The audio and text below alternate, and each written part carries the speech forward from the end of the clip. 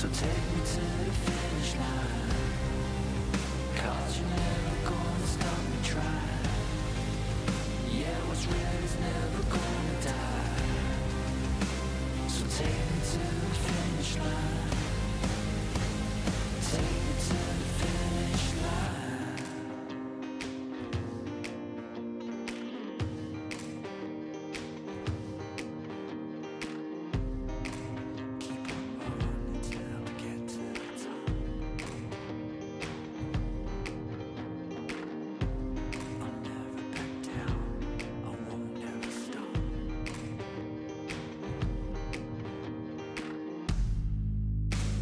Take me to the finish line, 'cause you're never gonna stop me trying. What's real is never gonna die. So take me to the finish line, take me to the finish line.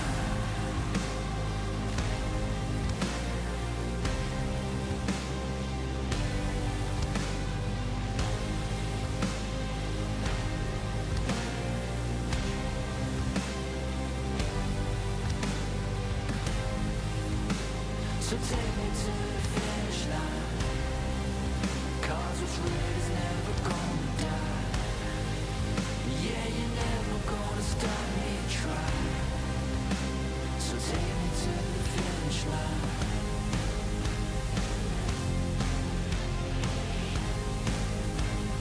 Take me to the finish line. Take me home.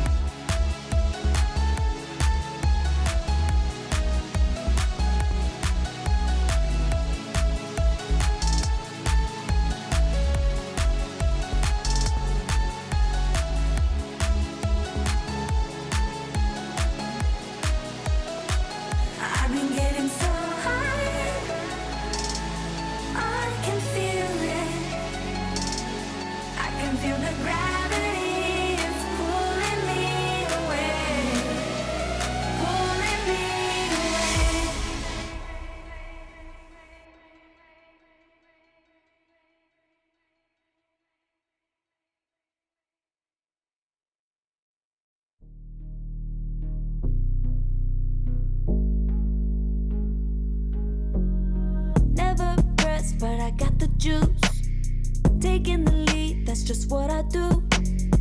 I make mountains move with one hand tied, and still this world ain't satisfied. Everywhere I go, they stop and stare.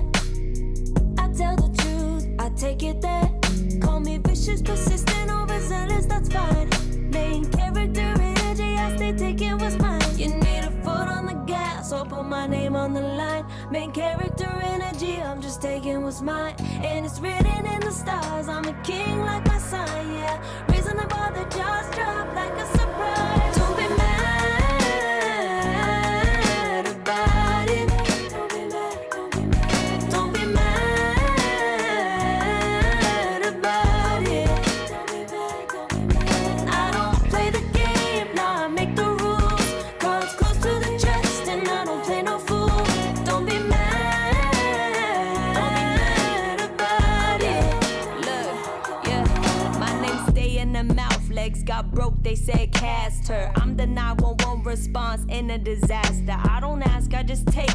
Treat the world like a man, I just blow him away. Yeah, I'm a #1 fan. Don't need a bark, I'm a bite. Switch me on, dark need light. Don't need pity, don't need spite. I just plop, plop, plop on sight. Could take your girl in 2 seconds. I just flash her a smile. I make petty look pretty. They run an inch, I run 3 miles. You need a foot on the gas, I'll put my name on the line. Main character energy, I'm just taking what's mine. And it's written in the stars, I'm a king like my sign, yeah. Raising the bar, the jaws drop like a surprise. Don't be mad about it. Don't be mad about it. Don't be mad about it. Don't be mad, don't be mad. Don't be mad about it. Don't be mad. I don't play the game, nah, I make the rules. Cards close to the chest, and I don't play no fool. Don't be mad about it. Don't be mad. Don't be mad.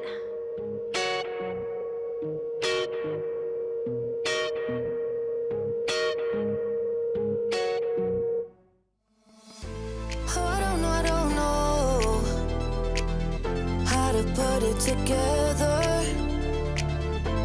Ever since I found you, my life just got better. Better than this, better than that, better than anything I ever had. Better than this, better than that, better than anything I ever had.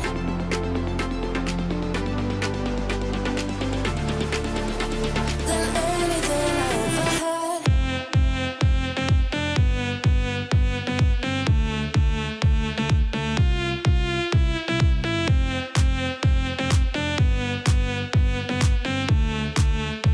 Than anything I ever had.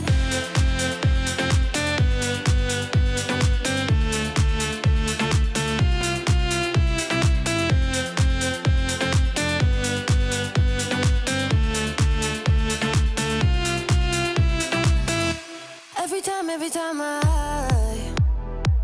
start to doubt if I'm good enough, looking straight in your blue eyes makes me feel better. Better than this, better than that, better than anything I ever had. Better than this, better than that, better than anything I ever had.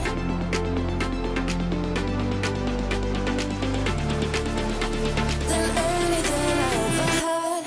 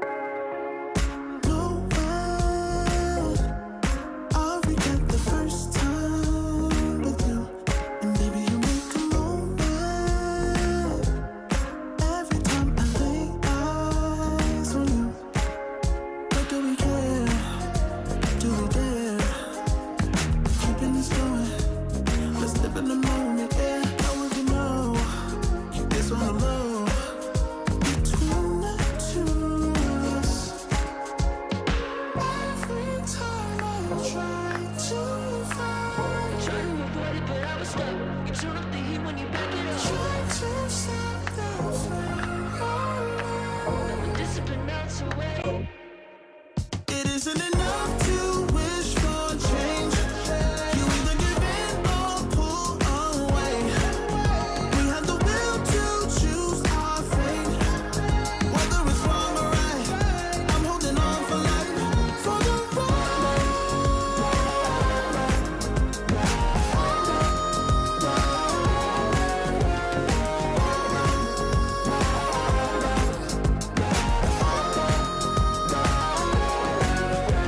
The day we woke up, lying in a pool of shame.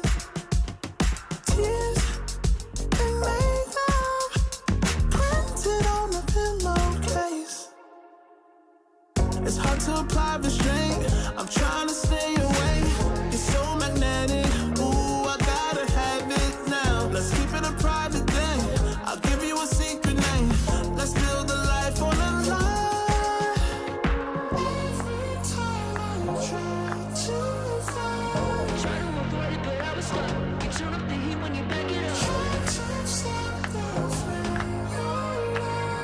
Discipline melts away. It isn't enough to wish for change. You either give in or pull away. We have the will to choose our fate. Whether it's wrong or right, I'm holding on for life. For the ride.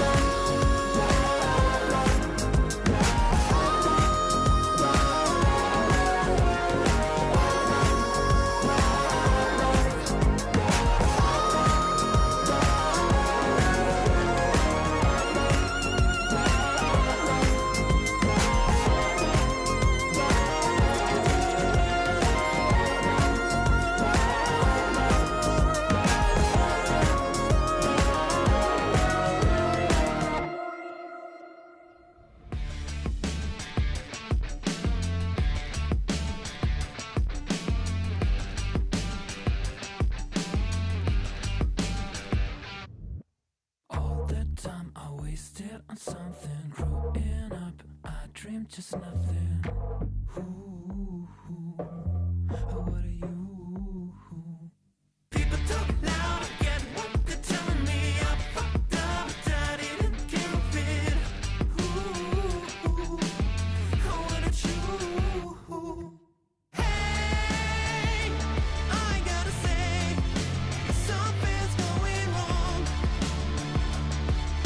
And everything's upside down. I'm falling. Hey, I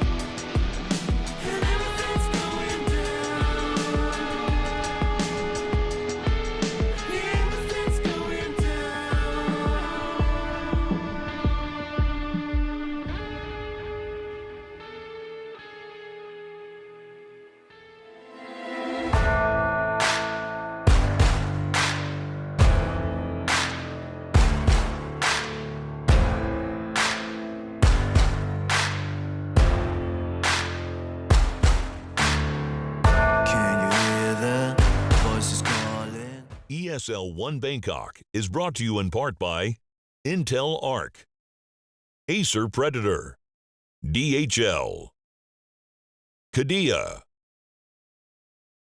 Monster Energy, 1xBet, and the United States Air Force.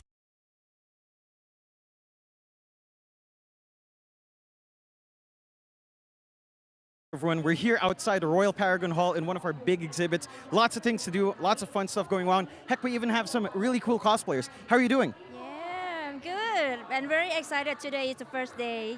Right. Do you mind if I take a selfie? Do you mind if I take a selfie? It's okay? Right there. Suppose. Okay, thank you very much. Thank you very much. Lots of things going on. We can go ahead and take a look inside. I wish you guys could see what I'm seeing here. The main stage looks absolutely amazing. We've got the team banners up. Heck, I think I see someone over there staring up at one of the banners. Let's go ask him some questions. I think I see who it is right there. It looks like Mike LaPhoenix. He's staring at something really serious. Let's check in on him. Hey, Mikey, how are you feeling? What are you looking at? Oh, okay, well, what are you looking at up there? Trash. All right. We're day one on the event stage. What are you looking forward to here? Let's just start the damn show, John. All right, well, we'll get that show going really soon.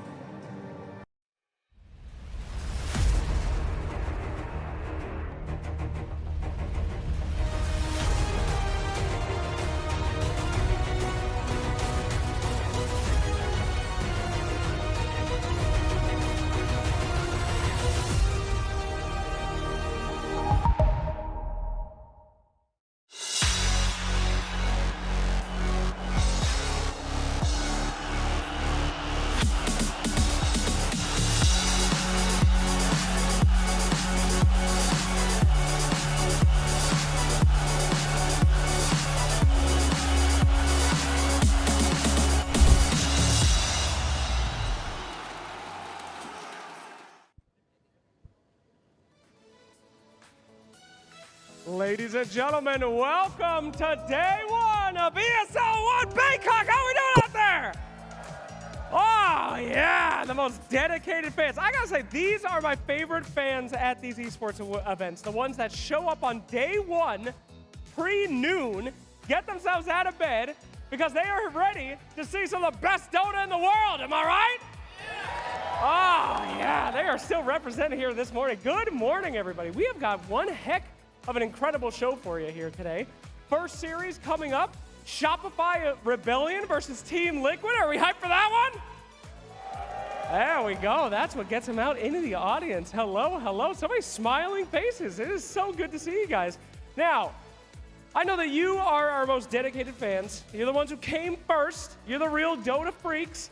So I need to know, last time I was in this area, the crowd was the craziest crowd that I've ever seen.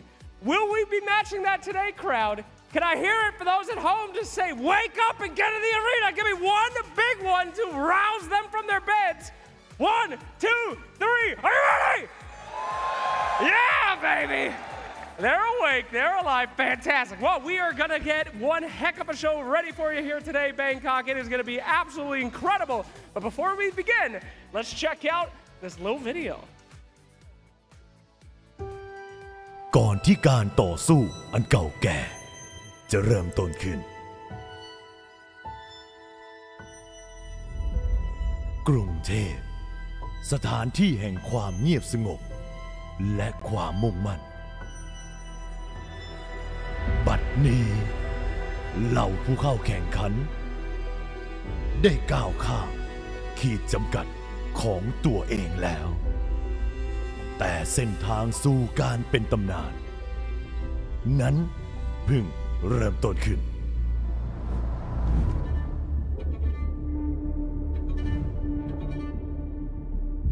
Key to doing well in these events is a lot of resilience. You kinda have to sacrifice everything that matters to you that is not Dota.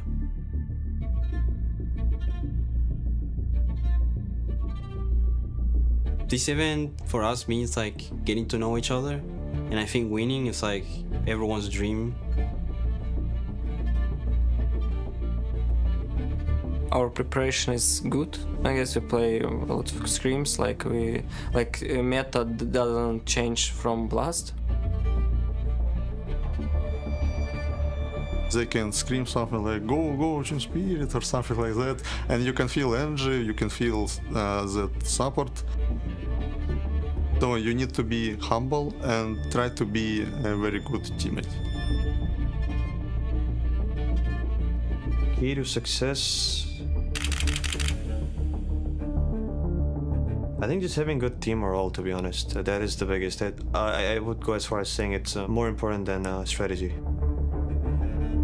I could never figure out the science behind it, why it doesn't feel as great as like in imagination. It feels much better. I think being a Dota pro, it's a lifestyle, and so you kind of have to commit and devote your entire being to try and be the best. Winning this event would mean a lot, especially to me. I think being new on the team and playing with TI winners, I think winning an event like this solidifies kind of my place on the team.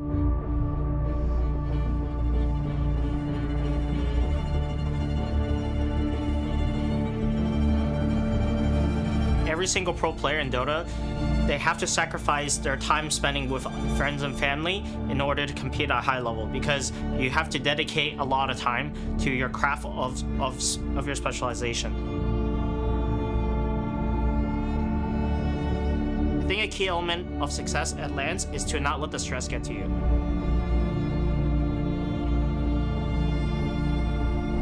Playing in front of a big crowd just makes me happy through the entire event, no matter what happened, just because it has always been a dream for me to play in front of a crowd since TI3. It's just living the dream.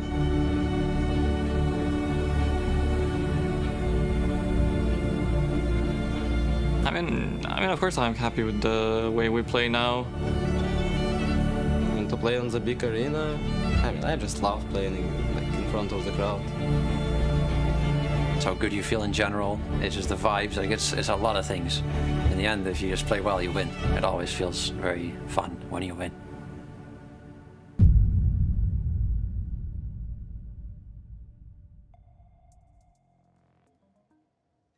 Ladies and gentlemen, it is my honor and pleasure to welcome you here to Paragon Hall as we're getting ready to get the day started for the final 3 days of ESL One Bangkok, powered by Intel. We have top-tier Dota waiting in the wings. My name is Shiver. I'll be the host through the majority of this together with my panel. Here we have Kazu, Jenkins, and Winter by my side. Hello.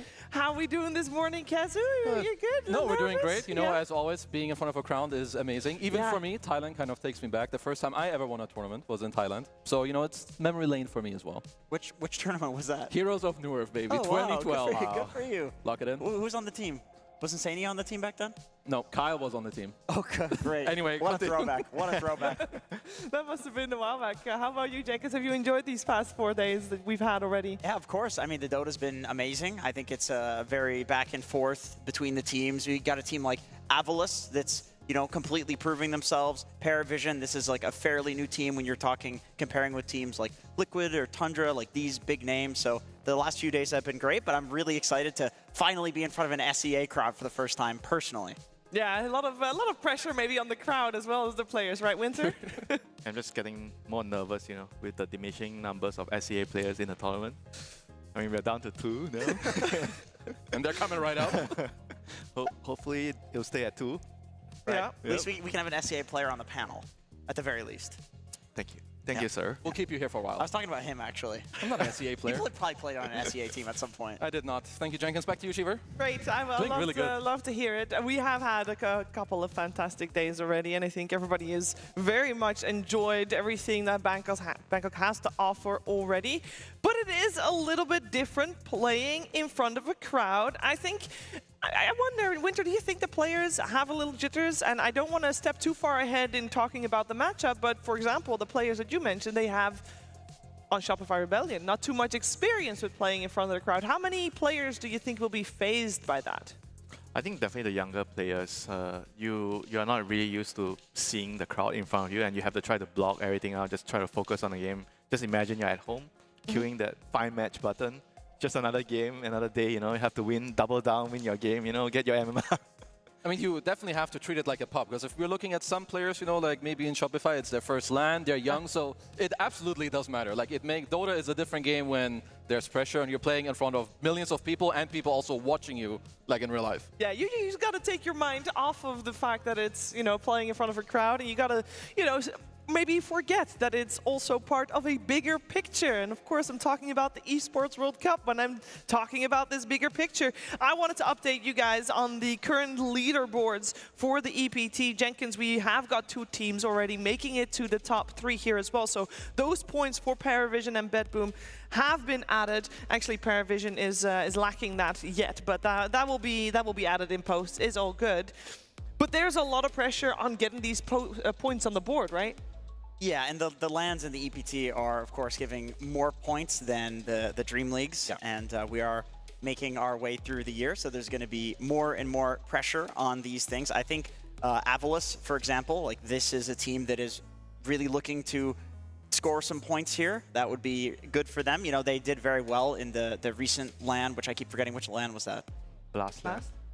The one before they won the Serbia LAN they won the Serbia Dota. LAN, right? So I feel like they're a team that is on the brink of like proving themselves, and EPT has kind of replaced DPC in terms of this is our pro circuit for Dota 2. So this is where they're looking to make their mark and go to the Esports World Cup. Yeah, I think also especially because the top 3, they're kind of starting to cruise a little bit, like BetBoom, Falcons, and Pari as well. Whereas after that, okay, sure, Spirit have like 2,700 points, but the rest, you can still catch up like easy peasy. We're only, what, this is our 2nd stop of the entire road. So correct. One good LAN performance and a team is good, yeah. Yeah, and keep in mind that we do have the points being scaling. So if you win events and do better in events later on in the year, you get more points. That being said, LANs weigh heaviest. So this is actually one of the heavy hitters in terms of points. And the top 8 are the teams that get to go to Riyadh at the end of the season. So we'll see which teams will be one step closer to that.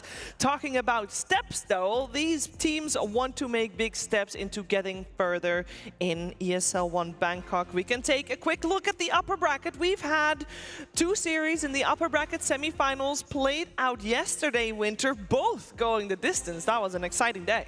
Yeah, we were able to watch the first series. It was crazy, you know, Eternal Shroud, Morphling, you know, something you don't see every day. And the second series as well, Paravision, Avalus.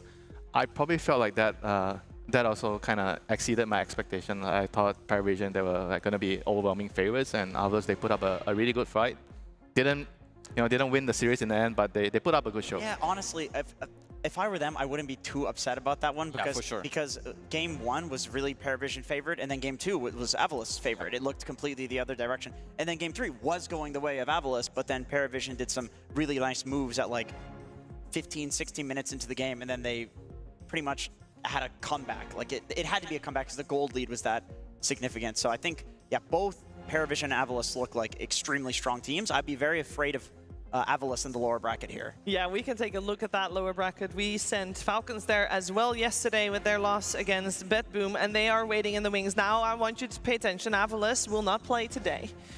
They will play tomorrow. We will, however, have Falcons already play their match. So we have 2 lower bracket series, and I will say this is looking pretty spicy, Kezu. Honestly, it is, because for a lot of these teams, you don't really know exactly how strong they are. I mean, at least Nigma and Shopify, we have not seen in a long time. They're new teams, new rosters, but they're doing well. And at the same time, you know, Liquid, I feel like they're on the up, but they have been a bit disappointing. And Spirit also, I expected them to not be in the round 1 of the lower bracket. No, I don't think a lot of people were expecting that, but the same thing can be said for indeed multiple teams, but that's just the way it goes. You know, sometimes you have a good day, sometimes you have a bad day, sometimes you have a bad week. In case of some teams as well, as we did already say goodbye to some teams before we got to the playoffs. But we talk about what's most important, the top 8 teams in the competition. And with that, we should also check in with talking about what we've been seeing, because maybe you're just tuning in for the first time and we just want to keep you up to date with the heroes that you will be seeing on your screen one way or another, whether that be in a high priority ban or a high priority pick winter, because a couple of these heroes are very much frequent here. Yeah, I think the Magnus is going to be a contested hero here. I think Shopify, they really like their Magnus. They like to draft around it. They also like the Ogre. I mean, Barrett is like, I think one of the heroes here that most of the teams like to pick. The hero is very, very strong right now after the recent buff to his innate. So he's a very strong hero in the laning phase. It's a good bodyguard. You basically secure your course lane wherever you go, your safe lane or off lane. It's a very valuable hero. Yep, and we're seeing it flex to mid as well. Yep. People are going for the arsonist facet and killing towers. So when you say we, it's so far only Melreen that did it, right? I think Stormstormer did it as well. Stormstormer did it one game, I think, as well. Okay, yeah. good. So we have some usual suspects that might come out with it. But why do you think that is a particular good game? You know, what makes a particular good game for like some mid Monkey King, mid Timber Sauce? You need like a specific main matchup. Yeah, something that you know that you're countering, or you get the flex and then into the counter, and then you also get a counter in the lane that you're flexing the bat out of. Well, I will say that if you are relying on that Monkey King to go mid, Monkey King, you didn't see it, but it was number 5 on the most picked heroes. But it's also, I believe, in the top 5 of most banned. So I don't know if we're going to see that hero also rising in popularity, as we're going to see a whole lot today. Not just Dota, but also things around the arena. And I know you're going to see a lot of things as well. Be that at home, where you might also get up from your screen a little bit and walk around, but also especially if you are here live with us in Paragon Hall. We want to hear from you. We want you to use hashtag ESL1. I know there's already been plenty of pictures taken. I've seen them being taken. I've been in them as well. So make sure you tag hashtag ESL1 on any social media platform you are using, as we love to see it. We love to hear from you, and actually you can do that right now, because we're going to take a quick break. But when we're back, we're going to start talking about our first 2 teams with Shopify Rebellion and Team Liquid.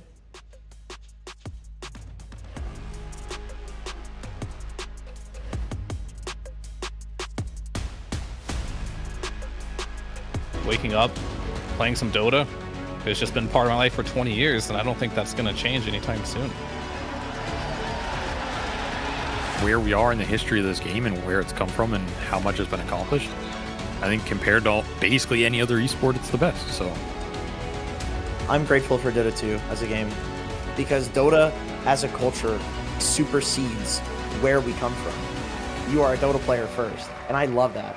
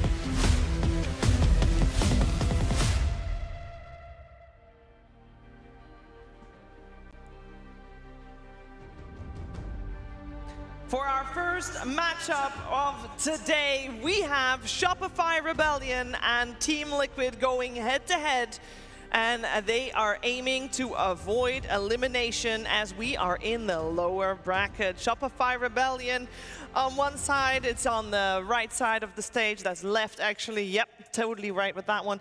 And Liquid on the right side of the stage. And I will say, one thing that I was a little bit surprised of, I don't know if you guys at home can see it, I thought, Winter, that Shopify Rebellion was going to have a little bit more fans, but I just want to point out that there's a lot of people sitting on the Team Liquid side right now. Well, it's because they drive on the left side of the road here, so they're confused. They don't know yet. Yeah, they didn't know the side. Don't worry. When you hear the Once the cheers. game's- Well, you did, because you saw them set up. They so saw you them guys set know, up. Skem and Yopoi are going to be on the left side of the stage here, just so you guys know. They will swap once the game starts, I'm Yeah, sure. they will. Okay, good. Let's focus our attention first on Shopify Rebellion. This is a team that I don't think a lot of people were expecting a lot of going into it. This is their first LAN with this squad ever. It's not even close, because this team, you've not seen them on LAN before. No, I have not. Only online, in your qualifiers and whatnot, but at least here so far, they're exceeding my expectations. They're looking pretty good. They made it out of the groups with like a pretty good score. Their performances look nice. So overall for me, already looking fairly promising. Yeah, I agree. I think Yopaj, for me, has been the star player of this team, which is a very typical thing for North American Dota, is to import, a mid from SEA that's absolutely carrying the team. But this guy looks really good on the different heroes that he's playing. He's playing strange heroes that other teams are not picking. He'll play the Zeus. He's playing the Magnus and carrying the game. And these are entirely different archetypes of heroes. I would say he's kind of the SEA no one right now in terms of ability to play a very different style of hero. Yeah, I can throw in a counterpoint, Winter. We were watching Yopaj just 2 days ago. Oh, and, too soon. he was playing a 1v1 mid against Titanic. That's the reason why they're up against Team Liquid right now instead of Nigma Galaxy, because he lost that one. Yeah, it was tough, like a lot of the players nowadays, they don't really practice 1v1. I think 1v1 is like a boomer thing It's a boomer thing. Yeah. Right, it's Titanic, 17-year-old. Win. It's a boomer thing, but also like a very young person who's like, oh, you're so bad, you beat me up, I'm gonna 1v1 you. He said he only played 20 1v1 games, Satanic say that. Yes, but on the flip side, Yopaj said that he had not played a 1v1 for 2 years. Yeah, because he's not in C, he's not been playing pubs in C. In C, when you get into an argument, and you can't settle the score, Shouldn't they be 1v1ing a lot in NA? That's where he's been playing. No, there's no players in NA to 1v1. Okay, never Who's mind. he going to 1v1? Yeah, nobody, I guess. Sumail? He's already won He's by not even default. there. He's not in NA anymore. Who's 1v1ing? It's all good. I think we do have high hopes from him because, of course, a 1v1 does not reflect how you play in a professional game because there's so much coming into play. For example, you can have neutral items. Did you know that?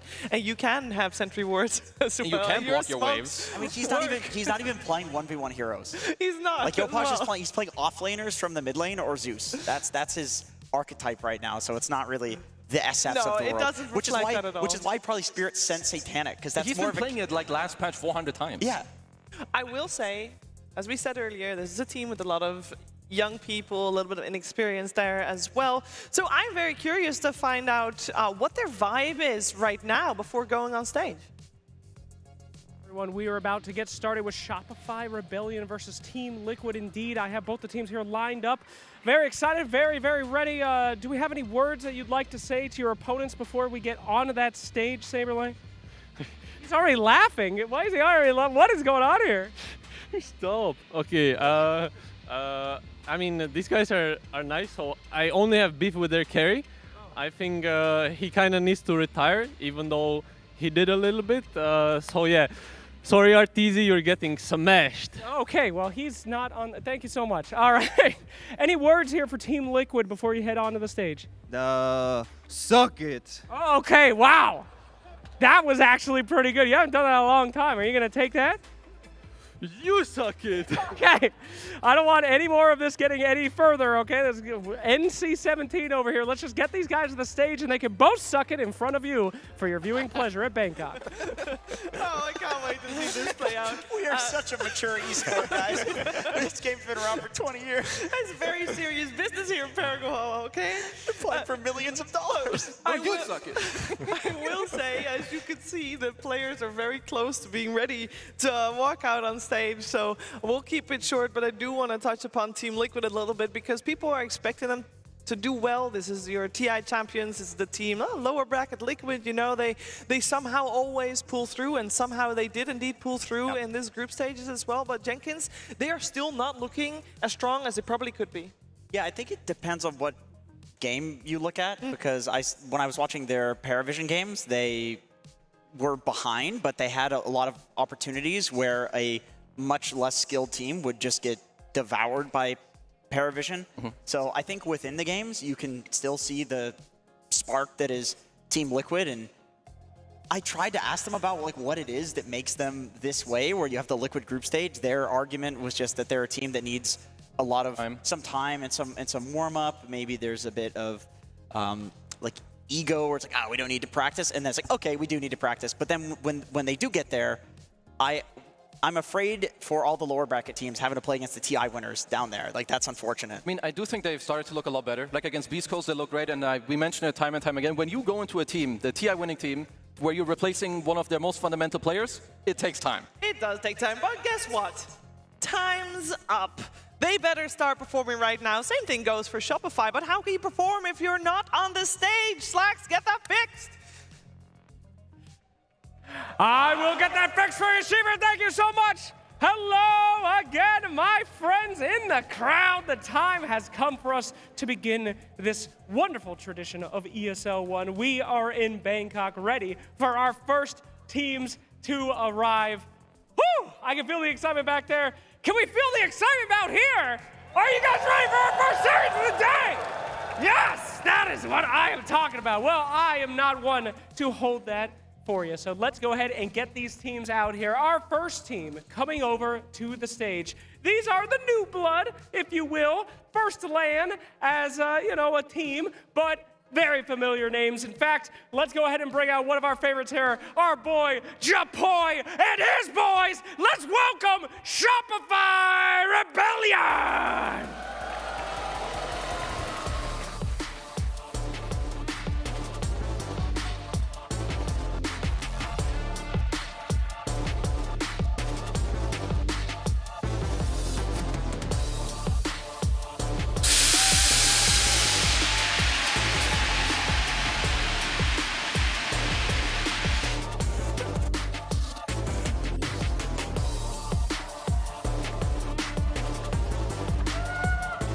And their opponents coming in fresh from their TI victory. But is this still the same team that won TI? Literally no. They did have some changes. But we will see if they still have that spirit, if they are ready to go. Ladies and gentlemen, get ready to ride the wave of Team Liquid!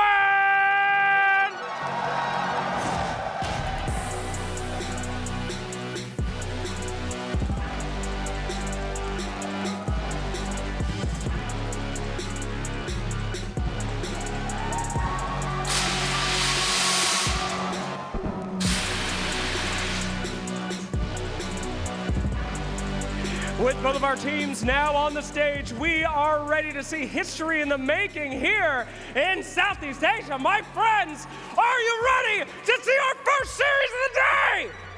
Give it up, Bangkok! All righty-dighty. Well, let's get right into the action as we throw it back to our panel. Thank you very much, Slacks, and we are getting ready indeed. We got Shopify Rebellion and Liquid, and they'll have one best of 3 to play against each other to earn a spot to play against Falcons later today and stay in the competition. Now, I know on paper this might not look like the most even matchup, but I do think that this is one of the best shots that Shopify has to beat Team Liquid, because let's be real, they generally do get better as the tournament goes on. Kazoo, that means they're at their weakest right now. I mean, absolutely. Like, if you're Shopify also, you're feeling pretty good. The group stage has worked out well for you. You're playing the type of heroes you want. And like you were saying, Liquid, they look vulnerable. Yeah. Winter, where would you pinpoint their weakness right now for Team Liquid? Make his hero. I think they've been like trying different heroes, that finding out which works and which doesn't work. And in the last series, I think we saw that they found certain heroes that kind of work better in the Beast Coast series. And I think if I'm Shopify, I'll be trying to maybe target ban his heroes more, maybe in the second phase. And first phase, maybe try to look at the Magnus, but after that, we'll see how the bans goes, for Liquid. We will see how the bans goes, and there's actually a little bit of interesting information, Kezu, that you have in regards to what could be coming our way in terms of bans and picks. Yeah, because this is Shopify, and 5 out of their 8 games, they love picking the Magnus early. Like either from first pick straight up or from the second pick by closing out their phase. You will always see that there's like a Monkey King ban in the mix. And only one time did they end up flexing the hero away. It was 4 to 5 times. It was your boy Yopaj who was playing it from the mid lane. Then in the very last one, as we can see, had a last pick Zeus into the Naga. So at least in terms of their comfort, I'm sure Liquid know that this is the case. So do they want to just ban it? Do they want to give it away? Do they have a plan prepared? We're going to have to wait and see, but this is one of their best heroes. It is one of their best heroes. It's also one of the heroes, I would think, Jenkins, that when you're playing on a big stage, if you want to have that energy from the crowd, Magnus is a great hero to do that with. He can create amazing moments. Yeah, I mean, it's been a while that we've seen like this sort of like big RP, skewer back, exciting Magnus. I'm glad that's the way people are playing it. We're seeing the Aghanim Scepter picked up in most of the games. Even the Ag Shard lets you like set up for those like big skewers. And Liquid is actually one of the few teams that is playing the Magnus as a carry. So their ability to flex this hero into interesting roles, I think, will definitely play into their favor. There's absolutely no way you go into this against Shopify and you don't prep for the Magnus. And I think that their prep for the Magnus will probably not be just banning it. I think we will see it picked, but it will be either countered by Liquid or it will be taken by Liquid. I mean, what do you think is like a clear counter to the Magnus? Maybe something like a Dawn? I mean, the OG counter is like the Rubik Undying stuff that we saw at... Area Control. Yeah, whatever. TI, with Spirit TI, yeah. I think Earthshaker is pretty solid against it. Any like instant stun, the Lion and the Rasta, I think there's no coincidence that we're seeing both of these heroes valued more and more in these drafts, because even if Mag gets the RP off and you can't get like the pre-hex, you can still stop the skewer back by hexing him. Yeah, and I think like really nice. Combo breaks and area control is really nice. Like you have your Slark and Morphlings because they can break out or they can shift up. You have Phoenix, if he drops your egg, it's hard for the Mag to go in. Or the ones you mentioned, the Lion, Rasta, maybe you see him, you insta-hex him. So there's definitely options out there. There's definitely options out there. I feel like when we were talking about these teams, we touched upon Mickey's care pool a little bit already, but I want to focus a bit on the supports from both squads. I want to know how active they are and how much we can expect from them. Focusing first on Shopify Rebellion with Hellscream and Skem. How would you describe their playstyle, Kezu? What kind of supports are they? Are they like, oh, I'm going to make sure my carry offlaner, gets safe, or are we going to see heavy rotations? And Skem plays a lot like 4 lanes, but also like later scaling. Like he plays a lot of Phoenix, there's Ogres. Those are generally the ones that I would kind of know him for, and even those are the heroes he got ranked 1 with like just a couple months ago. Hellscream, I mean, as we can see, kind of it's like he's Bad Rider, Willow, Muerta. It's like the most, I mean, post 4 seems very traditional right now. I don't think you can... There's not that many fancy heroes. I mean, they have a right balance. I think Scam plays more of like the greedier. Position 5, he wants to farm, he wants to skill. I mean, since he used to be a position 1 hero, no surprises there, trying to farm. Need to keep getting the gold. On the position 5, but Hellscream kind of balanced everything out for him because he likes to run around, set up kills, his bounty, his Bad Rider, and that gives your 5 a lot of room to farm.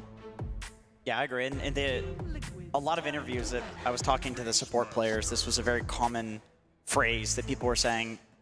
There's no 4, there's no 5 right now. It's 4.5 and 4.5. Just whoever is on the greedier hero is the one that's going to farm.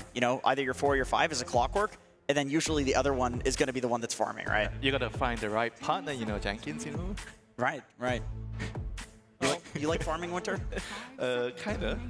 I figured you're that type of guy. Well, so do I, so I don't think we can be partners. I'm sorry, man. Oh. I mean, I will have to say, like, for people that maybe don't know too much about Shopify and their offlaner, which is Mangekyo, this guy is he's a zoo specialist. So his Beastmaster is definitely on the top of the board. I will say that Liquid very likely also know that this is a very common response into the Phoenix.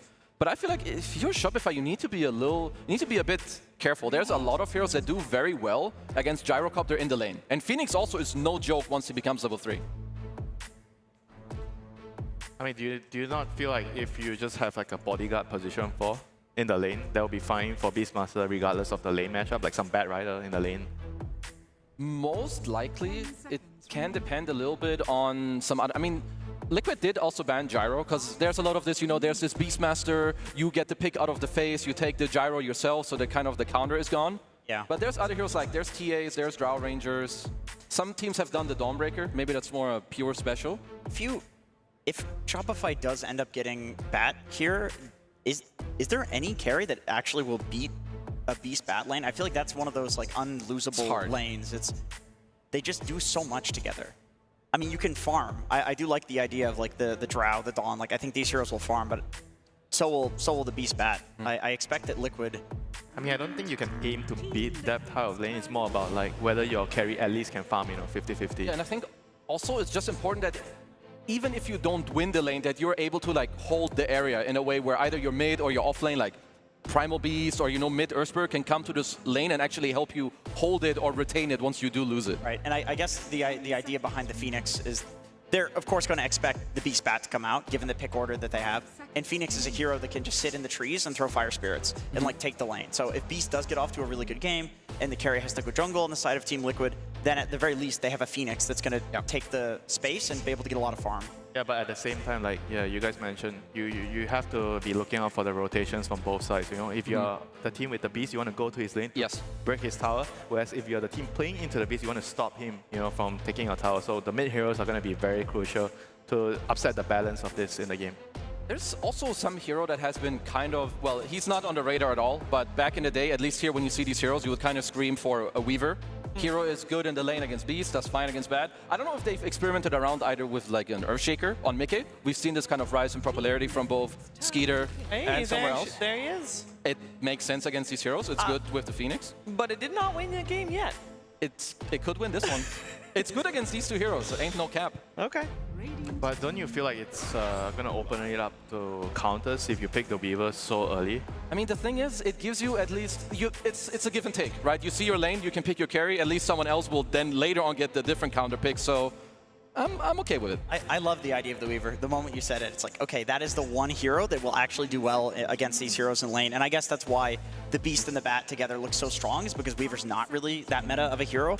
But I don't think it's bad enough that you can't pick it. Like when it fell off, it was with the Gleipnir nerfs. Right. And still, like Skeeter was picking it occasionally. The reason why you don't want to pick Weaver early, before at least, is you don't want to run into like Bloodseeker, Faceless Void, or a Kanka. Those are the heroes that really, really hard counter the Weaver, which are not exactly in the meta at the moment. I like, by the way, the Lion pick from Team Liquid, because I feel like there's the hero that I think of as a really great Weaver answer as a carry that Shopify could pick is a Morphling. And you pick Lion, you're already denied picking that, and then Lion is just generally a very solid hero right now. Shopify goes with another route. They go with the very aggressive. The mid Earth Spirit, extremely aggressive on all of their heroes. Earth Spirit's a hero that can make first contact, silence the Weaver. Those are heroes that can really, really play well with Beastmaster. Earth Spirit, roaming. We've seen this like a few times already. I think even from Liquid, they played this exact same like Earth Spirit plus Beast. And you have Enchantress, which is excellent at gate ganking for the Beast. You just come away with some creeps and you kill the tower, and you just make your Beast like so fat with one move. I just really like both of the drafting from both teams, because one team has Beastmaster, they're gonna keep enabling and like building on kind of like opening up his lane, opening up the tower and like his area, whereas Liquid, they're doing the same thing in reverse. They're trying to shut down this Beast, both of his laning, be able to defend their towers later on. And this also just kind of goes hand in hand. You're gonna have a good lane.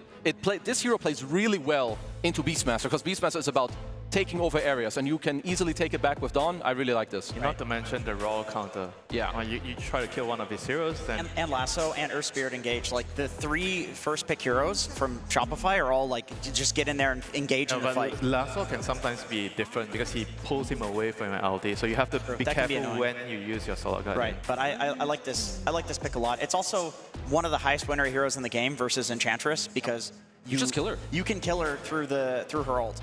Very similar to Primal Beast, where people pick it when they see Enchant, because you can just kill those heroes with spell damage. And you have Phoenix on your team, so you can kind of abuse the Break of Dawn every time Phoenix uses ult, which can kind of be useful in some of the team fights. For Nisha, I feel like Liquid needs a little bit more Disable. Like, I'm looking at something like a Tiny or an Earthshaker, Tiny's banned. And do you like Timber? against like the double strength calls. Yeah, if you want to just like all in on having this hero like pop off because you're in a free lane and you can go to the beast lane. But at the same time, if you have Dawn, you kind of want somebody to stun and then you can initiate. Yeah, that's why I was thinking the Tiny or the other hero that I mentioned. The Tiny they already banned out. You mentioned Shaker. Shaker, yeah. Can also work. I will say, like, most ideally what Liquid can do is find a hero that does well against Earthspurt in the lane, but you also match his rotations. That's why I'm kind of looking for like maybe heroes such as Queen of Pain, Invoker. You like Puck? Puck works. Even Timber can work. You beat him in lane, you can TP around when he goes there. Yeah. You don't have stuns to set up for the Solar Guardian.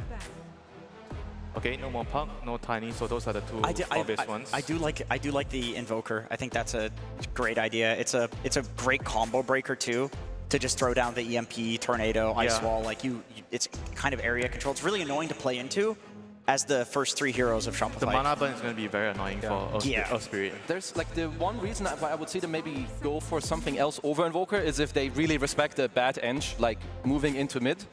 Then maybe you feel something like Quap is better, but I do feel like that the Invo is on the top of my list.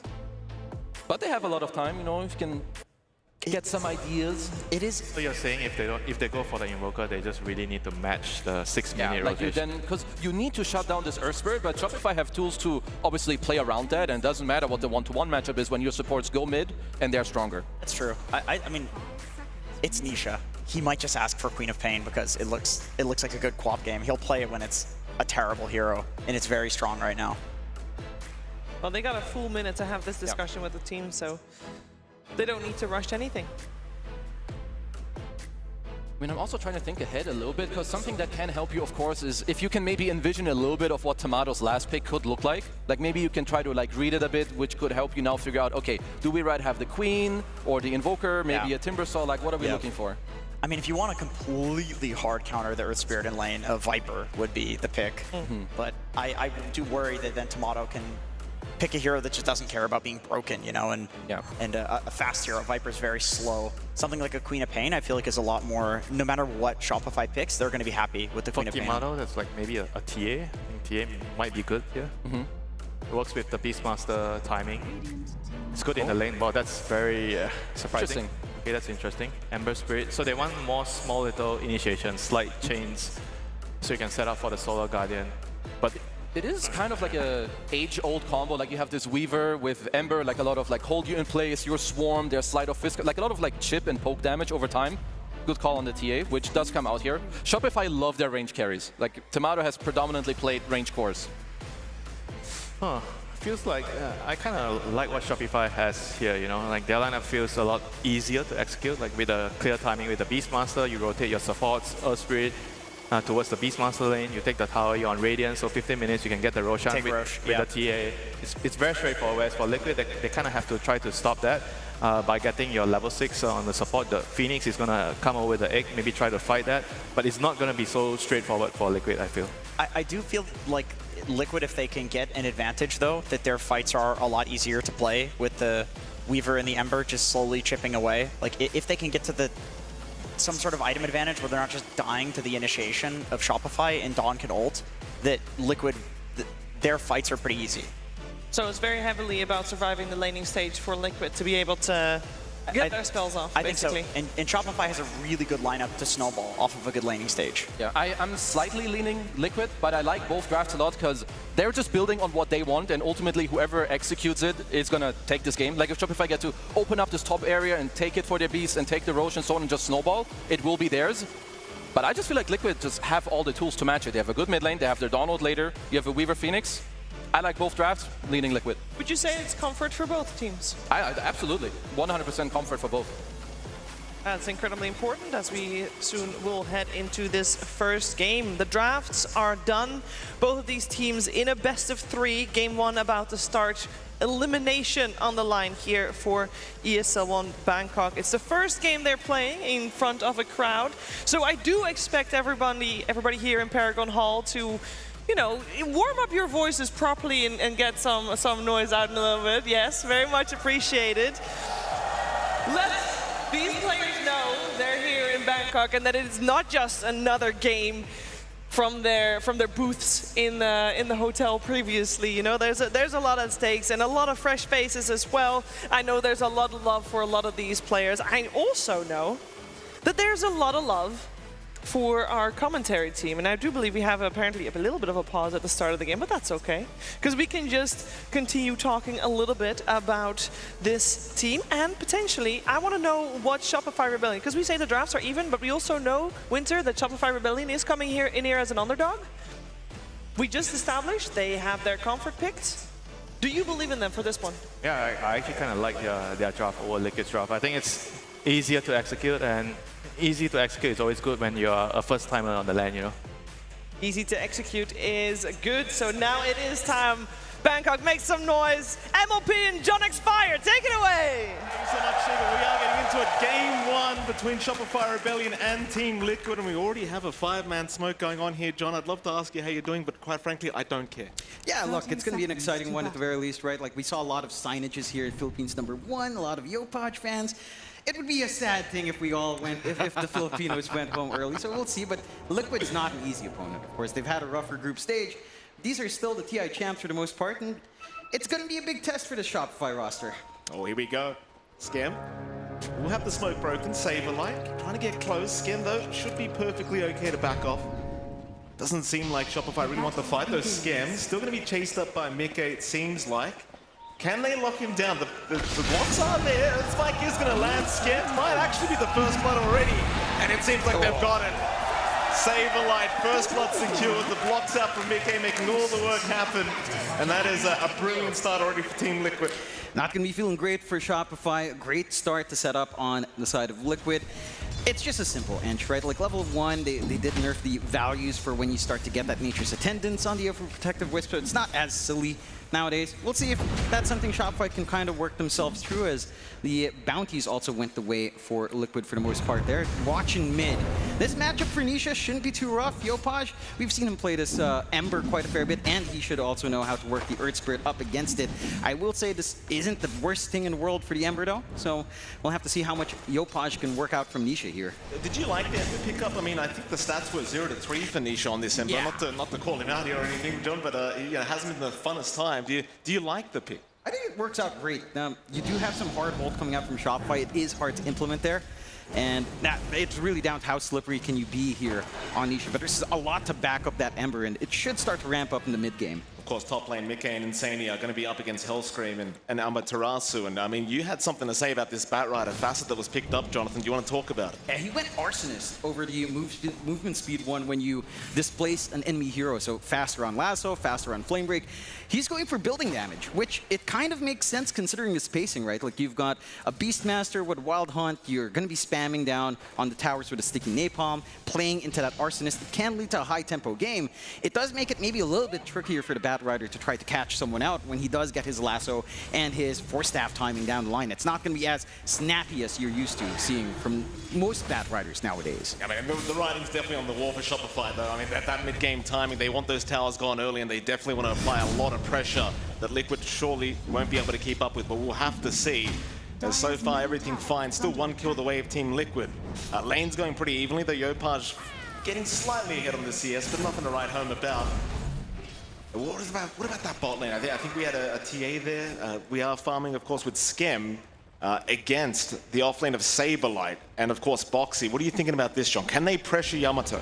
I think they can. I think this is not going to be the easiest of times here for our TA. There's good burn damages. Okay. Burn top. That's a lot of damage being dealt to Mike. He's still going to be okay to back off, but you can appreciate how much aggression Shopify are trying to provide up at this top lane. Yeah, it's aggression across each lane, actually, for the side of Shopify. Mid lane's been a little bit rougher here for Nisha. He did opt to go 0-1-2, so going into the Flame Guard a little bit more than you'd expect most Embers to go nowadays, trying to just outlast the damage from Yopaj, and it's leading to a bit of a comfier time. 14-6 on Yopaj. Those denies will start to ramp up, and a faster 6 for the Earth Spirit does cause some damage if you can find an opportunity to get a collapse onto mid or to look for movement across the map into the side lanes. One of the positives about ES, John, you can actually CS on this hero. That's the one thing you can probably do on Earth Spirit at the moment. Not to sound like a negative Nancy here, John. Yeah, I mean, it's the one thing he's getting out in quite a big way. And you talked about the stats, right? 0-3 for Nisha, this game's gonna be down on how well all of these moving parts connect for Liquid. Once that level 6 is up, once Solar Guardian's up, you kind of want to see that aggression kick in for Liquid with this Ember 6 kind of taking point for Nisha, maybe closer to 7 by the time you expect Saberlight to have that Solar Guardian. And again, there's some quirky vision things that can happen here for Liquid too. Not that it's the most impactful in the world, but nighttime into daytime with a Phoenix Egg, with the innate of the Dawnbreaker, it could be something. Could be. Bit of a fight over the water runes here between Yopaj and Nisha. See who does manage to pick this one up. Yopaj still trying. Nisha. It is going to be Nisha that outclicks him on the water rune. Very, very nice. Yopaj, he could still go for the roll, but Nisha probably could get the block as now Yopaj actually in trouble. Whoopsie daisies. We do have a bit of lag coming out, but he's got the kickback. He should be okay. There's no points in chains here.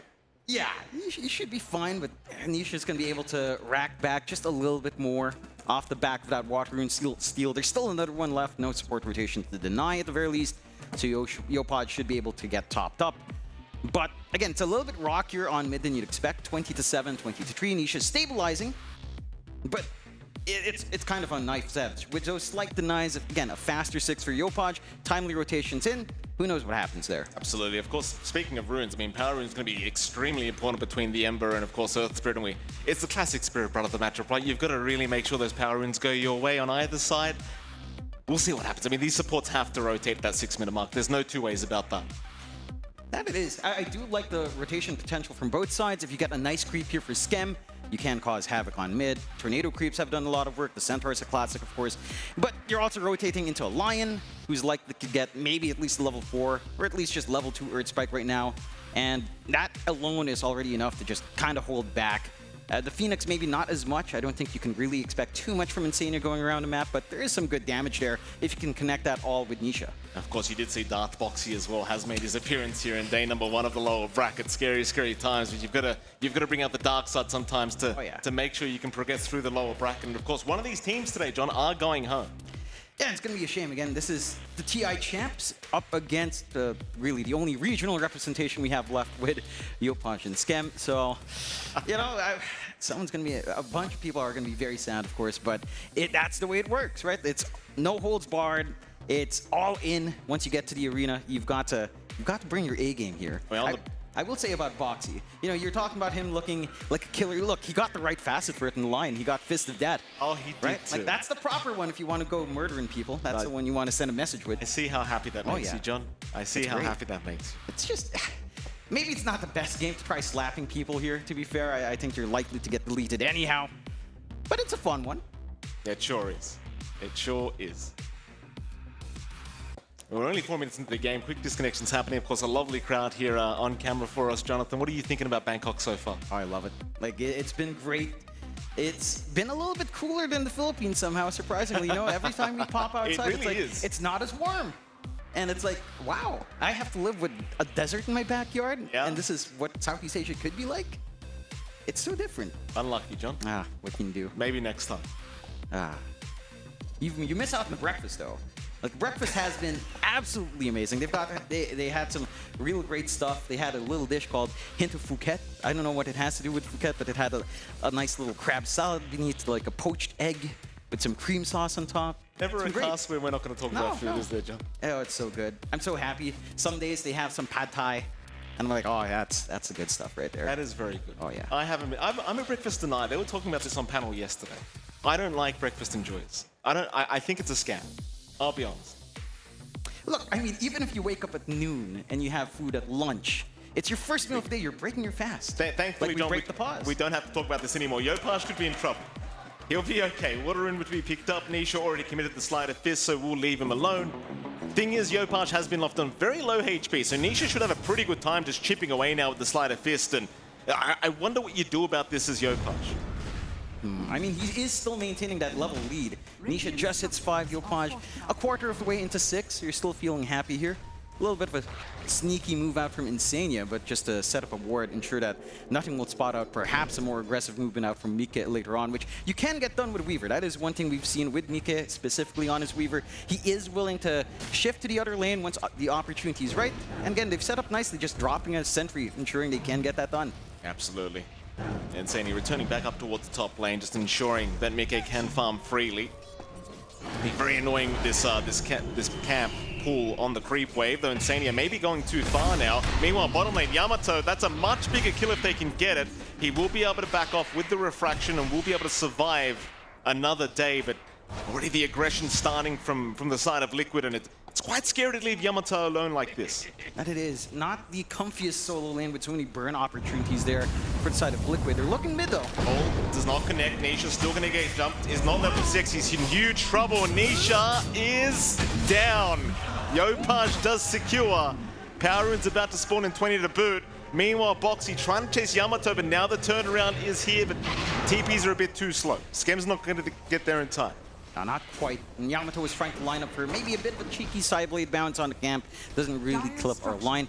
Overall, a very strong focus again from Shopify onto that mid. They understand the tempo that Liquid is trying to gun for. They're trying to capitalize on this early set of levels from Yopaj, and he gets lucky. He gets himself a nice regen rune to sustain this aggression. Roll again. Nisha still not level 6. Keep in mind, this could be very scary. Nisha does not want to die another time before he hits that 6 mark. He needs one more creep, and now, oh, he needs one more. He's 1 point of XP away. He's still not 6, but do they want to jump him? Oh, he is now. He's okay. He'll make it. Rather unfortunate for Shopify to not land a roll again. Pretty far distance for Yopaj. Just Insania alone, causing them to split up their target prioritization there in Shopify does cause some issues. And again, it's down to what kind of creep you can bring on Scam, if he's even around the area, how well do his rotations go. You Bat Rider alone, it's nice poke, but not quite enough to help secure those kills. But you can see just how active they've been in trying to control that mid for the past minute or so now. 7-minute Wisdom Runes are about to spawn up. Could be a bit of a fight here between Hellscream and Mickey. Mickey actually just making the move himself. Hellscream, we'll see what he can do about it. Flamebreak is there and he does pick up the Wisdom. Mickey though, can he get out? He can. Time-lapse will allow it. They cannot lock him down quite yet as you don't have the roar up on the Beastmaster. Meanwhile, the bottom lane, Yopaj with the rotation onto Saberlight, and they've got him. Boulder Smash will get the job done, Yopaj. Already making some good work happen across the map. And that's what you like to see, right? You invest all of this on mid, you get the levels up on Yopaj, and then he gets that rotation out. He already has his urn, so he gets a charge up to head back into mid, and the tempo can start to kick up for Shopify. You're about to hit level 6 on Amaterasu as well, so the roar is going to be an option up top, although they are focusing their supports here as well on Liquid. They sure are. They want to slow this down as much as humanly possible. They are going to jump the Beastmaster, and Amaterasu is probably just dead as he throws the roar out, but it's not going to make the difference. Boxy will be okay. Yeah, a little bit of a desperate call at the end. No TPs coming in to try to clean up. And that's going to be a bit of a cooldown expended from the side of Shopify. A nice little bonus to find, but still on the hunt here. 8-minute Power Runes is what they want. A nice stun up to Yopaj. He'll pop the Magnetize and try to fight back, but he's completely out of mana now. No way out of this scenario. Yopaj, he will stick charge up. Can he actually get away? Nisha's still chasing. Yopaj is gone though. Nisha, can he get out now? The chase is on. Solar Guardian in from Saberlight. That'll keep him alive. Now Skem the one in danger. Skem, he'll survive to boot as Saberlight will back off, but here comes Mickey. He wants a bit more action. It's not going to happen though. Everyone does retreat. Somehow only Yopaj and Boxy the ones to go down. Pretty big win for Liquid. That is their combination coming out, right? Solar Guardian on your Ember while he's slide fisting around, buying a lot of space out for Nisha. A little bit unfortunate. This kind of stems back to Shopify with that movement up top, right? With Amaterasu tossing out Roar, he doesn't want to TP mid. He respawns a little bit quicker, doesn't have the opportunity to help. If he died a little bit later, if he had Roar, again, circumstances get different, but the side of Liquid do capitalize very nicely off the back of that, even out the game just a tad bit here. Every fight so far has been really around the Power Runes. Every single time they spawn, just everyone's in the mid lane as they are going to jump Skem now in that Radiant Triangle, though Skem with the Wisps will be able to heal up as Nisha just trying to take some stacks away. Zania will be around to just get a bit more chip damage, and they are going to stick around here, Team Liquid. They really want to make sure that Amaterasu never really takes off on this Beastmaster with all these stacks to be taken. And I appreciate this from Liquid, just taking all the farm out. You can already see they are leading in net worth by about 2K, and even if you've got the kill advantage in the way of Shopify, it doesn't really seem to matter for Team Liquid. No, it certainly doesn't. They're working that tempo nicely. They've got level 6 up on Insania, so they've got the egg ready to go as well.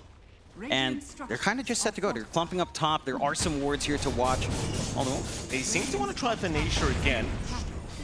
You do have the silence now up on Yopaj. Meanwhile, top lane, they have jumped the beast once again. Amaterasu, he needs some help, but the help is just not coming. He's gonna pop the roar. They do have Hellscream around. Amaterasu actually still running, might make it out, but Mickey is gonna chase him down and eventually does get the job done.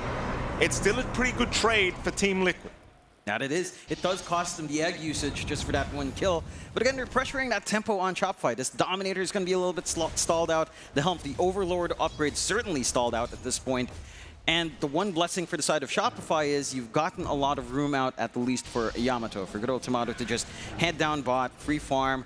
The same thing goes for Liquid though. There's no pressure onto Saberlight. He's got Solar Guardian ready. They see an opportunity. Yamato, that's a big opportunity if they could find Yamato.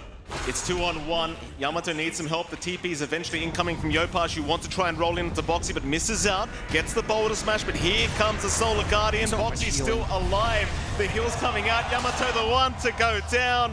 Saberlight looking for more now. Onto Yopaj with the Starbreaker. Yopaj trying to find a roll angle, does kick away Nisha and does make it out, but he's lost his TA. That's huge from Liquid. Now they're finding everything. Again, you drag all these resources up top, you leave Tomato alone, they identify that on Liquid. It does open an opportunity here for the side of Shopify to siege onto top. They do have that Dominator completed on Amaterasu and a couple of creeps here from Scam. So there's some decent pacing here, but they just walk back through the gate. Maybe not the comfiest situation for Liquid without the egg, without the Solar Guardian. They do have to find a way to just slow this down. Can they though? They're going to start trying with some Fire Spirits out from Insania, but the T1 tower is basically already dead. They cannot stop this. So T1 tower to drop. Of course now Shopify Rebellion will definitely be looking towards the mid-tier 1. That is the next important objective. But Yopaj wants to start a fight first, kicking back Insania, going for the silence to boot. Insania though still going to have time to Icarus dive away. Nice escape from Insania. The silence from Yopaj just not lasting long enough at level 1.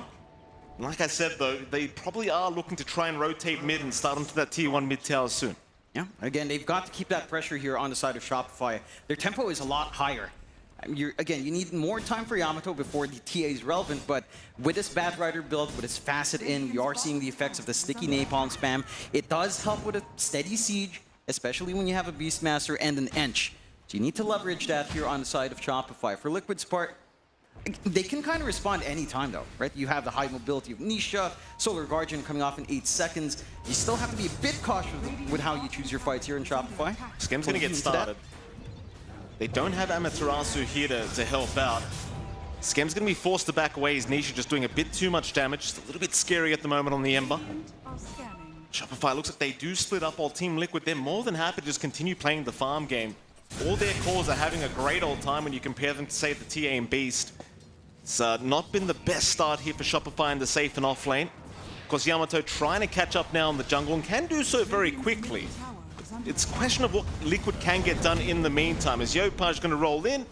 Just making sure Nisha can't get away with free damage. Nah, that is the one thing with the draft of Liquid. Siege opportunity isn't as quick as Shopify. They've not been able to really fully commit onto a tier 1. Saberlight getting that done bot while they're poking and prodding on mid just a tad. Not been able to set up onto that mid tier 1 either. And if you equalize on map control here for Liquid, it just opens up a bit more. Yamato has to be slightly cautious here. He does. They've been very aggressive towards his TA. Hellscream is around, but it might not be enough. They'll just make the jump in with the committed, and it's just too quick. Just way too quick. Team Liquid looking for that bottom tier 1 tower will have no problems taking that one out. Now that is just some great confidence out from Liquid. Understanding, look, we don't need all 4 spells to actually take these fights. We still have Solar Guardian along with an Ember. We can pop Finger, we can pop Egg, take that objective, equalize, and start to steal some of that farm back that they're taking up top from the bot lane. So, again, they're finding their tempo here on the side of Liquid. They're pushing the numbers together, whereas Shopify, it's a little bit more scattered since there was rotations from Yopaj. He's been hanging mid. You've got Amaterasu just farming up top, again, working into what seems to be the Overlord upgrade for that Ancient Creep to speed up the pace. Boxy? He's going to find Scam. Nikkei's going to intervene as well. Scam still in a lot of trouble. Solar Guardian even going to be committed to ensure there's no attempt on Mikkei's life. And poor old Scam, I mean, he's going to survive a little bit longer, but is surrounded by 4 heroes. Nothing he could have done. I mean, he does bait out Solar Guardian. So Egg, Solar Guardian, Finger are down. you're in a pretty comfy spot for Shopify to sit back and farm up. You don't have to worry about some of that global presence, some of that wider team fight that they do have on the side of Liquid. And again, just kind of a stall game until you start to hit some timings. We're looking at a blink on Hellscream to allow some angles in to follow through from Yopaj, get that chain control that they've been lacking, just relying on the stuns. You still have a lot to grow for here on Yamato. They'll try for a smoke out early with Hellscream and Yopaj, but again, you don't have that blink tool up yet. They don't have forward vision here on the side of Shopify, so it does look like maybe a little bit more of a sneak through the gate and try to hope someone's in the top jungle somehow. I mean, if you could find Mickey, that'd be a fantastic target. The primary one you'd love to pick off. Mickey's going to see Skem. That should be enough for him to know to just get the hell out of there. Meanwhile, Yamato, I believe, was spotted by Boxy, and Boxy's already having a look around to see if he can find this TA. He will not for now, as Yopaj misses the roll on Mickey again. As Yopaj going to be forced to back away as Mickey looking for a fight, because Nisha's coming in with an amp damager, and this could be very scary for Shopify as Yopaj is down. Skem, he moved into Boop. This is not looking good for him. They'll drop the egg on the high ground. Boxy at least does die, but it's still not a good trade if you're Shopify Rebellion. No. Team Liquid, they'll be very happy with that. Yeah, you drop 2 for 1.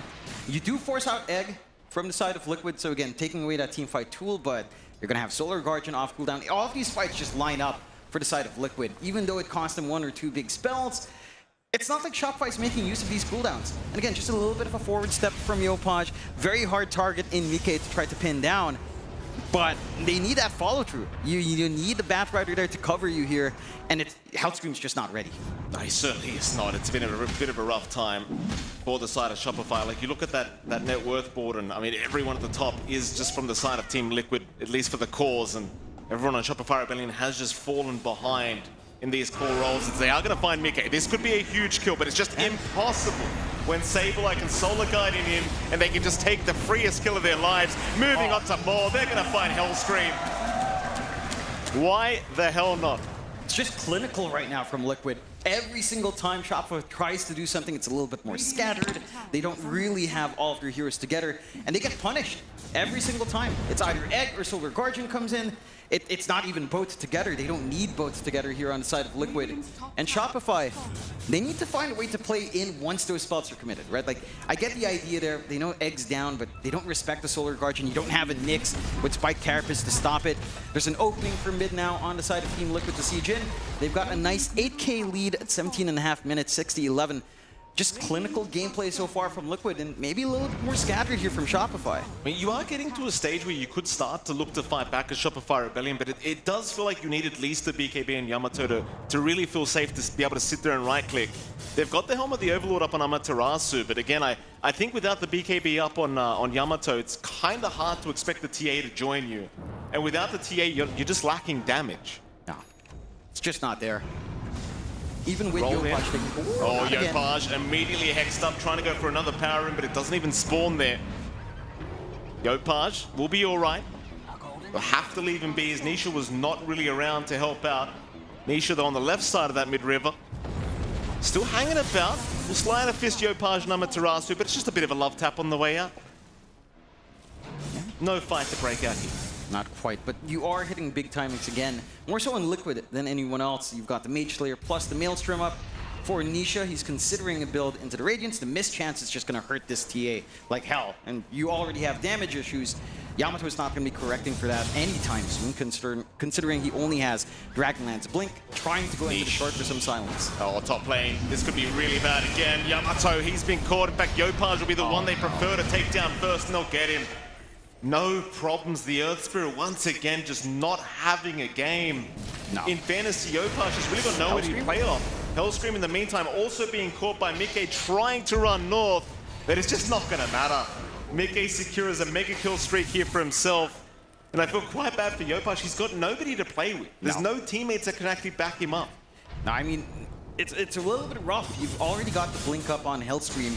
The Batrider does manage to farm it up. And I think that's the moment where you have to see these connections between the Earth Spirit +1.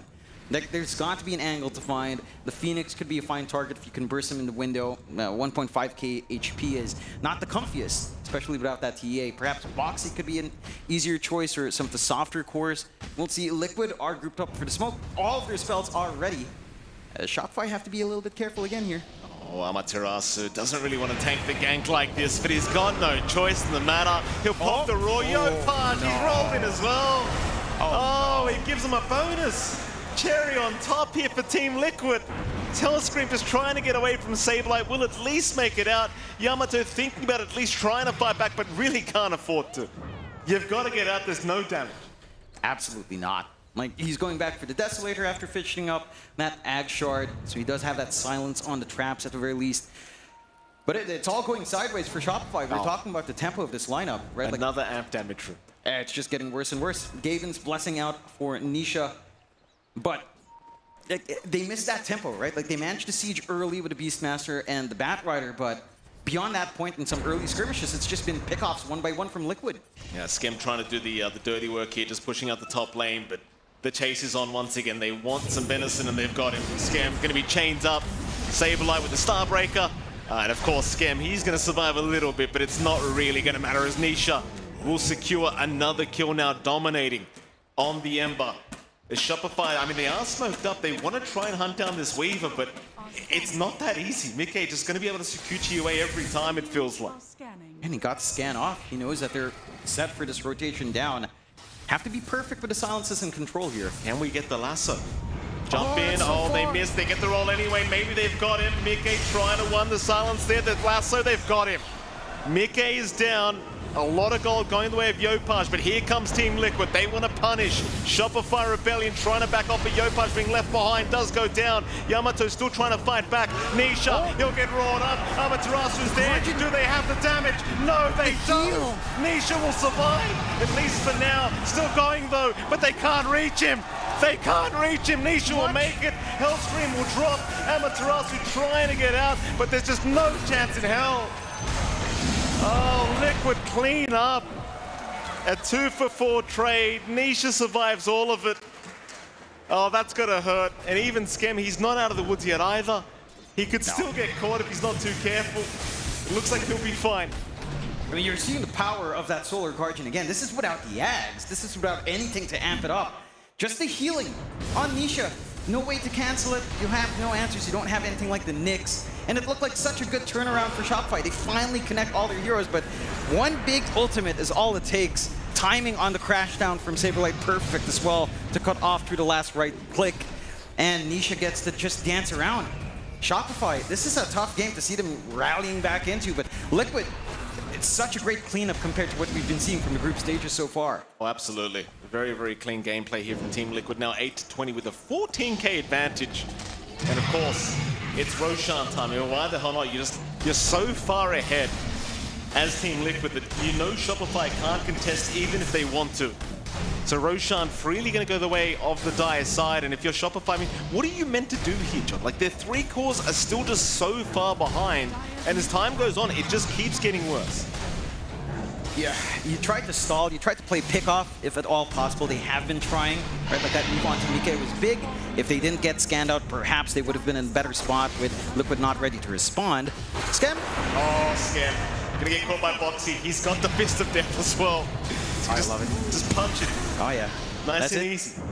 Yeah, I mean, it's a little bit rough to be Bambi. We've seen that film many times, of course, in our Dota games. Of course. But 8-21, Liquid take a freebie off. You've got how many stacks now in Boxy? 5 stacks up.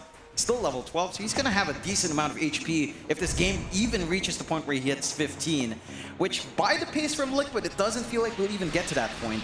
We'll have to see if Shopify, again, can find a way to play to their strengths right now, which is pickoffs, which is playing off of Lasso, playing off of Roar, trying to burst someone down, and just bailing out of a big 5v5. That will take maybe some way of baiting out Solar Guardian beforehand.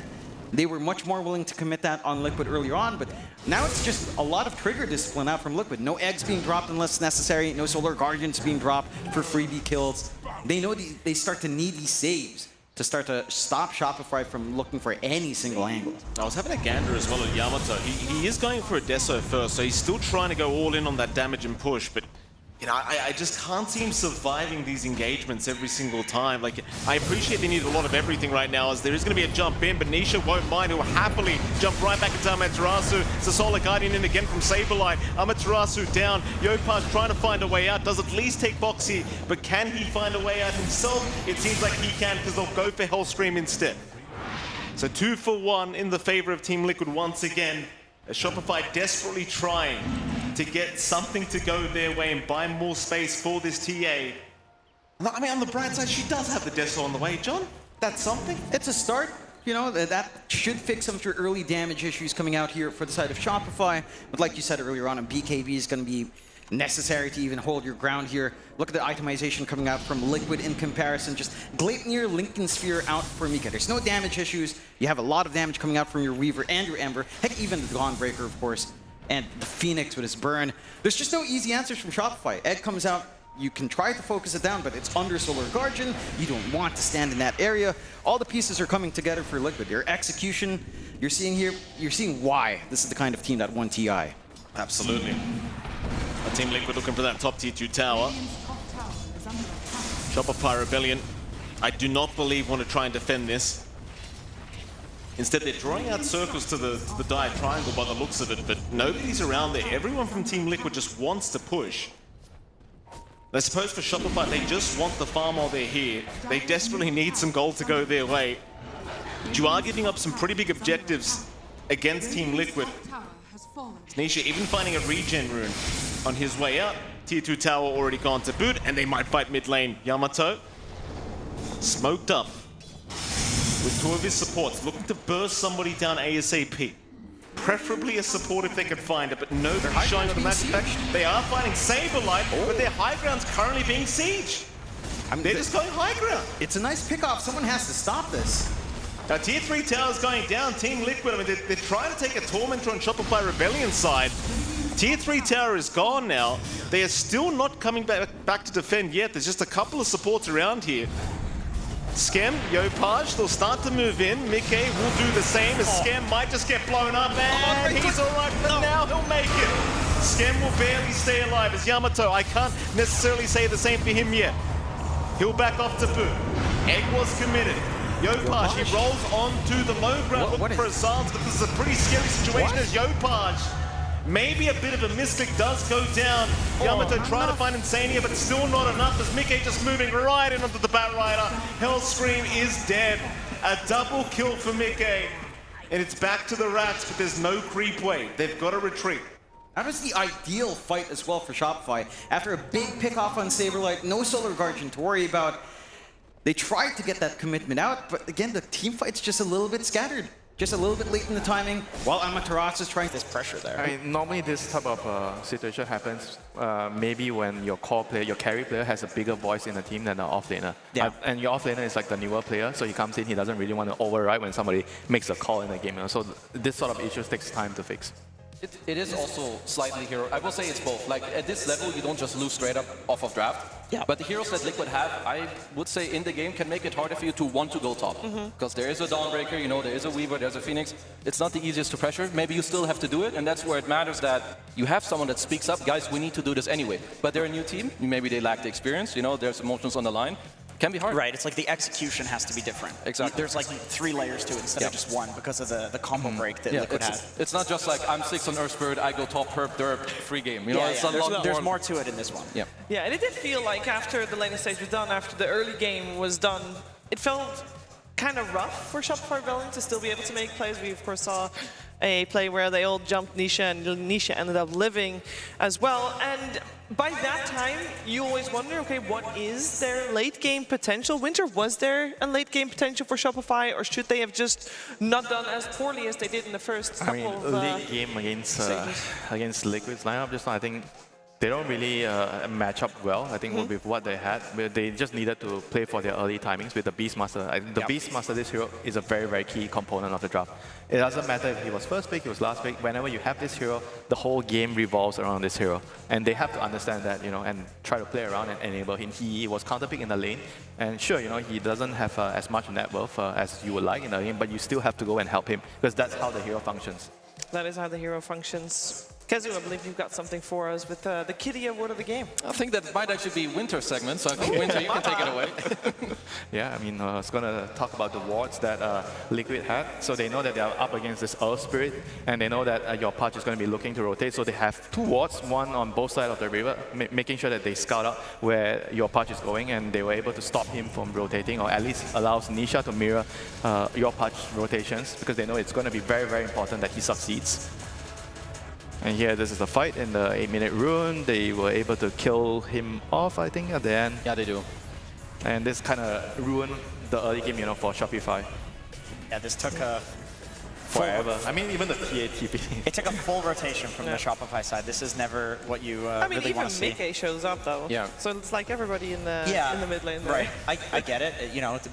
Yopaj dying first there definitely really sucks. Like the whole game had to be played off of the back of this Earth Spirit, and the wards and the counter rotations from Nisha, all of these things coming in to stop him from having any sort of game is why this game looks so devastating. Yeah, potentially the Vision game and the game itself is going to be better for game number 2 for Shopify.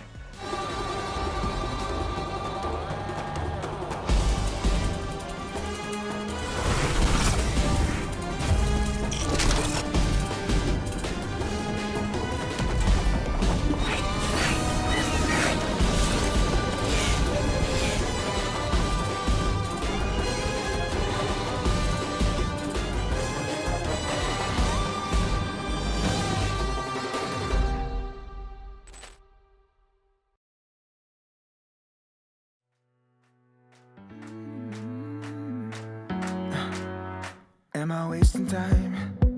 'Cause I'm already gone. So long, can you stay the night? 'Cause you're the thing I want.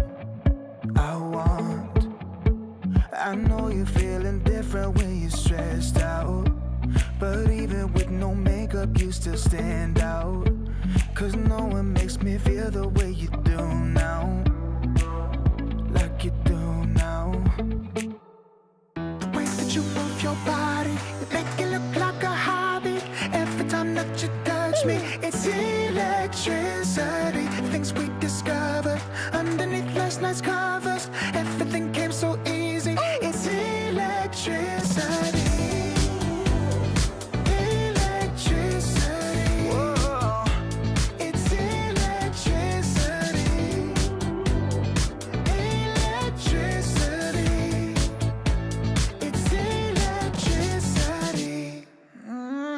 Late at night, I feel you on my skin. You're all that's on my mind. It's finally sinking in. You're it. I know you're feeling different when you're stressed out, but even with no makeup you still stand out. 'Cause no one makes me feel the way you do now. Like you do now. The way that you move your body, you make it look like a hobby. Every time that you touch me, it's electricity. Things we discovered underneath last night's covers. Everything came so easy. It's electricity.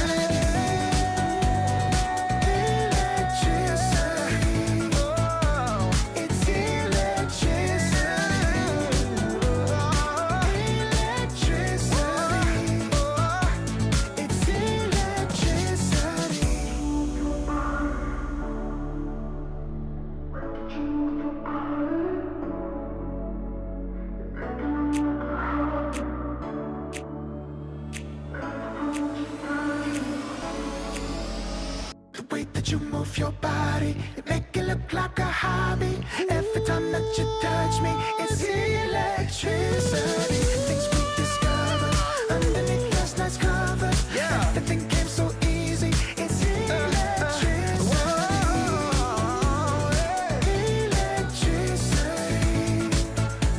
It's electricity. You move your body, electricity. You move your body.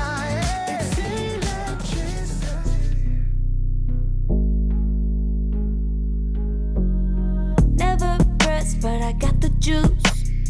Taking the lead, that's just what I do.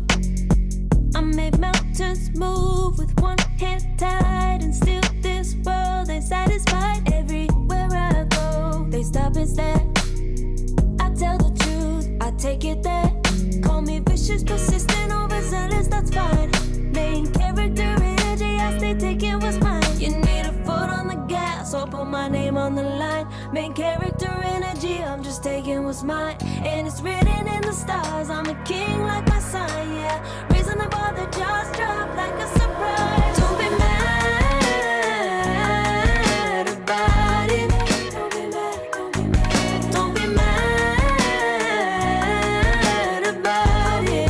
Don't be mad, don't be mad. I don't play the game, nah, I make the rules. Cards close to the chest, and I don't play no fool. Don't be mad about it.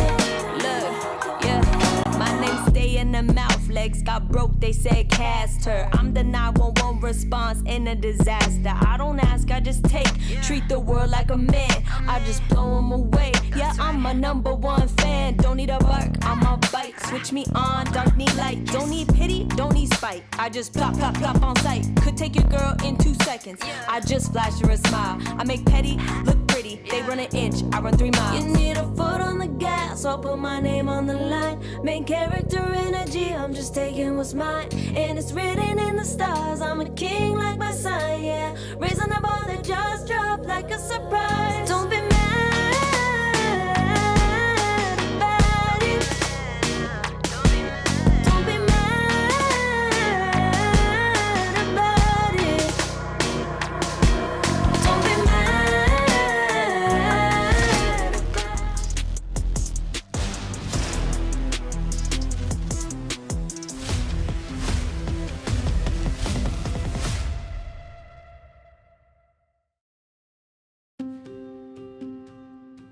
Doing well day one created some expectations. Maybe it hurt us a little bit too, because we went to day 2 thinking like, oh, we can do this, guys. So it hurt more when we got crushed. You're only playing the toss back, but instead it's a skewer forward as the Broodmother gets brought down. Skem trying his best to keep him alive, but it's just too much damage. 2 heroes dead. You have a toss back, you committed God Strength, you gotta do something. They just GG out, they're done. It's nice. It was like a test, you know, we practice so much and then we actually get to play and we can see that we have a chance, so that gives us like good hope, and there's some satisfaction to it that the hard work actually like means something and not just going to waste. I think people are generally stable. I'll say for myself, sometimes I play really good and I'm really feeling myself, and other days I'm like just playing average or not really, like in contrast I don't look that good. So I think momentum, at least it helps me. I feel like when I feel like I can win with anything, it feels really nice.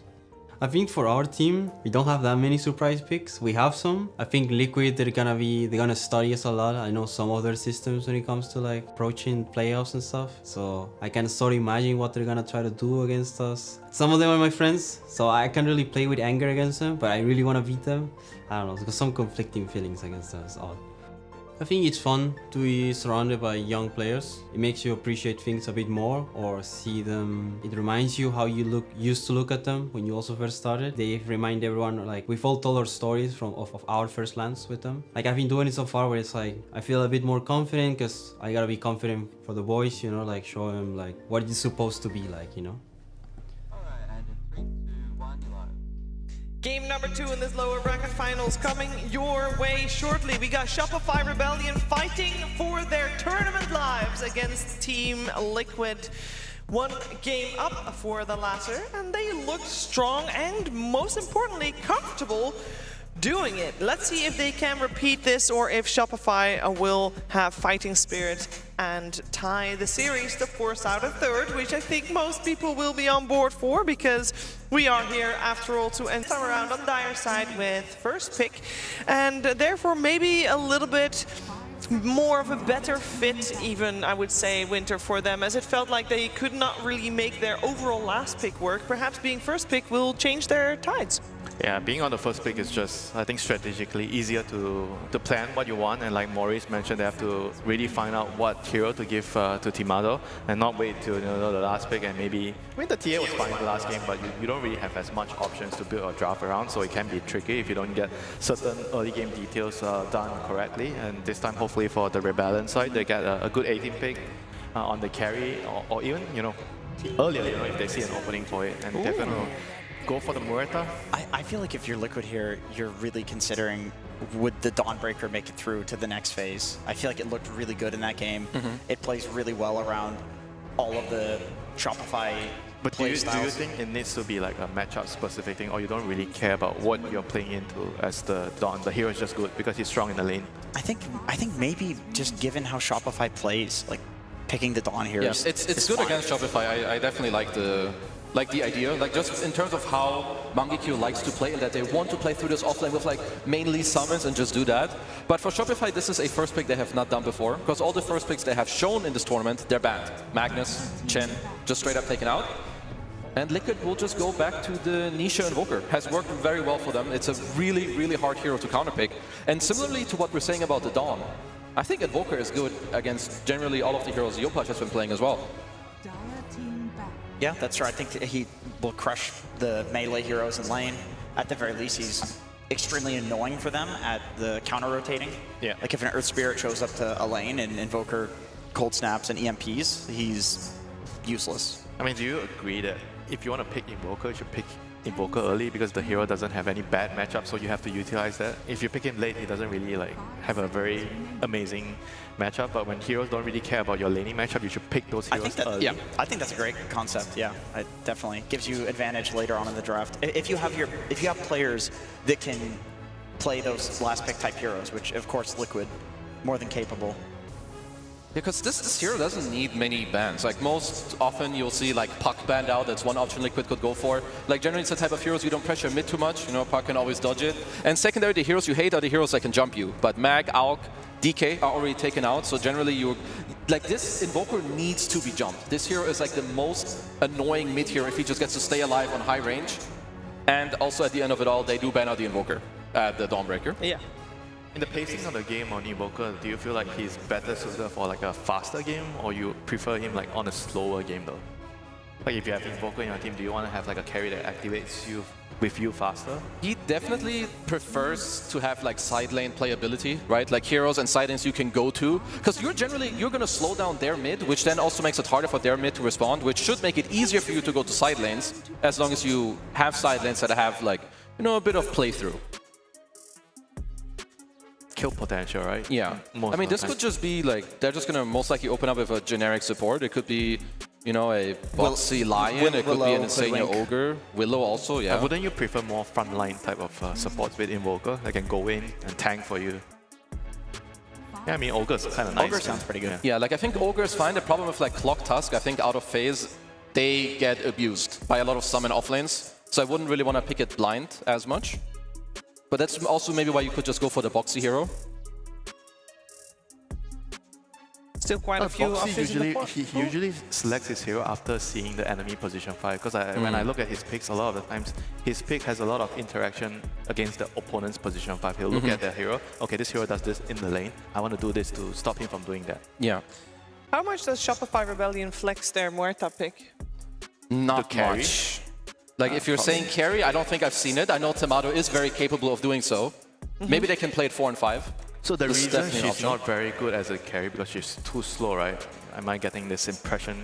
Yeah, like you need a mouse. Like you have no innate farming capability at all, so... I think if there's any game to do it, it is probably against a Pugna though. Yeah. Because you can hit through the Pugna ghost form. And Tomato did play a lot of Muerta carry when it just came out. So I could see it, especially if Liquid ends up picking some like Morphling type hero that, an Agi hero that will be counter. Is there a build right now for the hero to be online faster? Or is it the Maelstrom has to be the fastest build, no? It's got to be Maelstrom. Maelstrom, Milner, then you get your Dragonlance, Hurricane Pike, and then maybe you get your BKB next. Yeah, you have to be okay with playing for a later timing carry, pretty much, which I think you can deal with that through your other heroes, or Spirit, So very fast hero. I mean, they're definitely not committed to it by any means. So now you see Ogre. Whenever I see Ogre, I think of Dark Willow as my position for, because I can dodge the Ignite in the lane. I've seen a couple of players actually do that. It was Team Spirit with Rule. He picks Willow into Ogre. Team Liquid's turn To see what else do they do. Okay, so they have the Primal, which can kind of set up the Sunstrikes for your Invoker. It's a really good Primal game so far. Yeah, you build a Blade Mail, and there's a ton of uncontrollable damage on Shopify. Literally all of these heroes just can't I think stop it's very good into the Ogre, because Ogre, you don't have any spells at level 1, and Primal, you can just cut the wave or do whatever you want in the early game. So there's the Dark Willow against the Ogre, so it's a very good lane matchup. It also has good follow-up for the Primal Beast initiation. You have some team fight with the Terrorize, and it's going to be up to Shopify to to decide what to pick into, I assume, the carry here. After you see the Primal plus Dark Willow lane, you have to figure out what you want to do with the Ogre here. Could be some Tomato Morphling. I don't know if they think that is, Morphling if that sounds is good. too slow, but you have very good matchups in terms of the game, so they will go for that. But I do want to point out that Liquid, I really like this team-to-team matchup. Last game, you have King of Mid, Ember with Dawnbreaker. You see that Shopify already want to play through mid. Last game, you take the box. This game, you have Invoker, very strong mid. You tempo control mid, and you have an offlaner in Primal that loves to go around. Like, we're going to see 4 heroes mid from both teams at like the 6-minute rune, 8-minute rune, and at least currently, I prefer Liquid's heroes in this upcoming fight. And do you think they need an Aura hero last to round up their lineup on Shopify? With the Morphling, so you kind of want a Aura hero to kind of defend your towers early on so you can farm. Yeah, I would say that this hero needs to fight with the other 3 and give this like opportunity for Tomato, if he wants to TP in late, maybe turn into the Primal or whoever, and then like come in as the 5th and take the fight. If they don't have this condition, I would be very scared. I mean, I do feel like they could still go Broodmother. Yeah, I mean, why not? It's pretty good against the 2 supports on Team Liquid. Okay, they've ended Broodmother, never mind. Yeah, Pugna and Dark Willow definitely not equipped to deal with the Zoo heroes. In the previous draft, we said that the overall last pick TA wasn't ideal because we don't like it when teams save their carry for overall last pick, but that's exactly what Liquid's doing right now. It looks like we're looking for a hero for Mickey still.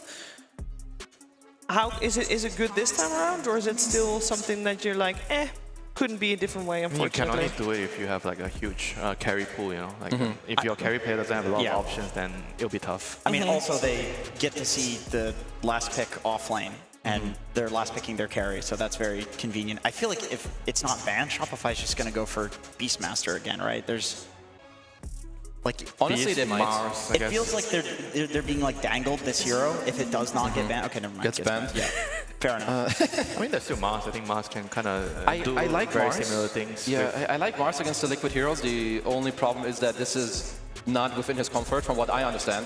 There is a world where, in my opinion, you could look at Lycan with Shopify. Sure, you don't really like... Willow has Shadow Realm and there's the Crep, but I think heroes like Invoker and these 2 supports don't like being ran at. Yeah. So you want a Nullifier hero, basically. Yeah, like Nullifier also later is good. I mean, maybe you don't like fully need it because you have a buttload of magic damage. The thing with Lycan, I think this hero is great, especially if you have a Lycan player. But the thing with Lycan is it's very punishable in lane. It is. And Liquid is last picking their carry, so this is like Shopify has to be okay with. So you need like a good blind pick. Like he doesn't really care about the matchup as much, And will be the Doom. Yeah, I mean Doom is that kind of hero. He doesn't really care about the matchups as much. He should be able to farm regardless of situation. You're up against. Pugna plus whatever, you should be able to deal with the Muerta plus Doom lane. I think overall, Muerta is also really good into the Pugna later in the game. With the silence, you stop the heals and everything, and Doom also kind of stops the heals from Pugna. So, I mean, now I could just see Liquid going for the tempo and playing their TA carry. Yeah.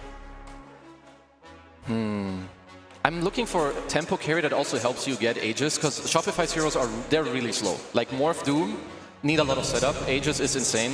Ooh, Kazu, you've been wanting this hero the whole week. And this is... You're not No, happy. I'm very happy, because this is one of the better last pick carries that I've seen. It's really good in lane against Doom. Like, you have Pugna Drow. This is an incredibly good lane. You have an insane matchup into the Morphling as well throughout the game, and I feel like it just gives you... It gives you everything you needed and wanted out of this last pick. I'm very pleased with Liquid's draft and their last pick. I think it could be like a factor again between the mid hero. Like Yopaj has to once again destabilize the Drowsing. He needs to rotate, and Nisha can once again sit and wait for the Earth Spirit to move, and he has to kind of deal with Yopaj's rotation. You know, so the wards are going to be crucial. They have to control the runes. They have to see where the Earth Spirit is going. So we might see like a very similar early game, you know, compared to the first game. I'm trying to look on the bright side here. I'm trying to look for the silver lining for the boys in blue. They're both in blue, no, the real boys in blue. North American boys. North American Dota. It does look to me like a similar sort of game where I think Nisha can match the rotations of Yopaj, and there is a lot on the back of Yopaj to have a good game, and the last one looked really rough from him. I will say Doom versus Beastmaster, Doom can kind of chill and farm a lot more. You don't have to go to his lane and play around him, and so if they do kind of emulate the way that they played in the previous one, I think it will not be as bad for them. Yeah, morphing also scales much better than TA. It does, yeah. but against Drow, it's a little sus. That's definitely one of the better counter matchups. However, I think that you know, Drow is being picked because of Yatoro. Let's just face it. He got 16k MMR playing this hero. Everybody saw it. He had like a 90% win rate. It's not the easiest thing to execute. How does it do in terms of timing against that morph? I'll let Kazu answer now. Mika is chilling this entire... Like, he can show up to any fight. He's always strong. He can play off of his heroes going in. He has Alacrity, he has Teamfight, he has Primal. They should be getting the Aegis. I will just say straight up, I am worried for Shopify. They need to play very well. Of course they can win, but they really have to show up in the second game. They have to play twice or 3 times as good as what they showed us in game 1. Like, you agree with Jenkins that we're going to have pressure on the Earth Spirit. We're going to find out, though, because I see we're in game. So we're heading over to MLP and John Expire. We do get into it. Game number 2 between Team Liquid and Shopify Rebellion. Jonathan, you saw game 1. It wasn't too close of an affair. Do you feel like Shopify have what it takes to force to game 3? Hold that thought. Yamato could be in trouble. Bramble's out already. Yamato is strength morphing. He'll be all right.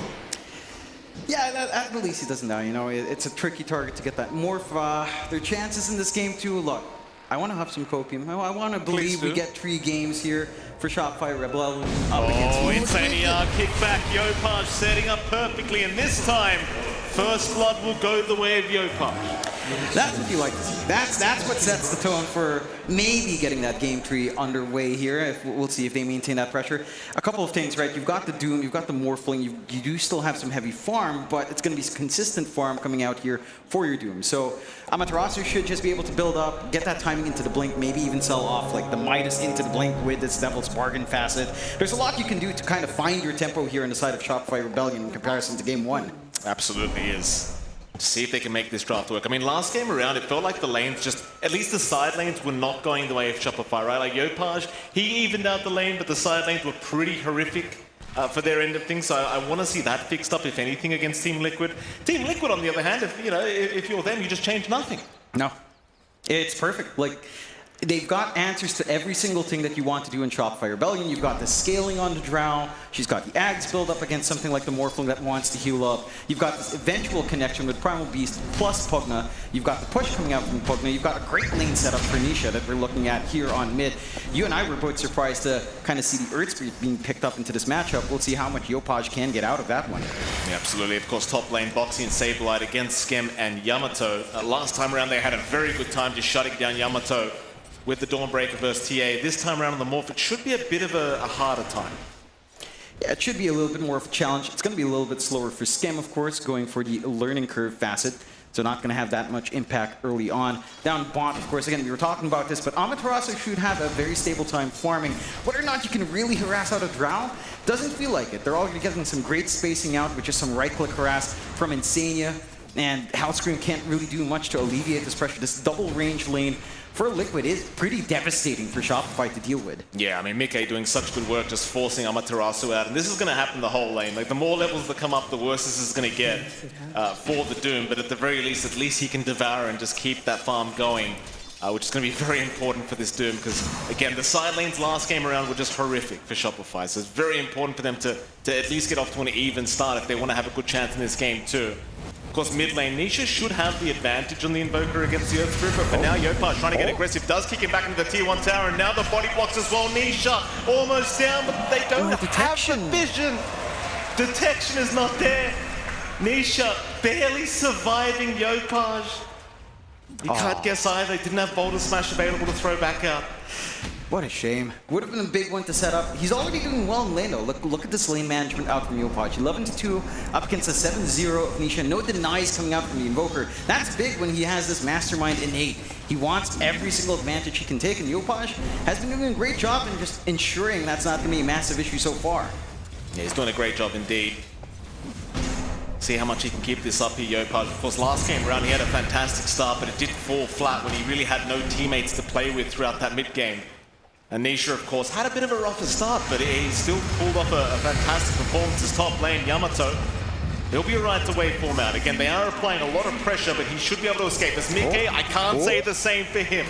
He will go down. Hellstream now able to secure a kill, and I've got to tell you, that is not exactly what I was expecting down at this spot. No, certainly not, considering how much harass was coming out there from Liquid. Again, playing poke nicely, trading with the Nether Blast quite well. You do overstep, you get shot back, it is a kill. That is something you have to respect from the side of Shopify. Saw Nisha getting poked down mid again. The lane control of Yopaj, 17-3, up against a 10-1 of Nisha. It's starting to be quite a fair bit for the Earth Spirit in that mid lane. Yeah, it certainly is a very nice start here for Yopaj. The top lane, Saberlight maybe looking to see if he can try to be a little bit aggressive. Does go for the tramp onto the creep wave with the small camp, though Skem is going to put an end to it, at least for now. Yamato closing in as well, but he's got a full creep wave underneath the tier 1 tower. Probably should just focus on that instead. But that is the one lane I think that's going pretty well for Team Liquid. Like Saberlight, 18-2 in terms of CS, not really struggling whatsoever. And it seems like it's going to be another great game for Saberlight. That it does. It's almost a little bit reminiscent of Game 1. Maybe a little bit tighter in the CS coming out from Amaterasu, but certainly the mid lane is what's shining for Shopify. The side lane's not so much. Mike, despite that, again, is working his lane management quite well. Outside of a dead shot lining up, it's very hard to see an opportunity. They're diving deep, though. They are. Mike is coming in. Bottom lane, Hellstream is going to drop first. Mike still trying to fight back, but he's got no more help incoming. Maybe they can at least find a Amaterasu before Mike does go down, but he does drop eventually. Still a lot of trades happening now from Team Liquid. It could be a 1-for-3 trade if they even find Skem. But even if they don't, they still get a 1-for-2 in the end. The Skem is going to try and turn now with the Ignite. Yopaj is coming in. He misses the roll, but it won't matter. Insania now down. And Shopify Rebellion fighting back, evening out the fight. And I'd say even getting the better end of that. No, certainly so. You managed to get that kill for Amaterasu first. Mika doesn't get the Soulcook EXP. Massive win for the Doom to just get some levels up, start to really have some laning presence off the back of these kills. And even that bait play from Skem, like a great movement out from the gate. It's flanking out, knowing that you can leave a Morphling alone for the most part. No kill threat onto that hero at level 4. And they are making use of the space quite nicely on the side of Shopify Rebellion. 3-4 starts, slight network lead still coming out for Liquid. They have left Saberlight unchecked. That is the one trade-off for all this aggression Dead bot. shot, Mike again going to be in big danger. They'll make the jump in, and they've just got so much damage. Mike losing his life another time, and this is what I like to see, John. Shopify Rebellion, they went back to the drawing board, they sorted out a new plan, and so far so good. Yeah, it's working out great. And again, you have to respect just how much Deadshot and the Calling can do in trying to melt down these heroes. I love that understanding of Shopify, that this lane, this setup, your Morphling is the one that you can leave alone. You can play off the back of the off lane. You can expect Yopaj to rotate when he's got room from mid. And that just fixes a lot of issues from the last game. They're still maintaining this triple hero presence down bot. They've got forward ward set up by Skem. Anyone that oversteps here is just dead. Look at Mika, he's not even bottering. He's already in the jungle very early on. Power Rune spawning though, Yopaj really wants it. They're going to try and deny it away in Boxy. He does pick up the invis, so Yopaj gets nothing. Hellstream in the meantime on the wrong side of that mid-river could just be set to fall. He'll get a dead shot onto Nisha, but it's not really going to help at all. He is down. So Liquid not only finding the Power Rune, but also finding a free kill as now Skem shows up. But thankfully for him, they'll leave him alone. Yeah, a little bit of a misstep out from Hellscream. Maybe expecting a little bit more, a faster response onto the Power Runes does get punished. You're very happy about that for Liquid to find. Nisha getting a freebie kill, just to try to compensate after, again, a little bit of a slower start in the lane. Evening out just a bit, 4-5. Again, we've seen some good changes out from the side of Shopify in terms of what they've gotten out in this early portion of the game. They're trying to go for a smoke out. Yopaj and Hellscream looking down bot again. Mike painted with a target on his back. That ward Gonna be taken out, but they're on their way already. Yeah, so much map movement down towards the bottom lane, and in fact, top lane even, Yamato could find himself in danger if Sableye can make the rotation into the T1 tower, but it looks like he is going to be looking away from that situation for now. Though I say that, Sableye's still looking to cut Yamato off. Eventually will trample. Waveform away though, Sableye not going to be able to really catch him. Nisha was around the corner to boot, but is going to be unable to find the initiation. But I appreciate how much map movement we have seen from both sides into these safe lanes of the opposing side, as now Skem actually getting tipped by Mickey. Getting spotted out. Mickey still could be in danger if they do want to bring themselves back down bottom, but it seems like they don't really want to dive the T1 tower yet. Skem was being cheeky. You know, he stole a creep from the camp right by the tier 2. No fear in the world. Now, Yopaj wasn't even with him anymore. So, you know, just trying to be as annoying as possible, give space out for Amaterasu, slowing down this Drow. Again, you have lost your top tier 1 here for the side of Shopify, so you are at a little bit more risk for Yamato. No wards to defend him up top. Boxy, they're really trying to protect that power rune. They do get the regen. Yopaj missing out. Still going to go in with the Magnetize though onto Boxy, but he's lost all his mana. They will bring in the Doom to boot, but Sableye's going to join in. Boxy's still dropping, but Yopaj is dropping lower, and Yopaj already gone as Sableye looking for more. Meanwhile, Skem on the side in pretty big danger as well, as Insania should be able to take him out. They've even found the Doom. Hellstream to go down. Can they at least get Amaterasu out of there? Mickey, he's not going to be able to have enough damage. But it's still a fantastic fight for Team Liquid. I mean, a lot of things didn't blind. Oh, Sableye doesn't have Pulverize. How did they even get there that fast? They just instantly collapsed, and again, they've been very disciplined on the power runes, as you called. But what went wrong for Shopify is just this connection with the Doom.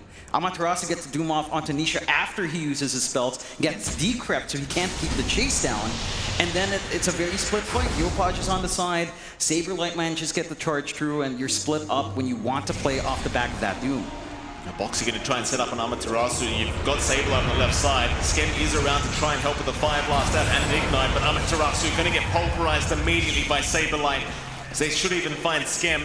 Help is around the Yopaj, going to try and force himself into the scenario as they do take down Boxy. A nice quick kill, but Shopify, they need to leave knowing Nisha is around the area. It's just a little bit rough to take these prolonged fights for Shopify as well. As long as the ward placement is great from Insania, you do not have enough in the tank to keep the spell spam out from Yopaj and the spell spam out from Skem to try to slow down these engagements. Just a lot of things to have to worry about here for the side of Shopify. For Liquid, again, it's been a little bit more back and forth here, but they are still getting the farm they need. Saberlight definitely delivering on that free lane he had for himself up top, going straight for a BKB on the Primal Beast. That's going to be massive. It's going to force a choice out from Amaterasu, whether or not he'd want to doom him or anyone else. Insania being chased down now, Shopify Rebellion. Not going to be able to quite finish off the job. The Decrypify from Insania really going to keep him safe. Here comes Nisha. Tornado is going to land very nicely. Of course, Saberlight is still here. I mean, everyone's just been down at the bottom lane for how long now, I want to say. Everyone just loves this part of the map. That they do, and Yopaj still hasn't gotten rune control. Casual pickup coming out there for Boxy on the Arcane. Would have been great for Yopaj to try to set up for these rotations, but they just haven't had control on the area for the side of Shopify. They've got a ward. Just this time around, the bodies were busy playing tag elsewhere. A bit of a smoke out from Shopify, though. They do have Doom ready to go on Amaterasu. They just need to be able to collapse onto one target and stay on that target this time around. If they're going to give it a crack through the mid lane, they will go. Insania, though, in a good position to break the smoke. They still really want to try for Nisha. They got the Doom out. This will be a huge pickoff if they can secure. Team Liquid, they're trying to get there in time, but Nisha's already been lost. Do they still want to fight? They're going to move in with Saberlight. Hellstream in big trouble is already down. Amaterasu is still trying to fight. Saberlight getting quite low now as they do move in with the Magnetize. Saberlight, has he gone too far? I think he may have with the life frame from Insania. Going to keep him alive. Saberlight will make it out. But Shopify, they should still be pretty happy with that trade. They should be. It does cost them a lot. Magnetize plus the Doom, constant Magnetize refreshes to ensure that kill comes out for Yopaj. That means he doesn't have the stone to try to clean up on that chase down on Saberlight, but you're alleviating some of that pressure. You're buying some space out for your Morphling. There has been no action for Yamato for quite a while, with all of the attention down bot and mid. The same thing goes, though, for Mickey. He's free up top. He's free farming on that Drow. No one's been stopping him past the laning phase, and at this point, in terms of CS, Mickey has fully recovered here. Certainly has a fantastic game for Mickey as well as Shopify Rebellion now. moving in Yopaj. He will avoid the tornado, but will get hit with the brambles. First run out as well, but he still gets the roll away.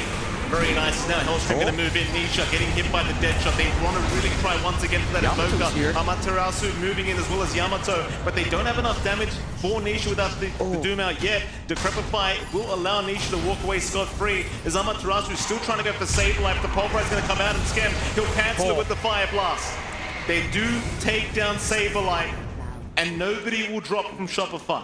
And they finally get some rune control as well. Yopaj picking up a shield rune to sustain all of this aggression. I'm pretty sure all of the map movement has just been fully focused on mid and bot, especially mid the past 2 minutes at the very least here. And again, it's kind of paying off for Shopify. You don't have a significant lead, you're not even leading in kills, but you're getting some good spacing out, you're getting some time for Yamato to farm. Already has that Vlad's up, going for his own Dispel in the Manta, so you've got some solutions for the silences and the control, but might not be enough depending on how they space that out on Liquid. Liquid, for their part, starting to get that room down mid to just get that steady push that Pugna can enable. Yopaj looking for Nisha, but the roll's a bit shorter now. He's just in the middle of nowhere, maybe getting a little bit too excited. Yopaj, he's still proving to be pretty tanky though. He'll get the Magnetize off, and Nisha is, well, the Insania. The one to get left behind is now the Doom out. They've got Nisha with that one. Nisha still going to be able to retreat just fine. I do not believe he will die. He'll be all right. Yeah, just not enough damage and follow through from Shopify again. No angles for Yopaj to find, a little bit too far away.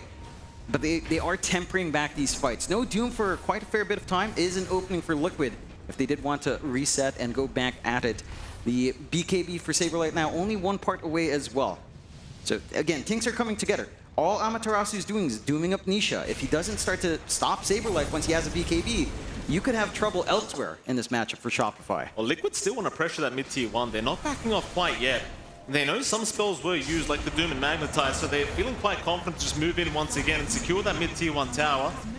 That'll be taken quite easily here with Insania. The rest of Shopify, though, pretty happy with the fact that they can just keep their net worth going. And well, Yamato now second in net worth on the Morphling, only behind Amaterasu on the Doom. So you are sitting in a much prettier position as the Dire at the moment, still 9-9 with a very slight net worth lead the way of Shopify. Nisha's going to move in south. Amaterasu, no detection, but he will realize he's been slowed up by the Ghost Walk. Amaterasu now going to get jumped. They've got the TP coming from Boxy. How do you find your way out of this one? He's going to try and just run towards the east, but there's no helping coming. Chaos Meteor to be dropped. Saberlight moving in as well with the onslaught. Amaterasu still trying, but does get caught. A very nice kill here for Team Liquid as Yopaj in the meantime trying for Insania, but doesn't actually have enough damage on his own. No. Really good opening being found here by the side of Liquid. Slowing down this Doom's timings as well. Like, with the minus drums, again with the Devil's Bargain, it still shouldn't take too long for Amaterasu to start to find that BKB timing. But you're doing some great damage around for the side of Liquid. Again, the only hero that's been basically uncontested has been Yamato. Still, Decrep is out. Mike can't actually follow up, but now Yopaj rolls in, Magnetize out. This will be a massive pickoff they can find, and Mike dropping so low, but here comes Nisha. They really want to keep Mike alive, but the Spirit Vessel just taking him down. Mike is down. It's not enough. Yopaj, he'll secure one. In fact, they'll get two now, as Nisha needs to get away, but the roll forward is there. Nisha being slowed up now with the boulder smash into the Geomagnetic Grip. They've got Mal helping coming. Yamato, he'll take Nisha down. Saberlight at least able to onslaught away, but Yopaj, he wants more blood. He wants more. Boulder Smash not going to connect, but the Geomagnetic Grip does as they do roll in with the Doom out. Saberlight now being caught. Can he run away? He'll try to juke out through the tree line, but they're going to fight him eventually. Saberlight to go down a burn. And Shopify, they have come back with a vengeance here in this game too. that they have, this aggression is just lining up. This time the response from Liquid felt a little bit one by one. They're streaming in one by one after they lose a couple of heroes into that TP point. The isolation, the aggressiveness of Mike without any sort of dispel or even just a 4-staff Hurricane Pike to get him out of dodge is also just maybe a little bit brazen. You know, he has been having a good game. He has managed to recover quite a fair bit. But you have to respect the fact that there is that full Spirit Vessel up on Yopaj. The life drain just does nothing at this point. It doesn't do much, that's for sure. You saw it on Mike. They're desperately trying to keep him alive with it, but there's certainly not enough other vessels still going, and you haven't got anything like a Lotus to try and dispel it. Amaterasu again looking to move in. Yopaj, he'll go roll up to the high ground himself. Not going to see too much yet though. There is vision around this area for Team Liquid. Shopify, they'll get some vision down of their own. Team Liquid, though, grouping up. Amaterasu's the closest target to them. Boxy's going to try and start. Onslaught in, but there's quite a few heroes from Shopify around. They might be able to roll back in. In fact, they will, but Saberlight, he's got a BKB available this time around. Yopaj, he needs to escape out of this. He'll try to roll away. In fact, he'll walk away now. The turnaround is here. Boxy does go down, and now the chase is on. Saberlight forced to onslaught out of there without a BKB. Meanwhile, Insania looking like he has no way out of this. Can Mike get out? Hellscream's trying to chase him down, but he's going to be all right. 2 for the price of nothing here for Shopify Rebellion, and they can look towards that mid-tier 1 tower. And they can get that siege going. They've got the damage. They've got the Pugna form for Yamato as well. So nice and quick with a Morphling on hand. Nisha wasn't even around for that last fight. Just split pushing top, trying to get some space out. And that is starting to cost him. That's the BKB reveal of Saberlight. That's his first charge down. So down to 8 seconds already. And that's Shopify taking a fight without Doom. It still works out. It's a big deal. That is a very big deal. Team Liquid still just unable to get on the right footing here in this game too, at least for now. The thing is as well, Yamato, he's just getting so much farm in the meantime. Like, he's able to just jump in and join these fights here and there, but the rest of the time he's just had complete map control to farm wherever the hell he wants. His Team Liquid need to back off. There's another smoking coming. They'll try to get through the twin gates, and it seems like they should be okay. Mike, though! Oh, they left the Drow behind! Oh, this is not what you wanted! Mike didn't get the memo! They left their carry! No. And they might lose more up top still. They may. This is all a trap. Amaterasu trying to move in. Here comes Yamato to help out as Boxy just trying to deal with the Doom, but he can't do it on his own. In fact, he can. He'll at least find Amaterasu before he does go down. But Yopaj will secure a double kill. Team Liquid, I mean, losing Mike like that, it's never going to feel good. No, it isn't. It's a rough one right now for Liquid. 6K behind, big lead for Shopify early on. And everything's online. Again, you're going to get your BKB on Yopaj sooner rather than later, so the silences aren't going to be too big. Onslaught, oh, it's off the mark. Just barely off the mark, Yopaj. Quick instinct to just roll out of there. So 11 to 17, 6K advantage, shooting the way of the Dire. A much closer game, which is exactly what we wanted, John. Not one-sided whatsoever this time. Team Liquid still looking to try and force a fight. Keep in mind, though, Amaterasu did just buy out a BKB. Scam will get caught. He's in the middle of nowhere here, Scam. Try to go for a run. Boxy is going to continue chasing him down with the Bedlam and does find the kill. Meanwhile, towards the west, Insania has been caught. He'll get the Decrepify off, but that probably won't save his life as he's just completely surrounded. A 1-for-1. A big wins. Who wants more? They're still ready. Again, they've got the shift form on Pugna for Yamato, so he can just siege. That's the beauty of the Morphling here. I mean, it's a challenging game into a Drow and all of that, but you have a Pugna you can play with, and you can just provide some push, which your lineup doesn't necessarily do the best here for the side of Shopify. Absolutely not. It makes it very, very hard here for Team Liquid as Yopaj does get caught with a cold snap into the ice wall. Can he find a way out of this one? I mean, it's just Nisha for now. Skevin's trying to sneak up from the back as he will pop his BKB on Yopaj. Doesn't want to touch. It's like 6 silences on Nisha right now. So that'll be your BKB debut of Yopaj, also kind of being just used to retreat. Not the ideal, but you're feeling happy about that, of course, on the side of Liquid to manage to get that big tool out. Look at their movement across the map now, sticking together, looking to force something while the Earth Spirit is not comfy. See if they find an angle in. Lines are drawn in the right spot. Yeah, it's a good gank attempt here from Team Liquid. Hellscream still not spotted out yet. Liquid still yet to give the vision, but they have their smoke broken, and Hellscream will get caught. It's just a support, but they'll happily take it. But the rest of Shopify are around. They were trying for Roshan. Do they want to stick around? Amaterasu, he's been pulverized up. He needs to get that Doom off. Meanwhile, Yamato, he just moved in Amaterasu. In fact, he doesn't even have the Doom available right now. He might just drop without it. They do take down the Doom. Here comes the cavalry, though. They'll try and jump on Saberlight, but where's the follow-up damage? Yopaj is being left behind. He'll try to roll out of there, but it's not enough. Team Liquid finding a 3-for-1 now.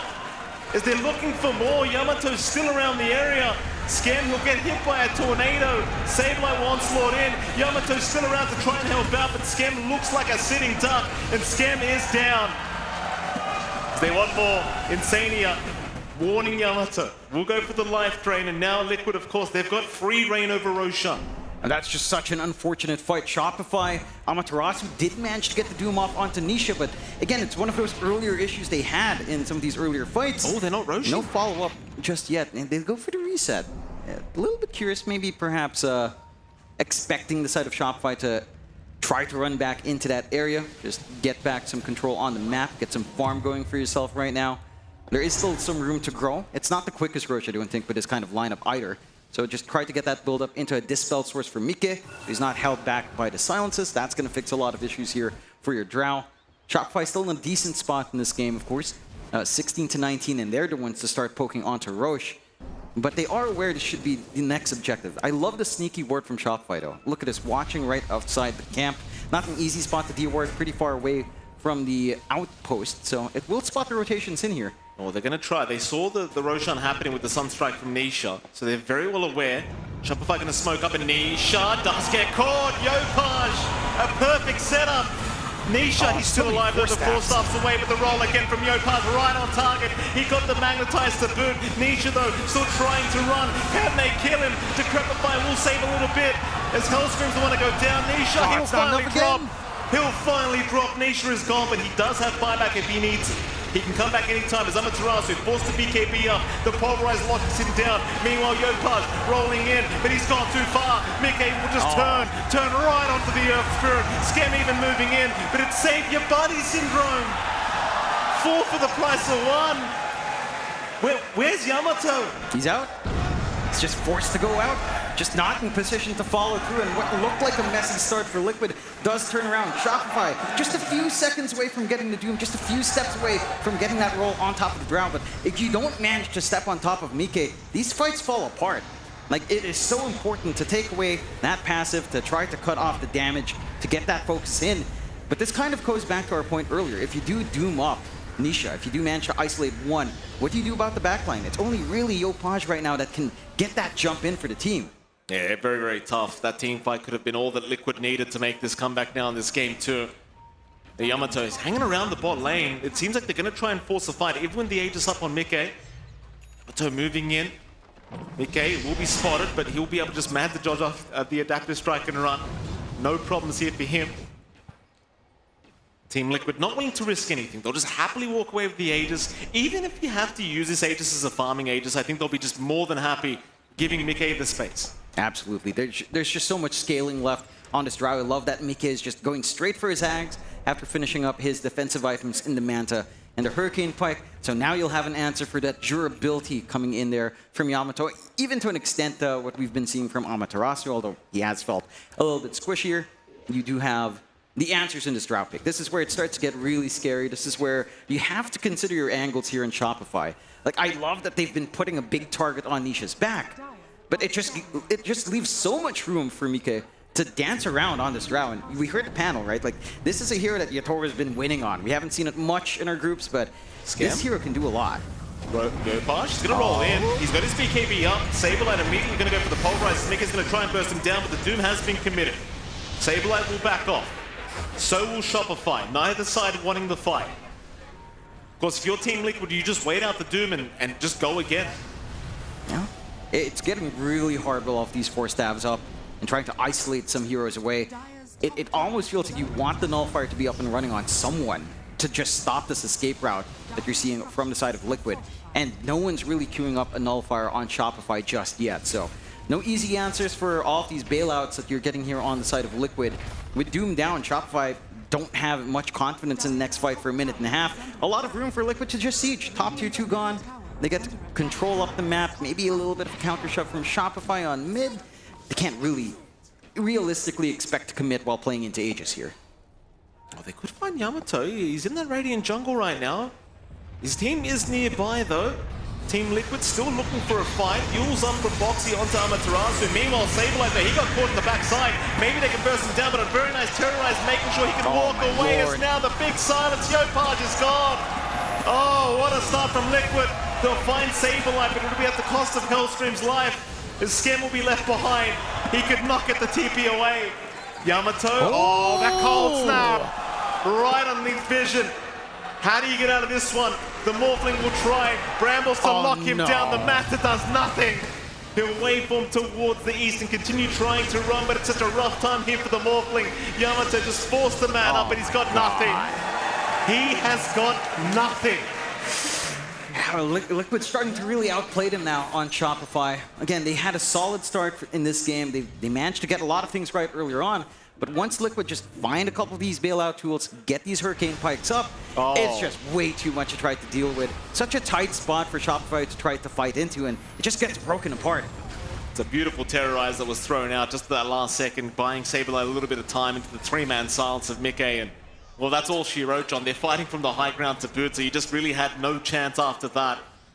And poor old Yamato, I mean, he's trying to find some angles with these fights, but it's just taking so long for him to be able to burst down the supports. They're just buying so much time that he's unable to actually get to the cores during these team fights. Yeah, it's again a lot of pressure on Yopaj. Maybe you have to actually put your Morphling in the firing line. Yamato is trying to work onto BKB to be able to try to manage the back with Yopaj somehow. But it's still a ways off. There's a lot of time left for the side of Liquid to play around with Aegis. It's a minute left, maybe not the most. Good scans are finding them by the rune spot here. Boxy is going to go for the Yules immediately, but the silence out from Yopaj not going to allow the follow-up as Boxy does go down. Not too big of a deal for Liquid. They'll just sit back and relax for about 45 seconds because there's no buyback on Boxy. Yeah, and again, Aegis is about to expire anyhow. Boxy is going to respawn while Aegis expires. You're going to have your opportunities to play. You've got the full Ags up on Mikke. So it's not going to be a comfy time for Yamato whatsoever. Someone has to stop this Drow. Almost feels like you might be forced to doom Mikke just to ensure that kill, but giving Nisha free reign in these fights also doesn't sound like a great idea. Can they find Mikke? Aegis down in 15 seconds. Shopify, this is a very sneaky gank attempt. Oh, this could be a massive pickoff at the right time as well. Mikke, he has no idea they're coming. Yopaj, can he get the initiation? Do they see him? If the smoke breaks, Mikke is going to know. Saberlight's around as well. The roll forward, the silence, it doesn't connect. They found the Drow. Mikke is just gone.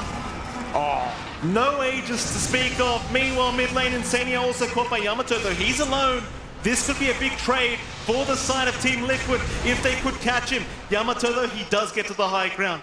They won't have enough control for him.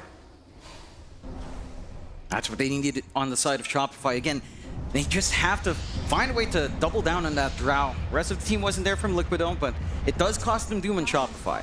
They did manage to sit through the Aegis at really good form, and now they have their own opportunity to try to siege. So they'll just take that while they can.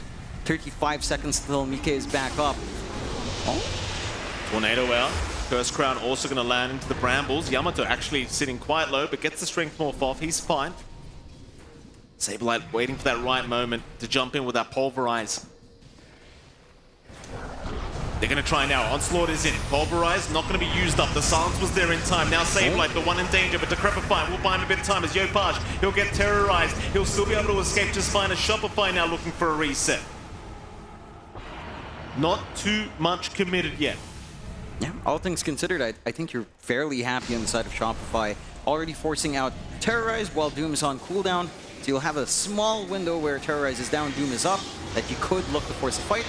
They'll take a nice, easy Tormentor on Liquid, getting a pretty big freebie for Insania. So you do get some utility out with the Nether Ward at the very least and trying to hold back the rest of Shopify. But what an even game here for Game 2, Mike. 24-23, less than 1k lead for Liquid. We've had some great moments from Liquid. We've had some great moments out from Shopify. It's all a knife's edge. Again, the conditions are met by both sides. All of their cores are very well farmed. Mikke and Yamato at equal footing. All the cores actually at a very equal footing outside of maybe Yopaj slightly behind. So you have a lot of things that you have to consider. BKB up now for Yamato. Again, the Doom target prioritization from Amaterasu is going to dictate a lot of how these fights are going to have to be executed here. Here we go, Shopify, they want to move in. Roll will not connect. Tornado is out onto Yopaj. He gets the BKB in time. Magnetizes pop. Immediately Liquid, they'll go for the reset once again. Nothing to come out of this one. It's a little bit scary for the side of Shopify. You did pop the BKB and magnetize, as you mentioned there, so there is a window. You didn't have to pop Pulverize, you didn't have to pop your own BKB on Saberlight. There is an opportunity, but they won't take it. They'll just go back, keep that steady build up. A bit of a siege here from Shopify down bot. They are close enough in Liquid to just send bodies en masse, and they will smoke up to try for this defense. They've got to try something. Roshan is coming up pretty soon. 5 seconds till we find out exactly how long Roshan will be. They are coming from the north. A minute till Roshan respawns. Perfect timing for either team that wins this fight. A Sableye gonna try and roll in. Does end up finding the Muerta. Meanwhile, Amaterasu, he does get a Doom off right onto the drought, but Mike has run his way out just fine. Nobody's down quite yet from the side of Liquid as they're continuing to chase, but Amaterasu, he gets left behind. It's 2 down for Shopify as they need a TP away. The Tornado, though, is off the mark. Yamato, he just cancels it himself. He'll run the old-fashioned way. Starts and Terrorize going to connect to both. They pincer him in. And Team Liquid, they should have dibs on Roshan. It's open for them not too long to respawn. The side of Shopify, again, it's a little bit disconnected there, Mike. The Doom comes out on Mike. He's at the back. There's no follow-through. Just such a scattered fight. Shopify have to find a way to connect everything. Right? If that commitment's there from Amaterasu, or if that commitment's there from Yopaj, the other cores need to be on board as well, because if you can't clean them up during that Doom duration, if you can't utilize those ultimates, the follow-up fight is just a nightmare. Liquid can sustain true. They have a lot of room out with Insania healing in the back. They've got a ton of damage, a lot of sustain cancel out with Mike, and they don't even bother with Roche. They're just going to start digging into the high ground. They know there's no threat without this Doom. 20 seconds without buyback as well for Yamato. This could be a very scary push for Shopify Rebellion to try and deal with. If you lose this next team fight, it's just going to be such a heavy cost that it comes at. Team Liquid, they are not backing off. They know how fast they can push down these tier 3 towers. It is no problems for Team Liquid. The question is, do they want to stick around for the racks? Roshan is available for them to just take, and they will retreat. They'll play it safe. I like that respect. Again, there's maybe some kickback plays that Yopaj can get done. Feels like that's the one big thing outside of just Doom being available here. Shopify, they do have to contest. They cannot afford to give this away for free. Doom will be up in 20 seconds. There's some time here for them working their way into the pit to try to force something out. Oh, an amp damage rune as well? It's going to be spotted by Liquid, I do believe. That's the classic Gaben's Blessing rune right there for whoever wants it. They'll guard it. The thing is, Roshan has respawned. I mean, Shopify, they're going right now. They're not wasting any time. They're the first ones into the pit. Liquid, they're the ones taking their time to get here. They're just staying mid. They're staying into the mid lane. This is pretty big. Shopify do manage to sneak away with this one. Oh. They're going to be able to make it in time for the defense. Yeah, no. They're smoked away on Liquid. They're looking to push mid. They didn't get the read. They let Roshan go down for free. Of course, Shopify will have enough time, I'm sure, to get there, but Liquid, they're starting on the mid racks. They don't care. No. They just want the objectives, and they're going to get away with it. Does Shopify not have TP? It feels that, I mean, they've got TPs on hand. Maybe they just felt like it would be a little bit late. No TP on Yamato at very least.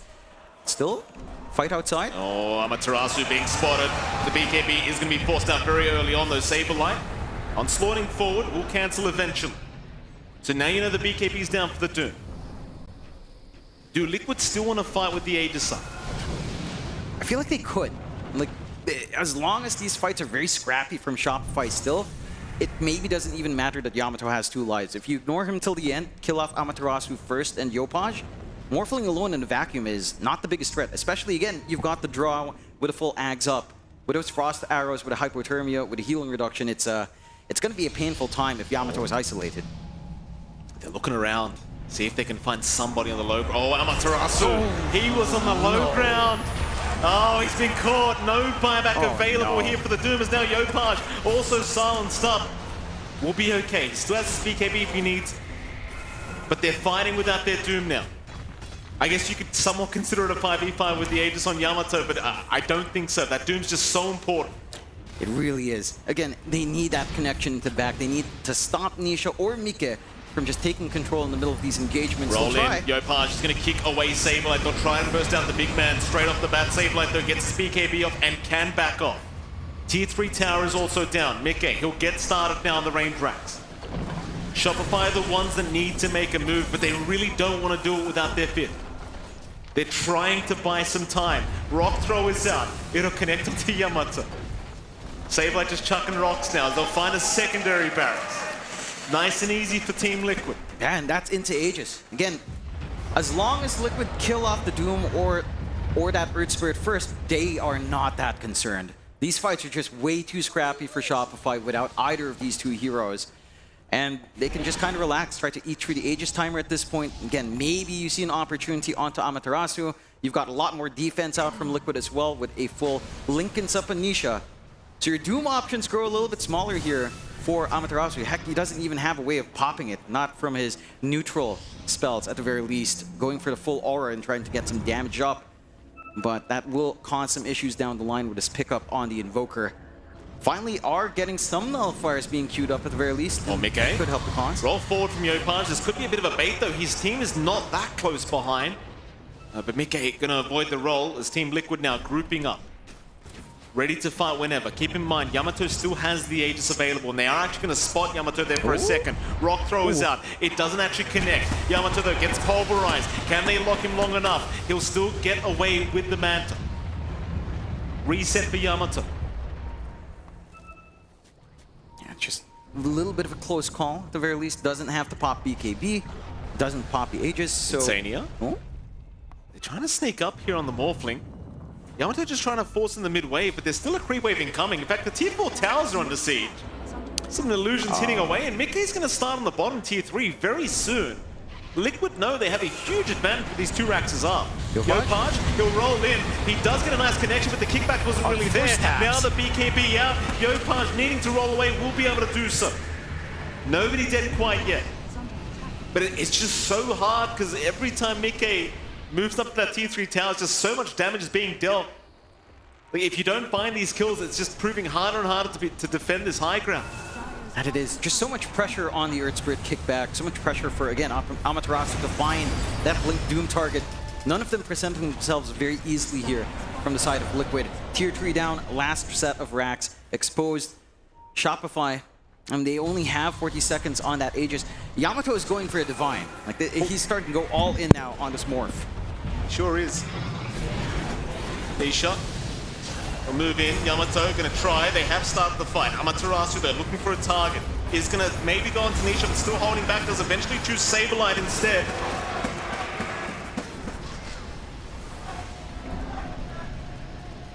Liquid still very, very patient here. I mean, Aegis is about to expire from Saber from the side of Shopify. It's been that long. They just haven't found a way to make it work. That's just Rax is gone. Mega creeps are up. Team Liquid. Basically one team fight away from putting off this 2-0 victory.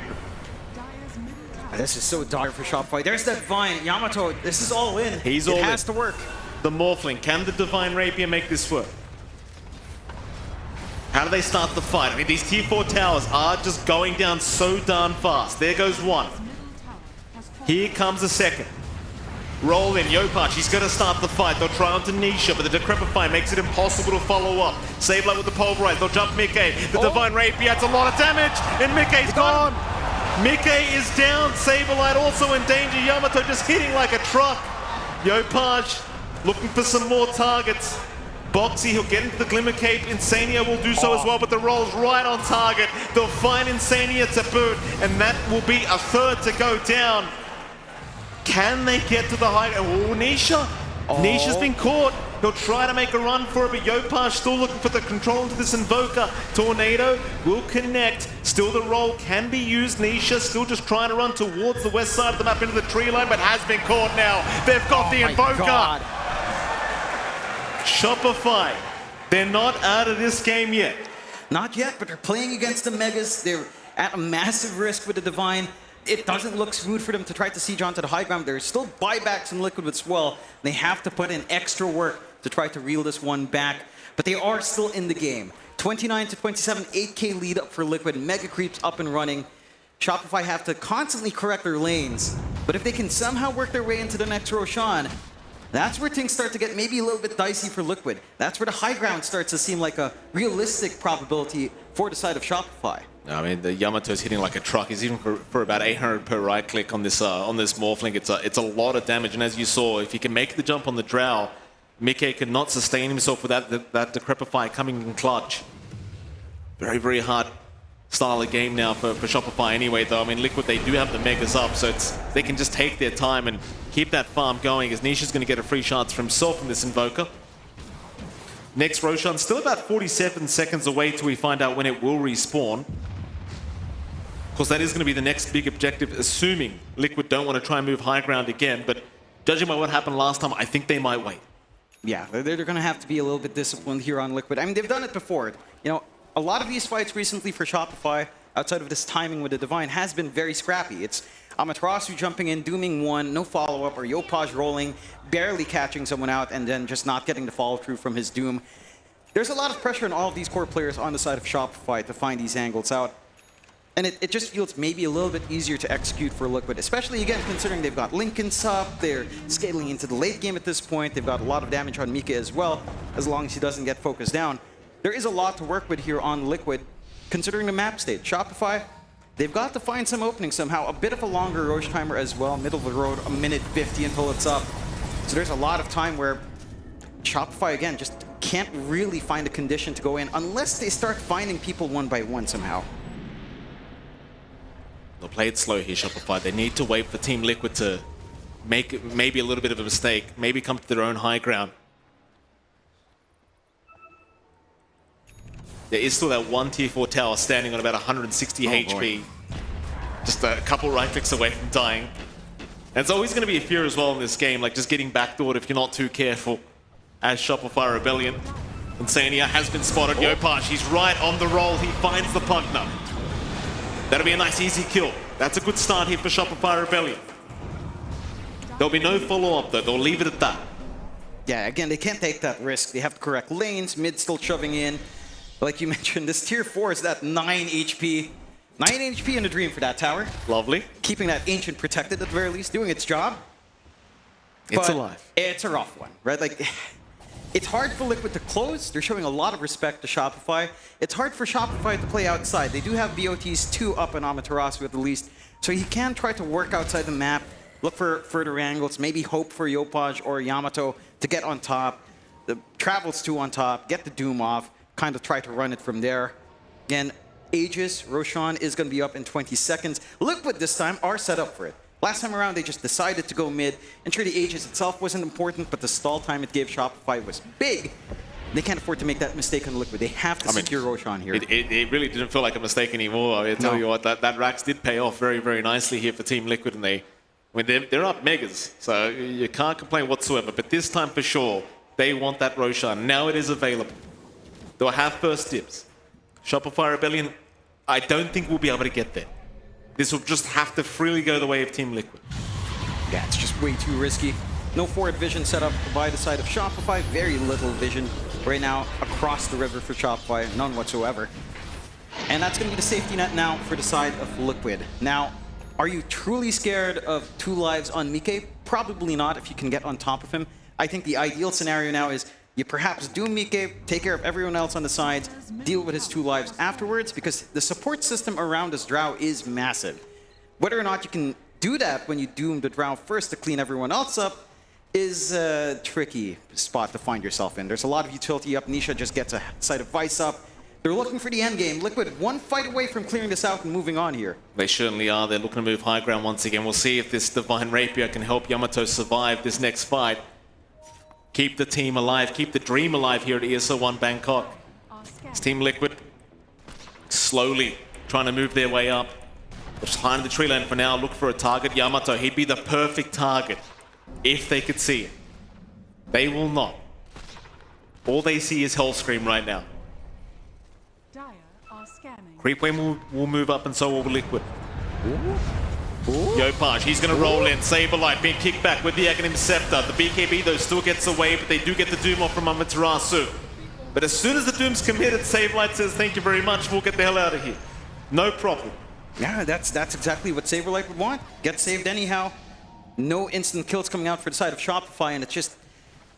How do you hold without that Doom? We were talking just so much about how he's jumped in. His BKB's been popped already. He wants to go for the man fight. Mike, though, man fighting back, but Yamato's got more damage. Yamato surely gets him with the Decrepify. The Decrepify has bought a little bit more time. They'll get the Aegis down finally on this Drow. Can they get him a second time? Though is the big question. Amaterasu's life has already been lost, so it's a 4v5. The Ancient already half HP. Team Liquid, they could literally just focus the Ancient if they really want to. But Yamato not going to allow it. Goes in for Boxy. Does find one. Here comes Yopaj. Saberlight's a target. He'll try to onslaught out of there. Yopaj is down down to boot. He has no buyback available. Onto the Yoga Skem. He will also look like he's going to be dropping as the invis. It's actually going to help, and they've got it. Oh, they have got it. Liquid, they will secure a 2-0 victory here against Shopify Rebellion. And Shopify, I mean, it was a good chance, a good attempt at game number 2, but Liquid, they've got it in the back. That they did. A little bit rocky for the side of Liquid, a couple of times where they couldn't take Roche, they take the Rapture, but they did manage to utilize the Aegis to an extent there for Shopify and farming up.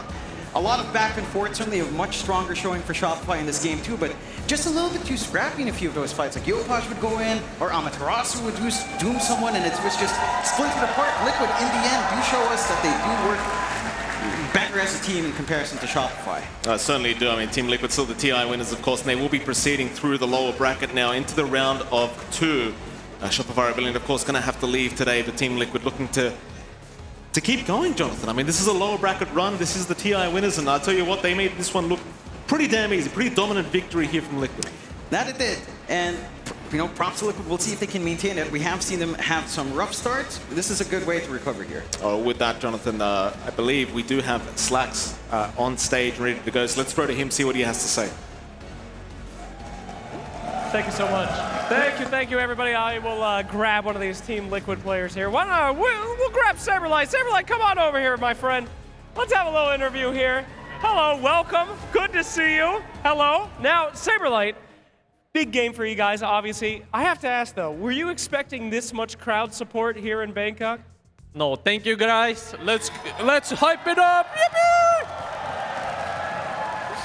Fantastic. Well, I have to say that you were kind of on the front lines on that one, especially in the Primal Beast game, making those big shots, I would imagine, running in first. Were you doing most of the shot calling in that game? Who was leading that series? No, as per usual, got carried by Boxy and Nisha. I just clicked some buttons. Were you ever worried about that one? There was a lot of Yopaj initiations kicking you into the enemy, getting doomed, the kind of scary situations, or you had your head on the whole time?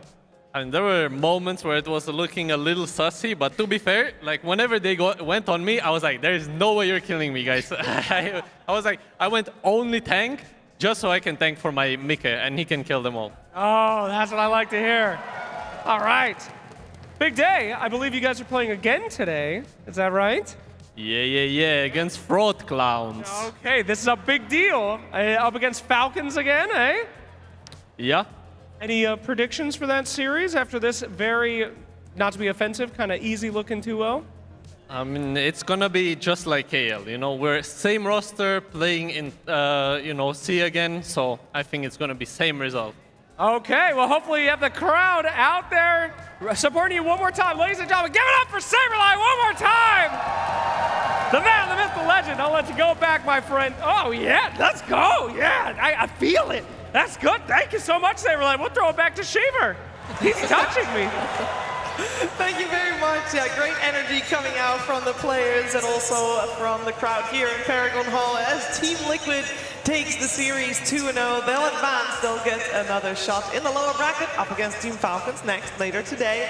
But we gotta break this game down because this was close. This could have gone either way almost until the very last minute. I'm here with Winter, Jenkins, and Kezu. Kezu, this was what we wanted to see from Shopify. They started so aggressive. They played so well, and even until like minute 20, they're up like 5k gold, 6k gold. I loved what they were doing. The problem is that after that moment, I feel like they didn't take fights in the way that they needed to. They let Liquid attack them from like smoke angles, have the right time around, because you're 6k gold ahead. You're the ones that want to be taking Roshan and win these fights, but they just kind of let loose, and Liquid, I mean, they just fully capitalize on it, Jenkins. Yeah, this did look really good in the early game. Yopaj actually had an amazing game. Yeah. Starting with that kick into the tower on Nisha, it just looked like he was setting up for one of those games where it's like, okay, here it is. Here's why teams are afraid of his Earth Spirit. There were a few fights later in the game when it was slipping away where he was rolling in and dying, but I think that's like the nature of playing this hero. Insania had a very good game. This one, he was the top support in terms of net worth by like a pretty huge margin, and I think his saves were a big reason that Liquid was able to come back in this game. A lot of the fights would have gone a lot worse if he wasn't there with the decrep in his heel. Yeah, I think it's in some of the team fights as well, like Saberlight mentioned, like they were always going on him, which they should have been going on Insania. You know? If you don't kill the partner, you're not killing anyone else. And also, in certain moments where I felt like they got one kill in a team fight, but they were always chasing for the extra kill when they couldn't, and that kind of cost them a lot. I think it was the bottom Roshan fight, if I'm not mistaken. They got one kill, they kept chasing, the Doom went in, and save your buddy syndrome. Everyone went in with him, tried to kill the hero, and everyone dies, Because I feel for them, it's so sad because they're ahead in this game. They know that they can win it, but at some point they needed to realize we need to smoke around, we need to go around, you need to kill the partner, you need to kill Boxy on this Willow, you need to go and make it from behind, and they just didn't make it work. It's heartbreaking. Yeah, they're not very good at using like wards. You have wards in this area and you sit and wait. Like if you don't have a smoke, I think the next best thing you could do is just to sit on your vision with the sentry and just wait for them to come. But they were like walking around the map aimlessly and mindlessly, no vision, and they just got caught with their pants down, by Liquid. Yeah, they still had some, even after that Save Your Body Syndrome moment before that Roche fight, they still had some great moments. So did Team Liquid, of course. One moment that I'm still have very much fresh in my mind is when we saw Shopify Rebellion going for a full push on the bottom lane. Yep. It felt like Team Liquid read that fairly clearly. They all smoked up. They were missing from the map for quite a while, coming in from the side. And Jenkins, when that happened, that felt like Shopify Rebellion maybe underestimating their opponents a little bit there. Yeah, Liquid just...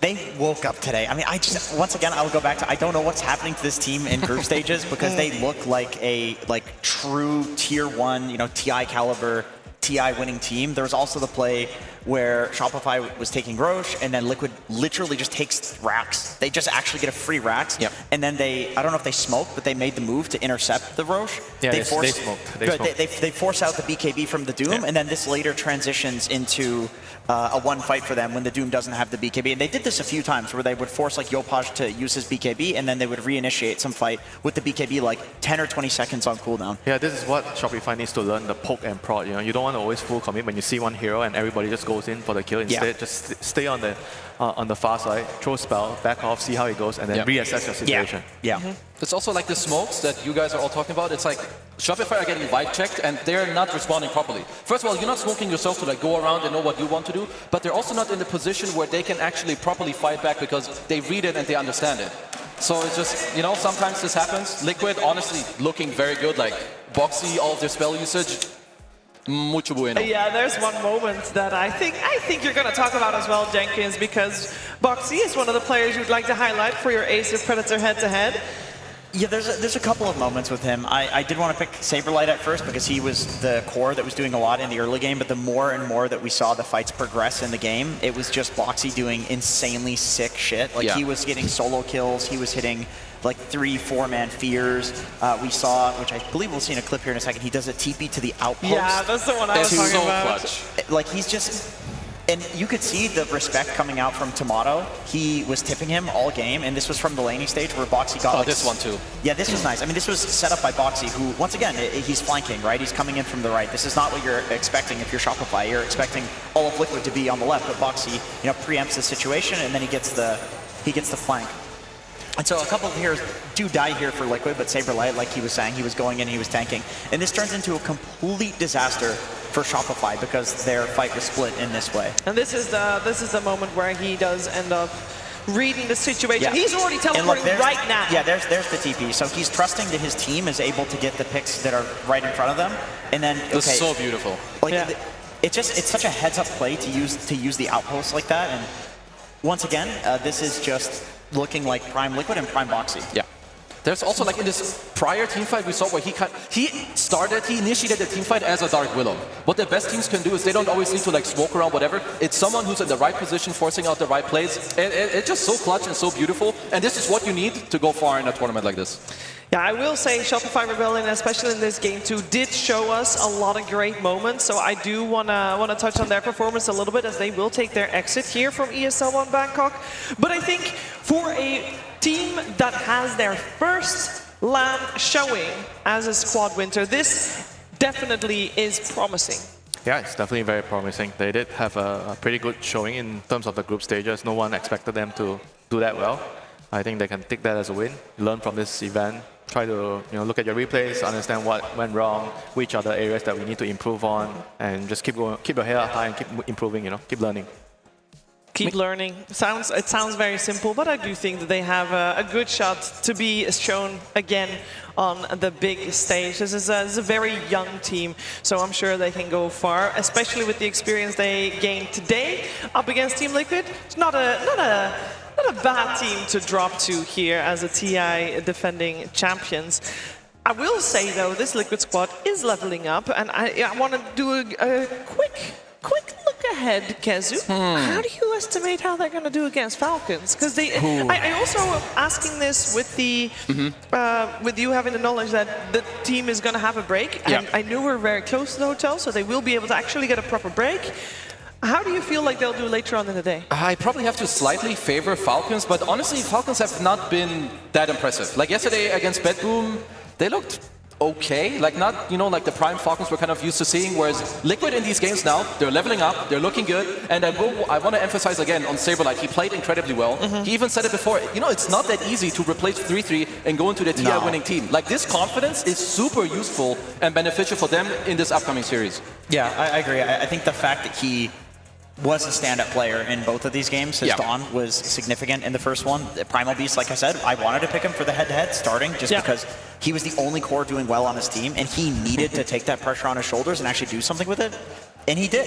It just happens that Boxy is Boxy, so he just go to the rest of the game. Yeah, it's definitely not easy after the group stage. He had a pretty underwhelming group stage, I would say. For Saberlight, he did okay in the last couple of games, but to come here today to play like how he played, it's definitely amazing to watch. Yeah, very promising for our series later on today. The series, of course, this one we're gonna put a bow on it in a little bit. But for some final words coming from Shopify Rebellion, we're heading over to Slack. So standing by with Tomato or Yamato.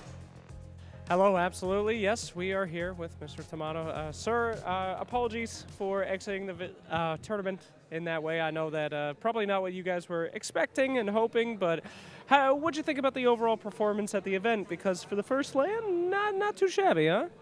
Yeah, I think our goal was to get to playoff, honestly.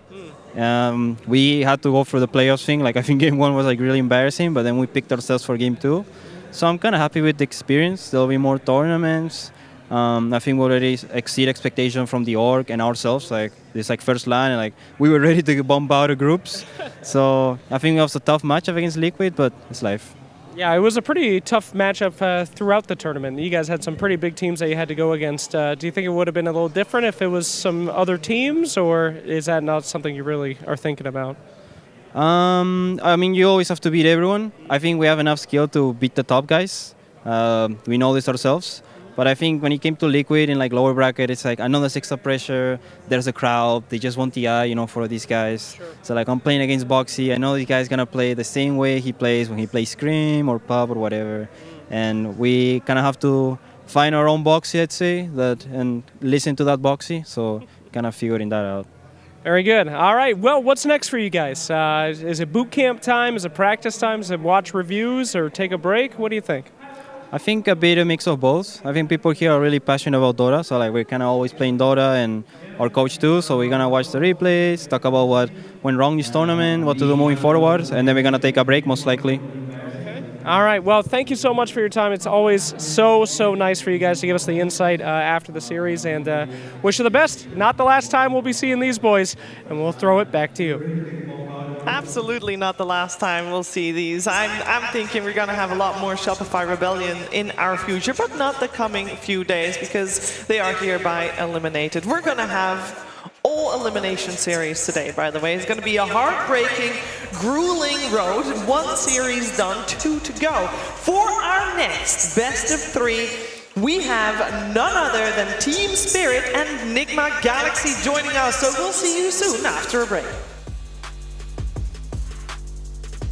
Waking up, playing some Dota, it's just been part of my life for 20 years, and I don't think that's going to change anytime soon. Where we are in the history of this game and where it's come from and how much has been accomplished, I think compared to basically any other esport, it's the best. So I'm grateful for Dota 2 as a game because Dota as a culture supersedes where we come from. You are a Dota player first, and I love that. everybody, we are here at the hotel at ESL One Bangkok, my friends. We have been tasked, of course, to give you the insider scoop on how our teams are doing. First up on our victim list today is Team Liquid. They've just arrived in the building, having a nice time. They're going to be eating. I'm not going to bug them. I know, I'm not bugging you. I said I wouldn't bug him. He gave me a face like, don't talk to me. I know that. We're going to go bug the Team Liquid member that would actually like the distraction. Mickey is currently getting makeup, and he is unable to move. So we're going to go ahead and bug him and let his teammates eat. Hello, friend. I've been tasked to talk to you while you get makeup. I'm sorry about this. How are you doing today? Doing great. Just woke up like 30 minutes ago, so that's nice. Woke up 30 minutes ago. Why is that? We've been playing late every day almost, so my schedule is a little bit on the late side. That's why. All right. How's the moisturizing on this man? Is he moist? Is he dry skin? Yes. Fantastic. All right. We'll get you cleaned up. What do you think about the process of makeup? Because this is something that a lot of the fans at home don't realize you guys have to do. We, put makeup on you. We, remove your hair with lasers and stuff. Is this something that you like as part of this process? You wish you didn't have to do it? I mean, it's nice that somebody else does it for me. The worst part is when you have a busy day and you forget that you have makeup on and you go to sleep. Yeah, that's the worst part. Yeah, so makeup pillow. Yeah, that happens once in a while. Okay. How you guys feeling for this tourney? Let's talk shop. Let's talk business. How's Liquid doing? We're doing okay. We survived the lower bracket somehow. So it's okay. Yeah. I'm gonna play Blitz's best friend, Boba. So we'll see how it goes. Maybe he's already leaked some strats. I don't know. Yeah, well, I forgot about that. That's going to be pretty wild. Okay, I like. What do you think about Bangkok? You been here before? I've been here many times in my career. When I played Han, I've been here 2 or 3 times already. So I love the place. It's nice. Well, tell me a little bit about it. Well, what's nice about it? I mean, the heat and the food, definitely. And just the vibe of it, I guess. Everything's just so nice. Yeah, it is a cool vibe. I've gotten to look around and see stuff. Is there if you could choose one place where a Dota fan who leaves his mother's basement is able to come to Bangkok and see, what should they see? One place. This place, the Siam, what is it called? Siam Paragon, the shopping center in here. That's very, very nice. Thank you so much for letting us annoy you during the makeup, and fantastic job. Yeah, thank you. Thank you. Whew, he was happy. All right, the next one, you guys want more? That's Falcons. I'm not talking to Owie 2000. That guy's out of his effing mind. No way. All right, Boxy gave me the don't talk to me look, so I'm not going to do that. You initiated conversation. You're talking to me right now. You initiated conversation with me. I don't do this, okay? You came up to me and slandered me. I didn't slander you. I said, this guy doesn't want to talk to me, and then you said... And look what we're doing right now. You started the talking. That is not on me. I'm sorry. It gets me mad, the slander, anyway. Get this man away from me. All right, we'll leave him alone. Boxy, such an angry guy. Every single time, he's always yelling. Anyway... Any more Team Liquid guys out here? We're looking, we're hunting, we're cooking. Well, look who just wandered in. Just wandered in late. Let's go film him and see what he's doing. Insania just arrived. He's a late boy. Let's go film his interactions with this team and see if he apologizes. All right, go zoom in on this guy over here. Oh, pretend like we're not filming him. Okay, first thing he does is he talks to a different team instead of his teammates. He has not apologized for being late yet. He's watching the game, fraternizing with the enemy over there on Bet Boom team. Okay, stealing strats. I like that. Saberlight's in makeup. He was perfectly on time. He looks fantastic. And now Insania's just talking to the enemy. How strange. What could they be talking about? I don't actually really want to know. I'm afraid to bump into the conversation, but I will say it seems quite devious. So everyone, please keep your... I don't know what I'm alluding to. I'm so sorry, guys. There you go. I'm done. No more. Thank you. I'm sorry. I'm so sorry. I was informed that they want us to do interviews with you when you cannot leave in the makeup chair. So good to see you. When did you wake up? I woke up like 6:30. 6:30 a.m.? Yeah. What are you doing all day? I heard you talking shit. You said I got arrogant since my TI. I didn't say that. I don't know if you guys are recording, but he literally said that before he walked in. He said it kind of quietly, so he didn't think I would hear him. That's not true. That's the arrogance of this guy. He always thinks people are talking about. Ever since he won TI, he's like, that guy's talking about me.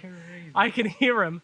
He's losing his fucking mind. The other day, I heard him say that he thought Austin, Capitalist, was talking about him.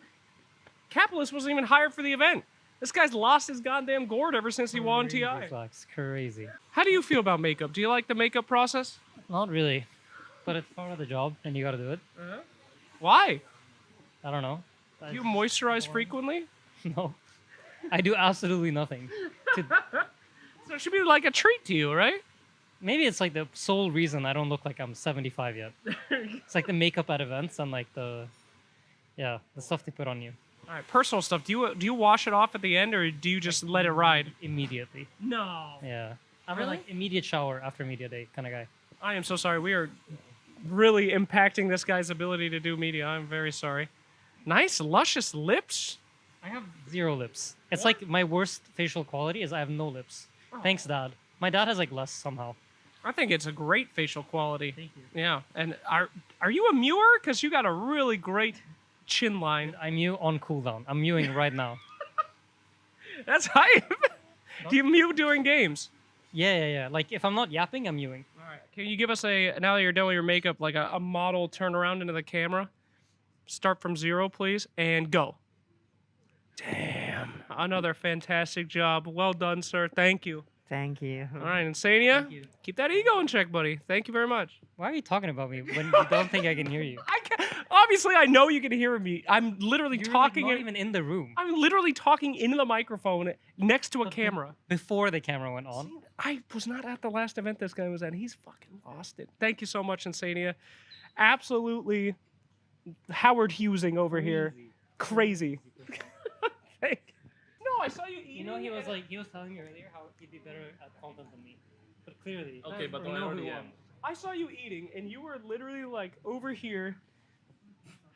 I was like, I'm not talking to him. He looks tired. You're not tired? You're good? I'm good. I'm chilling. Okay. Are we doing content? This motherfucker's filming right now, so I guess we are doing. We're doing I content. just made your hair a bit more messy. It was too clean. I like your hair. Do you get it done? Yes, by my amazing friend over there. He left. He But, left. Yeah. So the hair treatment, not just the makeup treatment. Okay. Yeah, of course. How you feeling? Have you been to Bangkok? No, this is my first time. Very excited. Yes. Very nice. I have to say though, catering, it's good, but for being in Thailand, I am missing Thai food in this Oh. catering. So that's a little bit. Why are you lying? Okay. What? Why are you lying? How am I lying? Okay, tell them what you told me. This is just like a little. He said, I only like Thai food that has chicken in it. Oh. Yes, of course. Like it's chicken Thai food, like pad Thai with chicken, kat prakao with chicken, and all the other dishes. I love them. Yeah. So if ESL could cook me up, maybe some chicken rice. Okay. That's. Is this offensive or something? Or I mean, that's fine. Many would agree. Yeah, I just want him to tell the truth to the camera. Nisha! God, we love Nisha around here. Thank you so much for that interview, Nisha. Thank you so much. Yeah, me and Liquid have a great system. We have a universal sign for don't effing talk to me, and he is exuding that right now. So thank you so much, Nisha. He just woke up? My goodness. One word for the fans, buddy, while you just woke up? One word? Huh? That's a good word. Good job, Nisha. I'm proud of you. Well, Hair, eat some delicious little prawns. Have a good time. Saber literally saw his opportunity to get out, and he ran. Bless that guy. He is smart. All right. Well, I think we're going to stop annoying Liquid, guys. Thank you very much, Liquid. They're not even listening. Have a good one, guys. Do you recognize any of these? No. You don't recognize any. What about the dried mangoes? Yeah. You recognize those, but you said you didn't recognize any. Why'd you lie to me? What did you grab? I don't know. What's this? Some sort of corn. I don't know. I ate this like yesterday. Quite good. It's good? Yeah. Okay, let's go, boys. This way. I know where a balcony is. You can open your delectable treats. Sorry, what are you asking? I don't know.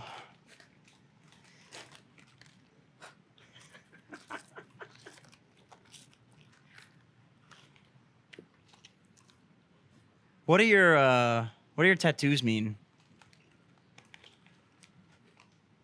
Nothing. Just nothing? Yeah. You know, you are the first person in Dota that I saw do a half pull, and I made a YouTube video about it. Really? Yeah, it was like maybe like 4 or 5 years ago. You were like top of the leaderboard, and I saw you were playing Jakiro Ursulane. I remember vividly. And then you full pulled actually. I remember that game. You full pulled, and then you killed them on the second wave. You rushed level 2, and I was really mind blown by that because I thought if you full pulled, you're dog shit and you're gonna ruin the lane. Maybe just lucky. How is it that you come up with new meta stuff? Did your brain always be doing that? Do I do new meta always? Yeah. I didn't even know. Is Ember Spirit a bad hero, Yapoi? Not really.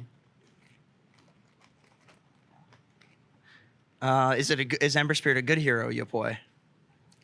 Not really. Who's your least favorite teammate? Scam.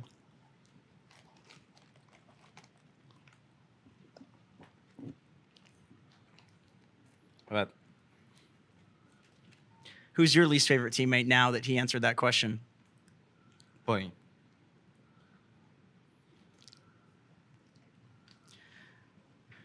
Are you Canadian? No. Big noise. What about you? Soon. You're gonna immigrate? No. I love Pinoy. Do you know who Justin Trudeau is? No. What about Johnny Depp? Familiar. Yeah, he's from Pirates of the Caribbean. You cosplay him? No. What do you mean? This is my pajamas. Okay. What? What did you ask again? I'm busy eating. I didn't ask. Okay. Anyway, ladies and gentlemen, this is going to be Jenkins here with NA's Last Hope, Shopify. Thanks for the interview, guys. I do appreciate it, and good luck in your series. It's 30. This one is not 30. Scam, can you get out of the interview? Because I already interviewed you. I don't want to. Can you get out? Oh. Just go away. He actually left. Who are you? I'm Mark. You're Mark. Yeah. I feel like that's your real name? Yeah. Is that his real name? Of course. But his other names is like Susano, Amaterasu, and Mangyoko. He has 4 names. Can you translate what he just said to me? What do those things mean? It's from anime. I know anime. Which anime? Naruto. Oh, that's the one. I'm a One Piece guy. You can only watch one of those, right? Yeah. Do you know One Piece? A little. Too much serious. Like 1K. Naruto has 1K. Maybe more. What's your favorite Naruto character? Sasuke. It's not. What is Sasuke's brother's name? I can't remember. Oh no, what's his name? Itachi. Itachi. Everybody likes Itachi. Yeah, it's true. What is it that he does? He touches the forehead. He give power for Sasuke. Can you touch my forehead like you're Itachi? No. Come on, dude. Come on. Okay, can you do it to him then? Come on, you guys are teammates. You can do it. It's so cringe. That's perfect. Go ahead. Oh, there. There it is. You can ask Satanic to do this. Satanic, can you touch his forehead like you're Itachi and he's Sasuke? No. You know what I'm referencing, though. He knows, dude. Look at him. How old are you? Repeat? How old are you? 19. And how old are you? 17. Okay, so you have to do it to him because you're the older brother. No. He left. There he goes. He's learning. Yes, that Satanic. That's how you be a Dota player. You just leave. That's exactly what they do. What's your favorite hero in Dota? Brute.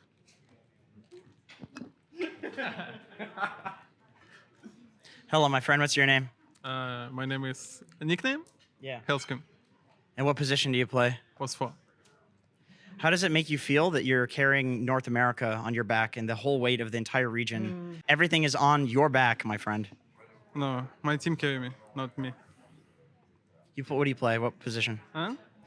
Did I ask you already what position you play? Pause 4. Pause 4. Yeah. Do you think pause 4s or pause 5s are greedier people? No, not sure. Because I feel like pause 5s are people that pretend that they're not greedy, but in reality, they're just too big of cucks to ask for farm themselves. In my team, I mostly pause 5. Because Scam wanna play Sama in Chen and Phoenix. This guy is like the chill guy. Scam is the one that he even sometimes between us, like he takes my big, like the big camp, he pulls it, and then Yeah. he takes the big creep. Yeah. Holy shit, I get so mad. Dude. Yeah. But it's okay, it's a team game, and he'll buy a Phylacterium Zeus. It's all right. Let him carry. Let the boy have impact. Yeah. It's okay for me as long as we win. As long as we win. Have you tried the Zeus carry with the Aghanim shard? With the Aghanim shard, that's some old tech, right? Yeah. I think I played it, but I'm no miracle. I'm sticking to the Dragon Knight. You don't have COVID. He's got COVID? I don't know what he has, dude. That's I'm getting fired. I see. Well, I got Nigma, so we're even. Ladies and gentlemen, that is an interview with Team Shopify. Thank you so much, and good luck in your match versus who are you playing? I don't know. You guys are useless, dude. You guys are useless. All right, thank you. Thank you. Hello, everyone. Don't know why I did the intro like that. I'm here with the one North American truly remaining in Dota, the sole survivor. Well, there's Sumel too. There's Sumel. Right? Yeah, but he's on Nigma. But still Sumel. Like you're talking about the survivor.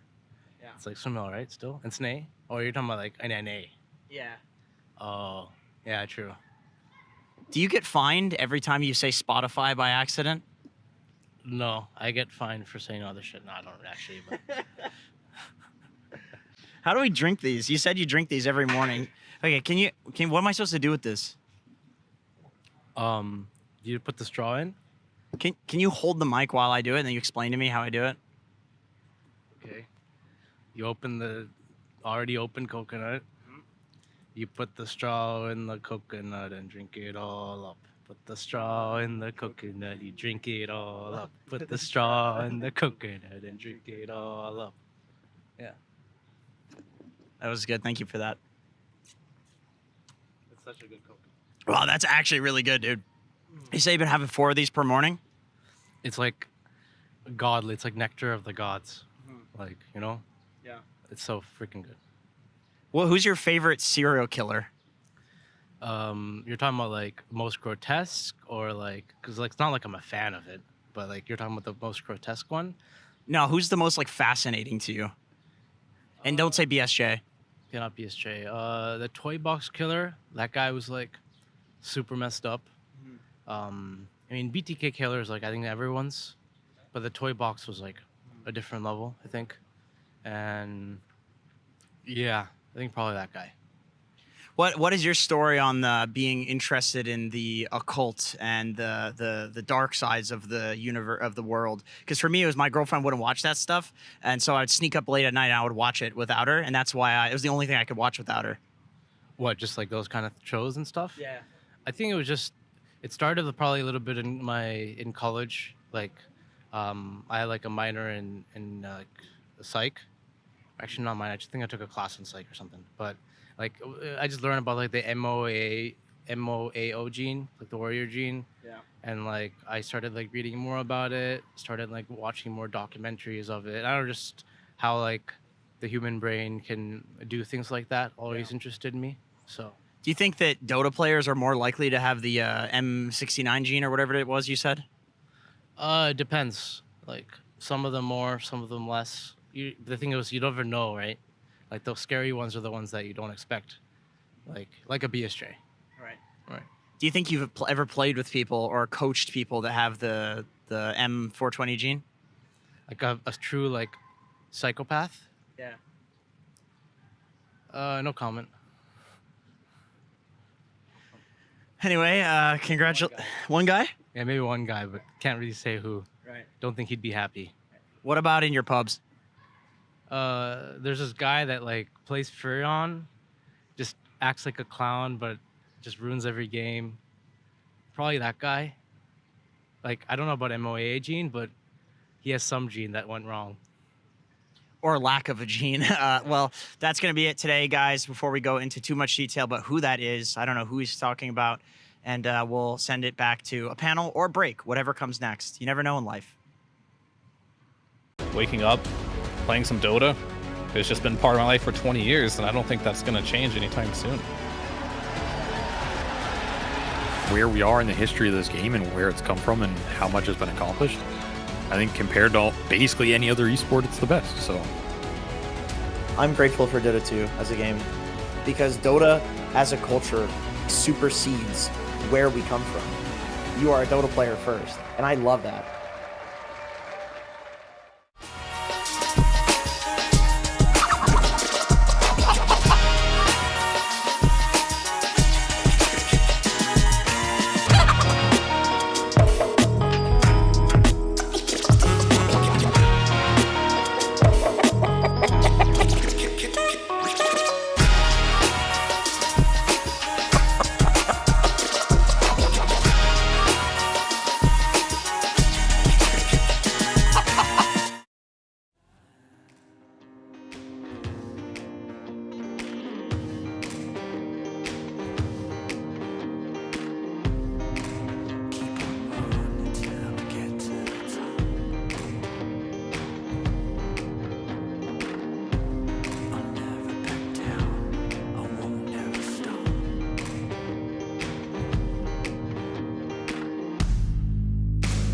Take me to the finish line, 'cause you're never gonna stop me trying.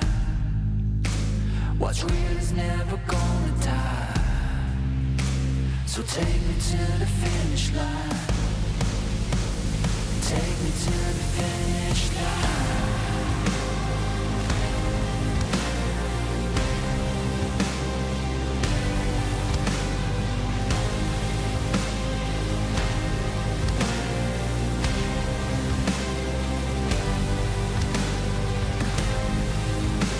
So take me to the finish line, 'cause what's real is never gonna die. Yeah, you're never gonna stop me trying. So take me to the finish line.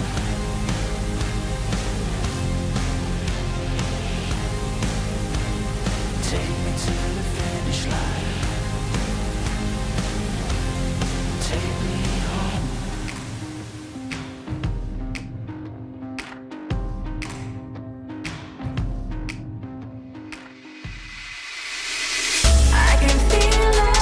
I can feel it in my blood, through my veins like a melody.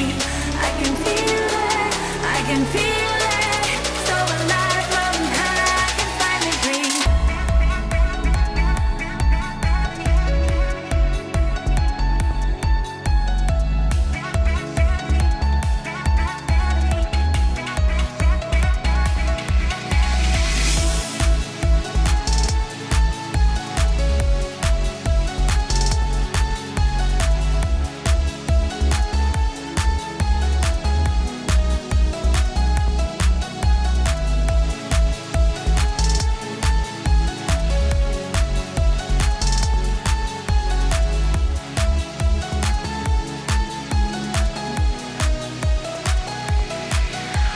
Lately, I've been feeling lonely. Want you to call me, promise me you'll always be there. I've been getting so high, I can feel it. I can feel the gravity pulling me away, pulling me away.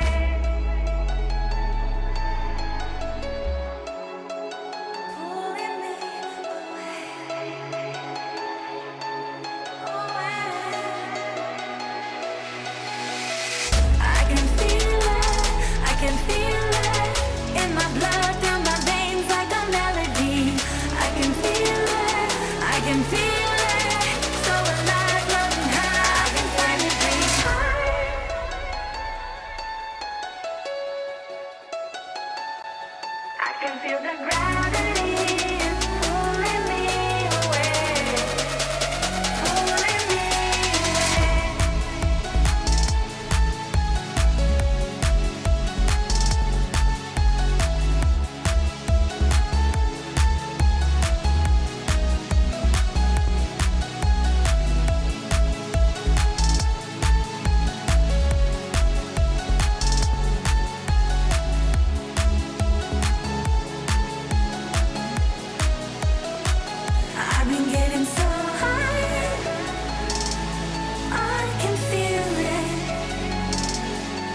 feel the gravity is pulling me away, pulling me away.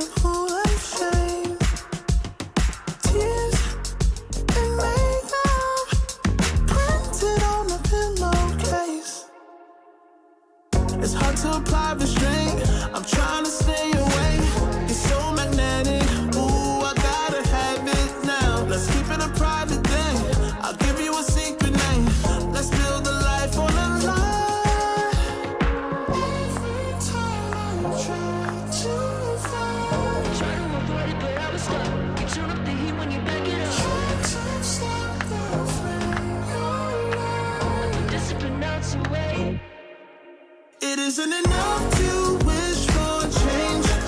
You either give in or pull away. We have the will to choose our fate. Whether it's wrong or right, I'm holding on for life. For the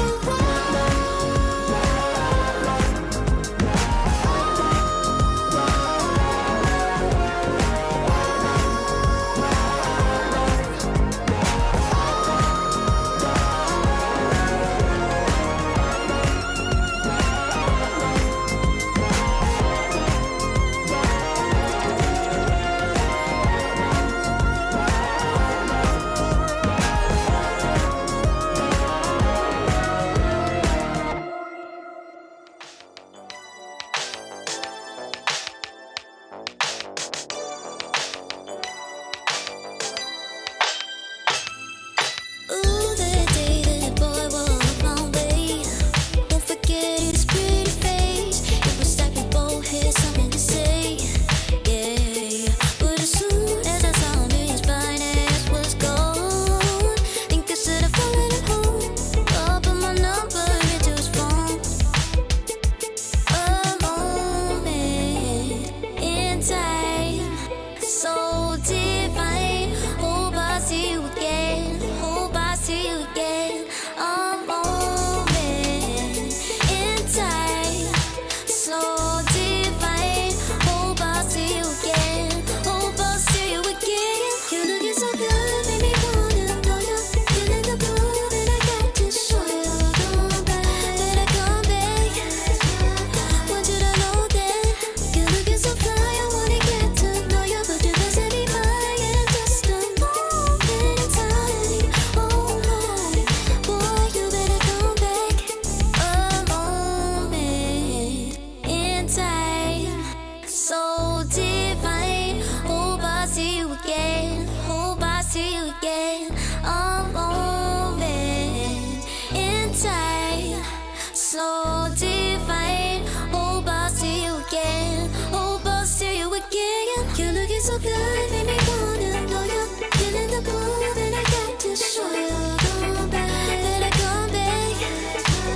Want you to know that you're looking so fly. I wanna get to know you, but you're missing me by in just a moment in time. Oh Lord, boy, you better come back.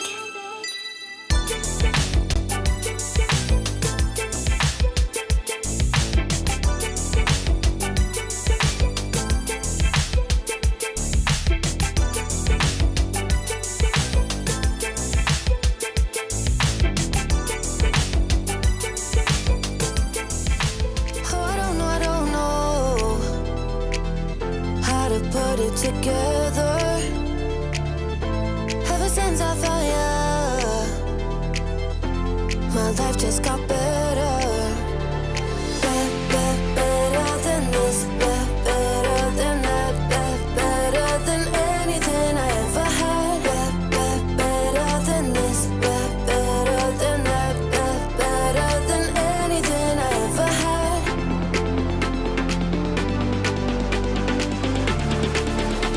Than anything I ever had.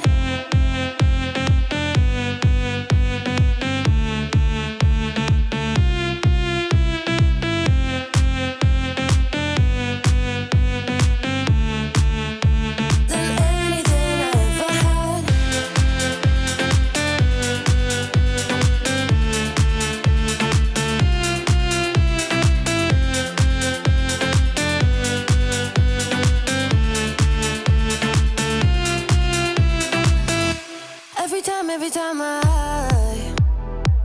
start to doubt if I'm good enough, looking straight in your blue eyes makes me feel better. Better than this, better than that, better than anything I ever had. Better than this, better than that, better than anything I ever had.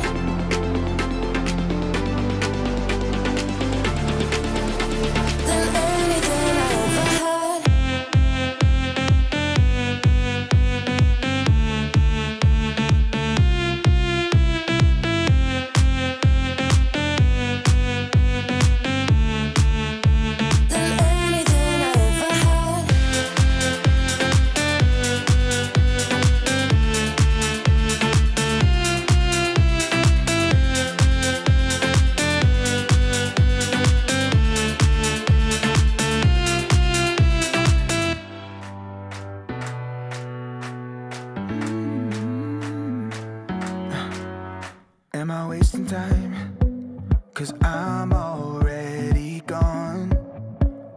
alone? Can you stay the night? 'Cause you're the thing I want. I know you're feeling different when you're stressed out, but even with no makeup you still stand out. 'Cause no one makes me feel the way you do now. Like you do now. The way that you move your body, you make it look like a hobby. Every time that you touch me, it's electricity. Things we discovered underneath last night's covers. Everything came so easy. It's electricity. Electricity. Whoa. It's electricity. Electricity. It's electricity. When it's late at night, I feel you on my skin. My skin. You're all that's on my mind. It's finally sinking in. You're it. I know you're feeling different when you're stressed out, but even with no makeup you still stand out. 'Cause no one makes me feel the way you do now. Like you do now. The way that you move your body, you make it look like a hobby. Every time that you touch me, it's electricity. Things we discovered underneath last night's covers. Everything came so easy. It's electricity. Electricity. Oh, it's electricity. Electricity. It's electricity.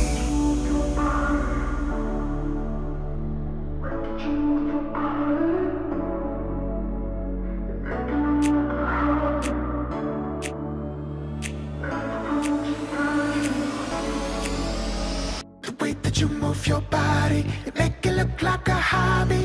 Every time that you touch me, it's electricity. Things we discovered underneath last night's covers. Everything came so easy. It's electricity. Electricity. It's electricity. You move your body. Electricity. You move your body. It's electricity.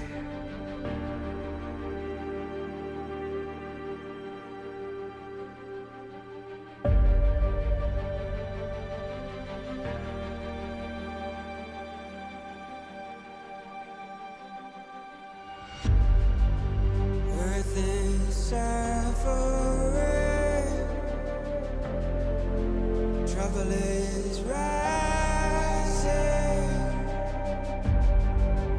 mountains are melting, there's gonna be nothing left to breathe. Raise the sirens now.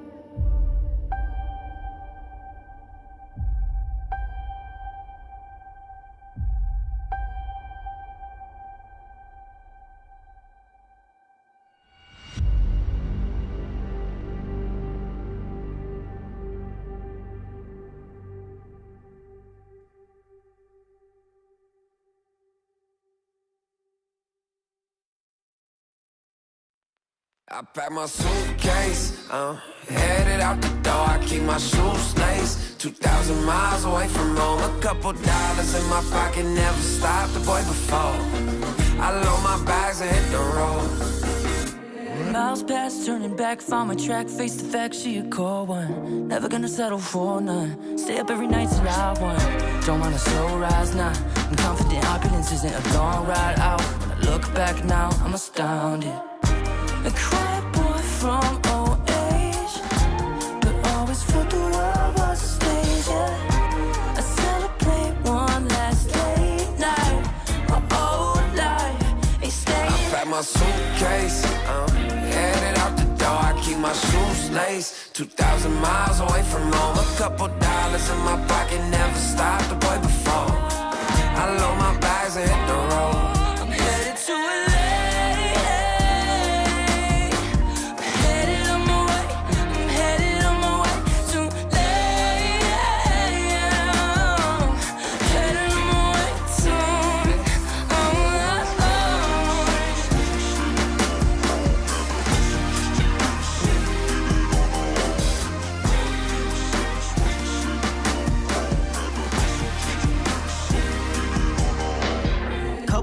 Miles, throw it on the dash.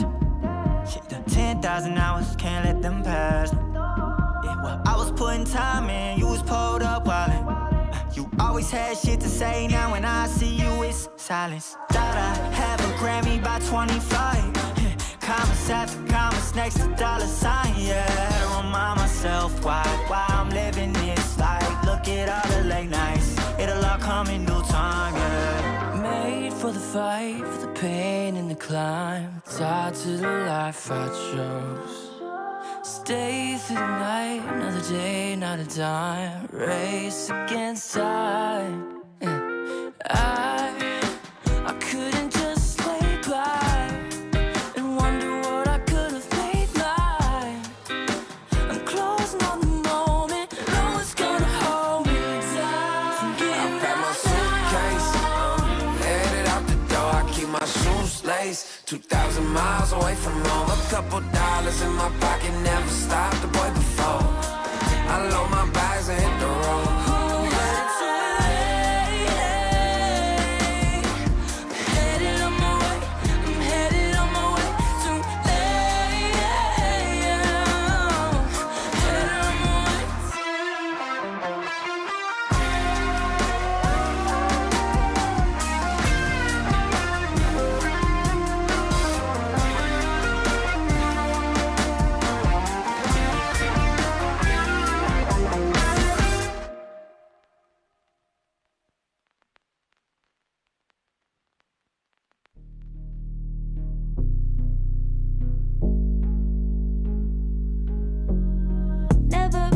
But I got the juice.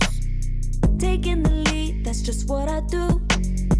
I made mountains move with one hand tied, and still this world ain't satisfied. Everywhere I go, they stop and stare.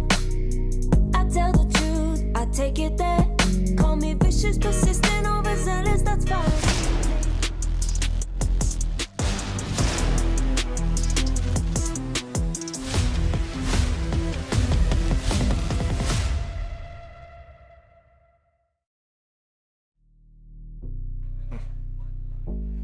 Ladies and gentlemen, welcome back. It is time for our second series of the day here in Paragon Hall. You are watching ESL One Bangkok 2024, and we are getting ready for a lower bracket match. Team Spirit taking on Nigma Galaxy on stage right here very soon. And to start talking about them, I am joined by Winter, Kezu, and Fear has joined us as well. Good afternoon, Fear. How you doing? I'm doing wonderful. Glad to be back in Thailand. It's been a while for me, so it's quite nice. I'm glad to be in the arena as well. Yeah, the energy is good. I think, I mean, it must also be something special about knowing you're going to watch Nigma Galaxy play on the big stage, that has also been a little while. Yeah, it's definitely been a long time since they've been on LAN, and they've looked better than they've looked in a very long time as well. And I think Miracle hopefully rejoining today is going to make them look like they were looking earlier on in the group stage, because that's the Miracle I want to see as well. And well, he's been playing super good too. I think the team as a whole just has looked great. I mean, also, it's been a long time, in my opinion. Like, this team has a lot of fans, but also a lot of haters. At this time around, like, this team, they're actually very good. They perform well, they have good drafts, they did good in the groups. So I'm expecting a very competitive match here.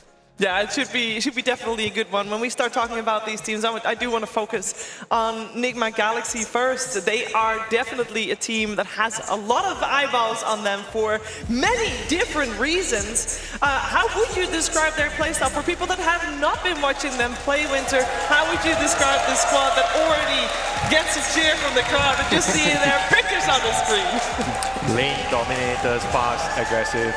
They don't let you breathe on the map, that just keep running at you. I like the Miracle clinks, you know. Not many carry players play that hero. It's a hero that can pressure you a lot. And I think overall, like both of them already mentioned, they look really, really good so far, you know, in terms of draft, teamwork, everything else, you know. Yeah, they look good, and they also had some really long games, so I think in terms of entertainment, we're set for that as well. We could talk a lot about Miracle, of course, but we have to also look towards the mid lane fear, in particular Sumail, and then his hero pool. You have something prepared for us. Yeah, I mean, definitely. I think a lot of the games that have been won by Nigma are on the back of Sumail. Like, Sumail is definitely back here, and they're playing to his strengths for the most part. You'll see his Pango doesn't have any wins, because I don't think that's the type of player he needs to be on this team. He needs more of that Lina. The Sniper is okay too. He can also play Dragonite. I'm okay with the Monkey King, but unfortunately they didn't protect it in that game. He did play against Anisha Viper, which is not a fun matchup, but Sumail has been the guy that is going to carry your games of this tournament here, and I think this is a good patch for him as well. This is a patch where the Snipers, the Linas, the carry mids are kind of back, and that's what Sumail's really good at, so hopefully they continue to go down that trajectory, let him get his heroes, and give him the space and farm to do so. Yeah, I would also say, Kezu, this is quite a high diversity as well. Oh, absolutely. Like, he has no more than 2 games on any of these heroes. Like, and Fear was mentioning, he's doing well. The carry mids definitely are back.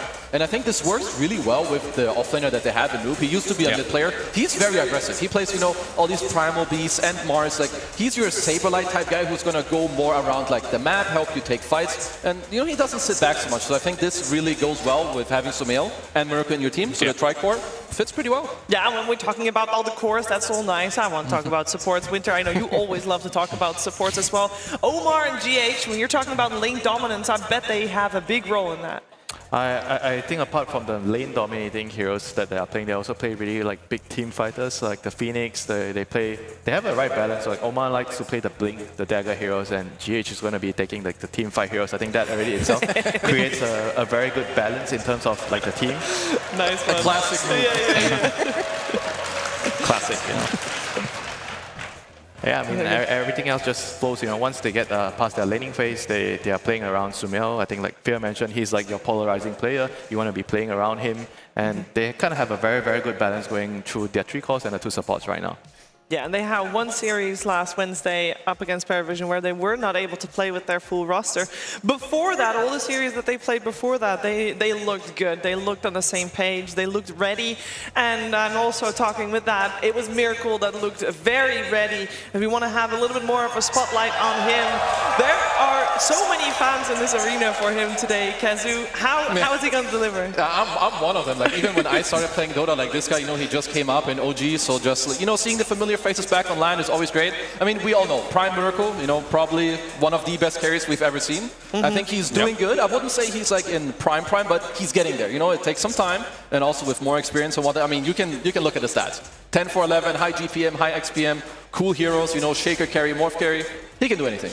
Yeah, I mean, he definitely has the experience. He was a mid laner once upon a time, switched to carry. He's made himself very comfortable there. He uses a lot of his hero pool that he does have from the mid lane back in the past, put it in the carry role, and yeah, he can play the Shaker. This is like the flavor of the tournament, I want to say. Yeah, and it looks pretty good when he plays it, and it works really well with Sumail. I talked a lot about how he wants to play these carry mids. This is why the carry Shaker kind of looks good, because it supplements that very well. I mean, the thing that they've been really good at, like finding a solution for, is finding a balance between Sumail and Miracle. when you have two polarizing players on your team, you kind of need like someone else to take the hit sometimes, and I think their offlaner, Noob, kind of does really well for that. He doesn't really mind his hero getting revealed early. He plays a bad matchup as long as the other two cores gets a good game. Yeah, there's a lot also that we have learned from Nigma Galaxy while they were playing the group stages. Let's find out from them how they look back on the last few days. Our performance have been decent.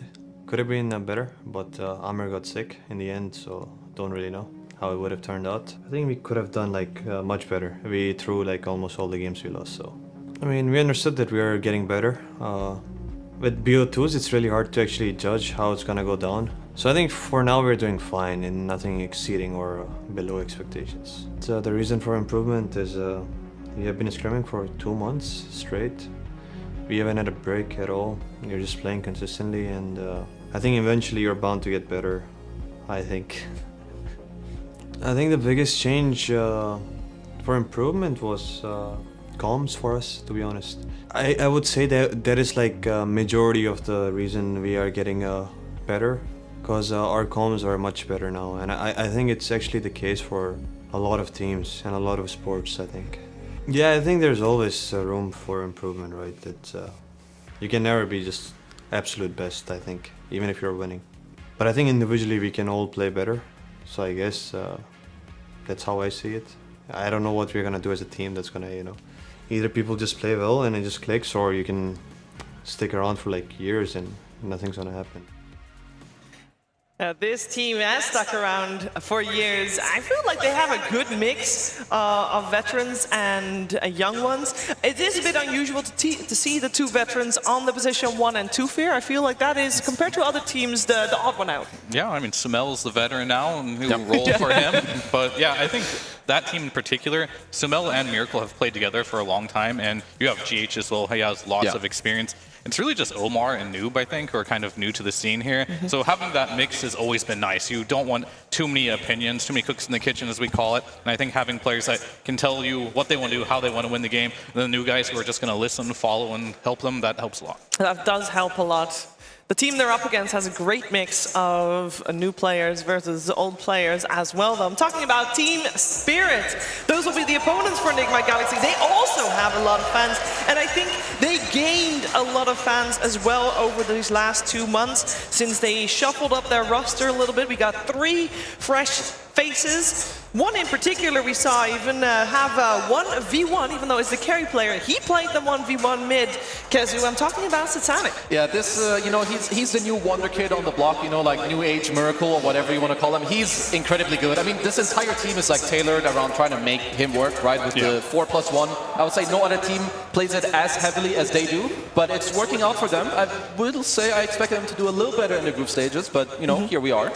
I mean, I will say in the group stages as well, he tried a lot of new things. So hopefully going into playoffs here, he kind of settles down with the hero pool. He tried to make Faceless Void work. He tried to make Ursa, Terrorblade, these heroes work as well that aren't really popular right now. So we'll see going into this one if he really found the hero pool that meshes for him. Because the hero pool right now for carry is incredibly small. So going outside of that pool is very dangerous. Yeah, I believe, Winter, you mentioned that as well earlier for when we were talking about Mika in terms of the carry pool being small, but that just means there has to be, for some carries, maybe extra help coming from the support role. How are you looking at Mipashka for this event? How is he doing leading the squad, as he is the veteran of this squad? Well, he's that crazy position 5 hero, trying to play the high damage pos 5 like a Hoodwink. I think they've been really prioritizing picking supports that do a lot of damage, which sometimes compromises their balance. So they tend to have double range supports. In some games, I feel like it could be detrimental for your whole strategy because you need to patch holes with your other core heroes. And if you don't have the right setup, having double range can sometimes be really bad for the game. But when it works, it really, really works. Especially the games where he was on Elder Titan. When he's shining, he's really doing a lot in the game. I mean, this guy is just incredibly good. Like the heroes he plays, your Hoodwink 5, your Bad 5, whatever it is, he's obviously TI winner on the support role. He's super, super talented and good. And I think also something else that is super respectable is when you form like a completely new team with young players, but the identity looks like very similar to like Old Spirit. You still have the flair of even when they're behind, they can make comebacks and win, the way they play the map. So it's just like this big identity of the team. It's because of Miposhka. Yeah, they have had a good group stage as well, at least good enough to make it to the playoffs here. Of course, in the lower bracket might be a little extra scary. How do they feel like they fared over the last few days? I feel my personal performance is kind of good on the tournament. But as a team, I think sometimes we do mistakes in draft order, in draft stage, and that's why our games become really hard. But also I think that every player of my team has a good skill right now on the tournament, but we just had some problems with the strategy. We have a coach right now, and we always trying to fix our mistakes. Like on previous tournament we watched a lot of replays, but because of results we decided maybe it's not a really good strategy. But today we're gonna watch some replays. I don't feel something special because it's not first LAN tournament.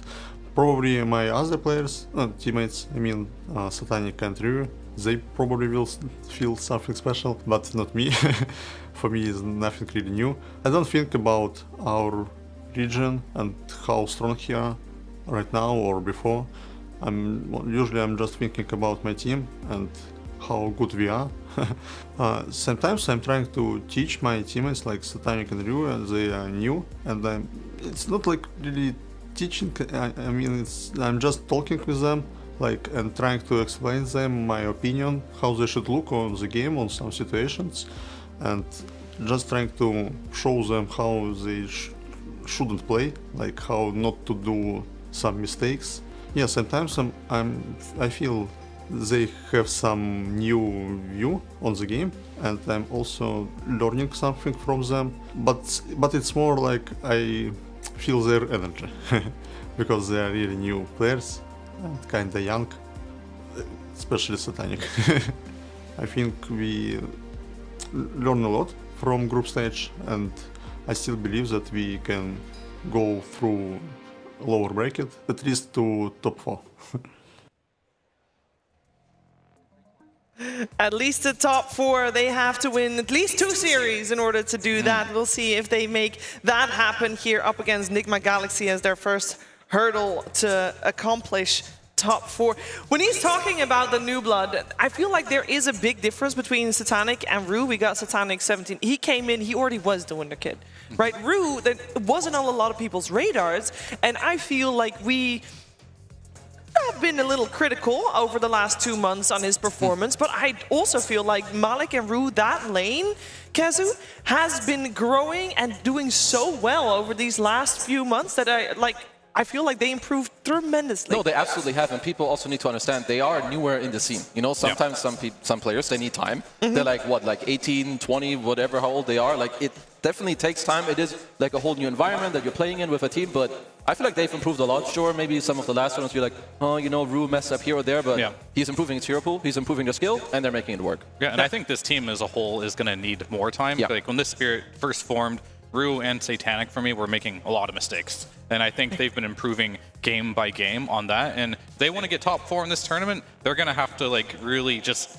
start playing their best Dota, because it's going to be harder and harder as each game passes. Well, there's one thing that Satanic can do, and actually that Miracle can do very well as well. As we are taking a look at our US Air Force Wisdom Rune, Winter, we can see very clearly that last hitting is not going to be the problem.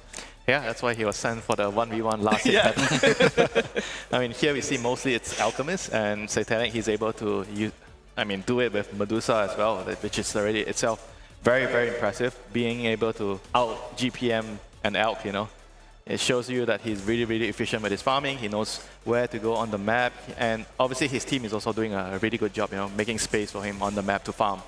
Yeah, I mean, individual skill is not a problem for him. He knows how to farm with the best. It's really going to come down to the hardest job of a carry player, decision-making. Like, can you make the right decisions, when to fight, when not to fight, and also itemization are like the big ones for carry players. So he will be farmed, and I think putting all your eggs in his basket is not a bad idea, but at the same time, I do want to see Laurel get more of the carries in the mid lane too, because it is very popular. But will it be possible with Satanic, who does have this playstyle where he needs to farm a lot? Kind of like the question they're going to have to ask himself. Yeah, he needs to be able to TP towards the mid laner to help him, you know. Like, we see this a lot from Skitter. I think when you're fighting in the runes, when you're fighting maybe sometimes not even just the runes, they're just attacking your mid tower. You have to be ready to show up. And I think this is something that is probably his weakest department on the carry role. Like, he doesn't really know when he should show up, and sometimes he shows up, he tries, but he shows up at the wrong time and he dies because of it. And you have to try to learn from experience when are you supposed to come and when do you not want to come. Because I will say I've been very impressed with Satanic, like both his gameplay but also his itemization. I feel like is most of the time fairly clutch when it has to be with like some late game, early nullifier or hex, whatever it may be. I am a little disappointed with Larl, at least in the last couple of days. I think some of his performances are not up to his standard. He died with some Huskar into, I don't even know, Storm. He died to Storm. And there was something else that I feel like didn't work out very well. Maybe it is a bit connected that, sometimes it's also about how you feel. Does he feel like he's a bit left alone? Does he not get enough help? But today, he needs to step up if they want to take this series convincingly. Well, I would say that Larl has a great track record when it comes to playing in front of a crowd. Oh, yeah. I don't know what to expect from the rest. Well, obviously, Miparshka is going to be fine as well, guys. No worries about that. But I don't know what to expect from the rest. Is there any indication of whether we know if a player would level up in front of a crowd or would maybe suffer a little bit from the nerve sphere? Is there any tell? From playing group stage, no. I think you just, if it's your first LAN, it's either you show up or you don't. Like, some people are built for it and some are not. So we'll see when they get onto the big stage here how they're going to react to it, because it really is just a feeling and in the moment type of thing. And some players thrive off it and others crumble. Wouldn't you say that the more cocky type players perform pretty well in front of a stage? Like, if I look at Malrine or Amar as like decent type of, or even Sumail back in the day. It's confidence. Yeah, like it's the confidence that you have yourself. And I feel like if I look at Satanic, this guy's confident. He went up in his 1v1. He knows that he can carry the game. Like, his entire team is tailored around it. I'm not too worried about him. How does that change when you know that the majority of the people here in Paragon Hall are cheering against you? And it fuels you. It fuels you. Reverse it. I mean, I think for me specifically, whenever I played, if people weren't rooting for me, that made me want to play better, right? Because you're like, you want to silence them, you know? So don't fuel the dragon, guys. Fear is. It's gonna smash. But that's I'm not even playing. Don't worry. Sometimes you just have to block everything out, Like for me, I like to block everything out and just immerse myself in the game, Just think about, okay, I can't lose this game because I've been losing to this guy 10 times already. This is the time. It won't beat me at 11 times. That sounds like I can't lose. No, I'm not sure if that will work, but we will find out, of course. I am curious of hearing from you guys. Is there a clear favorite when coming into this best of 3? Because I'm hearing great things from both teams, rightfully so. But who has the edge? I'm maybe slightly on Spirit's side, but by very little. This is like one of the first times where I feel that Nigma are very good, and they are at a LAN, and they've played there before, and I feel like they really want to show and use this opportunity, but I don't know. I feel like Spirit are slightly better. It's hard for me to say. I couldn't really pick one way or the other. I'll make it easy for you, Fia. Okay. Sumail looks better. I mean, he does, but I'll have a stronger opinion after the draft, because I think for these two teams in specific, draft is going to mean a lot, because they both have hit and miss drafts, and hopefully they pick the right heroes. I want to see Sumail on the right hero, and I want to see Satanic on the right hero, because those two players, if they get the wrong hero, it can look bad. Yeah, in terms of the cores, they have a very similar setup where their offlaner has to tank everything, and you have the two other core players taking all the better picks, the better heroes, and they have to try to figure out the balance for that. We want to try to have them on the right heroes. We want to try to have them in the right mood. What mood are they in right now? That's right. Yes, I am here with Team Spirit and Team Nigma. Gentlemen, so good to see you before you head out. Now, we want an opportunity for you guys to talk to each other. It could be toxic. It could be kind. What do you have to say to your opponents before the match? Good luck and have fun for my Habibis. And I know it's gonna happen post-3 drift because this newbie rookie, I don't know nothing. Okay. But he in pubs he's like, always typing post-3 diff. But I'm gonna show in this game. All right, well, we'll find out if it actually is a diff here. Any responses to that, sir? Good dashi, my friend. I think it will be a tough match for him because post-3 diff. Post-3 diff still, you think? We'll figure out. Okay, all right. Any thoughts about this? You think there is a post-3 diff here? I don't need to say anything. You will see it. Okay, my goodness. Final responses from Team Spirit. What are you thinking? Just have fun. Okay. You see, you came in non-toxic. They tried to bring it toxic. You brought it back. Very respectful. We have two respectful teams ready to fight to the end, and we will find out finally if there is a pos 3 diff. back to you. We'll find out if that +3 diff is coming into play. It is always quite poetic to go up against your former team. I would imagine that even though every time everybody says, yeah, there's no hard feelings and we're all happy and friends, surely, Winter, surely there's a point to prove. Yeah. There's always something. I want to make you guys regret, for letting me go. It's real personal. Well, he has a chance to prove himself in front of the crowd, but he'll need to get on that stage first, and for that, we're calling in the help of Tsunami.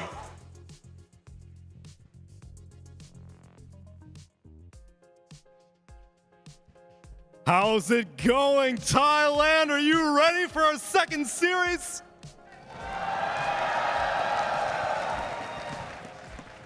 I can see many of you have filtered in, and I have to wonder why.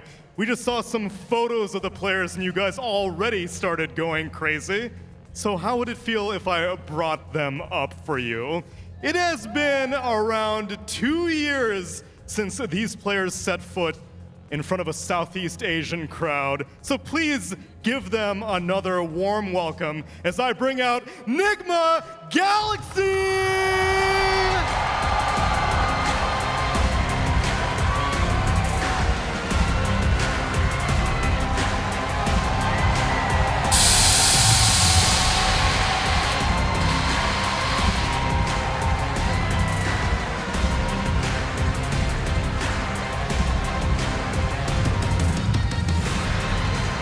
And their opponents have a very interesting mix of players.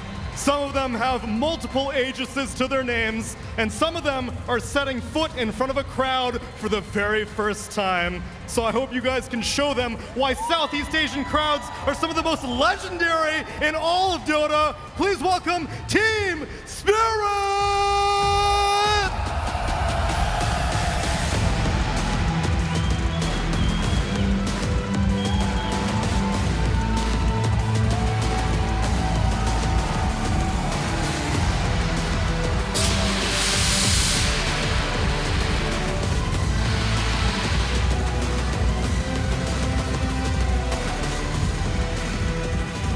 Royal Paragon Hall, are you ready to see these two titans clash? Then let's get this series underway. I can't wait for this best of 3 to take place. I feel like we got a very, very active, loud crowd on our hands and 2 active teams on stage as well. That's a recipe for success in my book. I do want to start talking about the Dota 2 that's going to be coming our way very soon, as there is a lot to say about it. It's so amazing, actually, for your house. There's Nigma Galaxy hasn't been on LAN for such a long time, but this magic still there. Yeah, I mean, these players have been very much so known for being in the LAN scene. Sumil, Miracle, GH, they're all used to it, right? So I think that is going to be something that is going to help them going forward. You do have Croaky there as well, helping them as well just through just his presence alone, right? You do have auras. A lot of teammates will be like, this guy, he makes me feel more confident just being around. Then Croaky's definitely that guy for them. And on the other side, Team Spirit. We got a lot of new blood here, but we've got some of the old blood too. These guys have won TIs before, so he's got the aura, and Maposhka's the aura god himself, I would say. So I think going to this one, they'll both be very confident going to this match. All right, what are we expecting Dota-wise? Because we already said that we do want to see Satanic and Miracle on the right heroes, as it was said. What are the right heroes, and how are you going to be able to make them right, even if it's not the heroes that you want to get, considering they oftentimes get banned out? I mean, I feel like for Satanic, it's more on the line of he wants to have the carry-to-carry matchup, and just like, he wants to be the hard carry, but we want to see him at least on the hard carry that doesn't take 40 minutes to get on, and you've already lost at that point. Like, none of these Faceless Voice and Ursus, they're very, very, very specific. Whereas with Miracle, I would say it's a bit more specific. He can play kind of anything, but it's also because Nigma generally play faster. In my opinion, he doesn't need to be the hard carry. He can be Weaver, he can be Earthshaker. I don't really care as long as it fits. It depends on the pick order. I think if you're Satanic, it's probably easier to get his hero in the first phase if you're on the first pick. But if you are in the second pick and you're trying to 24th pick like a really strong carry hero in general, it's pretty difficult when it gets to that stage. So I think overall, I would try to swap things around. Maybe when I'm second pick, I'll try to prioritize my mid laner because it's easier to pick maybe like a Huskar or something to ultimately counter, or even a sniper, you know. Whereas if I'm first pick, I'm okay with opening with Satanic on the core and important hero. Okay, you'd go for a Satanic for an opening pick. We'll see if that comes to fruition as we have Team Spirit for game number 1 on the Dire side with their first pick. Nigma Galaxy will take Radiant side, second pick there as well, as we already are in the bans. Phoenix Lina out, Alchemist, Dragon Knight, Chen and Batrider out. I feel like there's nothing really too special about those bans so far. Anything left to note in the pool that we should be keeping on our radar, Kezu, other than the usuals? I guess a lot of teams like playing the Monkey King. That's one hero, at least for now, that has not yet been taken out. Apart from that... Magnus, maybe? Morph and Magnus. Yeah. I mean, Morph typically isn't picked like overall first phase, but Magnus is definitely a hero that I see Malik excel on. He's incredibly good on this hero, and it's been a signature Team Spirit hero since the history of the squad, so they're going to pick it up. Big shoes to fill, I feel like, for a lot of these new guys, because like you're going to get compared to Collapse, you're going to get compared to Yatoro. It must be very nerve-wracking in that regard, but he does play an amazing Magnus, so I do like to see that. And that is going to just be the Sumail Classic. He plays really well on this hero just as a whole. It is that carry mid we wanted to see. Doesn't really lose any matchup. He gets to show his individual skills as a mid laner and how good he is mechanically with this hero. So I do like this, and it fits so far for both these squads and how I want to see them play. I mean, the hero also hasn't lost yet. Like, Sniper is 7-0.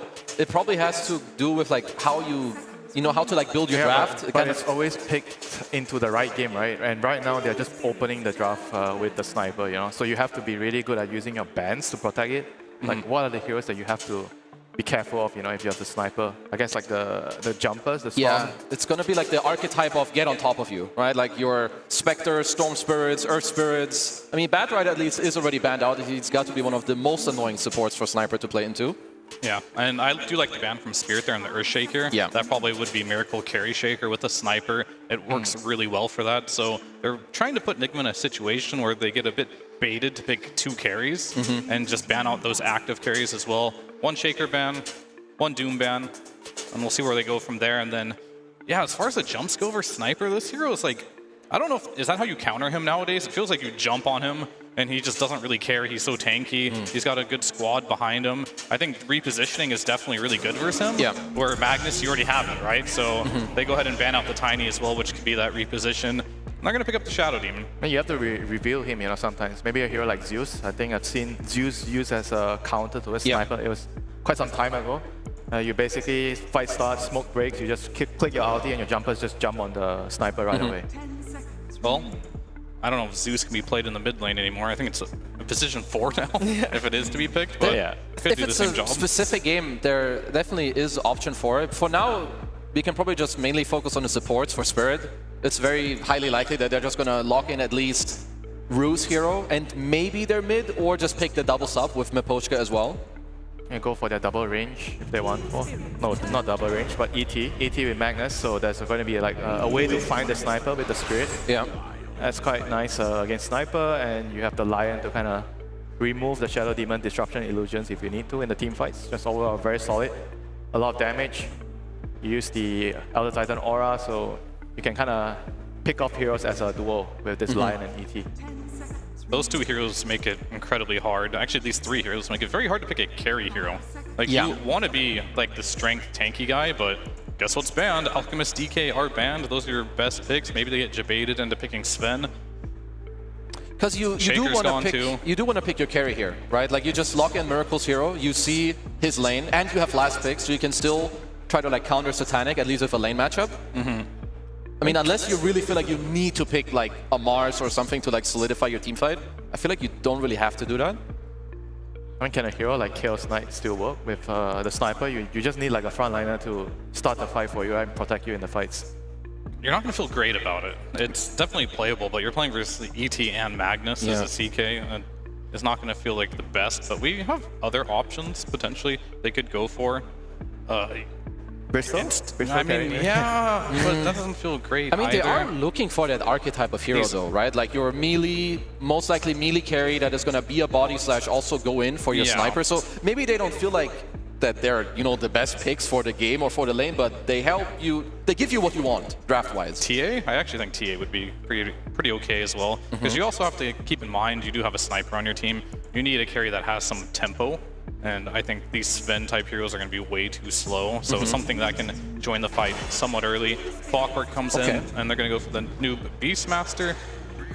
Very solid. I mean, Beastmaster has been a hero that no matter what draft it's in, it really comes down to play, not the hero itself. It's like, do you get farmed? Are you getting stacks? Are you having tempo to get a good Helm Dom timing? And if you can make all those happen, this hero is very strong. I also like it with Sniper. At some point, you will get an Aegis on the Sniper, hopefully. And having a Beast on your team really helps with that and grouping up. I mean, is there a hero that can lane into Beastmaster and also be good against the Sniper?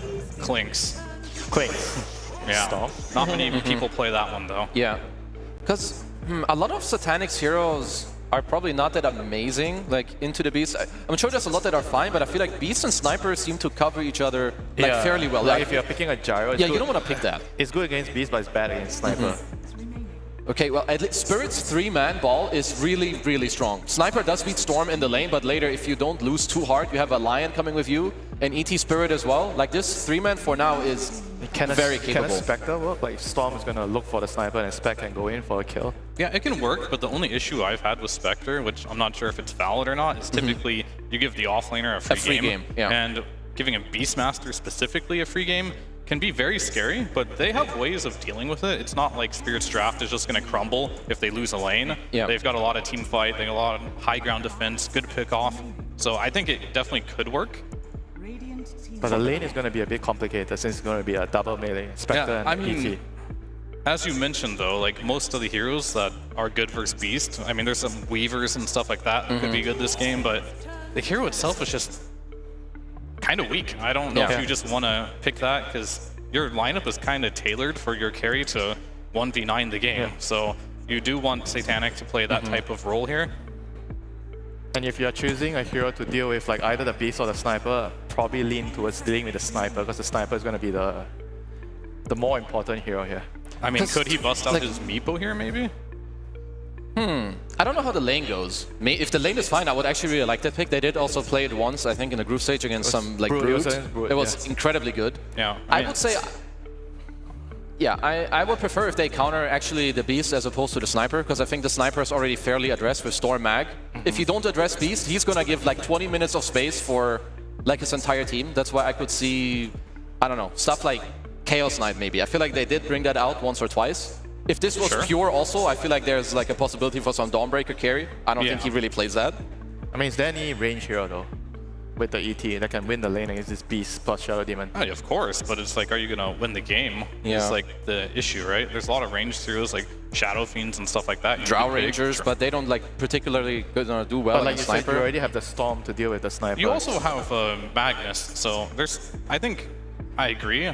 Instead of picking the best carry for the game, I would want to see them deal with the tempo that Nigma's bringing and kind of shut down the Beastmaster. But it really is just going to come down to their choice here. Do they want Satanic to not win the lane, but have the best hero for the game? Or do they want to pick a hero that's going to shut down Noob's game? Yeah. I'm trying to think if there's like anything that's like very spicy. I mean, if it's all Lifestealer, I would say Lifestealer. I mean, Lifestealer is just not a very good hero now. Yeah. Lifestealer versus Beastmaster? Monka. Monka. That's the anti-mage ban into the Medusa. Okay. All right, well, this is a hero that does not like playing versus Sniper at all, but it is good in the lane versus the Beastmaster, so they chose the route of picking a hero that is kind of like a hybrid. It's more comfort than anything in this draft. It's not like, oh, wow, this is such a good Deuce game. It's also not like, wow, this hero destroys Beastmaster. This is just something that is good versus the Beastmaster, and at the same time is comfort. So I think Miracle has to play something like Anti-mage. like some tempo. Oh, man. They actually banned He's gonna Makes sense. probably play some tempo call, like Kling's type of hero. If there's any other replacement I mean, for that. Slark in the pool? Yeah, Slark is in the pool. In the pool. I mean, you're playing versus Storm and Medusa, so having a Diffusal carrier and something that can just like take away stats is pretty but interesting. Slug doesn't like playing into ET. ET kind of destroys Slug. I'm trying to think of what else there is, because Slug did also come to mind for me. Because you don't need like the carry-to-carry matchup anymore. I still would say that Sniper is fine. You just need tempo through the game to kind of help your team. I'm having a hard time pinpointing this pick. Well, it does look from the cams that they already know Yeah. what it's gonna be. They have got 10 seconds to click that button, of course. The bonus time was still a minute before they even were into this final pick. And it will be your Drow Ranger, Kezu. Congratulations, 2 in a row. Once more, we get a last pick Drow. It is good with Sniper. These heroes, I mean, to be fair, they help each other, but they also kind of suffer against similar things. I like it. We like it. We have got a great game on our hands. The draft is done. The stage is set. Before we head into that game, though, we're going to take a quick peek at what Slacks is up to. Absolutely, ladies and gentlemen. We have 2 very good casters today. But one of our casters has a very special moment. Happy birthday, Mr. Lyrical. How you doing? I'm doing really good. I'm 22 years old. Thank you so much, Slacks. Now, oi! We have to embarrass you and have the entire arena sing happy birthday. All ready for it? Ready? 1, 2, 3. Happy birthday to you. Why isn't that guy singing? Happy birthday to you. Happy birthday, dear Big L. Happy birthday to you. Now you may make a wish. 3 games. Woo! Oh my God, he ate the candle. He's a maniac! Well, good luck casting with that wax, my friend. Enjoy your cast. Thank you very much. Let's get in the game. Go! Go to your station. Go! My God. You spit it out there, buddy. It's fine. That was a little bit gnarly. Thank you so much, Thailand. And we are blessed today. We got a wonderful series of games that are coming up. Already one in the bank. And Team Spirit facing off against Nigma. Trent, while I get this out of my mouth, Yes. Can you talk a little bit about the draft and what you're seeing? Yeah, that really caught us off guard here, I gotta say. But we're ready to go here now, though. We got a couple wild picks here at the end there. We got ourselves the Medusa coming out. Not a huge surprise, I suppose. Satanics played it. But then, the cursed combo. The Drow and Sniper on the same team. Yikes. Ooh, it's a little bit scary. But like as you said, you know, they have some tools. Like they kind of cover each other. They've got this long range damage. You have to kind of focus on both of them, you know. Storm, you can only zip on top of one of those 2 heroes. Maybe it'll work out if you have these beefier heroes to help you sort of make some space in the Clockwork and the Beastmaster. Right, that's going to be the big thing to watch. Can they get on top of both of them simultaneously? And also, out of the laning stage, are each of them going to have an equal amount of damage, right? Like, I always worry a little bit about when you see this Drow Ranger early on, does she just get shut down pretty quickly by the offlane? How do you feel like her offlane matchup looks in this one? Luckily, you know, end of the draft, so generally pretty good situation here. Kind of more of a mid-game offlaner in the Magnus, right? He's a greedier guy. He likes to get his Blink and his BKB. You're trying not to get stomped in the lane generally versus this hero. But of course, you always have to respect the potential for like some sort of a skewer play, depending on his pairing. And in this one with the Lion, you know, just don't get got under the tower, right?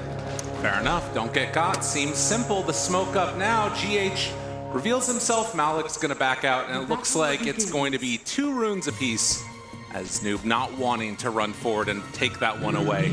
So the last little bit here that I want to really keep an eye on is going to be, is there any lane that you're like super worried is going to end up coming under fire early on here? Do you think we should have more of this like no rush 20-minute type thing that we've sometimes been seeing? I think if anyone's going to be pushing the tempo, it's probably going to be Noob, right? We have a Beastmaster in this game. Oh, so yeah. Probably that lane, trying to control that as Team Spirit, that's going to be the goal, and make sure Satanic isn't the one who's going to be falling behind here, because there is sort of this like double greedy offlane situation happening, like talk with the Mag, right? You want the Blink, you want the BKB. Sometimes he's not the most mobile offlaner these days. And then you have a Medusa in the other lane. So it kind of feels like there's going to be some heavy lifting here from the position 2 and then the 4 and the 5. We'll keep our eyes on that if they do decide to make those moves around where they need to. GH, in the meantime, coming on over to contest Malik and make his life a little bit worse, as Rue will be hunting that courier. Not quite able to get it in time, but does get the block out there of the small camp. So GH just going to be playing bodyguard down bottom most likely throughout all of this. Yeah, try and abuse the level 1 battery cell as much as you can, since it is really powerful. Oh. But most importantly, keep Miracle alive. Well, maybe even getting a little bit more aggressive here. Malik in some trouble. Miracle also low, deciding if they want to go in for the fight or not. Couple more hits with all they need, but it looks like, well, GH kind of play it safe. Malik wanted to go for the skewer back, but didn't quite get the angle there. All right, a little bit dicey here from both sides. Of course, GH, Miracle, maybe when they hit level 2, they could try something on those low HP heroes, but up top, it's a defensive disruption here from Omar. And Omar, you're going to be seeing a lot of that this game, right? He is a Drow and a Sniper. I'm not sure how you play that triangle. He's going to need the Protractor out to make sure that he's within range of these 2 ranged cores for these big saves. Very important that he knows exactly who Larl's trying to jump this game if he wants to try and get those big saves out that we've been seeing from this hero so far this event. Put on his fancy shoes he's and not he just saver. walked it down. No, he's a killer. I mean, Maposhka, he's going to have to disrupt him here and walk away, and now completely out of mana. Maposhka definitely going to take control of this lane for a little while now against the Shadow Demon at the very least. So he'll head back in this direction, and we'll just be able to continue to do what he wants. So off laners, the only 2 that are having a bit of a tough time. Both safe lanes seem to be doing perfectly okay. Yeah, poor Maposhka. This is... There's a couple of things that you really don't like to see as an Elder Titan in this game. You've got the Disruption save, which can be really annoying because obviously your Echo Stomp's pretty telegraphed, so that's an easy recovery. You also have Shadow Demon who can purge you in case you are becoming, this big beast later on, you just lose your buff. And then you have the #1 worst matchup, which is the support Clockwork, who if he gets on top of you, your fight is pretty much over. Is that really all that he has to deal with? That's it. Everything else is fine. All right, so they get the flower over here onto Miracle. And looking to maybe start to chase down a little bit more. You can see this is the problem. Even though you've got the Lion, which is like a pretty annoying hero in the laning stage, Clockwork is just so good at presenting like big problems for this offlane combo. You get caught, you're pretty much dead. Yeah, it's a fine little balance. I mean, you can understand why you're still not getting kills though, right? Because it's also really easy to turn it around on you as well. So has to always make sure that he's got Miracle there with him. Can't get isolated in these plays. As we now approach the 4-minute mark without a first blood yet. Level 3s for everybody down here except for Rue. Haven't really checked in too much on the mid lane. I think just mainly because it's, constant farming going on. Storm does head on over to take the bounty rune away to the meantime to fill up. And we'll try and do some stacking at the same moment. Maposhka already in to double block the stacks. Oh, that's nice. That's some hater energy right there. I like that. That is necessary. That's exactly how you want to play this game because the engine of this draft is going to be Noob, right? And this off lane. So trying to slow that down as much as possible is very important. Miracle, after GH left, realizes I cannot stay in this lane alone. Gets brought fairly low, and we'll just pop the tangos now to try and heal back up to reasonable levels. So again, 4.5 minutes in, pretty static on the lanes, not seeing any big rotations. Excuse me? Oh my god, and we see the cliff, double cliff, all the cliffs in Malik. Gonna go down, GH gets down after. Oh, look at the smile on that man, he's happy. All right, and then quickly 2-0. So that was a solo kill out of the mid lane. Not something that you expect to see all that often, but when he hits 6 first, I mean, Sniper can do it. Yeah, he just peeped him down, and right now they're maybe even thinking about continuing that aggression. Omar moving in pretty deep here, doesn't even have a ward. Now his courier comes next to Maposhka, he's gonna realize, hey, someone's next to me here. Yeah, and he just has to retreat to the jungle. Maposhka is now no longer protecting Medusa and protecting Laurel instead. Just level 2 on this ET. GH, he got scanned out. This is all being called by Rue. He's saying, get out of there. They are moving through. Yeah, backs out there for the moment. But you can see, I mean, Nigma definitely at this point starting to flex their muscles a little bit around the map. Yeah, I think it's from Maposhka going to their Ancients, blocking that out. They're like, yeah, we got to do the same thing here. We got to stop Laurel from hitting level 6 easily, right? Because he doesn't want to come back to the mid lane. He wants to come back to level 6 and get a kill with Rue. So he's trying to jungle for 6. They find him. Satanic able to take down Noob there. Just running down this Beastmaster and GH on the hunt for Maposhka. The Cogs push back. Do they have anything to try? Oh my god, he's just dead! Dude, I'm not joking when I say that this is one of the worst matchups in Dota. You can do nothing. It's like Earthshaker. You can't do a thing. Clockwork's on you, you just kiss goodbye. Just try and die as fast as possible so you can get back into the game. And look at this, Omar is stealing away farm from Laurel, pushing him out of his own jungle. and still just making his life hell. This is not the start that Team Spirit wanted. Their tower is almost dead here at 6 minutes. This has been the craziest 2 minutes. We went from nothing to everything happening all at once. The Beastmaster's dying up top to the Medusa because of all of this just like chaos in the mid where he's lost his support at the same time. GH is pinballing cogs all over the place here, and the tier 1's gone. I mean, it's not amounted to like, I mean, it's a 2,000 gold lead, actually. I was going to say it's not amounting to that much, but it actually is. The last couple of minutes have just all gone Nigma's way, hitting a couple of those timings, and Team Spirit going to need to come up with some answers here. Well, you know who it's going to be dependent on. It'll be Laurel, who is almost level 6. Oh. He now hits it in the mid as the wave approaches his tower. Unfortunately, there's a ton of vision here from Nigma Galaxy. Ward's right by the river, Ward's further behind, another one up inside their jungle. They see everything, so they're going to know where these rotations are moving. Right. And GH keeps playing up in their face on this bottom lane. Miracle pushes down the next tower. I mean, so, the things that we were worried about in this game for the side of Spirit was like, okay, are they going to be able to jump both of these cores? And then for Nigma, the choice was like, are they going to have a farmed enough Drow and Sniper where they're both a problem in the fight? And I think the answer is yes. Like, Sniper's top of the board. They're looking set for some problems. And Laurel, I mean, his stack is being bullied here by Noob. Again, they have a ward here, so Noob can see what he's up to. Moves on in, takes away a nice chunk of change. And actually, if they wanted to go like Disruption Roar, that's a possibility. So Laurel taking the safer route, already being pushed back here at just 8 minutes in. Maybe a chance. Rue is in the area, making a move on a Miracle. Pulls him back to that tier 1 tower, not in range quite yet. Miracle trying to back out. He's still hanging on to that gust, but now they move over with the Sniper. Is it going to be enough? They take him down. Malik, though, in trouble. You find my carry, you come on down and kill ya. I'm going to turn it around the other way. Sumail looking strong. Yeah, he has double Wraith Band. He's heading in towards the Maelstrom soon. Top of the board, 1,000 gold ahead of that Medusa. This is the problem. Everybody's bat chesting over Miracle. Sumail's over to the side like, guys, I'm still pretty good. So 5-2 and a smoke up now. Laurel level 7. They need to shut down some of these other heroes. They're making the call through the Twin Gate right now. This is really good. Satanic's outside the tower, right? They're sitting with the Roar, but at the same time, they're after Noob. Hunting. Noob found. Rue there. They try and take him down. Will it be enough damage? The Hex is out, the control, and yes. Beastmaster dead. And they're still coming through the Twin Gate, though. Looking, hunting. GH does not have level 6 yet, but Satanic is left alone up here. It doesn't look like they're ready to go. No, they were really banking on that connection there from Noob, hoping for him to set up for them, since they're still lacking here on the support levels. Well, still nursing that 2,000 gold lead, and it's worth reiterating what we've said a bunch of times about Team Spirit.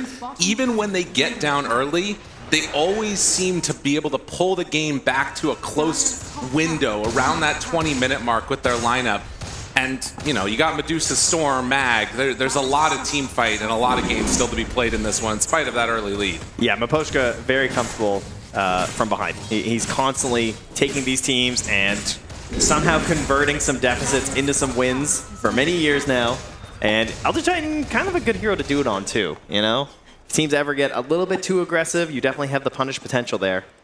As somehow Omar's going to get away for that one. Very dangerous with so many heroes around, but Laurel manages to secure a power rune here. Very important on the Storm Spirit. Again, the vision, though. Kind of see that Rue's lurking behind him. They probably know the smoke's coming soon. This is a big haste rune for sure. Now, the one thing that could mess this up a lot is if Laurel gets it purged immediately by Shadow Demon. But surely that won't happen, as the Maelstrom is done for Sniper. Still trying to get that level 6 up for GH. Look at this tiny part of the map that they're farming on right now. I know. They're all so close on Team Spirit. Getting squeezed in here, and now there's this balance where Nigma, they also want to farm all the camps they can on their own side. Omar's trying to get some stacks going again, but, actually he gets it just as the sentry despawns, but didn't quite have the timing right, unfortunately. And smoke time. Out of range of any wards. Rue is down on the low ground, hoping to break this. Again, a testament to how rough this game has been, that they've just been stuck in this area. Omar finds Miposhka. It's not really the kill they wanted, but Looks like they won't be able to get gifted an easier one. It is interesting, though, because GH stayed smoke. He planted an Observer Ward, but while they're watching Omar holding one. Zip in. Cogs, push back. Marl low on mana. Disruption out. Now trying to find more. The Gust connects. Oh, and that's going to be enough. Again, the dynamic duo coming together for a kill. Oh, the Rune of Invincibility strikes again. Haste Rune maybe giving him a little bit more of a... I mean, the Shadow Demon's not 6, the Clockwork's not 6. I would have felt pretty good about that. You know, I think you go ahead and make yourself a play, but everyone's just there from Nigma. Despite controlling so much of the map, they can still bring the numbers whenever they need it. Oh, yeah. I mean, this is really solid play from them. And it does look like an Arcane Rune. I mean, the other problem, he popped the haste for that, didn't he? Yes, he did. That's... oh, God. That feels pretty bad. Now, the bright side, Satanic is the #1 net worth. Okay. You know, talking about how much the sniper was overtaking him and everything. Satanic, he has been doing his job. He is hitting creeps, and so far, staying alive. I mean, he's still... Oh, that's nice, too. Oh, yeah, this is really good. If they can clear this out, not get it stolen away, it makes a big difference. Manta done. GH, one more creep killed there. Now, he's hit level 6, so if you go for this aggressive play, GH could be there to break it up. 3 points in Cogs, though, so no flare.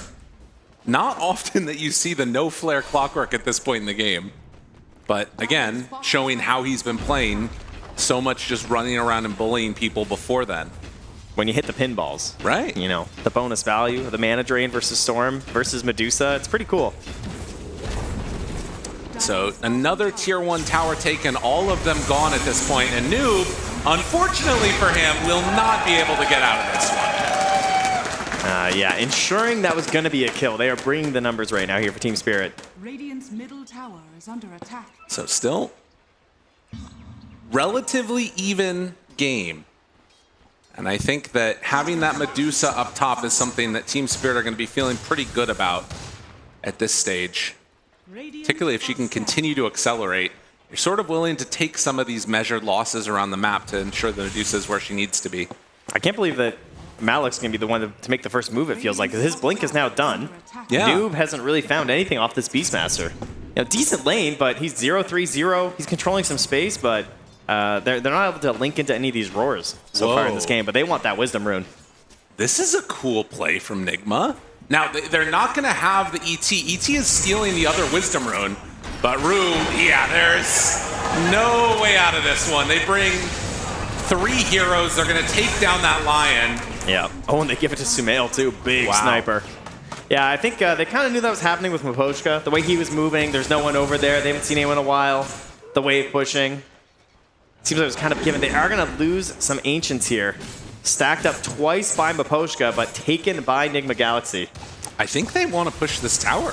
They brought 3 cores to this side of the map. This is a really big investment unless you're getting a kill here into more, and that's the blink reveal. Yeah, I mean, this could be so tempting, but they have this forward vision from the ward up by the Tormentor spawn, so... And again, that ward they dropped earlier on the previous gank. The vision has been crazy from Nigma Galaxy this game. But not actually sticking around for that tier 2. So again, a lot of space being made for this Medusa to just hang on to now. 2,000 ahead of the sniper. I mean, it is still an issue that, like, you know, Drow is such a good answer for Medusa later on too. Being able to pierce through all that base armor and everything, but we'll see how it goes. Yeah, and Sumail, you know, looking through a couple different items, he's been shuffling through the shop. He's gonna go with the Gleipnir. He really wants to keep up this aggression. And of course, Satanic, when he finishes this butterfly, is gonna feel really good. Just needs some more time for sure. And Noob makes the move in towards mid. Helm of the Overlord, no boots yet, just a windlace to his name. It's a big Ancient Ice Shaman. Yeah.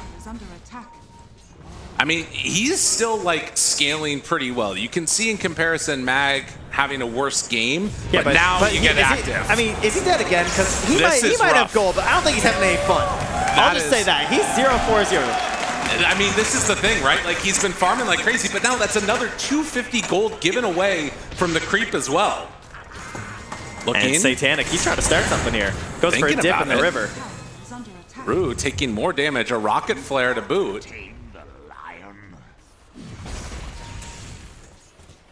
Yeah, a very weird series of events, that one.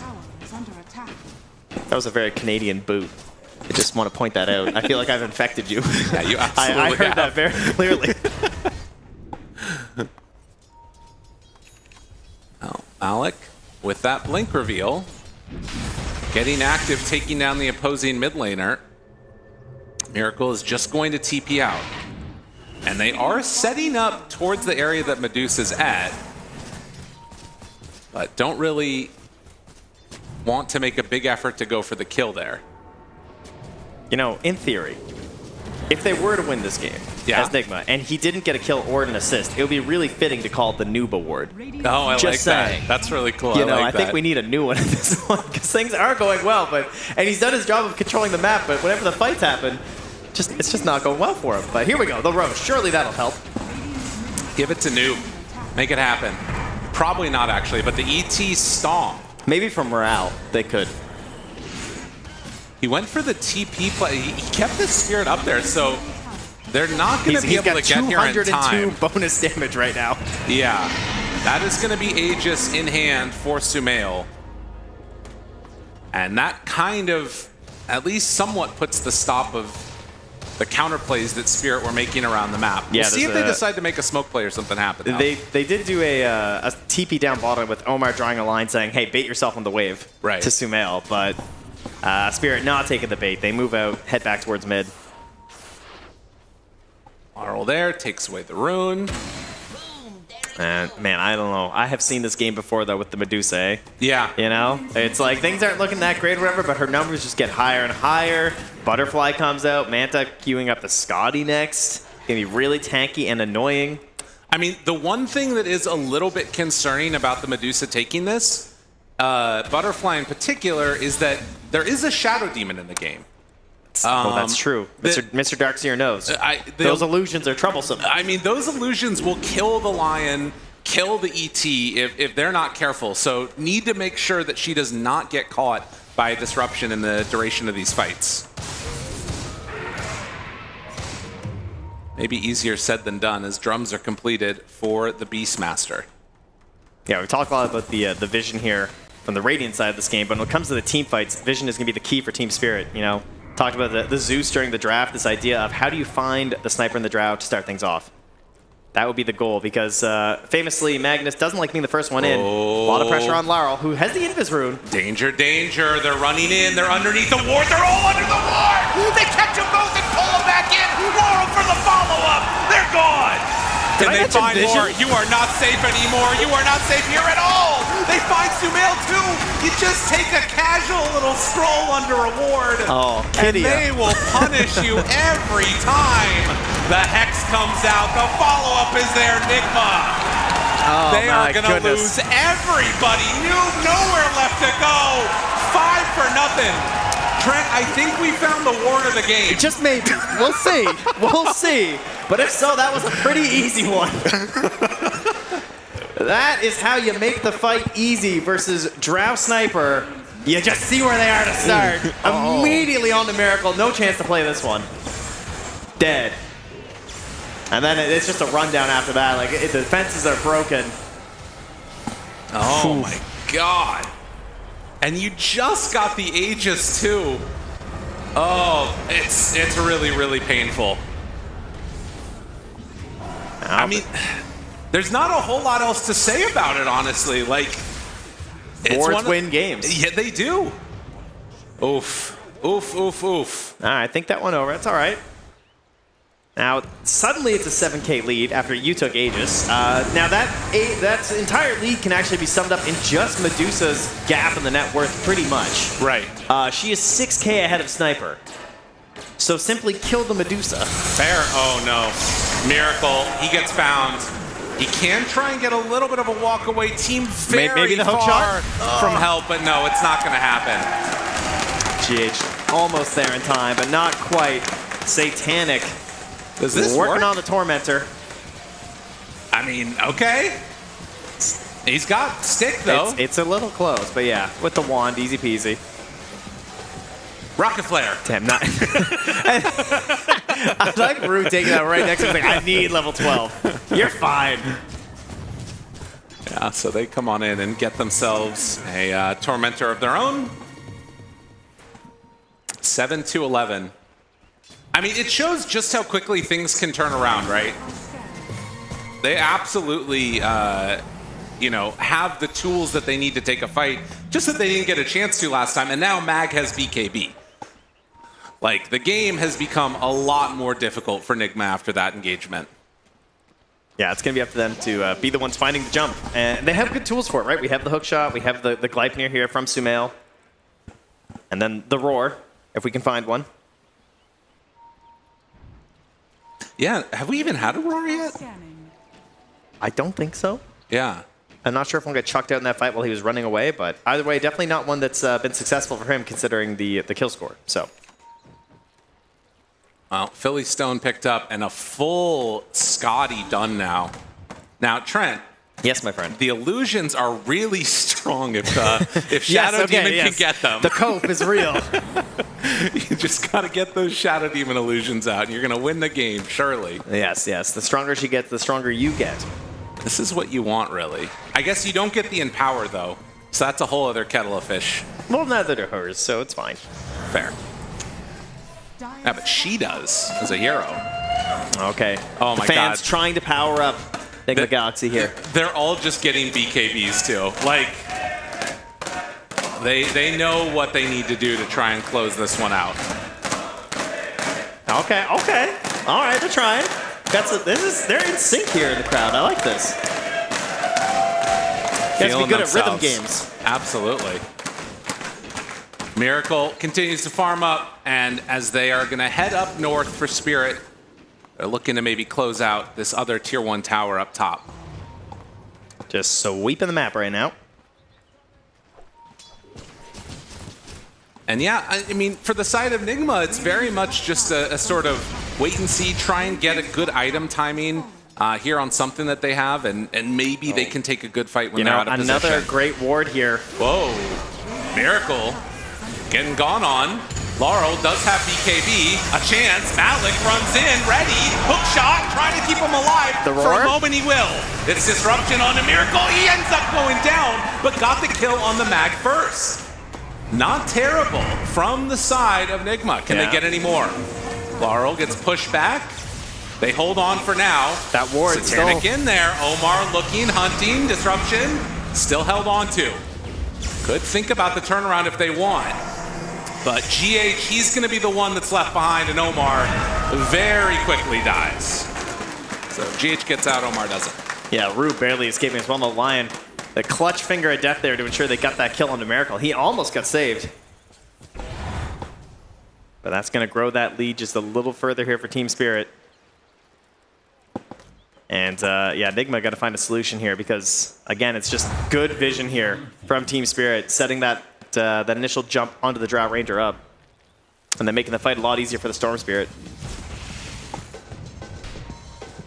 8-13, and Team Spirit playing it safe. You got 40 seconds until Roche is back up again, and that's likely where they're going to be looking for stuff to happen. Now, it is going to be a nighttime one, guaranteed.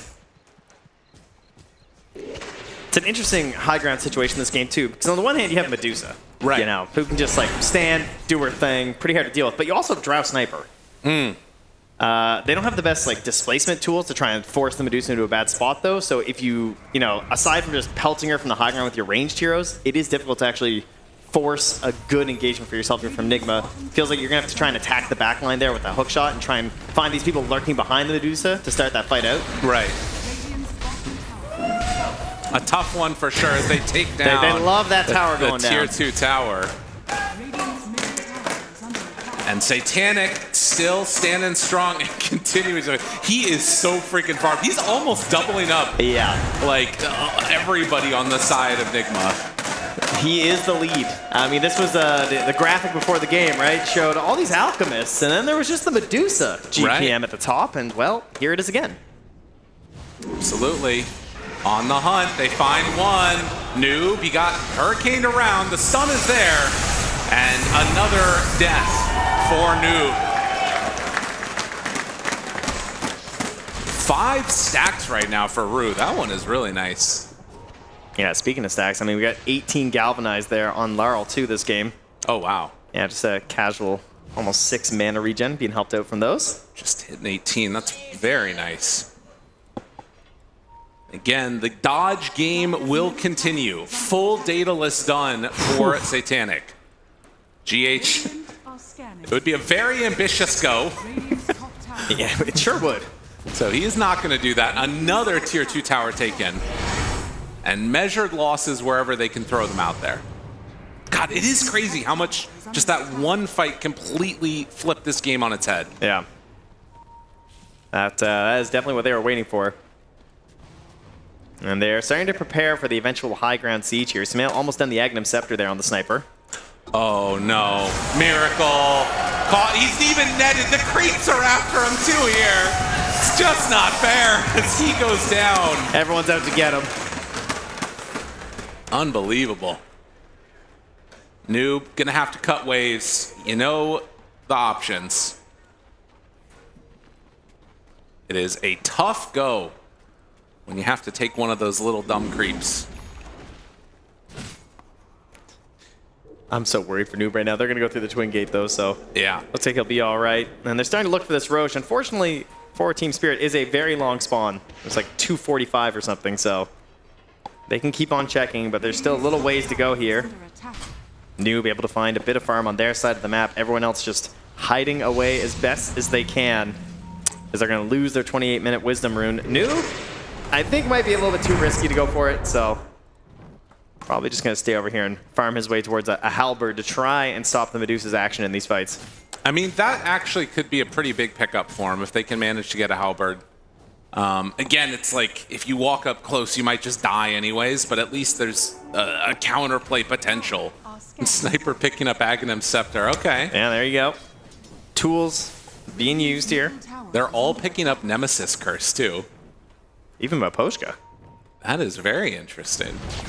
All right, so the Dragon, it's going to catch waves mid. Team Spirit trying to put an end to this game, put it to bed if they can, right into the Roche pit. And Satanic, I mean, even if Nigma knew that this was happening, I don't see any way that they can come on in and contest it at all. No, I believe they're high ground battlers in this one. Oh, yeah. Pocket Flare sees it, and they spread out. So Roche on to Satanic, and you know what that means. What's that mean? Time to run it down a lane. All right. Seems like a pretty good idea here. Wait, are they trying to catch out here? They are trying to catch them separated after Roche. This would be good. Can they get him? Maposhka alone, in trouble. Roar used, and Maposhka dead. That's nice. I like how they just immediately start running away, really hoping that he's going to die during that, because you cannot stick around for too long there. So, well, guerrilla warfare here from Nigma Galaxy. Oh, God. More gold for Satanic. And yeah, Swift Blink is coming up next. Incredibly farmed on this Medusa. Well, he can't get much larger. That's true. So, again, more good news. Some pings coming out there. Did not have wards in that area, but Satanic getting some camps stolen away from him. Will vow swift retribution as all carry players do. That's right. And so as they set up, it's interesting. They're actually not running down a lane. I thought they were going to do that, but Satanic's not ready. He wants to keep farming. I mean, why go high ground when you can get larger? That's fair. Right? You know, they got plenty of time here. A couple more minutes before they want to do anything too crazy. Take that tier 2 mid first, then start your push up. All right, so here's a question. As Nigma, when do you think about going for a rapier? Is it too early? Maybe a little bit. One fight win. Okay, one fight win rapier. And then we got the, I mean, the eggs is there from Smail, right? He's thinking about it. Well, up towards high ground they go. Rue ready to jump. They already have the ward down. Nothing to take that one away, and Satanic is just going to step up to high ground.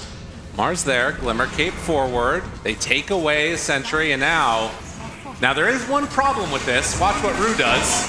He kills it instantly. And that's so pretty good. Illusion doing some good work. They run in with Laurel, tried to find one. That's an illusion, though, of Drow. Very sneaky. Now, like, waiting on the low ground, hoping to find somebody too far. Satanic is not going to be easy to take down. The crowd are cheering on Spirit here. They love this high ground siege. Got a little contingent of Spirit fans. They keep on punching it. Tier 3 tower fallen. Omar can step forward. The Lincolns. Oh, that's passed over. That is annoying. And Satanic just continues to hit. There is not an answer to this. They're just going to lose their racks.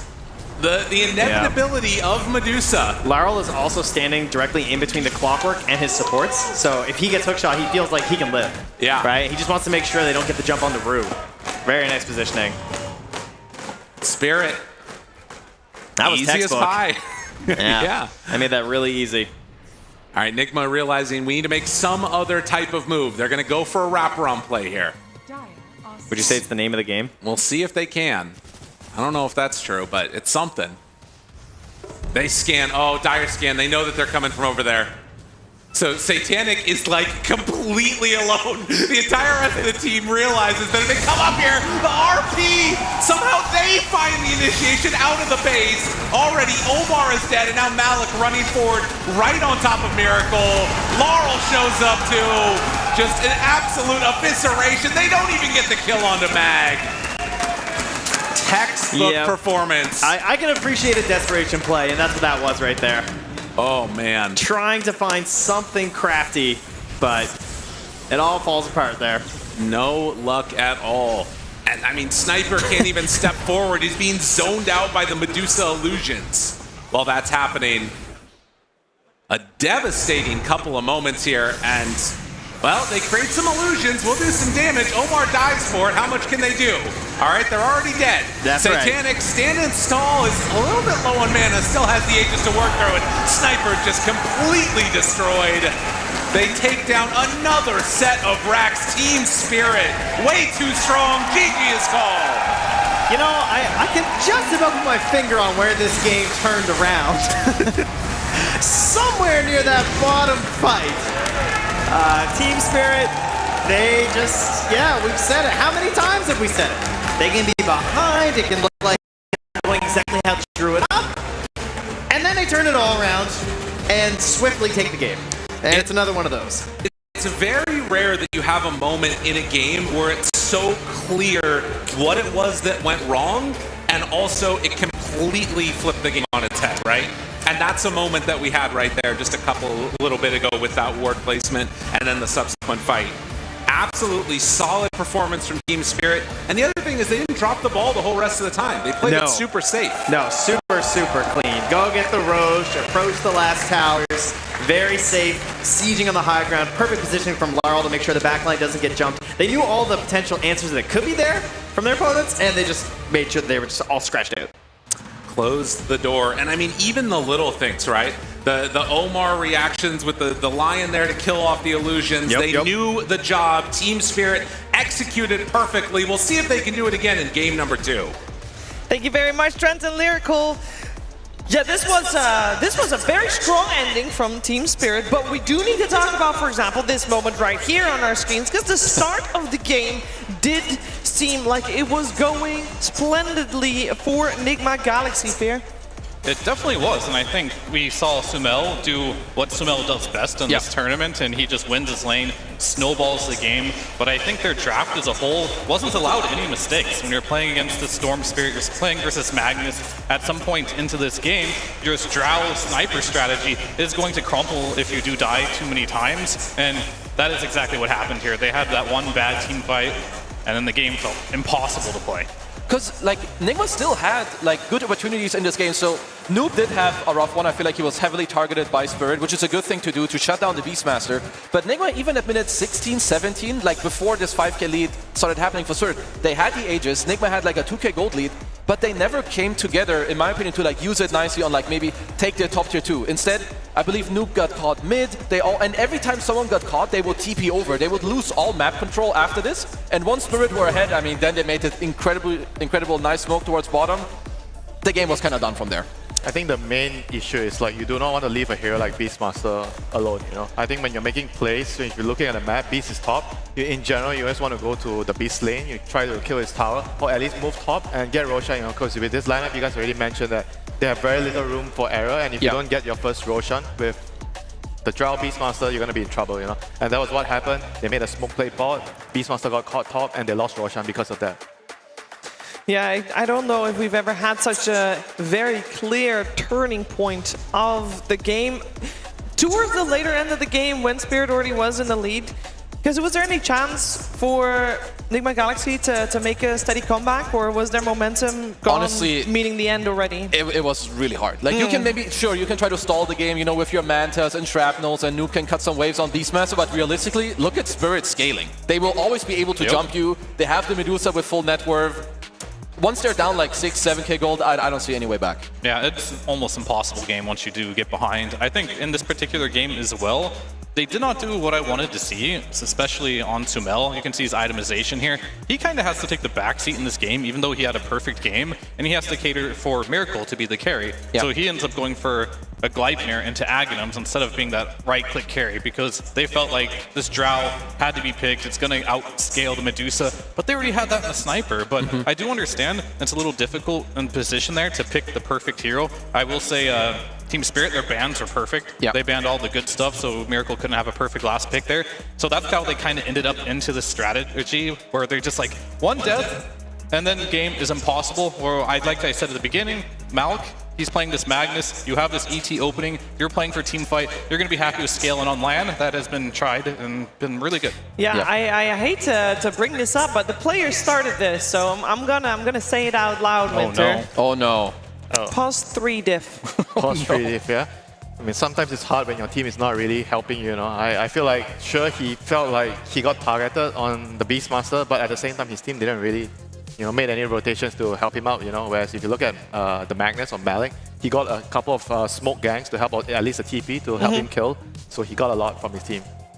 It's also another strength of Team Spirit is like understanding where the heroes need to be, who needs to play with who. They make space for Satanic. This is the thing with Nigma as well. I think they have this overemphasis of playing around their carry, Miracle, whereas in the game, based on the strategy, they should be playing with somebody else. And if you want to play around your carry, you probably shouldn't be picking a hero like Beastmaster. You need to pick a hero that can play on his own, and it will be fine. You know, Beastmaster doesn't want to be TPing and moving around. He wants his team to move to him. Yeah. A little bit baited into the Beastmaster potentially. I mean, maybe they had the option to also like pick Miracle's hero in the second phase and last pick Noob's hero, which is in the draft is kind of what I was saying that maybe they could have done. This also could have helped it and make it easier, but you make choices and sometimes they're L choices. Yeah, we actually weren't 100% convinced on the Medusa pick. It doesn't generally do too well against Sniper, I was told, Fair. But it worked out great. How did they set up Satanic for success so much? Well, the lane was always going to be pretty good, and I think they ganked his lane multiple times, which is going to help him farm, and he's just very comfortable on the hero itself, but I wouldn't say it was like the Medusa show, right? Like, there's other key players in this game, like the Mag, the Storm, the ET. All these heroes are really good versus backline heroes, and unfortunately, Nigma had two very important backline heroes playing against these heroes, so everyone did their job in this game. I think that's why the game looked so clean after just winning one fight. Yeah, and going into game number 2 soon, we saw this Sniper being first phased overall, picked up by Nigma Galaxy. Actually, second pick overall, because the Magnus, of course, was the first pick there on the side of Team Spirit. Winter, is that something that you think they'll go back for, or you want to not see that in the opening of the draft? I don't really mind going back for that, but it's about the offlane, you know, which piece of the puzzle they have to try to play around with. It's going to be very crucial for them to identify. You can go for this type of like Sniper opening, but you need the right pieces and you need to play around the right heroes. I could see Nigma going more for like a matching Spirit's ball with like their heroes. Like I said, Sumail is going to play a hero that they can play around, whether it's a Spirit or Quap or Puck that they can play with, and then also activate Noob on maybe like a Primal Beast. So you know that you just match Spirit's 4-man with your own instead of having to sit back and like, oh, I'm going to farm, I'm going to do this. Yeah, I would like that more. Yeah, we're talking in a way where, you know, it was very obvious that Team Spirit was going to win this, but for a large portion of this game, for the start portion of this game, Nigma Galaxy was doing amazingly well. There was, however, one fight in particular that stands out, and I believe, Fear, your Kadeo award of the game will highlight that? Yeah, this one was pretty obvious to everyone, but you do see a ward. It is placed on that high ground, right in the Radiant jungle. It sees the whole team here, Team Spirit, or sorry, on Nigma, and when you do have heroes like Storm, like Lion, this gives you the perfect opportunity to get a double RP on 2 heroes. And from this moment onward, Satanic felt like the big boss that could no longer die. You can't really jump him because you have the support cast behind him with the ET, with the Lion protecting him. And this is just the problem with the draft as a whole with Nigma. It wasn't a bad draft, so to speak. It was just one of those drafts that you cannot make mistakes on or get caught out like that. Yeah, this was that was a tough moment for Nigma Galaxy, and I believe there were a couple of words that were definitely very well strategically placed to allow Team Spirit to have some great pickoffs and of course secure the game for themselves. We're gonna find out what's gonna happen in the next stage of this series. Game number 2 coming to you shortly.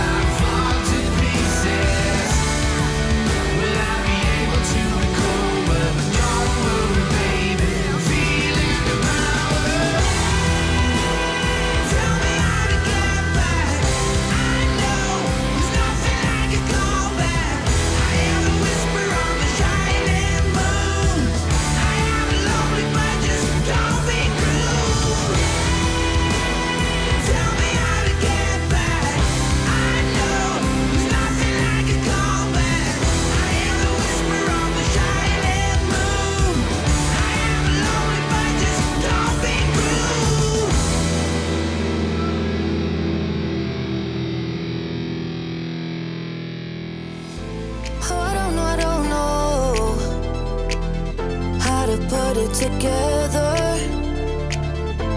Ever since I found you, my life just got better.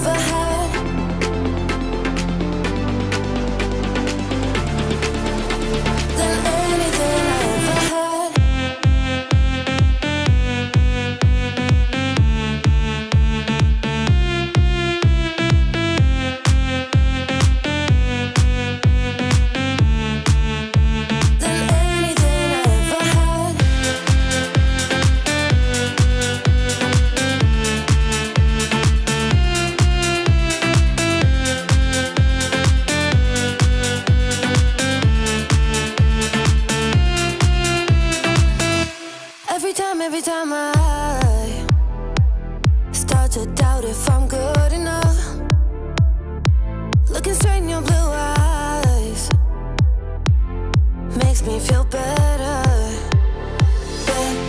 Better than this, better than that, better than anything I ever had. Better than this, better than that, better than anything I ever had.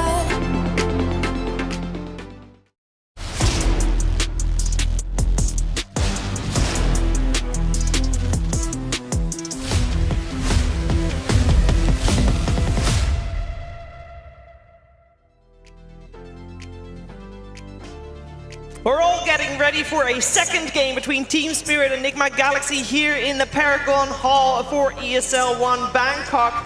The first game definitely delivered, but I will be very biased for our next game because the energy that the Paragon Hall is bringing and the energy that the players are bringing on stage, I want more of that. So I'm straight up gonna be rooting for Nigma Galaxy for this one because they are a game behind against Spirit here.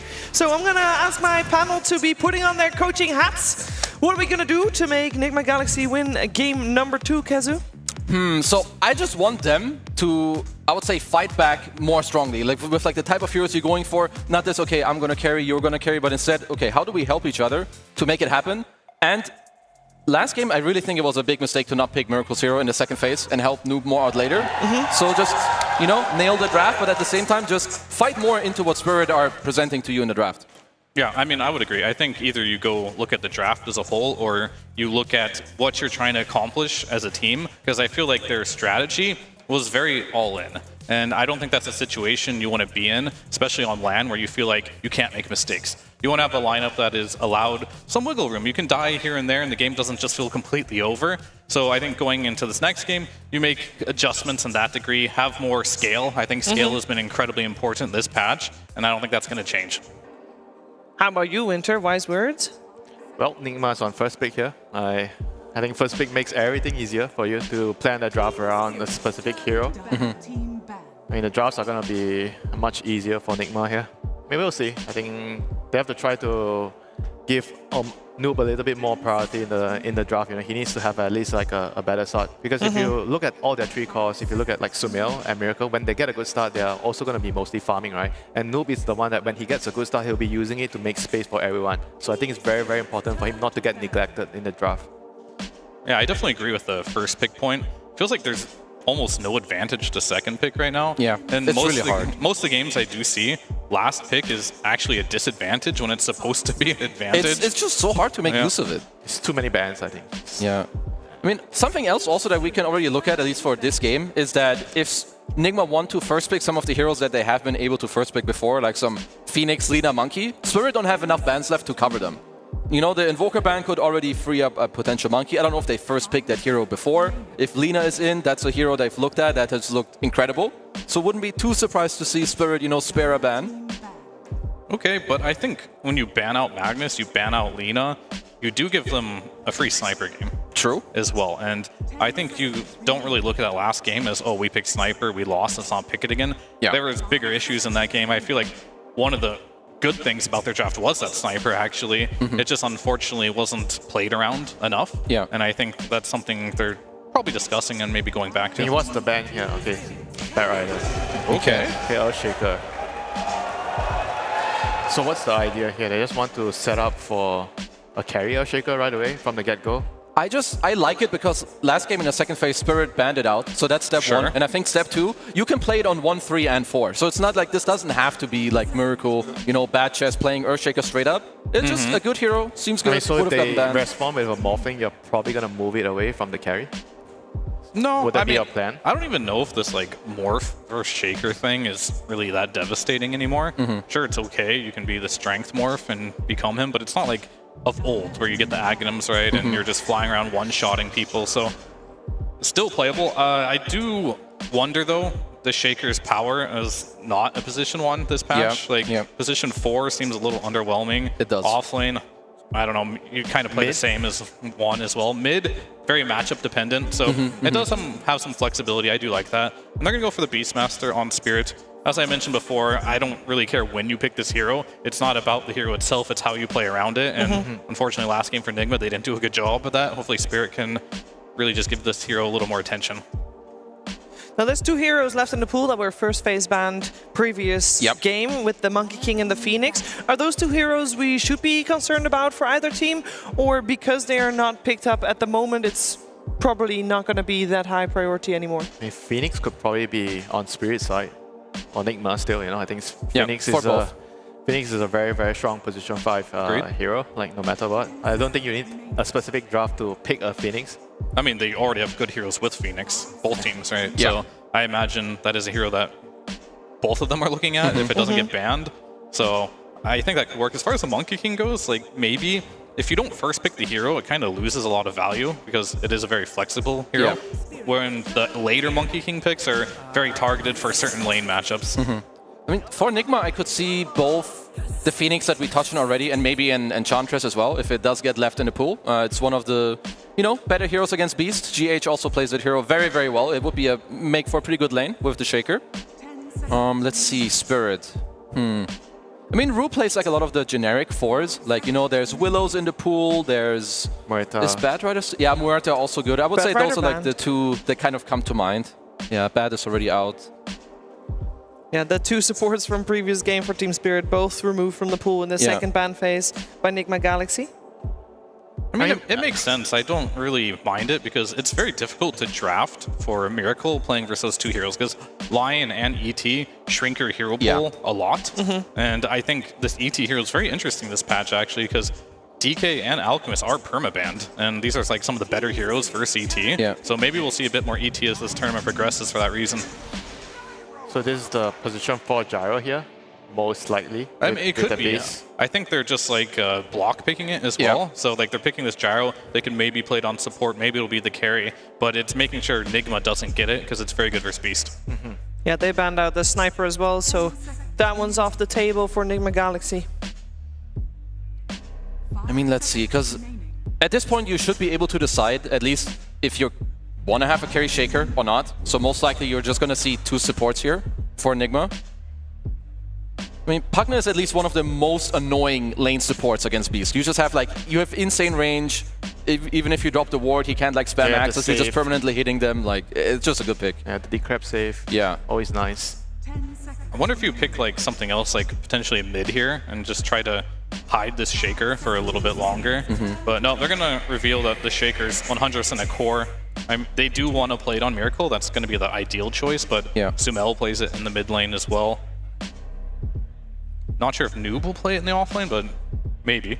He did play Enigma earlier in this tournament, and he hasn't played it a single time other than that. Yeah, I feel like he's definitely capable of it. It's like within his arsenal, strength guy, can buy a blink, can make some moves. But strategically, is Earthshaker like a suitable offlaner though, right now? I wouldn't say, it's more that it gives you a draft win. You're not going to go into this draft being we're going to first pick Earthshaker and you're playing it offlane. Yeah, I get it. Yeah. They just want to keep it open. Not I mean, the scenario I would see is if it's a perfect morph game right here, right now, and then you're okay, we'll make the Shaker work in a different role because I want to play, let's say, a Morphling against a Gyrocopter matchup, right? Morphling is also very good versus TA, so that's the only other hero I can consider them moving the Shaker away, but more than likely, they might just play this as a carry position, and now you need your Sumail hero. And what's left at this point? Your Lena's out, Sniper's gone, you're not getting a Dragonite. He's sometimes defaulted to Pango when those heroes aren't in the pool. I mean, Pango kind of doesn't feel like his type of hero. Maybe I definitely don't want to see carry Shaker and Pango mid. That is pretty low on my Maybe something wish else list. like a Razor. He's played like a Razor. I mean, wouldn't they just do Clinks? This is something they do a lot against the Beastmaster when it's available. Pretty good versus TA too. Maybe. But then you're moving mid Earthshaker without seeing your matchup, right? Well, this is the problem with first pick Shaker, I think. Has a lot of holes right now in the draft, and maybe they can show us what they're thinking right now. I feel like they're going to pick Noob's hero because, in my mind, I have a feeling that they're going to lock in the Shaker to carry right now. You see the TA. It's also most likely Satanic's hero. It's just going to be Clock TA together. The TA pick is very, very strong in this game, but I don't really see Larl play it. Sure, they have flex potential towards the end, but it doesn't really fit their playstyle, because Larl is usually the, he's going to go around with the supports, make stuff happen. But I'm also not sure which offlane they want here for a Noob that ultimately stops this TA clock in the safe lane. What can you do? I mean, TA is notoriously good versus most all the strength heroes. Yeah. Just because of the meld hitting. Dawn, I think Dawn probably is the best laner against that. Yeah, it's like one of It them. can work, but versus Clockwork, it's a little hard. I mean, every melee strength hero is hard, you know, against Clockwork. I mean, sometimes you just have to pick the best hero for the game when you play versus TA, and just shutting down TA in the lane is not really an option, I feel. And they're going to go that route. They're going to pick Mars. One big issue I have with their lineup right now is just that they haven't solved the damage part. Like, there's no damage unless Morta starts scaling like crazy. Like, Shaker's damage is not super impressive. Neither is Mars. So I think they need whatever they last pick here has to do giga damage. Yeah, no, I'm fully with you. Like, these heroes, also their scaling damage is like not very good. Like, it's all spells until you have BKB. like until you have like 3-4 items on some of these heroes. Their spells aren't gonna scale all that much. So I'm absolutely with you. Like, Sumail's pick has to do like static damage or burst in the start of these fights. I mean, can Storm carry the game? They have a Pugna behind him. No, I don't think so, but it's possible. If he goes like Storm can always carry a game, let me rephrase that. But he has to like pop off, get the galvanized stacks, run around. So like that is an option. Need probably that type of hero, like a Storm, maybe Queen of Pain, stuff like this. And they actually ban carries here. They think the best option for Nigma right now is to put that Shaker mid blind and pick a giga damage hero from the carry role. What would that be? If we're looking at carry picks for Miracle, what can... I think it just has to be Klinks at this point. I don't know what other options you have. Klinks does play fast. He can use these stuns very well. And first, what about Sumail's, or what could he play that does a lot of damage and that scales? I don't know if it exists. Queen of Pain? Yeah, because it has to be blind, so heroes like Zeus kind of fall out. So I feel like Quap is one of your best ones. All right. They will go with the Storm. I mean, they do have a strong like 3-man. Muerta, Pugna, Storm is no joke. Maybe also with Storm Shard, like after 50-minute mark, you have enough damage to go around and kill some people. I mean, do you Huskar him right now? I am not that... It works overall. We've seen it last. I feel like you don't need to do it. I don't think Laurel plays that hero very well. Just play it normal. Yeah, I mean, his Huskar looked like he was practicing. Maybe just for this game, he was practicing for this game. Maybe we will see it. Could be. I mean, if it's not a Huskar, maybe a Void Spirit could be good with the Aghanim's this game against the backliners. TA could just go mid, couldn't she, for Storm? Isn't this like a good matchup? Can, if you find like this type of carry that you're happy with in the game. But like, I'm agreeing with your other point where it's not their playstyle to put TA mid. Yeah. They'll just go for the Tiny that was banned out in the previous game, so another repositioning tool coming out from the mid lane. Yeah, good at killing off the supports, the Muerta and the Pugna, the annoying D-Crab ghost form heroes. Nigma has made it very clear they want to play fast, so we'll see. Yeah. I'm leaning on Spirit side. I would say it's easier for them to play the game. Also, when I look at stuff like Roshan, they have Beast and TA. I would still say that this is an incredibly good TA game. Like, unless you get Arena and Bursted, you're gonna do a lot with your traps, silencing, killing heroes. It's hard for Nigma, and I'm definitely siding Spirit. That's not what the people want to hear, Kazu. That is definitely not what the people want to hear. We want to have this game number 3 happening, so everybody put all your energy into cheering for both teams, yes, but definitely also for Nigma Galaxy. Who's going to take game number 2? We're finding out with Trent and Lyrical. Thank you so much, Shiver. And yes, we are hoping, amongst all things, that we can get a game number 3. There are even some Spirit fans out there that I feel like we're kind of cheering for it as well, because then you get to see more of your favorite team. Trent, how you feeling? I think they just want them to win. That's a possibility, too. I could be wrong. I would like to see more Dota, though. That is what I'm here to see. And we got ourselves another pretty interesting draft. We got, of course, a pretty legendary player-hero combo. Oh, yeah. Perhaps one of the most legendary. That's right. The Sumail Storm Spirit. If they're going to do it with anything, they want to do it with this. We also got the Miracle Earthshaker. Yep. I mean, it feels like it should be set up for success, but the panel was talking about the problems of the lack of damage. That could be an issue going forward. Well, it's 2 drafts in a row where they've gone for this hero that's like really strong hero, but they just opened very early with it. First the Sniper, and then you maybe found some answers there. And now there's Shaker. I don't know if Shaker's good enough to raw Shaker at the start of the draft. That's kind of crazy. It is a little bit nuts, but we are getting ready to go into this game number 2. Team Spirit versus Nigma Galaxy. Elimination matchup here in the lower bracket. Oh, and the lights are on. Eyes on towards that center trophy that everybody wants to get. But we'll see if they're going to have what it takes as we get into this one. Yeah, it's going to be a tough one to watch. I think that the things that we need to see are going to be, can they find those early kills? Is there going to be a really rough ward situation like we had last time? It's gonna be pretty important considering you got Storm Spirit. You Sentry's going to be out of stock on this one, right? Absolutely. They're gonna find every single one the second they come back in. Well, and the other thing is that it's like double heroes that want to jump, right? Between Storm and Tiny, I feel like Vision is going to become the most important thing. Again? Absolutely. All right, sounds good. 30 seconds. Sounds like a plan here. And like the panel pointed out there, Satanic gonna be back on this Templar Assassin. Pretty interesting hero. Out of the carry role. You know, used to be one of our midders, but she loves going for the stacks. Got the Beastmaster in tow. They're gonna be looking for the early Roche. Oh, it's kind of a trap. A telegraphed game plan here. Wait. She's bailing. Yeah, realizing what's going on, Miposhka runs away, and yeah, they're gonna leave this one to be granted. He can try. He can. Oh, no! Miposhka! What a god! It's going to come at the cost of his life, but they will manage to get 3 of those bounty runes right at the start. Noob takes that one himself. Noob says, I am not going to go 0-4. I am getting a kill. Getting out of the way early here. So, first blood. Starting things off here. And Laurel going to be on this mid Tiny. So, typical, you know, a lot of teams opting for these kind of like hard carry heroes out of the mid lane, looking to carry the whole game. Team Spirit still giving Laurel more so the playmakers, and that's what he's got here. Sumail on the playmaking Storm Spirit, but definitely has some pressure to carry this game as a Storm, though. Not the Lina, not the Sniper. He's got to do a hell of a lot this game. Right, well, we sort of were talking about this during the draft, right? You get this first pick Earthshaker that's so often been paired together with that Lina or the Sniper. They immediately take it away, know what's coming, and then you're kind of left in this awkward scenario where maybe it's going to be Team Spirit that have the bigger scaling late game core with this TA. Time will tell, we'll see. They do have, of course, the gas station combo, though. Oh, Try and keep that Storm Spirit nice and fueled with the help of the Pugna, so that'll be a key factor in making sure that he can really have himself a very good game. Meantime, Rue on the gyrocopter, trying to contest and mess with Miracle and GH up here on the top side of the map. The support gyrocopter, very annoying to play against. The Satanic does drop somewhat low to the combination there of some Deadshot shenanigans. Yeah, that Gyro is one of the most frustrating support heroes because he just has so much damage in the laning stage. And you think about a Pugna as someone who can just go toe-to-toe with kind of anybody because of the movement speed, but Gyro, you can kind of match that, and with the help of the Boar, it really turns the Rocket Barrage into a threat. Yeah.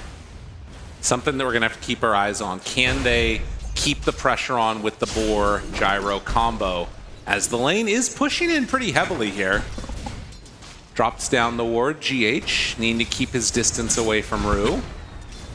And we will take a look in towards mid in a few, but the thing I am noticing already without even looking at it, 14-2 versus 6-1? Laurel has a creep wave right here, but my good, oh, he tossed back. Oh, hold on. Nothing there, nicely done. Yeah, he's good. Still, a really good start for Sumail. Well, he is definitely going to be the driving force. A little bit less pressure, perhaps, on Noob in this one, as kind of felt like he had to do so much in the Beastmaster last game. Certainly still very much an action hero on that Mars, but going to try to not just get targeted over and over again here by Team Spirit. They definitely are going to be a lot slower on knocking down these towers this game, too, though. They do have the help of the Pugna, so maybe we'll see that as a force that can assist with that from GH, but last game, like, that was one of the strengths that really worked well for Nigma, was just knocking the towers down super, super fast. Right. Yeah, a very different feel to this game for sure. And it could be a little bit more of a bloodbath, considering the heroes that we have here. As another deny right in the face of Laurel. Frustrating to see, I'm sure. We'll throw out an avalanche, secures that range creep. But yeah, I think this game, Sumail is going to be hitting level 6 again. Before Laurel does. And meanwhile, Blood Grenade Miracle in a little bit of trouble. The chase down damage, it's going to be enough. Rue finds the kill. Bird is just too good. Just in time to make sure they get that one. It's get our first kill for Team Spirit in this one. Slow down that Shaker. Absolutely. Have access to the side pole too if they want to. And Rue able to play bully up their top. Meantime, in the bottom side, Omar and Noob pairing together. Another lane where you have to be pretty careful, I feel like, if Satanic ever is left alone in this one. Maposhka's definitely Mr. Bodyguard. Yeah, and Omar has a lot of potential in this game. Whoa. Couple punches, but he gets away. It's fine, everybody. Yeah, and I'm close. Definitely not some terrifying stuff up here. It's going to salve, and we'll connect a pull here. So try and give Miracle some safety spots to farm. And gets the salve broken, but still, I mean, man, Gyrocopter is kind of a crazy hero for all the things you're able to do. Ooh, miss on the spear, and now Omar gonna be forced to use that dead shot. Noob still chasing a little bit while GH up top taking some hits. Enchant Totem, the connection is there. The Boars doing their work, but in the end, they keep GH alive. All right, he's got some tangos. So he'll be all right here. In fact, they want to turn it back a little bit here. Maybe an opportunity. The rundown, it's looking like it's enough, and he finds it. Miracle takes down Rue. Wow, that's a nice find. Kind of making something out of nothing on that one. As down bottom, yeah, Omar, he has a lot of potential this game. Oh, yeah. It's obviously Muerta coming into this tournament looking like one of the strongest supports, still being targeted quite a bit in the draft. But the potential for the Deadshot, the calling combos with the arena can be kind of devastating in these team fights. Feels like you just can't do anything. If you get caught inside, and then you're just consistently silenced as well. And that Deadshot is going to be one of their better follow-up spells here in terms of these initiations too, like Fisher into Deadshot, Storm Spirit jump into some Deadshot too. It's going to be pretty clutch on this one. It's also just the early game damage isn't that crazy for them either, so Pierce the Veil is going to be helping out a lot as well. There towards mid, they're going to go. Laurel looks for a toss onto Sumail. Omar still in the area, but... This is for the 6-minute rune, though. Yeah, I mean, will they be able to actually get this one? It looks like it's going to be up top. And Invis, Laurel gets it. That was spotted as well, it looked like. I mean, if you're going to lose a rune as Storm, Invis is probably one of the best ones to lose. Yeah, not too much of a problem there. Laurel going to try and make good use of it here, though. On to Miracle. No sentry down. Miracle in some trouble. Toss back onto Rue with the Rocket Barrage going. Not level 6 yet. Maybe could have gone for a play. And actually, wait a minute, Heat Trap. GA's keeping his buddy alive. Miracle! He lives through it, and the turn onto Laurel. They get the kill. Oh, so much follow-up here as well. And Sumail, can I get some galvanized? A couple more hits. Can they get one more charge? Yes, indeed. Uh-oh, I've seen this movie before. Triple kill for the King. Now, they will be able to come on over, although Noob is in the area. Cogs needs to dodge it, pushing away. Maposhka touches and steps up for the Wisdom Road, and they get both of them. Yeah. Rue, okay. They were racing over there as fast as they could, but Rue TPs to ensure that they get that one. They got double Wisdom. That's crazy that they managed to sneak that away. Yeah, after a triple kill going to the Storm, it's going to feel like you're at least balancing this game back out here. But let us not forget that is a big start for a Storm Spirit with the Galvanized. Really impressive. So Tread's completed for Storm now, 7.5 minutes in, and he is top net worth. Yep. And next job is just 8-minute rune, right? Omar is under a ward right now. Spotted out, going to place this one. Poshka. Couple hits of the battery assault, drops down the calling. That's not going to keep you safe completely. And in fact, he's quite dead. They move in. Satanic cleans up. And that was him trying to get in position to get this 8-minute rune for the Storm Spirit. That's the whole point. Like, you're bringing these heroes mid, but Team Spirit, they're on top of that already. They had the vision down before. They spotted what he was doing with his vision, and now they're going to miss out on an arcane rune. So instead, they're moving quick. They're saying, we're not even going to bother waiting for the rune. Like, it didn't spawn top, so whatever. We just got to go for another kill as fast as we can. They're not there in time, though. Malik backs it up. Yeah, I mean, they have wards down that are seeing all of these movements. Now, Sumail can come in here and steal away some stacks, which is pretty nice. Yeah, that's great. I mean, XP is being sapped a bit here from Rue, but you will take that. That's a lot of gold. Oshka almost level 6 because of those double wisdoms. And you look at the net worth chart, I mean, 3 of the top 4 are those dire cores right now. It's kind of looking a lot like last game. Yeah, that's true. I can't imagine, though, that we're going to have a similar situation where they're just all 5 heroes underneath the ward. Like, well, I can guarantee they won't get RP'd. That's a good point. Okay. Love to see that. 9 minutes. Dire's middle tower is under attack. Malik does have level 6 now, so you got to feel a little bit less safe as the Shaker in this one. As Maposhka GH doing some footwork again. But there's not really anything to be gained. Like, they're setting up a minute before the runes. This just shows how important these are in this game for both Tiny and the Storm to get anything done. Like, the support's just not doing anything else besides that. Yeah, and these early kills are just, everyone can do so much for a Tiny. Obviously, he's lowest on the cores right alongside Malik there. And before that Blink Dagger, you're really dependent on just doing counter initiation, essentially, or catching them off guard with the smoke, or getting the rune. Because Maposhka, still not level 6, you don't have that hookshot jump. He goes in for the Watcher there, and have to walk it off, though.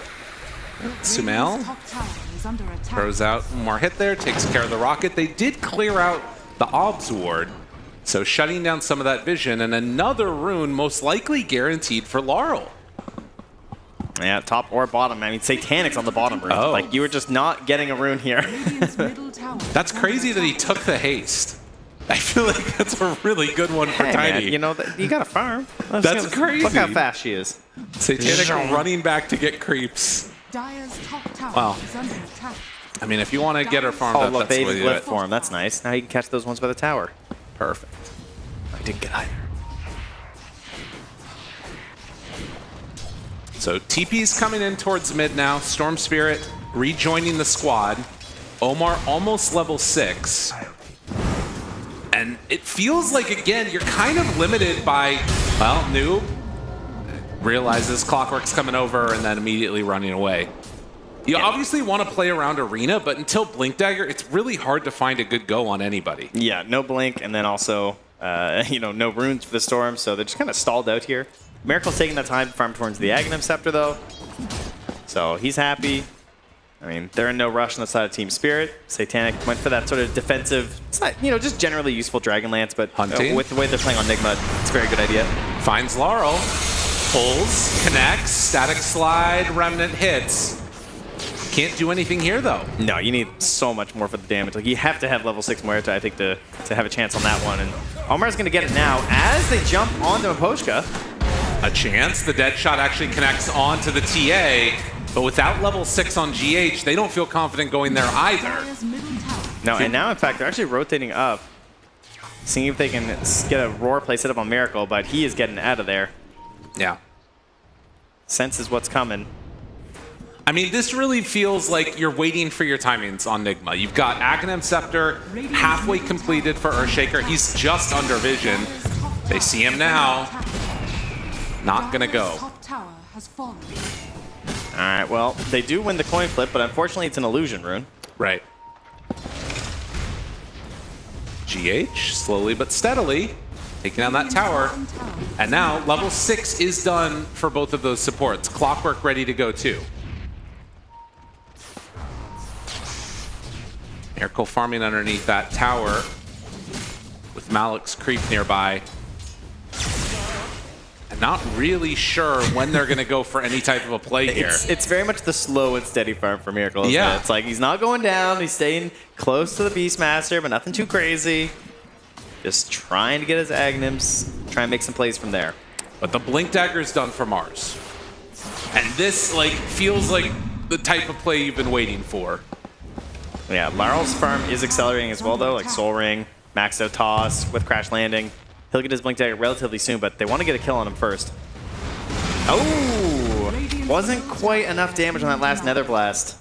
So Laurel manages to get the deny. Tower down. Maposhka's even farming. Everybody's getting involved in trying to build up their net worth.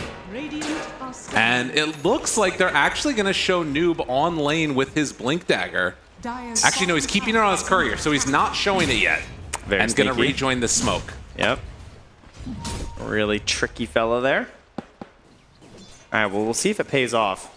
Satanic. That's a great target. If they can get him. Immediately down. They catch him, trying to burn through his refraction instances. The silence is there, too.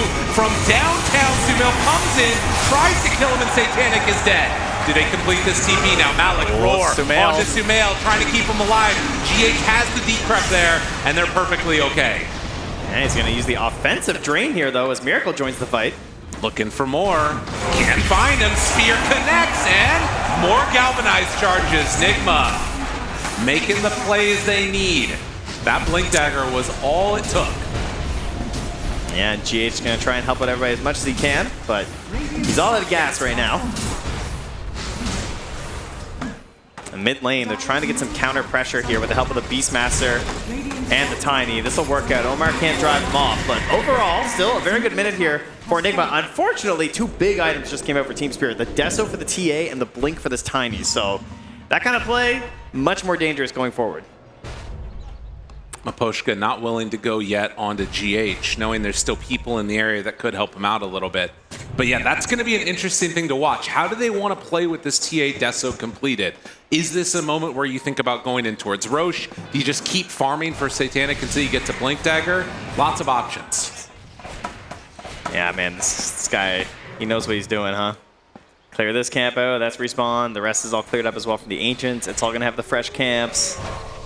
He's going to be in that Blink really fast. Oh, yeah. And he's got the Beastmaster playing up ahead, so there's no real concern of a gank here. Got Maposhka in the good old dead lane. Just very hesitantly farming down here, but there's no one nearby. I mean, Nigma are also going full greed mode, so Maposhka getting kind of big. Yeah, I mean, in Clockwork, he's top of the supports. If you can get a Clockwork up to Aghanim Scepter levels, like we talked about how important Vision is going to be later on, it's something to watch for. Well, speaking of Aghanim Scepters, Miracle now has his finished up. Okay. Prepared to get more involved. Still a very even game in spite of the disparity in depths. Does have to be worried about the Clockwork counter, but he's going to give him a little taste of it down bottom. Echo Slam gone. Done. See you later. Counter me, he says. That was a quick 1,500 damage on the nose there. And look at this, though. This is the nice play coming from Team Spirit. So there's a kill down bottom, and immediately into the pit they go with the Helm of the Overlord. And now, Satanic or Malik, honestly, having an Aegis in hand, it shuts down a lot of the moves on the map that you would want to make, because we'll take a look at this one.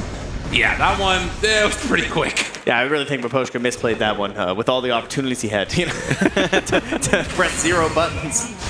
Oh, hits onto the creep, trying to get away. GH, no luck. Although, actually, wait a minute, they turn it around! Oh, Maposhka goes down, but they're able to find a couple kills in return, and now Malik, he shows up too!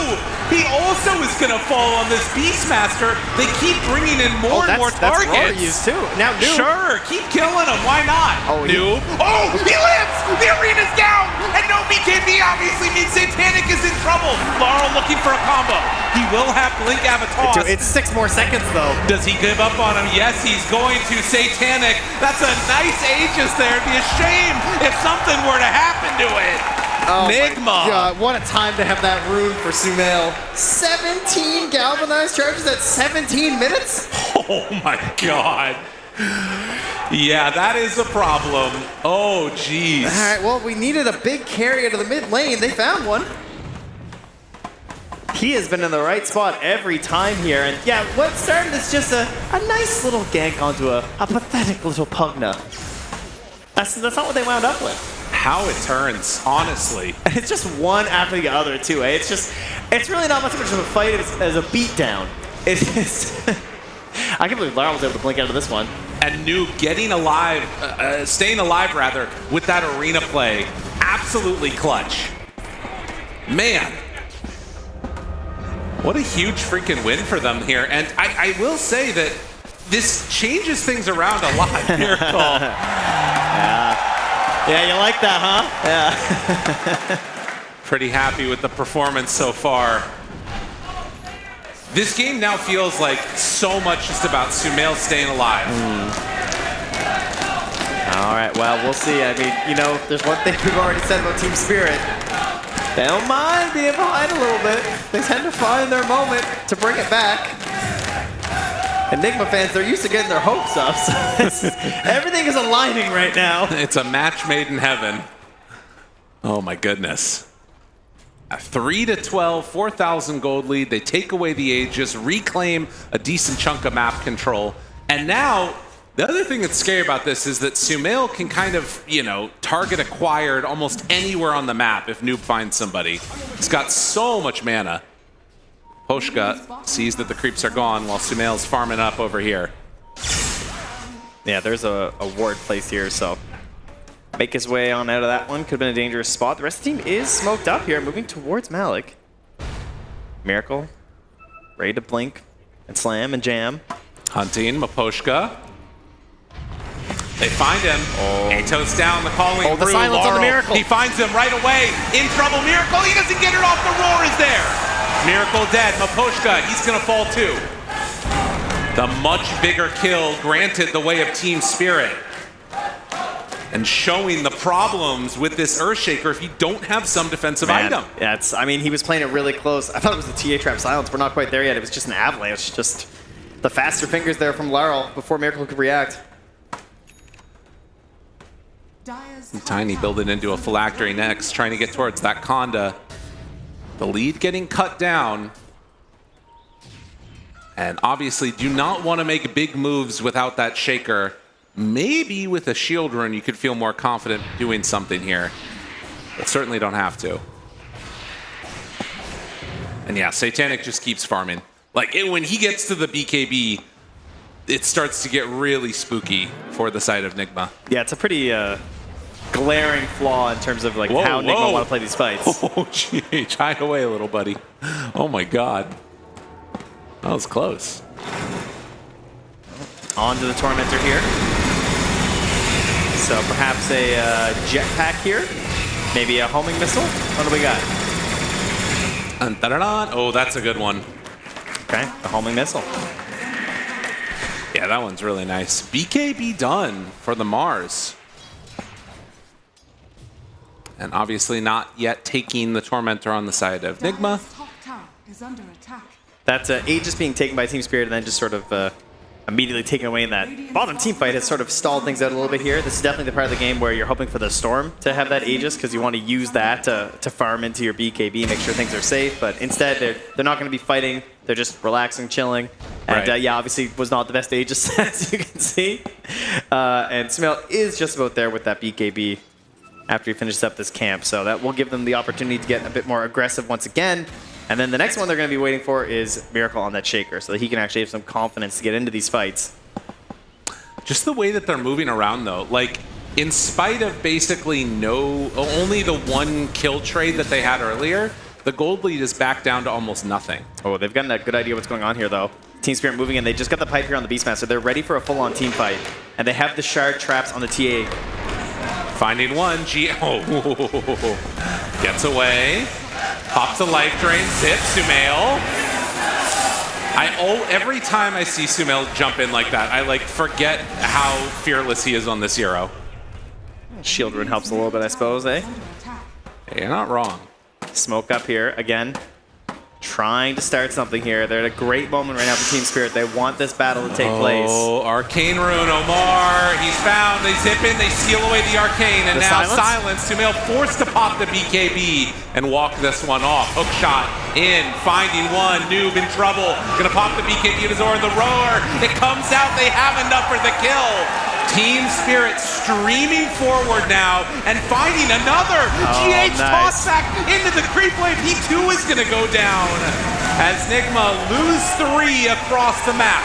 Team Spirit were dedicated to finding a fight. How long did they just run around as a group of 5? Like, that was a solid minute and a half where they're just wandering around saying, we need the fight, we need the fight. We want this right now, okay? Get back into this game here and make good use of that TA trap. I mean, TA just hits so hard right now.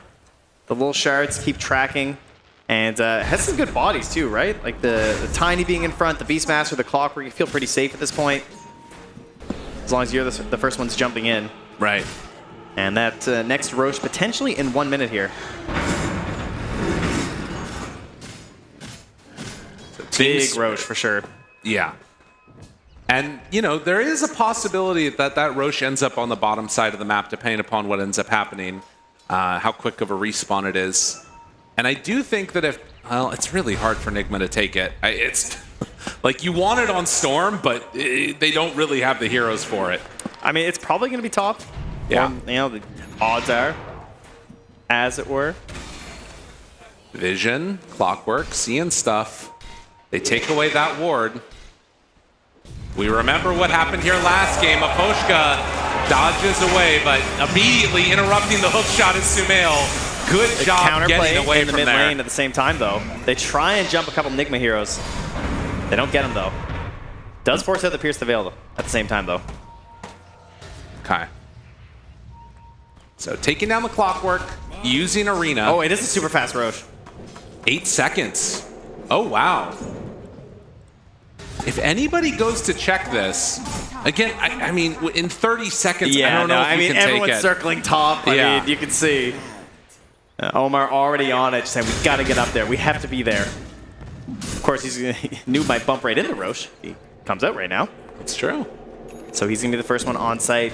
All right, things that we have to worry about, though. In the Roche fight, you have these big team fight, obviously, of the Echo Slam, the Arena, and even the calling, very frustrating, but the Vision battle coming from Team Spirit, right? We're going to have the TA traps. We're going to have the flares. So it's a bit of a tough one, I think, to guarantee you're going to have the knowledge in these team fights. He sees it coming through. So they know about this on the side of Nigma. The dangerous part is you still have about 30 seconds until Arena's back up again. Yeah. They're getting a preparatory ward out on the lane as well. Oh, yeah. Everybody knows the importance of this one. I wonder if they can just try and rush it right. I mean, it's too dangerous, probably. Oh, what a big time to get the BKB delivered to Satanic, too. Wow. Satanic. Yeah, I mean, they have to play around the flare, though. I think they just got spotted there. Poshka coming to join the rest of the squad. It's going to take him a little while to walk over that direction. Nigma, at the very least, have better vision. Yeah, more flares going overhead. Over in this area, the smoke time. Hunting. Noob is far ahead. Yeah, he's gonna wait up a little bit. Oh, smoke breaks. Satanic up on the high ground. They walk under a ward. Now they find him, but they're gonna go for the Beastmaster instead. Big jump onto Beast, trying to find that kill. Will it be enough? Not quite yet. He's still alive. They don't have the damage. Yes, they do. Finally taking him out, and now Laurel in pretty far. The spear to keep him away. Omar in trouble. Avatos dead. Can they find more? Miracle. He is low. Satanic jumps onto him. He's got to hide away. One more hit, and that's enough. Sumail is now silent. Sumail is dead. 3 down. A 4th as there was a buyback from the Muerta. Not good enough for all Nigma. the heroes to find the Beastmaster. Maybe the worst one in terms of the way it's there with the Arena. They just couldn't burst him down in time. And Omar trying to get away. He is getting body blocked by the big dragon. Mapochka pulls him in. They're going to set him on fire. And another kill. More gold into the coffers of Spirit. You know who did the most damage in that fight? Who's that? It was actually Rue. That gyrocopter, I mean, what a place to take that engagement, too, right? He's just pumping out the damage everywhere on that gyrocopter. And then Satanic able to finish them off right afterwards with that targeted damage. Oh, it's a big loss for Nigma. They wanted the Aegis to really take over this map. And then the dieback on Omar as well means that it's going to be a big gold lead by the end of this one here for Team Spirit. A tough one. Tough pill to swallow for sure.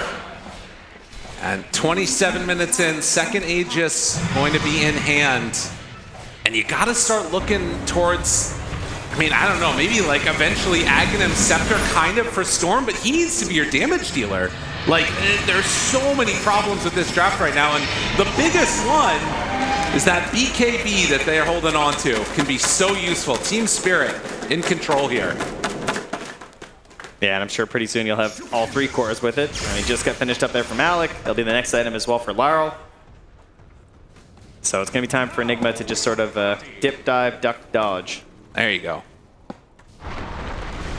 A regen rune up top along with an illusion. And there have been times where it's been useful to try and take like a quick fight when people aren't fully expecting it. Right after an Aegis. Could be an opportunity for them with this regen, but likely with how Nigma have played, they're just going to try and farm out the rest of the map and get to the next item. Yeah, I think counter pressure probably the name of the game on this one here. Yeah. Again, Rue back behind enemy lines with a solid ward. It's gonna force staff away. Miracle shows. Oh my god. Yeah, he's been playing pretty close. There's still a ward up there as well. So, have to be very careful about your positioning on the side of the map. Laurel came very close to killing Miracle.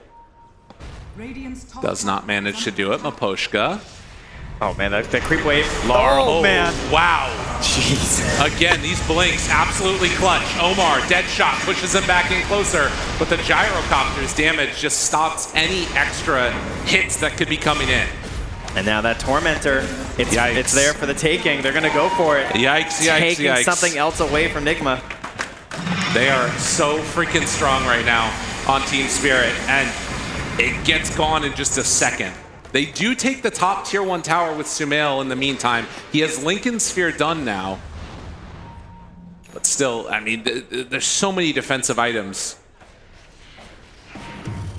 You can understand that they feel like they have to do it, but you're just not getting the damage you need to burn through these big tanky heroes. Yeah, it's starting to go into a, you got to outperform its Miracle. Like, you can't have just like, you know, a 1 or 2 hero Echo. We got to hit some big ones. Right. We need some like Echo Slam plays into like some sort of a slugger that just goes through and cuts through a couple of heroes.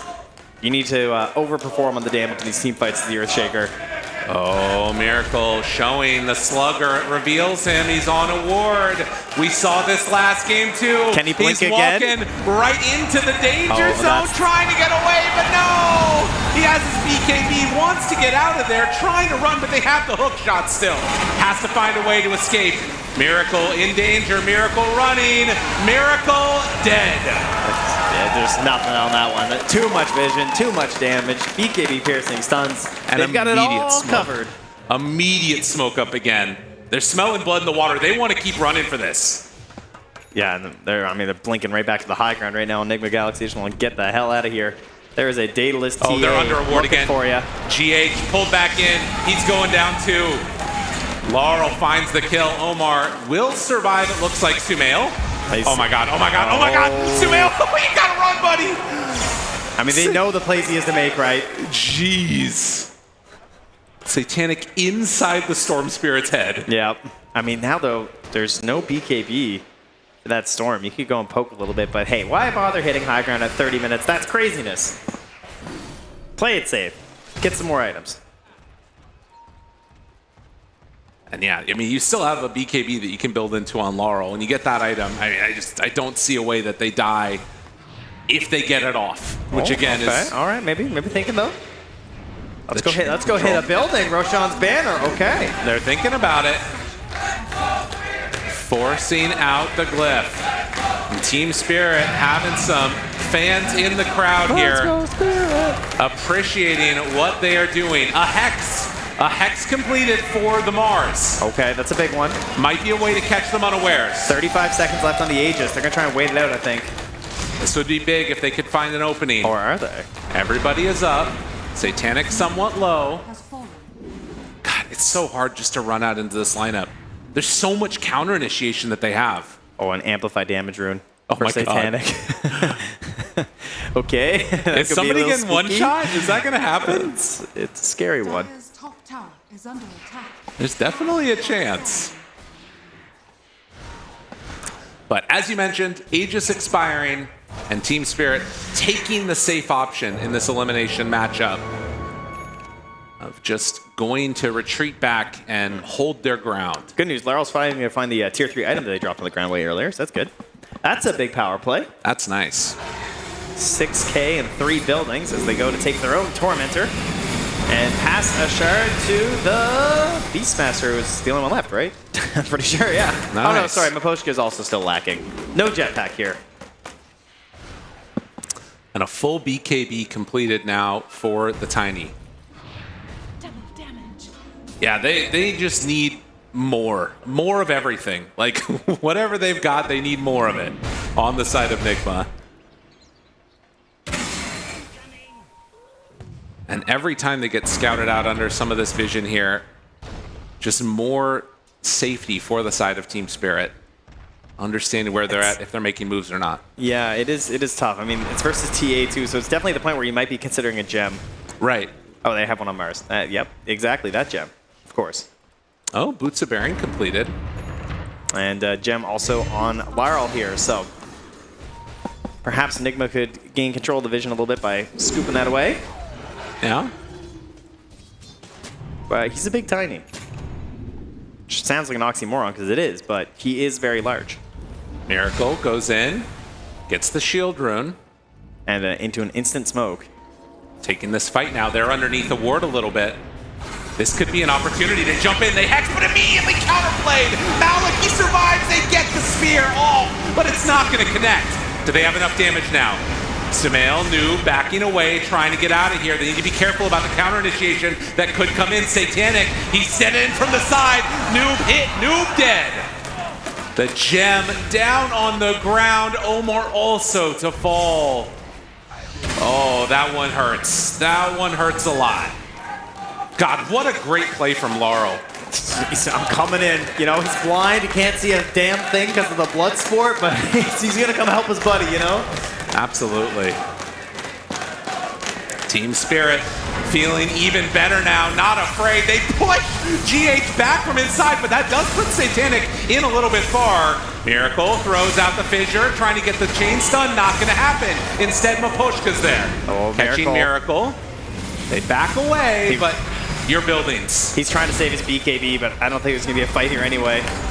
Do they stick around for more? Still 20 seconds as Team Spirit maintaining dominance in this game too, looking to knock Nigma out of this tournament. Miracle waiting to the side. They jump in, they can't find a target. They find the clockwork finally, but that's not looking like it's enough. They will take down Maposhka. Can they get more? Miracle roar.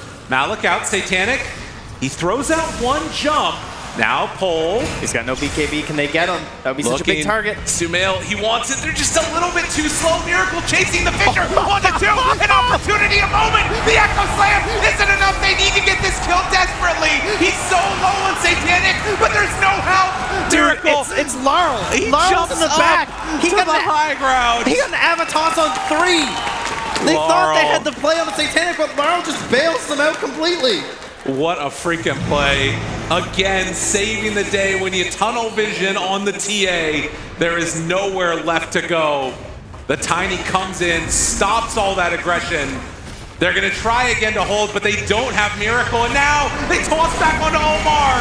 He's dead too. Nigma, no answers here. They'll go for the spear, the control, try and kill Satanic, but it's not looking like it's gonna matter. They don't have enough for that kill. Laurel stands tall, comes on in, punches Noob down to death. Satanic chasing Sumail with no more mana. He's forced to walk back to the fountain. 22,000 gold lead, and Team Spirit just way too strong. Once again here, undeterred by early deficits. Team Spirit, they just don't worry about it. And they're going to need to buy back onto the throne, onto the tier 4 towers. Nigma, if they want to stay in this tournament, they got to throw everything at them right now. They're going to use one last glyph. Satanic jumps in, almost one-shots GH. They buy back now on the Mars. Will this be enough to stop Team Spirit from running in? It looks like for now it is. Unbelievable. All right, he's pulling the reins. Everybody back. We are well ahead in this one. There's a lot to gain on the map right now. 27,000 gold lead. Rue almost has a hex. Almost ahead of Noob on the CS. And Satanic gets a Wisdom Rune to level 25 right now at the 37-minute mark. Hold on now. That's a big TA. Of course, he hasn't gone to heal yet, though. Trent, it's darkest just before the dawn.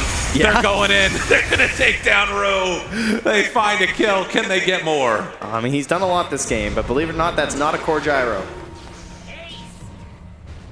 Sumail, they're so close. I mean, this is round 3 Roche. The problem is Team Spirit. Yeah, they're pinging the base. They might be willing to trade Roche for Throne. Nigma need to come up with some answers to this one here. They don't have TPs either. That's a lot. Oh my god, they don't have TPs. Oh my god, no! They're not even going to get to fight Team Spirit! It's been fun. Eyes on the prize! There are no TPs left! Only Sumail can show up, and he can't stop this! GG is called! Sometimes you walk to Roche, sometimes you walk to the Ancient. You gotta take a risk. And that certainly was a risky one. Team Spirit keeping it simple. The name of the game, turns out, yeah, they were not defending it. Oh my goodness gracious. What an interesting end to this game. Team Spirit, definitely the team that end up looking like they are in control of this one. Well, not at the start of the game, Lyrical. Why are they always behind? Promotion says he'd like to know why. They haven't found why they're always behind at the start of the game quite yet. But I guess as long as this is the result, it's going to be okay. Absolutely. A fabulous performance from them as they manage to take down Nigma here 2-0. Superb performance from all of these people individually. And I feel like, again, if you're playing against this team, you just have to be prepared for those 20-minute marks and how quickly things can go awry. It starts to fall apart. Yeah, they're just so ready to battle, you know? Just going all over, trying to find that fight. I mean, how long did they just run around together, even though they were a little bit behind, knowing we got to find a fight right now, we've hit our timing, this is what we want to do. Unbelievable performance, and we're going to have to hear from the champs themselves. Team Spirit, as they're ready to give us an interview.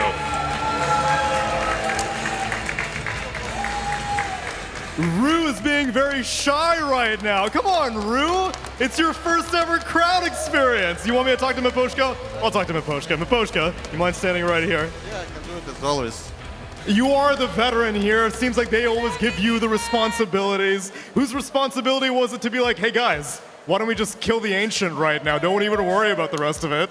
I guess that was a Laral idea. And I'm just like, okay, I can cancel their TPs if they're gonna hit rush, and that's it.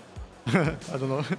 There was a lot of faith in Laurel for this game number 2, because it seemed like at the beginning of the game, Sumail Storm Spirit was out of control, and Laurel was kind of quiet on the map for most of it. Was the plan that you guys were like, okay, right now things are chaotic, but if we're patient, I know this Tiny can carry us?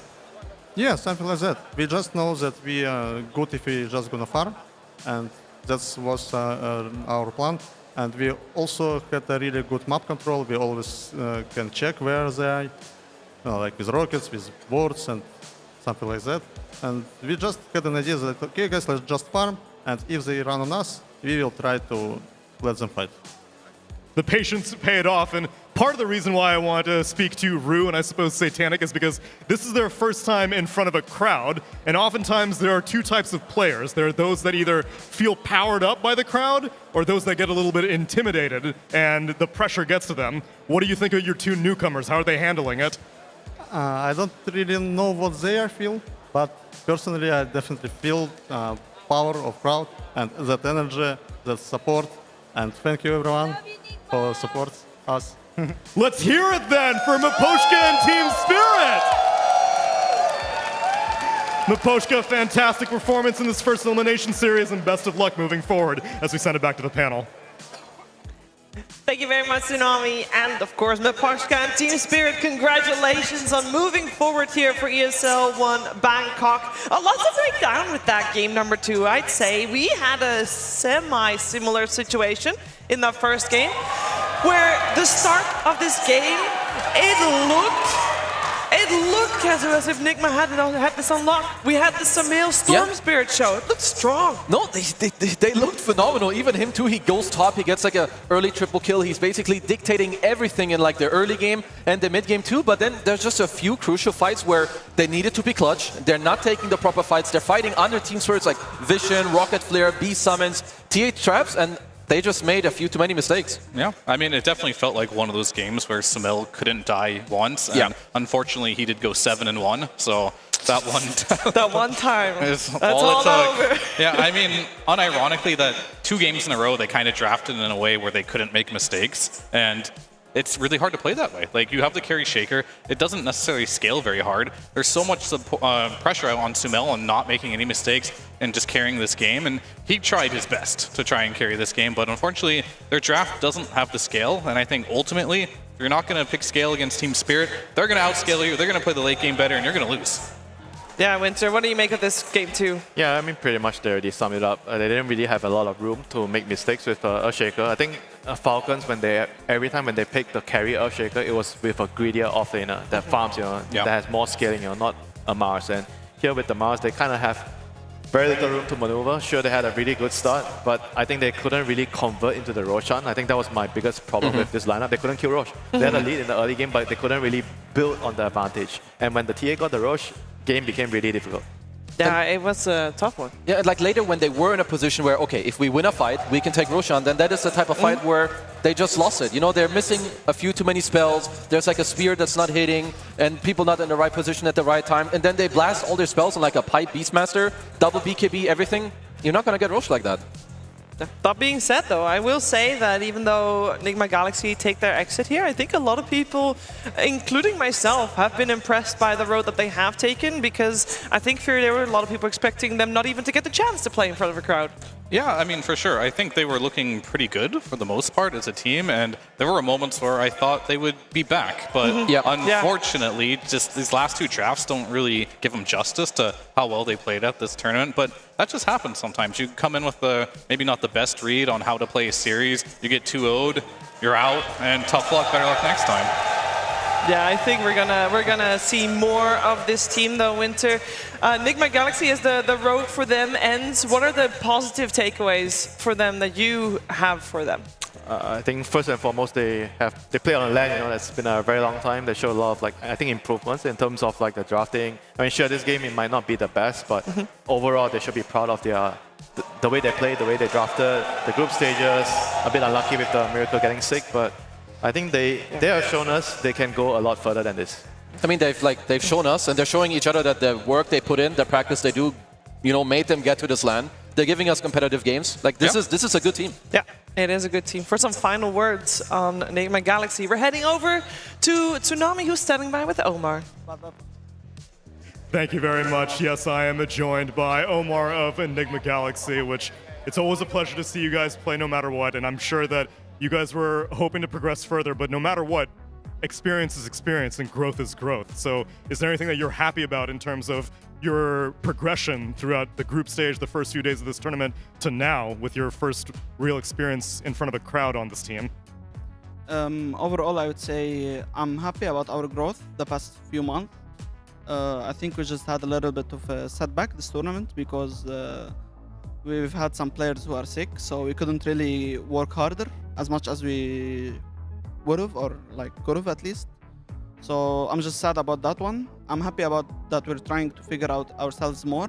I think Kuro's a genius guy. First of all, this shaker carry, so so yeah, I think we got a lot of ideas. I'm just sad we didn't get to show all of them. We got out early, so we still didn't pop up more stats, but hopefully in the future. I have no doubt that'll happen, and this is now you've given a lot of praise to Kuro anytime we get an opportunity to interview you. What were your expectations coming into this team about what the dynamic would be with such a legendary player going to coach? Did you expect this much guidance coming from him, or even that's taken you by surprise? To be honest, I didn't expect much. I mean, I didn't just put much thought into it, but after I saw it, he's a great guy, good mentor, just good coach, good guy to have by your side always hyping us up, positive feedbacks, everything, teaching. I mean, I still didn't even talk about Dota-wise, so yeah, Dota-wise he's a great guy. Like I said, he's a genius. So hopefully we'll keep working, and with his guidance, hopefully we'll do something good. Happy to hear it. And any words for all the fans who see this is the end of 2024, but 2025, it's a new year, a new Nigma Galaxy, a new fire lit within you. Anything to say to the fans? Sorry to disappoint you in this tournament. I think we didn't play our top game. We sure could perform better and do better results. Sorry for that one. I promise you, inshallah, we will do way better in the upcoming tournaments. So expect a better Nigma 2025. Happy to hear it. One more round of applause, please. Royal Paragon Hall for Enigma Galaxy and the show that they put on. Omar, always a pleasure speaking to you. Condolences on the result, but can't wait to see you next year as we pass it back to the panel. There's a lot of lessons that they can take away and take with them to the next qualifiers. We'll definitely see them do well in. But the end of the road here for Nigma Galaxy, I do want to sing the praises of Team Spirit a little bit more here, though, because this is the opponent that they chose, and you can see why. Yes, maybe the earlier stages in the game did not go entirely positively for them, But overall, the moment that mid game came in, minute 20 hits, and it just feels like Team Spirit show. Yeah, I mean, all it really took was for their heroes to get online, right? And once they got online, the spells started hitting. Eventually, Satanic got his farm. He got the shard. He got a bit later in the game as well. Once you finally got to the item buildup, the fights became easier and easier for you. You get the BKB. BKB pretty much made you immune this game to just about everything. So once they hit those timings, it felt like they were just online and ready to play. The one thing I really like about this team, like Whisper, because I feel like in this game, Lara was a bit quiet early on, but they always pick up the slack of someone else who's not doing great. And great teams, they can do that. You don't always need to be 10-0 or 15-0, because like we said, if Sumail dies once or twice this game, we feel like it's done. If one of their players die once or twice with Spirit, it's fine. Someone else will pick up the slack. Yeah, and we do have a clip to show you guys as well. I believe this one is ownership of Kezu.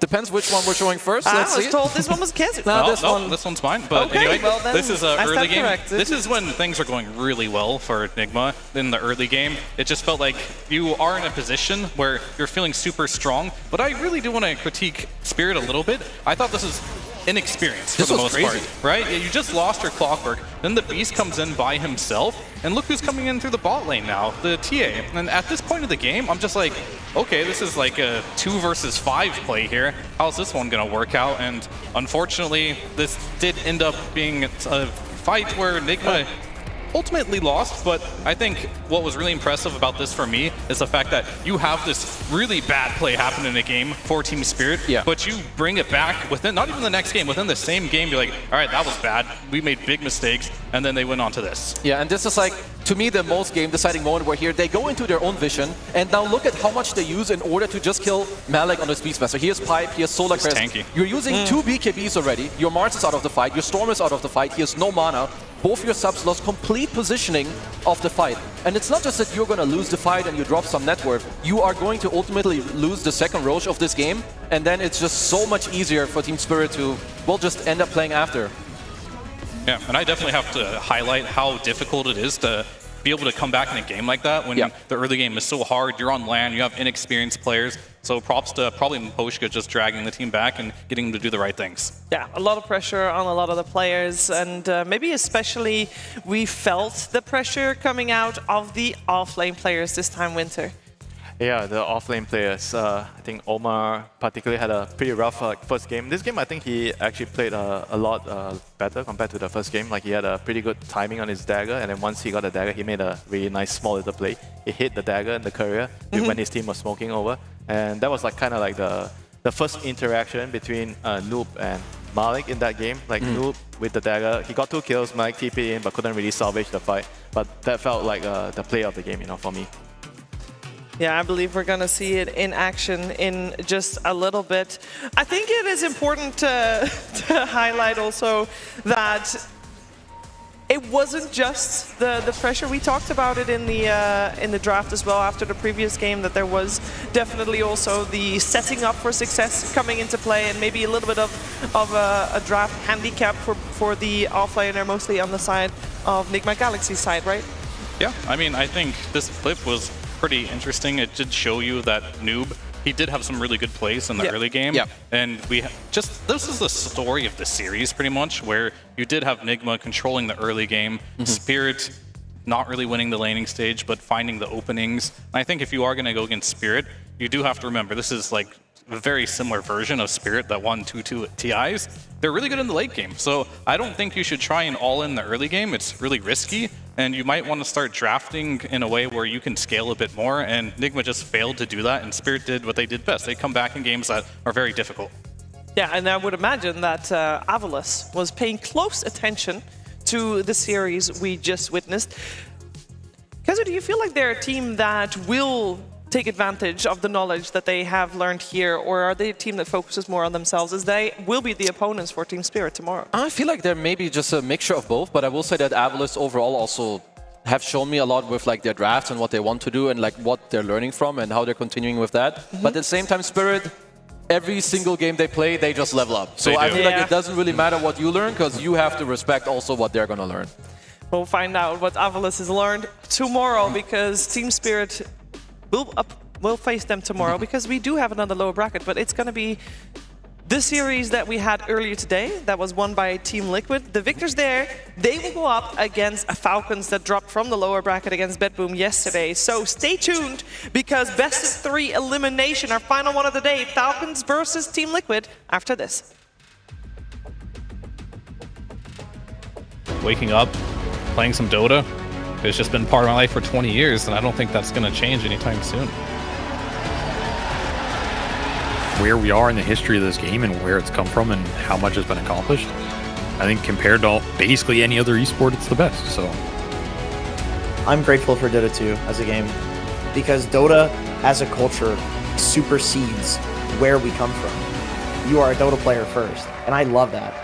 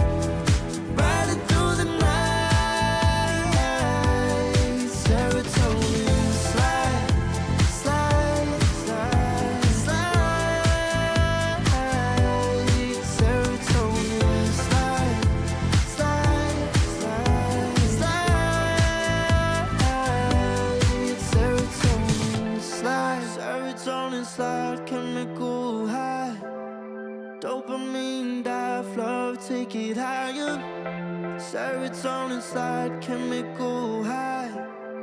Dopamine dive, love, take it higher. Serotonin slide, chemical high. Dopamine dive, love, take it higher. Serotonin slide, chemical high. Dopamine dive, love, take it higher. Secret in the light, empowering your energy. Riding through the night.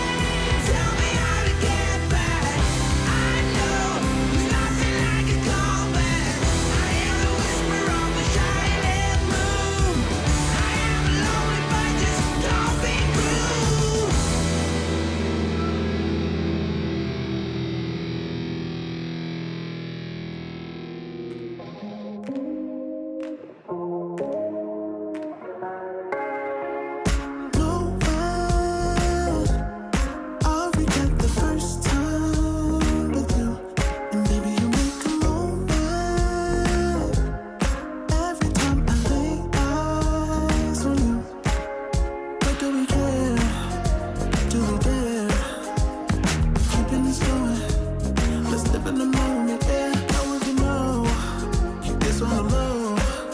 Between the two of us, every time I try to find, try to avoid it, but I was stuck.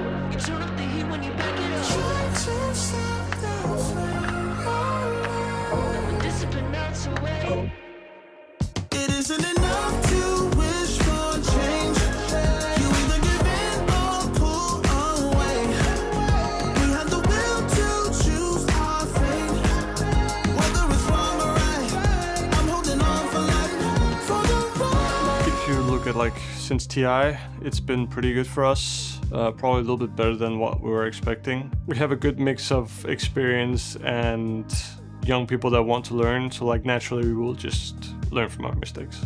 I think it's good for us to just have a little bit of some losses here and there for us to be able to kind of stay in the middle where like we understand that we can win, but we shouldn't expect to win. Like we still have to put in the work to be able to beat the other teams. Even if you try your best, you're not necessarily going to win every tournament. You know, you're just gonna have to get the best result you can at that moment. And sometimes it's not winning, but you can still be happy afterwards, because for me the performance is much more important than the result.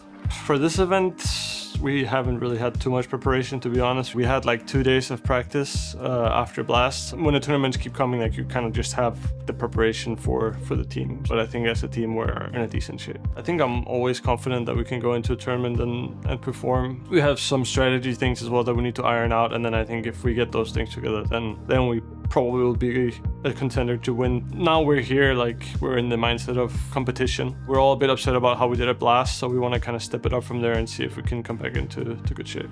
They have enough. They're still chasing Amar. They're trying to kill Snaking.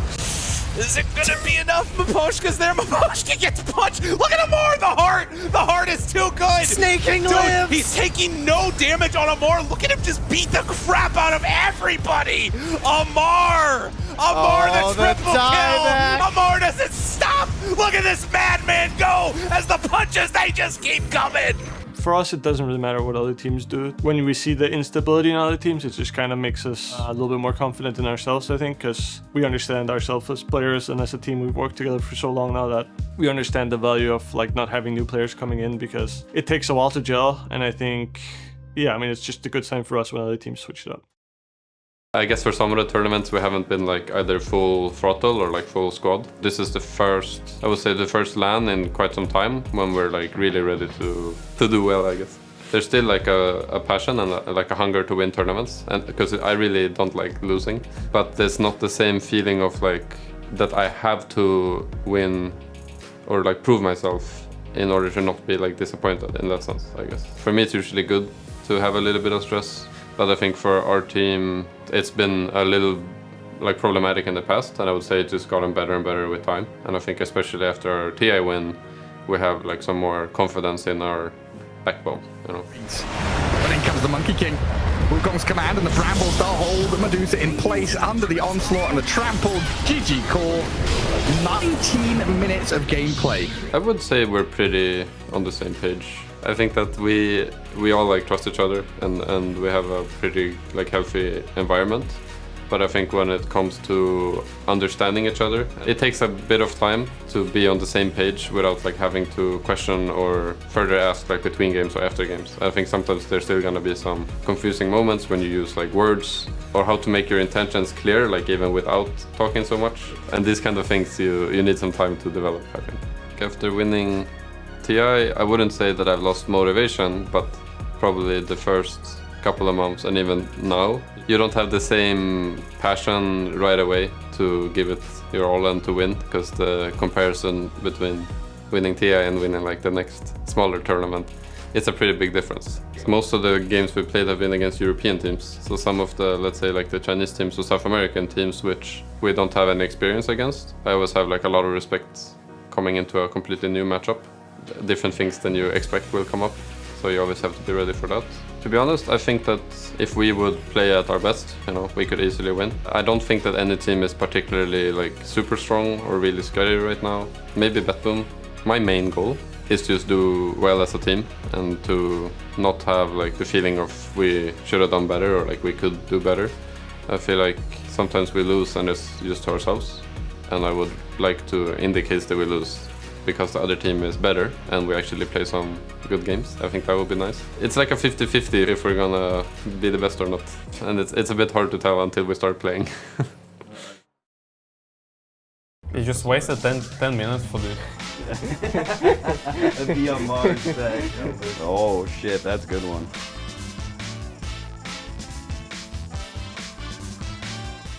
What's up, guys? We've got Amar and we've got Maureen here, and we're going to play a game called Pimp My Profile. They're getting on each other's accounts, and they're going to create a Dota profile for the other person. What did Maureen have on his profile? I saw your profile. What did Maureen have I on removed it. He had like... Oh, yeah, that one. Okay. Now I know what to do. I hope he has himself. Oh, you saw that tier list, immediately got an idea. All right. This one's gonna look better. Just in the corner. Beautiful. Wait, so why do you need these specific Razor cosmetics? No, because he knows it's me. Oh, I see. That's a good idea. Look, he has it saved. Be on Mars set. That's good. How's yours coming together now? Oh, I just got the idea of this. Oh shit, that's a good one. The only thing, he just ruined my profile and now I have to fix it. Ruined your what? My profile, and now I have to fix it again. I mean, his profile. You might like this new profile, you know? Why you don't have Skeeter spray, dude? It was so good if I would have it. I just wanted to put Skeeter and like don't click on the Q one. Amar, you want to come look at your new profile? Okay, I see my profile. Maureen, would you like to explain how you created? Why did you create this profile? The way you created it? Let's start with the thing that's the best hero Amar nowadays. What else? You got the I got your friend, yeah. I mean, this one has to be like the most stupid one. I just put your friends on the knees. That's all. I mean, mine you will like it. All right, Maureen, come check out the profile Amar made for you. So first thing is I put myself with Bristol back, and then I put my best hero, then I put your best hero. This is actually my best hero. Yeah. I don't want to get deleted. We have this guy. That's actually really nice. Okay, this is I prefer. Yeah. I like it. And then we have S tier BZM, of course. Yeah, of course. Where is Esmail? You don't have him. He doesn't even have. And then we have best team OG because I have nothing to put. I just put them in here. And then we have random Bristol back because you know, Bristol back. You just wasted 10 minutes for this. Yes. Like, at least I had an idea. You needed the extra time for the extra bristlebacks, you know? It was very important. It really helped the whole thing come together. I understand the full picture of it. I mean, I had to remove the Bristol set and fix my set. That's the... I mean, we have to choose me because I have Bristol back. You didn't put Bristol back. If you put one Bristol back, I would say you. But I put it better. I put it Bangalore. I'm gonna say Amar wins because he wins 3 bristlebacks to 0. That's what. I mean, that's the criteria. That is such his life. It's true. I just forgot about. All right. Thank you guys. Hope you enjoyed Pimp My Profile. Mine is just a little silly, and I think we all need a little silliness in our life, a little laugh when you wake up. You put a big piece of silliness in my mouth, dude. Yeah. Welcome, everybody, to another episode of Pimp My Profile. We got Team Liquid, we got Saberlight, we got Insania. They have jumped on each other's profiles, and they're going to make a profile for the other person, which they will have to carry for the next year. According to their contracts, they have to keep this profile for a year. So there's some real stakes at hand. Saberlight, do you have some ideas here? Dude, Insania's loaded on stickers over here. God damn. This one is like a good. Yeah, this will be good. I mean, it's already great. This profile's already good. Aiden? I'm just making it like... Bro, Saberlight's just fucking killing you out here, right? Is he? Yeah, his profile's really good. You just have to use the sprays. Does he have any good sprays? I have good sprays. What are sprays? But he has like himself. It's like cringe as fuck. This is already better. I mean, this is already kind of... This is already good. Saberlight will love having this profile for a year. This is good. This is good. Is it? No, yeah. You're cooking. You're cooking. Yeah. I was a little concerned, but you had the slow simmer going on, you know? Dude, Saber, you have like no hero voice lines. You need to play more pubs. What do you mean? I have all of them. You literally have none. What are you You talking don't even about? have the Jakiro gold tier.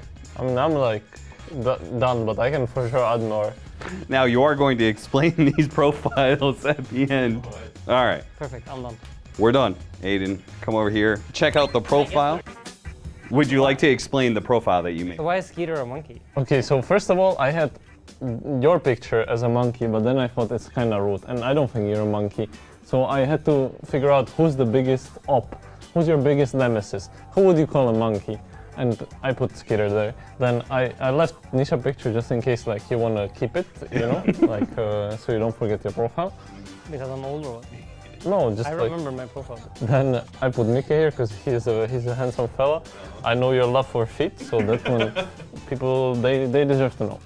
And this is just. Why is there a divine rapier like under my eye? There's just the celebration of how much you like Radiance, I guess. Aiden's a really big fan of the circus, right? And he likes the guys who do the sword swallowing, right? Exactly. So that's what you're doing. Yes, That's that's the not idea. a going inside of my mouth. Hey yo, what the fuck? What? What? What are you No. talking? Aiden, that's please. This is being recorded. That's really messed up. All right, now it's your chance to show off Saberlight. So First of all, Beastmaster. it's Nice. Beastmaster. Okay. Nice. And now every time he launches Dota, he will see Beastmaster and he will know that I put it there for the next year and he will pick Beastmaster. And then I want you to learn how to read. Yeah. And this is also a Beastmaster voice line, so I felt like it was appropriate. I wish you learned how to read. So it has nothing to do with Ortiz, it's just like you. Yeah, because like every time someone opens your profile, it's like, you know how to read. That's great. And then like you know, you're like, what? That's cool, that's cool. I appreciate it. All right, which profile do you think is better? Mine was like for sure better. Yes, his is better. The one I made for Saber? No. No, the one I made. Oh! Okay, mine helps us become a better team. Because it reminds him that he needs to play Beast. Okay. Mm-hmm. 2, it helps him become a better human, because it reminds him that like, He should read. Yeah. Yeah, okay. And the counter argument is that mine is just a little silly, and I think we all need a little silliness in our life, a little laugh when you wake You up. put a big piece of silliness in my mouth, dude. Yeah? Okay, you guys heard it here. Pimp my profile. You guys decide who did the better profile. Thank you for watching. Goodbye. I should not kill creeps. I just realized I'm Bristol back. He's barely getting through the backdoor protection. Okay, I lost. This is too fucking fast. All right, guys, we got Amar and Malrine from Team Falcons, and they are going to base race against each other. Is that all heroes in the pool, or like any? Yeah, any hero, and you're gonna be level 20 with 15k gold. I mean, I don't want to be like, to make it that simple, to pick like Husker or something like this. How is Husker breaking base? I mean, it's just, there's still a lot of ways, but I don't want to make it too boring. I want to just customize what we're gonna pick. No, I will pick. I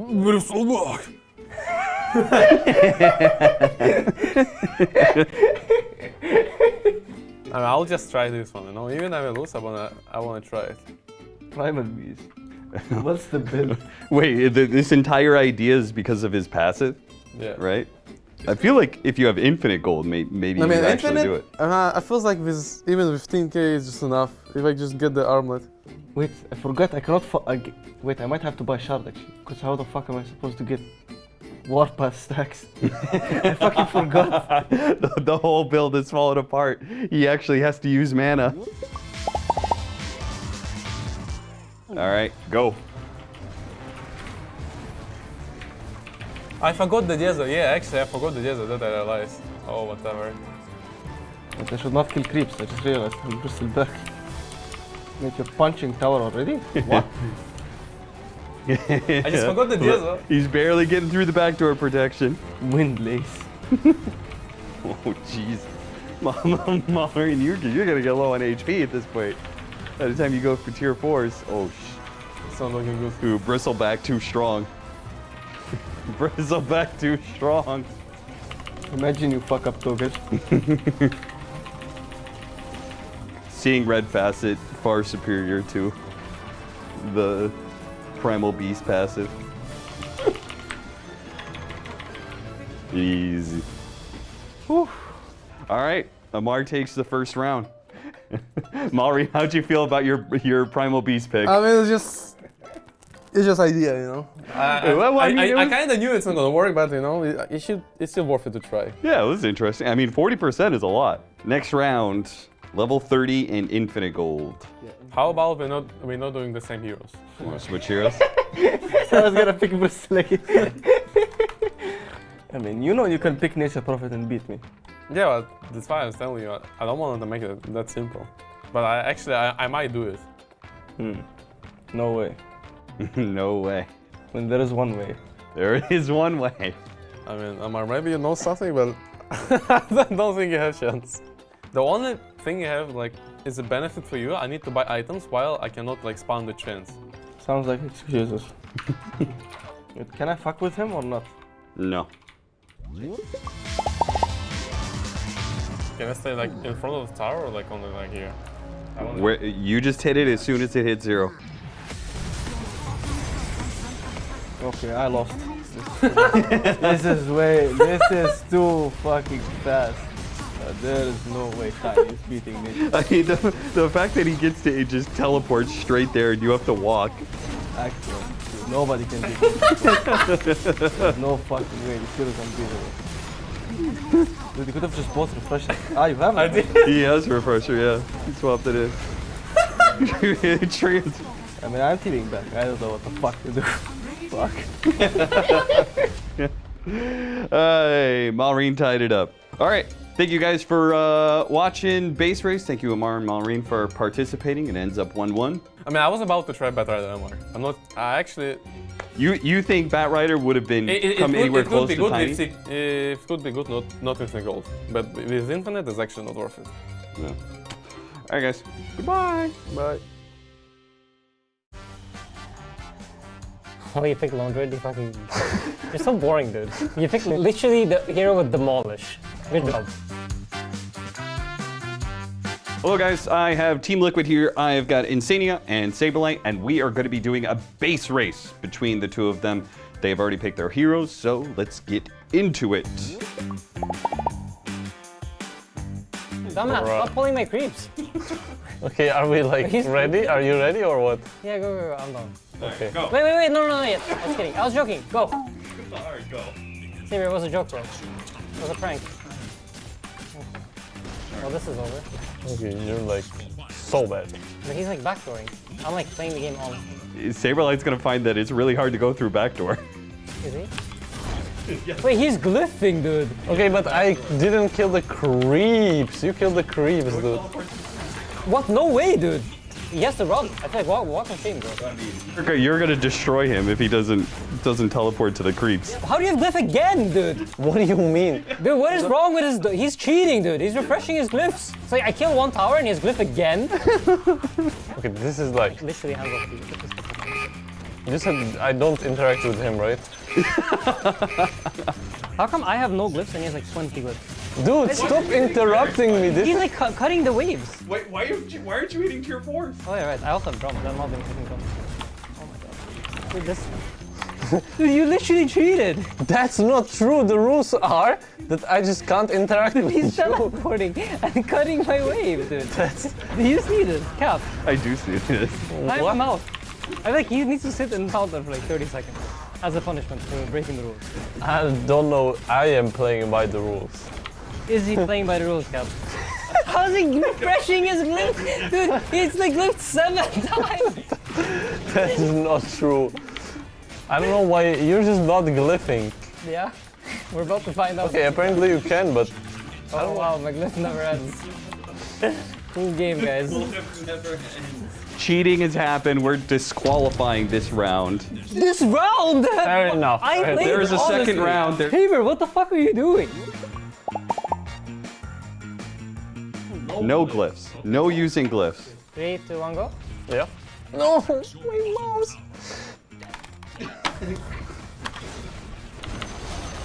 Holy shit, you demolished my tower. I mean, that's why I Oh, said. you have rapiers, right? I forgot rapiers.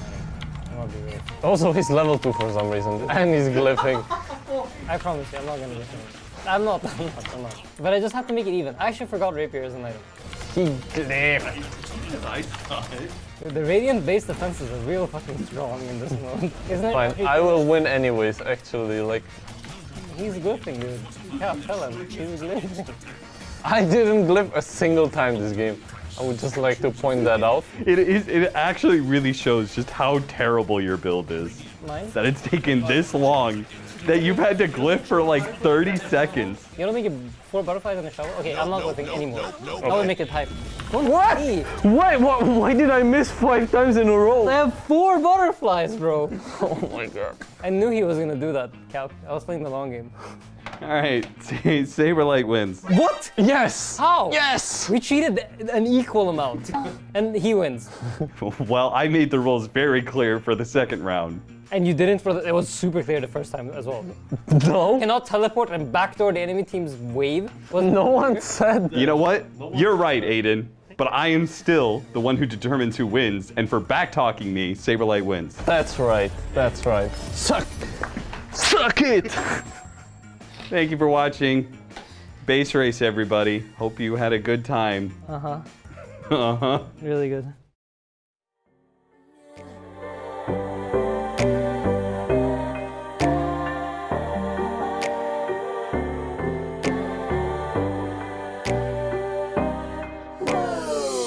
Talking my, I've been working all year getting by. Looking for the high, taking all my time. Breathing in new life, feeling fine. Like I don't gotta be something society wants me to strive to be. Got my own energy. So magnetic in the spotlight. Shaping my own world with my own mind. Don't talk about me unless you alright. You gon' see I'm feeling real free, protecting my energy. Gotta protect my mind. I'm breathing in new life. It's time that I realize what feels good ain't always right. I'm making changes, I got me a new strut. No more settling, I'm running out of good luck. Never chasing, I attract, I'm busy going up. If you see me come correct, then keep it on the book. Get it, how I live it, that's the motto, how it goes. No more reaching, introducing, hit the lotto, I'm the one. Not denying myself anymore, I'm done with it. Sky is the limit, I'm living life with no energy.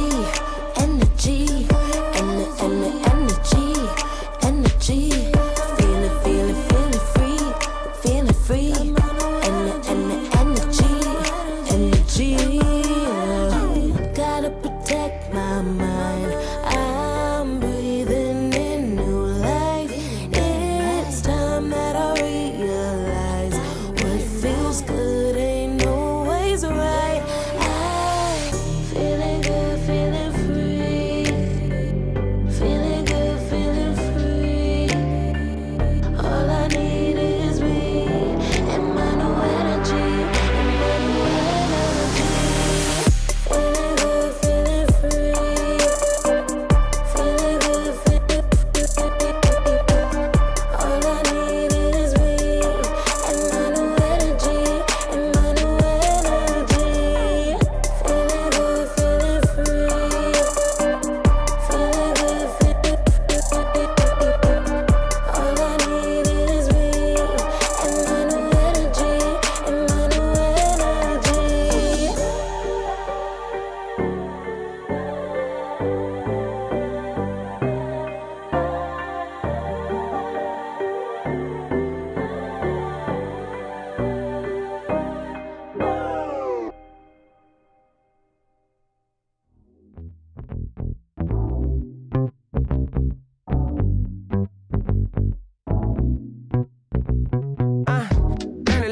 Sometimes don't let it stay on your mind.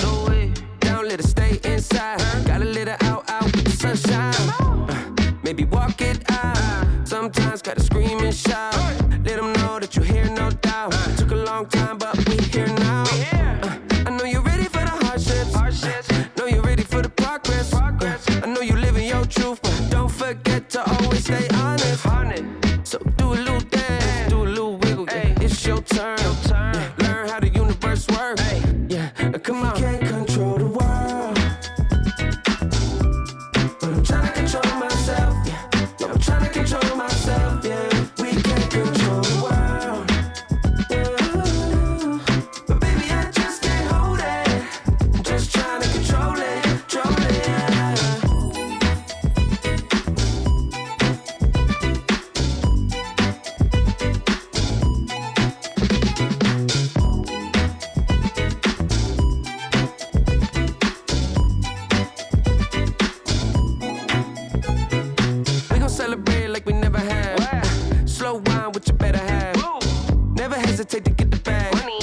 money talks and we always chat. That's why hard work and dedication can get you to a better place, better spacing. You ain't got time to be wasting, but don't chase it. We can't control the world,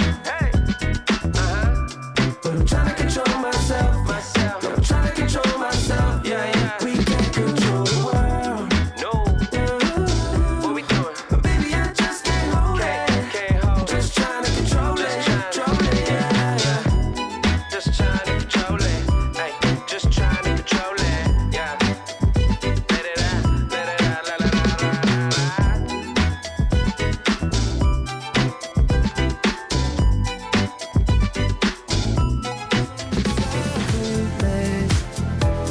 Sequin in the lights, empowering your energy, riding through the night. Serotonin slide on over here by my side. Slides up in your eyes, deep side. Caught up in this chemical high. Angel, can you take me high?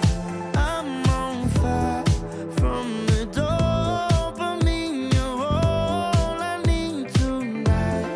Promise I'll give you all of me, darling. Serotonin slide with me. Sequin in the lights, empowering your energy. Riding through the night, serotonin slide.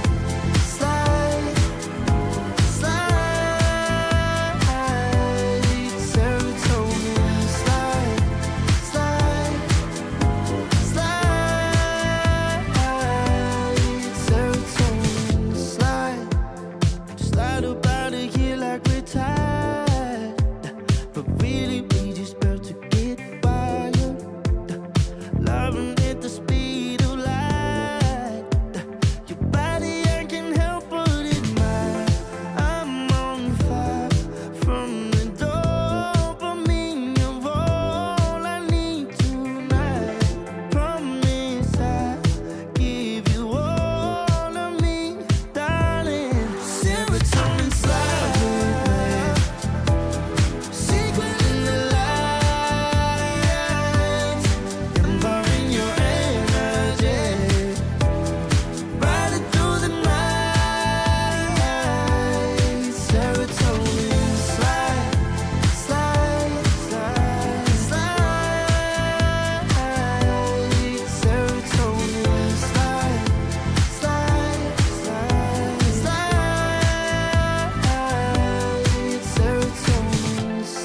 Serotonin slide, chemical high. Dopamine dive, love, take it higher. Serotonin slide, chemical high. Dopamine dive, love, take it higher. Serotonin slide, chemical high. Dopamine dive, love, take it higher. Serotonin slide, chemical high. Dopamine dive, love, take it higher. Sequin in the lights, empowering your energy. Riding through the night.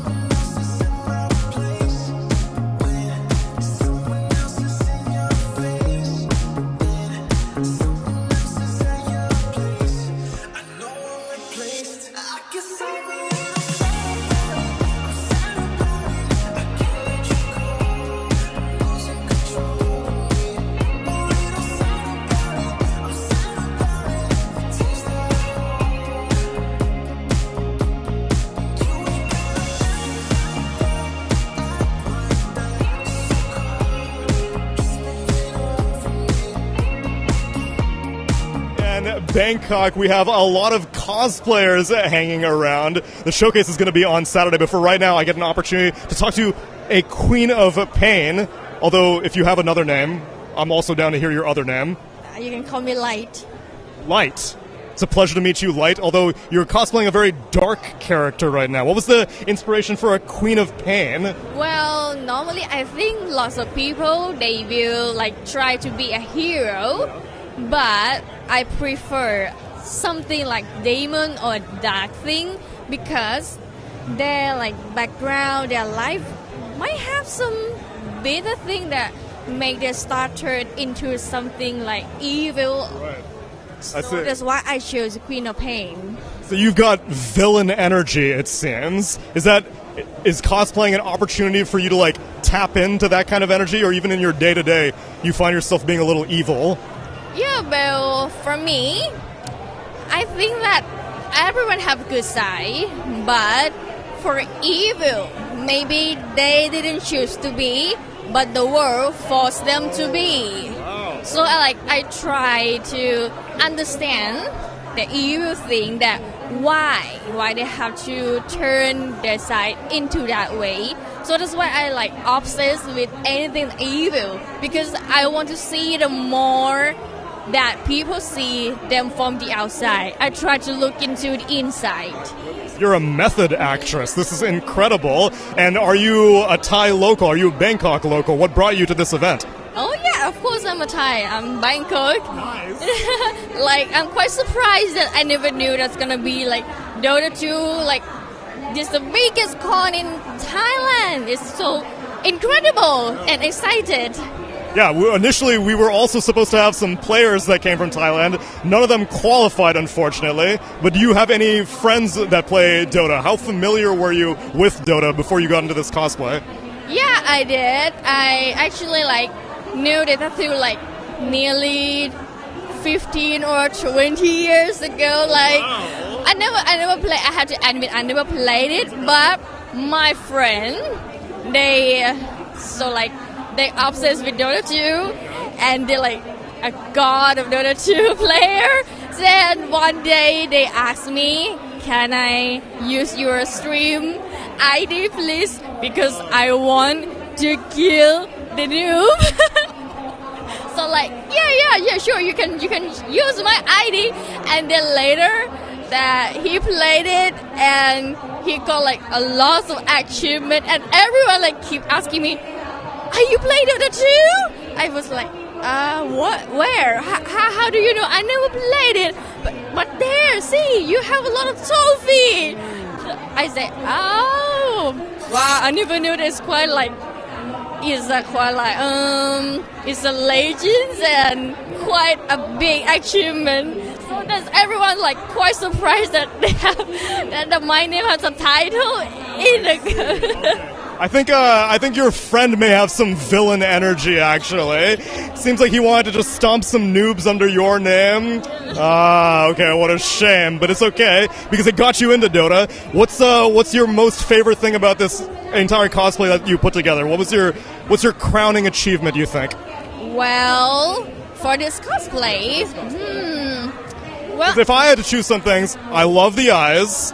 These wings seem very, very difficult to keep on the whole time. And then, what'd you make the armor out of? Is this well, it's a foam. Okay. I had to say that everything you see today, I made it myself. Really? In 24 hours.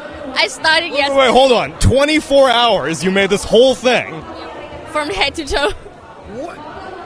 How come you didn't have more advance notice? This is incredible for 24 hours. I only slept 2 hours before I here today. Oh, so those eyes may be actually red because you just didn't sleep, not the contact. Yeah, maybe. And there's more one secret, but it's sad. It's a little sadly because I tried to make the wing that could be split. Can you hold it? Sure. Where would you like me to Here. Oh! Yeah, it has to be articulate, but well, because there are a lot of people today, and yeah, they got damaged. So I think maybe tonight we'll fix it and we'll see tomorrow. Okay. So then we will see you tomorrow then? Yeah. Okay, so then now that you have 48 hours, I can only imagine it's going to get better. Light, right? Yeah. Light, it was a pleasure to meet you. Love seeing this Queen of Fame. And that's it for this little mini cosplay showcase.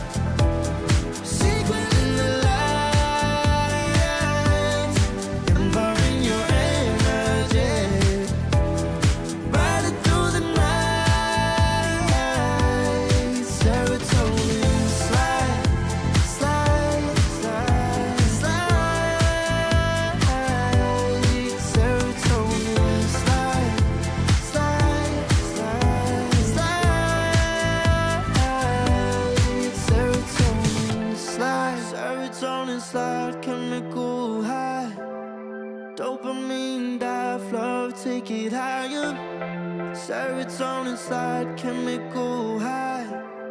Dopamine dive, love, take it higher. Serotonin slide, chemical high. Dopamine dive, love, take it higher. Serotonin slide, chemical high. Dopamine dive, love, take it higher. Secret in the light, embodying your energy. Riding through the night,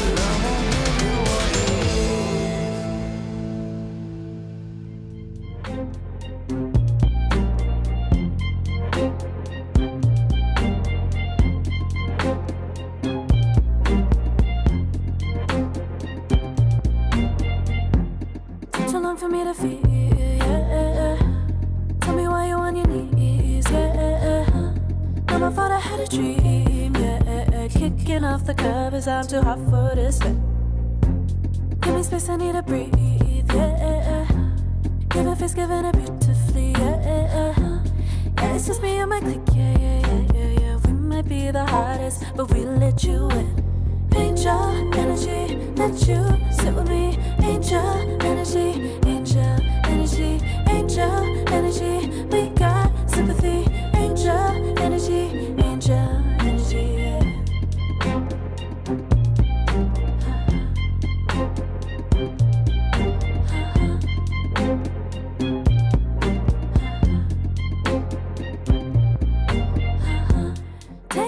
ESL One Bangkok is brought to you in part by Intel Arc, Acer Predator, DHL, Kadia, Monster Energy, 1xBet, and the United States Air Force.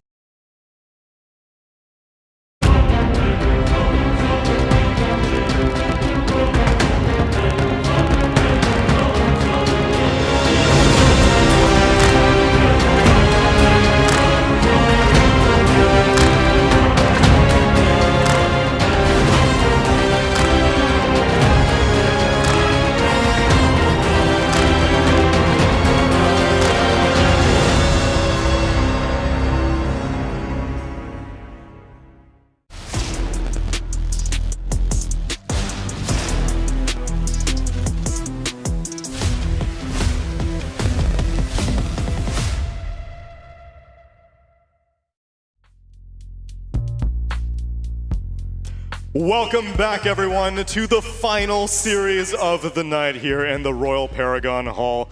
It's Team Liquid taking on Team Falcons. Now, Liquid already got an opportunity to show their mettle here in the venue as they got a 2-0 against Shopify Rebellion as our first series of the day. But now, things are only going to get more challenging as they face off against Team Falcons, who has been waiting patiently. So now it's a matter of stamina, as addition to all the other wealth of experience that this team has accrued over the past few days here in Bangkok. And I'm not walking through it alone. I've also got Jenkins, Effie, and Fear.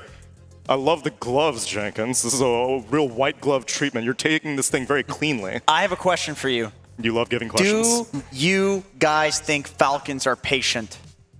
In what sense? Like, will they wait for their prey to strike at the optimal time? No. Okay, why are you saying? They have like 45-minute games. What are you talking about, dude? I mean, you asked. Oh, okay. They had to be patient to wait for this series. Liquid's the one who may be impatient. They got their first win, and then they're like, okay, let's go. It's time for the next series. Mm-hmm. You gotta wait. You gotta chill. Take things easy. They seem really manic in your little story that you did there. You're like, come on, let's go. You Yeah, know? because you're given two different versions. Falcons is the patient team. Right. Quiet. And Liquid's on ADHD medication. Exactly. Okay, well, maybe Nisha. Maybe Nisha is. Whatever the case, both these teams have taken quite the journey to make it to this point in the tournament. So let's take a look at what their procedure was. Because it was in the group stage that Liquid just narrowly made it through. It was a 4-6 score, but it was in the group of death, which also had a bunch of the teams that you see in that upper bracket final. Parivision and BetBoom team were the first and second place teams in Group B, so it's no real surprise that they made it through. But it was competitive series for both of them. Falcons went down 2-1 against BetBoom team, and Avalis went down 2-1 against Parivision. Those are the teams in the upper bracket, though. After getting knocked down to the lower bracket, Liquid was able to get a quick 2-0 over Shopify Rebellion, and you just saw Team Spirit get their 2-0 over Nigma Galaxy. The follow-up for that, though, Spirit versus Avalis is going to be tomorrow, but right now we need to conclude Liquid's journey versus Falcons. Now, at the minimum, at least most people should be satisfied that they made it through the groups, but Mira, I don't think that Liquid's happy just cruising by narrowly 4-6 score, and they're like, oh, great, I guess we're making it to bracket. No, they're definitely not happy. I mean, this is a team that recently won TI and then just kind of dove off of a cliff, but that doesn't mean that they're not capable of playing at that caliber. They always are, and I'd argue that this is probably the team you'd want to face least in the lower bracket. Right? A team that isn't playing at their full potential is no stranger to the lower bracket and could easily one day just wake up and turn on their, crush games in less than 30 minutes mode. Do you believe that both of these teams are the teams that you want to play against least in the lower bracket? Falcons and For Liquid. sure. I mean, definitely. I think this match in particular, we go into a lot of these matches and we talk about nerves, first timers and stuff. Both these teams have been on so many LAN tournaments, and this is going to be a game where they both have been in the lower bracket a lot too. So I think it's really weird to see them both here this early on in the lower bracket here, but I think we're going to have some really good games because of it, really high quality. And I think Liquid looks really scary right now because all the reasons mentioned. They did really poorly, in my opinion, in the group stage. Yep.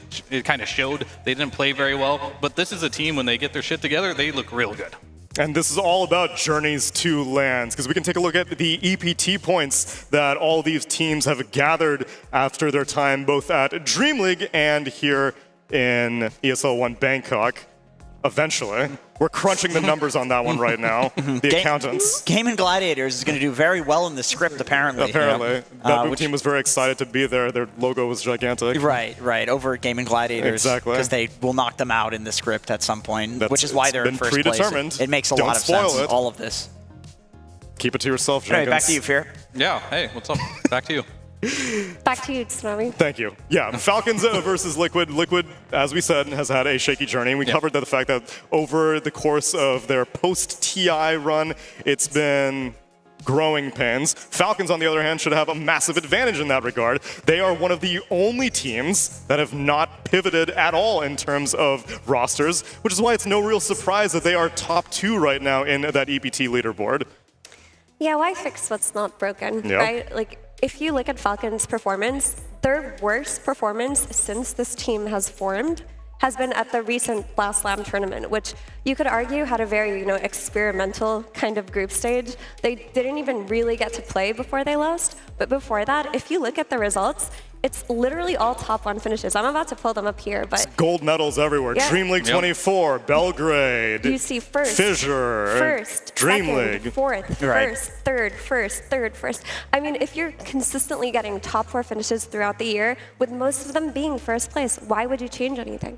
That's why it is interesting to see the first 2 teams be so different approaches, because BetBoom team, I would have considered their 2024 to be mostly successful, but both these teams always want championships, so getting second place constantly for BetBoom team was not enough. They threw a lot out for this year's season's roster, and somehow it's working out for them even better. Yeah, I mean, they didn't win anything though. Like, had they won something, maybe you could make a case for them wanting to stay together. But if you're always coming in second or just coming short off of a win, there is something going on that's deeper that is fixable. And we did see the difference, right? This roster change has amounted to better results already. Yeah, I mean, it definitely has. And I think one of the big things, sure, Liquid did win the last international. However, it was very easy to see that there's so much potential in Pure. He played so well at that tournament. Yeah. And I think just getting him on your roster was on everyone's radar. And I think BetBoom getting him really helped that roster elevate. Which is why it's no surprise that BetBoom team ended up beating Falcons, which knocked them down to this lower bracket. But if we're talking about trajectory of teams, does losing to BetBoom team mean that Falcons is on the downwards trend, Jenkins, and Liquid making it through group stages on the upward trend? I don't think so. I mean, you hear all this rhetoric about Aoi playing Dark Souls during the draft of these different games, and so much rhetoric. Yeah, a lot of people say this is the narrative, but he does a lot for these teams. We saw in Dream League when he was on vacation, and then he comes back, and then all of a sudden they look like a completely different team. Yeah. Same skill, same caliber of play, but the way that they're drafting, they just have winning lanes, they have a cohesive strategy. So I don't doubt that Aoi can figure something out going into the lower bracket. Like, this is never a team that you want to meet up against in the lower bracket. Neither is Liquid. I mean, this is a really interesting match. Yeah. But overall, Fear, you've been quite critical of many of the teams at this tournament, feeling like not every single one is polished. Everyone seems to have some issues, be it in draft or gameplay or cohesion, whereas I feel like Falcons, for the majority of 2024, was the most polished team. Yeah. I mean, it really feels like this patch in particular, there is no meta that everyone's going to follow. You have like a couple heroes like these DK Alchemists that nobody really gets. However, I think that Falcons is a team right now that I want to see more from Mallory specifically. I feel like when he was on Falcons and they were winning and he was getting his heroes every game, he was really showing off. ATF is still playing really good and carrying games super hard. Skeeter, he does what he does. He's like the rock of the team. But Malrine, I feel like his hero pool has been a little bit like underwhelming, I want to say. But so if they can figure out how to utilize him in this patch, this team is going to be like super scary again. I agree with that. I feel like in all the games where Falcons pops off and they look like the Falcons that has gotten first place at all the tournaments this year, it's through ATF. He's playing like Mars or Centaur, some hero that isn't normally top net worth, but because he's just so good at the early game and because him and Crit like almost never lose lanes, he is top net worth and he carries games in ways that other teams, they just don't have an offlaner that can do this. And I feel like Malrine was also that guy for a long time. It was a dance between, okay, the two young guns that are like crazy and they can play around and then the stable players. But I do agree that it feels more like it's the ATF show right now. Yeah. And a lot of people are giving criticism to like Skeeter and stuff and how his hero pool is, but I think this is how he's supposed to play on this team, right? And it's supposed to be the young kids being the ones carrying, and he's just like supporting them in his ways. And I think the carry shaker is a good example of that and can work very well for this team. Yeah, I was initially a little bit discouraged with only seeing Miracle debut this carry shaker on stage. I'm like, I don't know, maybe it doesn't have the same crowd magic, but hopefully Falcons will be able to show how good it is. And we also want you to learn a little bit more about Falcons.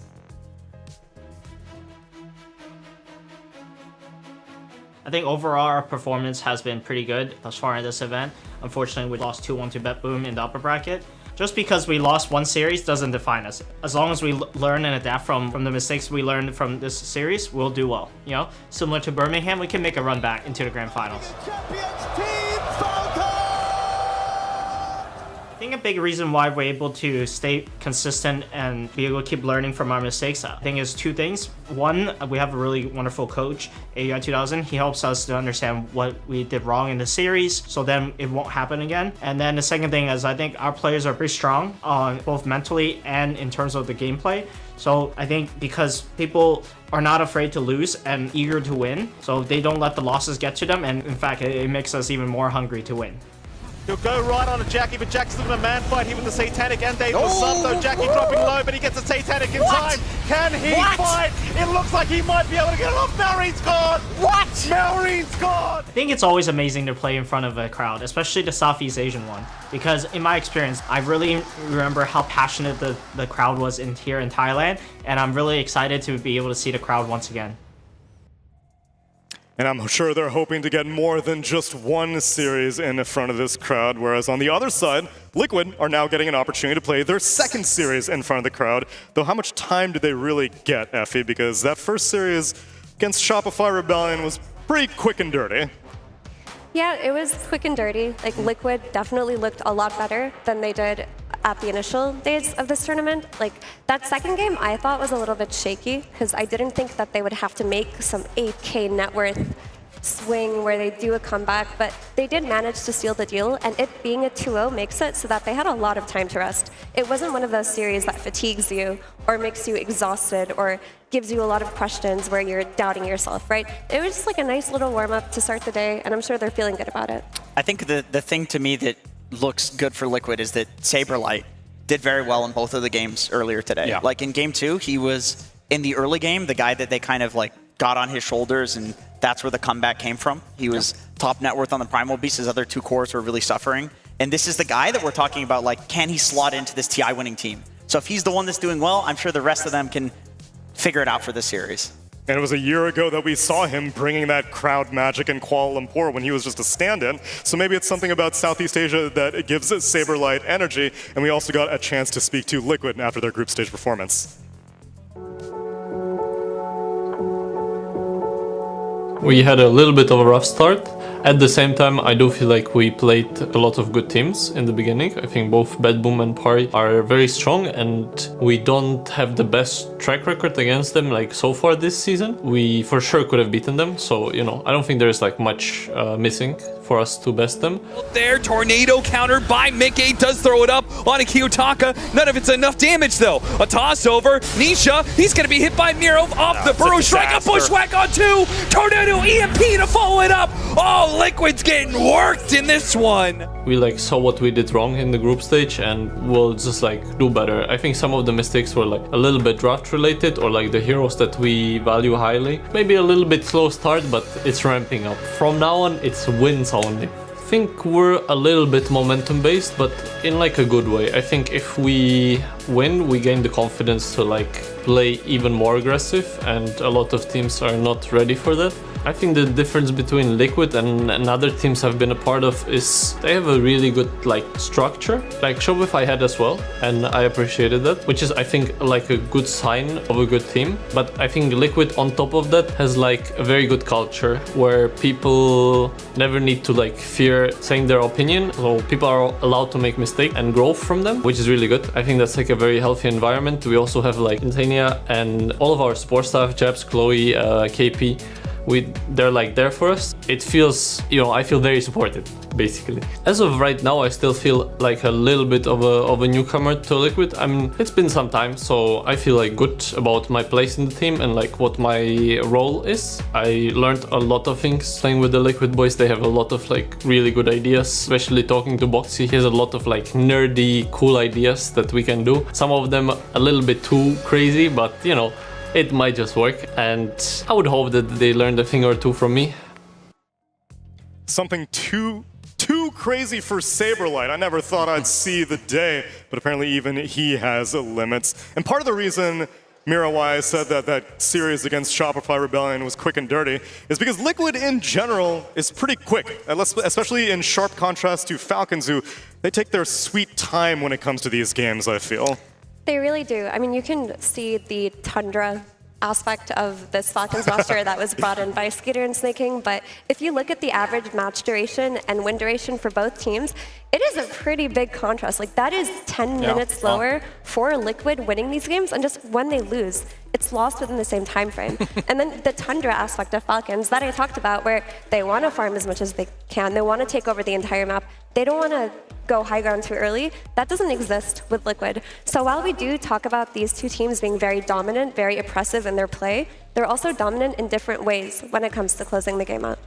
Yeah, the sample size, unfortunately, for Falcon losses is not that much because they've been winning a lot at this tournament. But I think you could take any tournament fear and you would see higher than 40 minutes for nearly all of Falcon's metrics. Yeah, I mean, this is just how the team plays. This is how Aoi probably coaches them as well. There's no reason to throw a game when you're ahead. Make sure when you go high ground, you know you're going to win. Liquid has been a very interesting team for me, though, just like watching them play and the match durations, because when they lose, yeah, they lose fast, and they have some very uncharacteristic like mistakes from Nisha, I think, in the group stage, where he would lose matchups like Tiny against Invoker, he got destroyed. He also played other matchups where he's playing Lina versus Summel Sniper, and like almost just grief the game by having such a bad matchup in the mid lane. But when he's on fire, he gets a good matchup. He just wins the game in 30 minutes as well. So Liquid really need to find that consistency, and they are that tier 1 team. I want to quote Quinn here about Nisha, because I think this is a really interesting quote that kind of describes him as a player. He said that Nisha can just not play a hero mid, like at all, and then pick it up and play to like 99th percentile good. He's just better than like anybody else, not having played it in forever, and that he's just some sort of genetic freak that can do this. But on the flip side of this is that sometimes it does happen where it's like we give him the excuse, like this guy just didn't get enough sleep last night or something like that. But that's the trade-off when you have a savant type player. Like, I don't know if there's any other player in Dota that is like Nisha, or if there ever will be. This guy he's a genetic freak, you know? Talent is something that you can lean on, but when it comes time to put in the hard work, he has been putting in the hard work. Maybe he's feeling particularly excited because Slack's got an opportunity to talk to both of these teams as they prepare to get on stage. Thank you so much. Yet again, we are here for the lineup between these two fantastic teams. Oh, I like that little curve my camera guy just did there. That was an MTV curve. Do that one again. Do a big curve on that one before we go in. Whoa! Here we are with the teams here. Sorry about that. We're going to get these teams to talk to each other. Hello, Snaking, you were very late, unbelievably late. Any words out here for Team Liquid before you get into your match? Words of encouragement, words of flame, wise words, sage words? Best of luck in the qualifiers. Okay. Going straight for the daggers out of nowhere. Nisha actually was laughing during that. Okay. And Sadie, I'm going to let you take that one back. Any words here for Falcons? I don't really have much to say except they're a very good team. I respect 4 out of 5 of their players. And I cannot wait to play the series. Oh, getting booed by his own team. Nisha, any words? No. No, you don't even want to talk to them. Nah. Okay, I got to get something. Boxy, you're a very flavorful person. Anything for them? Yeah, it's kind of nice. Play against Skeeter so I can chill. Kind of nice to play against Skeeter so we can chill. All right, I'm sorry, Skeet. I know we were banned from talking to Skeeter, but we're going to put him on the mic. I'm so sorry. Any words? Listen, it's just a waste of effort. I'm not gonna talk. Okay, all right. Skeeter was officially... This went really, really well, guys. Thank you so much. Best of luck in your match. I hope you bring just as incredible gameplay as your incredible talking here today. Back to you guys for this very successful piece. Nothing. He said the thing is... Come on. It's not broadcast friendly, sorry. Okay, not broadcast. Let's cut it. Thank you so much. Incredible. Of all the players to be muzzled on Falcons, I thought Maureen or ATF would be the first ones in, but Skitter, he's ride or die, so perhaps it's best that we leave his talking to the gameplay, because his carry performances have been exceptional. Perhaps we will see that Earthshaker, but to make that happen, we gotta get some teams on the stage. Hello, Bangkok! Are we still awake out there? Yeah, baby! Woo! Been a great day so far. We've seen some hella games. I know you guys were as disappointed as I was to see Nigma head out there. Oh, the king was back for a moment. Oh, I felt it good. But despair not, although we have seen some fantastic teams come and go, we are about to see a clash of two titans. These guys are absolute champions, so good at Dota, so much better than any of us will ever be, but we get to laugh, my friends, because one of these guys are going home. So get ready to put those laughing hats on. I don't know what the hell I'm saying. Look, ladies and gentlemen, let's go ahead and welcome one of our first teams here. Now, first team coming out wants some blood. Of course, they already knocked out one of those teams that were here earlier today. So I welcome over to you, my friends, I believe it to be Team Falcons!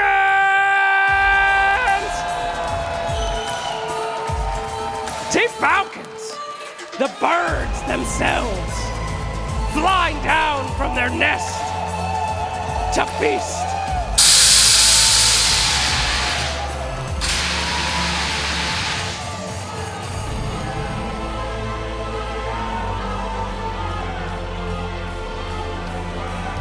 Not the first time that we've seen Falcons on the main stage, but their opponents are no strangers either. Ladies and gentlemen, put your hands together as you already did earlier today, screaming in this arena for Team Liquid!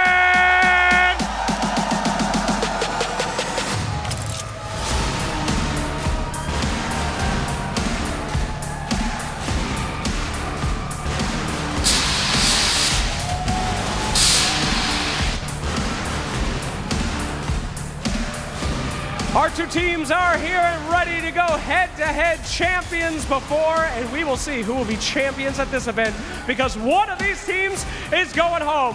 One more time, ladies and gentlemen, at ESL One Bangkok, are you ready for some Dota?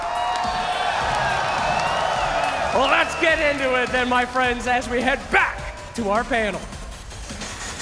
Thank you very much, Slacks. Indeed, one of these teams are going to be going home at the conclusion of this series. And if history is any indication, it would probably be Liquid, because Falcons has had Liquid's number all year long. They've played 20 games against each other, and Falcons has won 13 of them. They have a 65% win rate against Liquid. Now, granted, only 2 of those series have been a post-Saberlight Liquid, and they have not been good. Falcons has 2-0'd them both times. But how many of those games are at Dream League? Two of them. Oh, that's it. And 2 of them were at Belgrade. Okay. I mean, Falcons beats everyone. They're just so Falcons damn does good. beat everyone. So like that is just not really too. Yeah, that might be lower than their average win rate, actually, now that I'm thinking about it.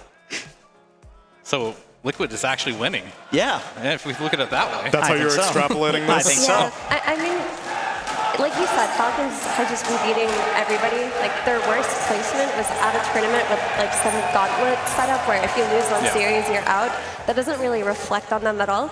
But what Liquid do have going for them is that they're so explosive, and you don't know when it's going to come out, but when it does come out, it can catch any team off guard, including Falcons. So this lower bracket could also contribute to that explosive factor, right? When you have to rise to the occasion, when your back is against the wall. I remember back in the old days, 3 days ago, when I interviewed Boxy. Ancient times. And they were really losing. They were not sure that they were even going to make it here.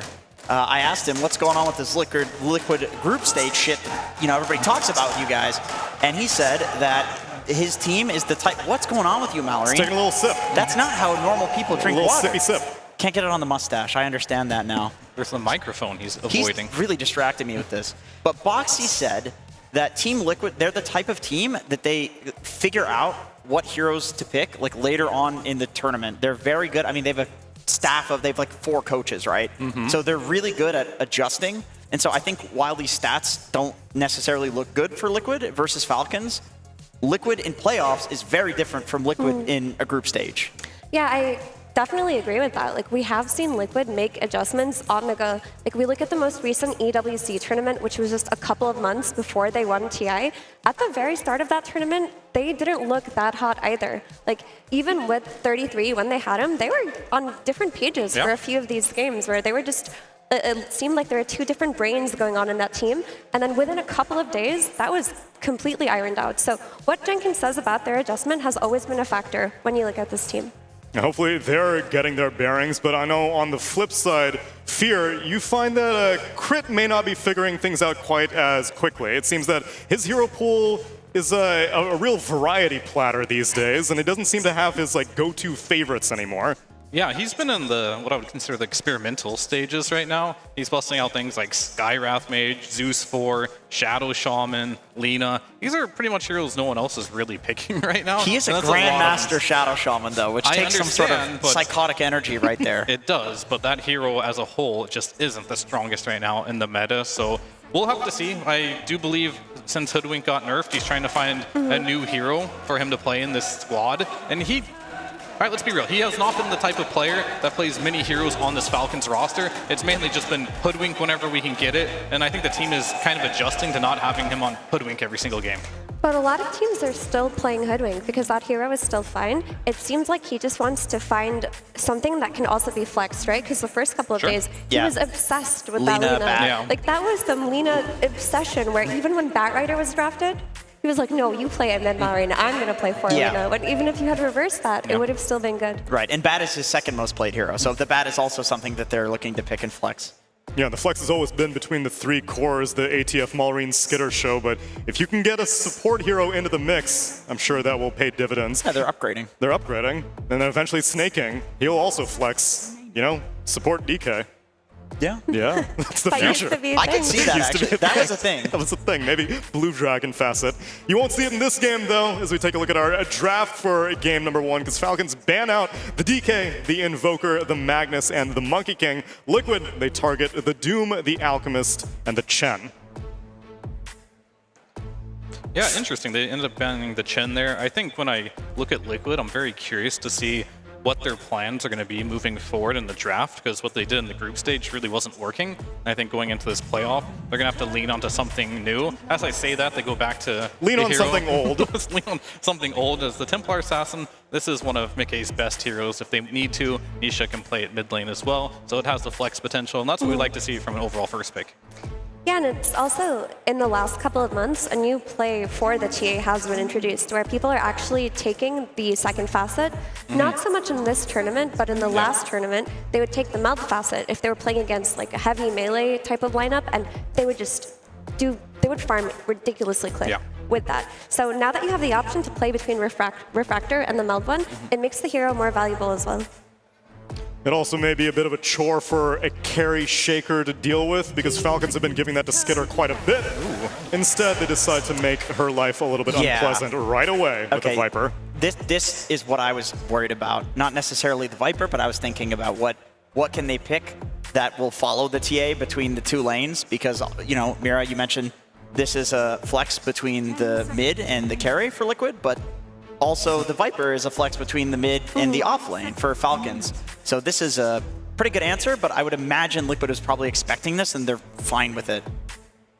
Yeah, Viper, as the hero, is probably the strongest laner in Dota, if not one of them, and makes TA's life a living hell. But later on in the game, this hero has a lot of weaknesses. Like, we have seen Vipers, for example, Stormstormer's Viper on Avulus have a dominant start, then all of a sudden they're slow, they get caught out, they get jumped on, they lose 1 or 2 fights, and then this hero is a non-factor. I will say Viper, as easy as the hero is to play, it's very hard to know what to do in the late game with this hero, and I think that's where players like Stormstormer are not very experienced with it, don't have the best itemization, where I think if ATF does play this hero, for example, he loves Viper, he knows every single build possible, he will go the right items, and that's the hardest part for most Viper players, is staying relevant in the game and not just falling off and finding a way to scale. And we haven't seen this from a long time from ATF if he does play it. Of course, Mallory can also play it if needed. Its job is to follow this TA, but both those players know how to scale on their specialty heroes, so I do like this pick from Falcons, whereas if I was watching another team play, I might not like it as much because this hero is very difficult to pull off.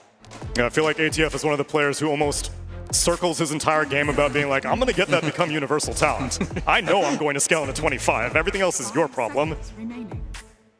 So we get into the second stage of bans. Liquid take out the Batrider and the Phoenix. And Falcons, surprisingly, have not been targeting Saberlight all too much. There's a lot of offlaners still available. His Beastmaster remains in the pool. His Dawnbreaker remains in the pool.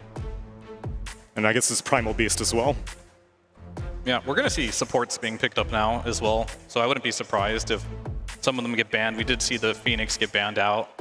But we do have like the Morta is a little bit popular. Maybe you want to pick like a Clockwork or a Tusk. That way you can have the option to put this Viper in the offlane. Yeah, that's exactly what I was thinking. The Clock is also something you can flex between the 5 and the 4, so it's not revealing too much if they do want to put the Viper mid and run some different offlane. Have you guys seen a lot of Tusk? No, I have not seen it. It's been picked in the group stage, but it's not picked a lot. But just seeing that your first pick is a Viper, it makes sense. I do like the Tusk and the Clock ideas because if you, worst case scenario, this could be your 5, right? Yeah. And you don't absolutely grief your position 3 if it wants to be a melee at the end of the day. So it has good potential here. I kind of like the Tusk pickup for Falcons because this, in my opinion, is one of the best 4s at killing a Viper. Like, the way that you deal with a offlane Viper is you get a 4 that can just sit in the lane or rotate at any point and then kill them with a 3-man rotation. Like, a lot of people will legitimately just start a tri-lane against Viper, and Tusk is like the hero to do that. So this blocks it. Yeah, so it is definitely a block pick, but also it just covers for Viper's weaknesses really well. Like, this hero gets jumped on, you can buy a lot of extra time with that snowball. Yeah. When you have a Hurricane Pike later, you can have a lot of means to disengage, and also it just gives Roche, right? The ability to give Roche to something like Viper that doesn't excel in that regard is great. Yeah, if you want to talk banishes, another hero that's been very dominant overall, I feel, throughout the group stage, Shadow Demon, remains still available for both teams. Yeah, Shadow Demon, Pugna, I think these are heroes that are still in the Morta, very popular as well. Wouldn't be surprised if one of those to come out at some point for either team, but this has been a very long draft so far. They're already chewing through so much reserve time. For real. We're bringing out the classics. Wow. The other option I didn't even want to mention are like these Abaddons and Oracles that kind of deal with the magic damage that Viper can bring. But they're going to bring out all the old classics here. Hoodwink is going to come out. But yeah, I think the Oracle is definitely the interesting one. It's very interesting. I was thinking about the Oracle because you can purge the Viper Q, and of course this is like an Insania's favorite hero. It's just that I do also feel like on the flip side, you're playing into a Tusk. This is one of the best heroes at catching out one of these squishy supports that likes to sit in the sides of the trees, and Viper Tusk, like, even though you can purge the Q, the Viper right-clicks are enough to kill you on Oracle. So Insania's got to be very careful, but of course this is his expertise, so he'll know how to play against the Tusk. Yeah, and later on, as the game progresses, you're going to just be able to have a good position in the trees. Really, the only hero that's threatening you right now is the Tusk. And Liquid actually did run this Oracle before versus Gaozu. They won with it, and it was a much harder game for an Oracle. He was playing against the Storm Spirit who was going to jump him. He was playing against the Magnus that was looking to skewer him back, and he still only died once. So even though this hero is a little bit off meta in Insania's hands, it will always be valuable. Snake King Enchantress. Man, we get the Shaker as well, so that could potentially be their mid. They're flexing everything here but the supports for now. I do also want to say, as Oracle, it's kind of hard for this hero to have a purpose in the game if you don't have a good hero to just buff up and debuff. And I feel like TA is one of the worst heroes at frontlining and having an Oracle save you. Like you want, like when they played it earlier, they had a Monkey King, right? You want these alchemists, ideally heroes that have like some self-sustain. Yeah. They frontline and you're just sitting behind them. TA does not want to play that game style. For sure, and they had a Primal Beast too, which could be something that Liquid are looking at now that the Enchantress comes out. And the Enchantress comes out as a response to the Hoodwink, which we do still see, but not that often, because it's considered one of her lane counters. She just fails to outtrade her. She fails to do anything versus a creep. But I still think Enchantress has shown a lot of like cracks in her armor in this tournament. Yeah. It's just not what it used to be. That said, though, you know how we had that stat about Snake King's win streak on Enchantress? Is it still alive? It's still alive. All It right. remains unbroken. The man has won 24 professional games of Enchantress straight. Will this be 25? That's got to be some sort of world It record. is. That's insane. So the previous record, I think, was Quinn on Void Spirit in 26-27 wins straight. And Snake King somewhat tongue-in-cheek and validated it, saying like, well, he was probably farming North American quals with that He Void was, I can Spirit. tell you. As a North American, he was farming me. Whereas this has been tier 1 Enchantress performances across the board, 24 wins in a row. I wonder, like, at some point, do you just stop picking the hero because you don't want to lose your streak? That has happened to me in like pubs. I had like an 8-game win streak on Zeus, and now I'm terrified of ever picking Zeus again. Yeah, I know, and he's just like, I gotta make sure I'm gonna win if I ever pick Ench. That could backfire, but either way, I do think the hero in this particular game looks like it can do a lot of work. It fits the tempo they want to play. Tusk Ench is a classic combination. They run around the map and murder everything from minute like 4 onwards, so that is definitely nice to see. And we see the Huskar getting banned out by Liquid, indicates Earth Spirit wants to go mid for sure. And Falcons still have a lot of flex potential here. Yeah, I mean, they could run the Earthshaker mid, and that's what people usually pick to counter the Earth Spirit. I will say Shaker as a pick, I like this in general against Oracle, because you can blink in, Echo Slam somebody in the front, and then fissure the Oracle in the back. So not only can you burst Oracle with a big enchant totem, like you can one-shot this hero, you also can just go on somebody else and then stun him in the back. These AoE stuns are actually the best way of dealing with an Oracle a lot of the time. It applies to Hoodwink as well. Yeah. Hoodwink hates when heroes can just jump on her and kill her. She's ridiculously squishy, and she doesn't have the tools to defend herself the way an Oracle would even.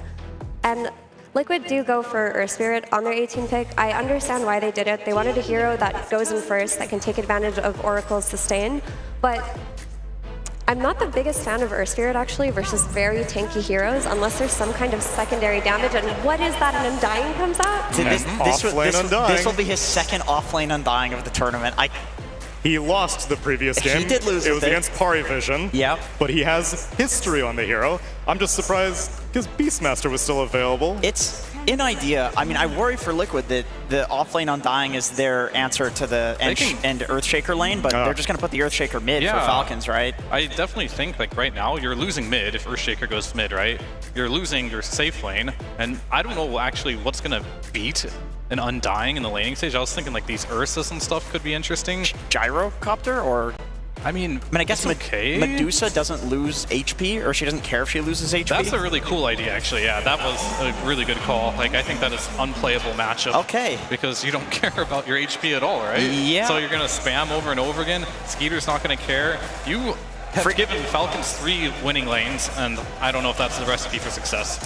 And not just that, their big key player in the Earth Spirit who wants to run around and get kills is playing against an Earthshaker, a Medusa, a Viper, and Snowball Slave, and the Enchantress with her Nature's Attendants. That is so much damage that he has to chip through without much coming from his supporting cast of Hoodwink and Oracle. So there's going to be damage issues until TA is a factor in this game. And it's going to take a while for TA to be a factor in this game because their lanes are all lost.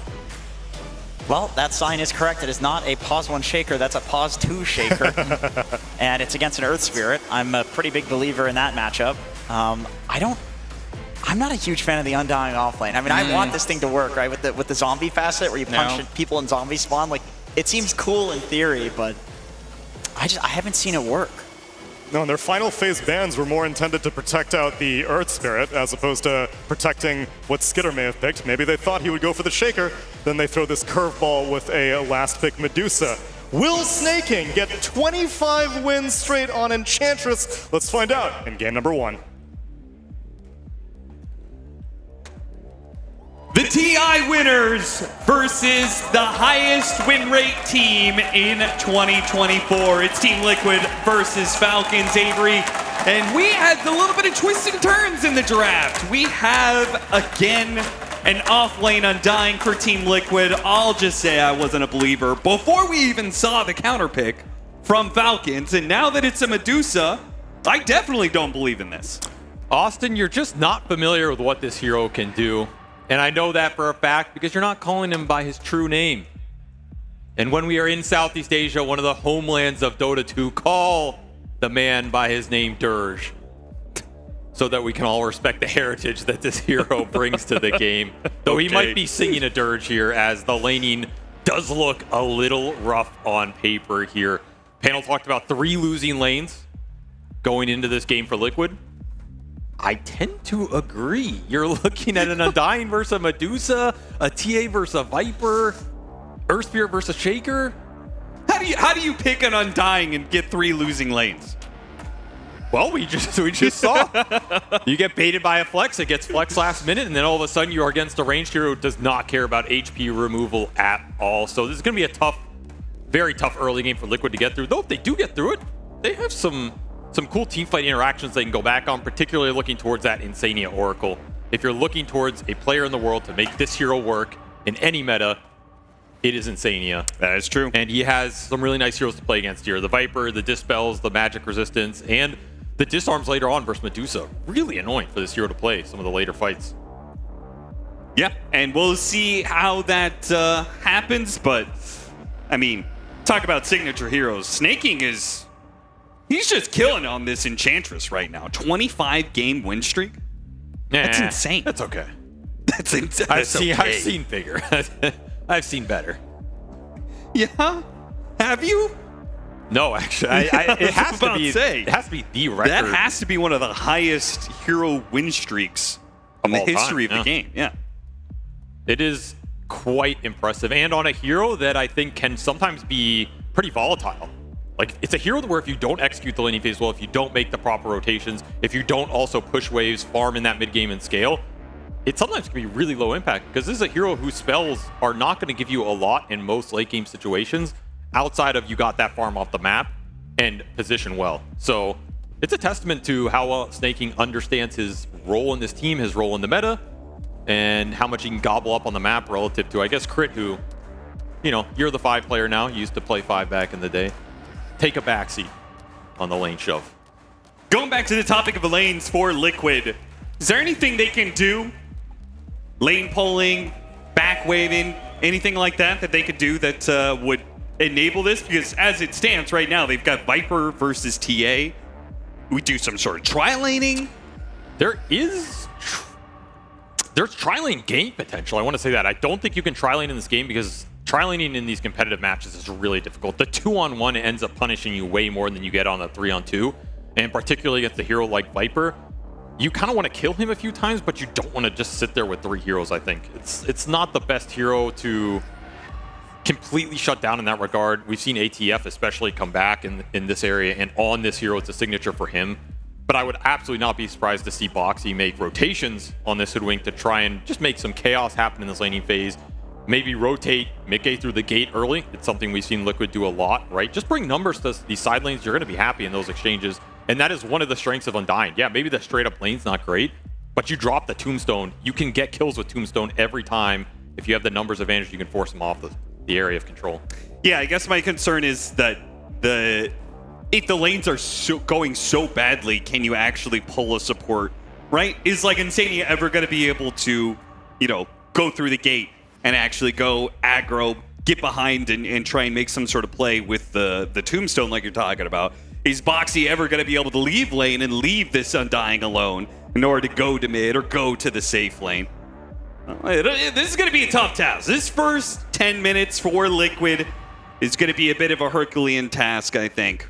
But we're finally ready to go. Ready to get into game 1 of Team Liquid versus Falcons. Everybody's running out to the lane.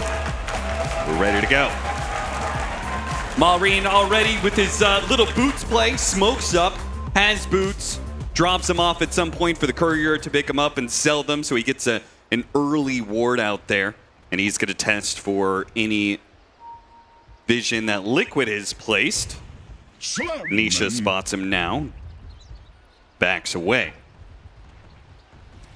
I think this mid lane should go fine for Nisha, though. I mean, we are focusing a lot on the lanes here. Of course, you know, we're getting into the start of the game, so you're going to think about that a lot. But I expect Nisha to pull his weight in this mid lane. And he is a player that can make rotations, cause some chaos on the map, free up the team fight.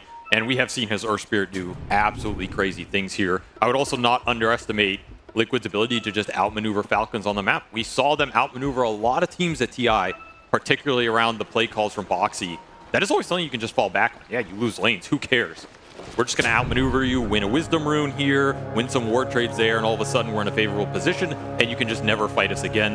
That is something Undying can give you versus a Shaker. It can make the Blink initiations really difficult versus that high ground Tombstone. If you can take these fights in the right areas of the map, protect the Roshan, protect the Ancients. This is a hero that scales surprisingly well if you can get over that mid-game hurdle. Late smoke from Liquid does not net them anything. Falcons just playing safely on their side of the map. We're going to see what kind of lane pulling we're going to have, what kind of creep wave block in. You can pull this bottom wave versus the double range. Yeah. That is an option. Just reset the equilibrium near the tower, make it easier for Saberlight. If you reset that equilibrium near that offlane tier 1, then that move for the Hoodwink becomes way easier to make. So there's 2 benefits to getting that equilibrium in a good spot down here. You also have the chase down potential with Tombstone. If this lane is super far up, Skeeter can die on this lane if you hold that TP cancel so he can't just TP out against the zombie slow. More important lane for Liquid might be their safe lane, though, because you got to remember, this is a first-pick Templar Assassin. This is a hero that they go to, they rely on. It has to perform well for them. If you lose the power of this pick, if you go into game 2 or 3 saying, guys, are we afraid to first-pick TA in this series overall? You lose a lot of your drafting advantage for Falcons in general. So you really have to make this hero work on more levels than just the lane here and prove that it's worth the first pick overall that you think it is. Right. So far, though, Nisha matching the CS in the early stages of this lane. Just get to that bottle. Get up to the early level 6 if you can. Then you do have some solo kill potential, or you have that rotation potential. Can easily just roll on either of these side lanes and you get the kill. And that's when you can start to turn, you know, these Viper matchups around. Maybe this Deuce has to go jungle a little bit earlier than she wants. Those little things will add up tremendously in this game. Yeah, I guess that is one of the biggest highlights of running this Earth Spirit mid.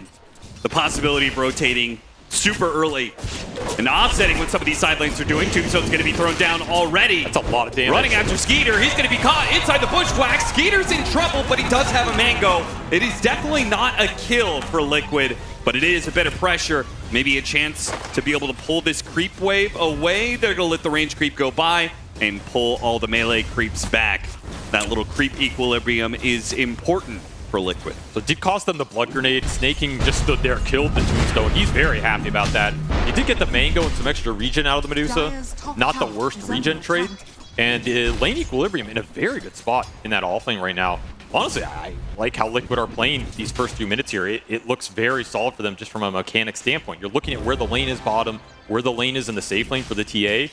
These are good spots to be in for these 2 cores. Not a lot of pressure going out on them right now. The fact that they got an easy camp stack for Liquid in their safe lane is pretty massive. They've already gotten a pull off of it. Yeah, that's huge, especially for a hero like Oracle. The level 3 is vital for this hero. Then you have some sort of cheeky all-in kill threat. Getting to that level 5 becomes easier. Ooh, Nisha gets a kick away before Maureen can strike for any more damage. Another Enchant Totem was coming up. You can see he's suffering a little bit in the melee-on-melee matchup.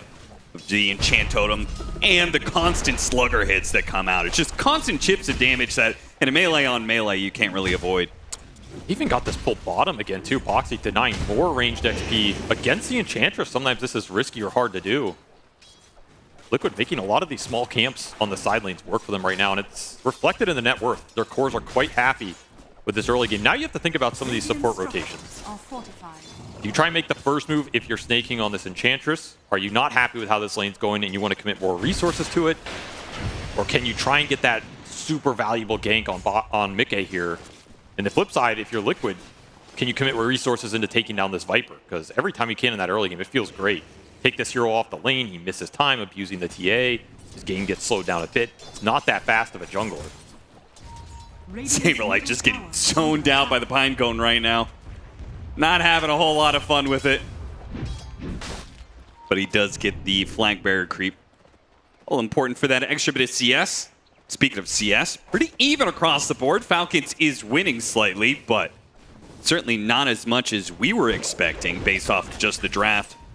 Boxy trying to clear through this easy camp to make sure that Snake King doesn't have an opportunity to pull, but protected again by another big creep. That's the downside of that medium camp.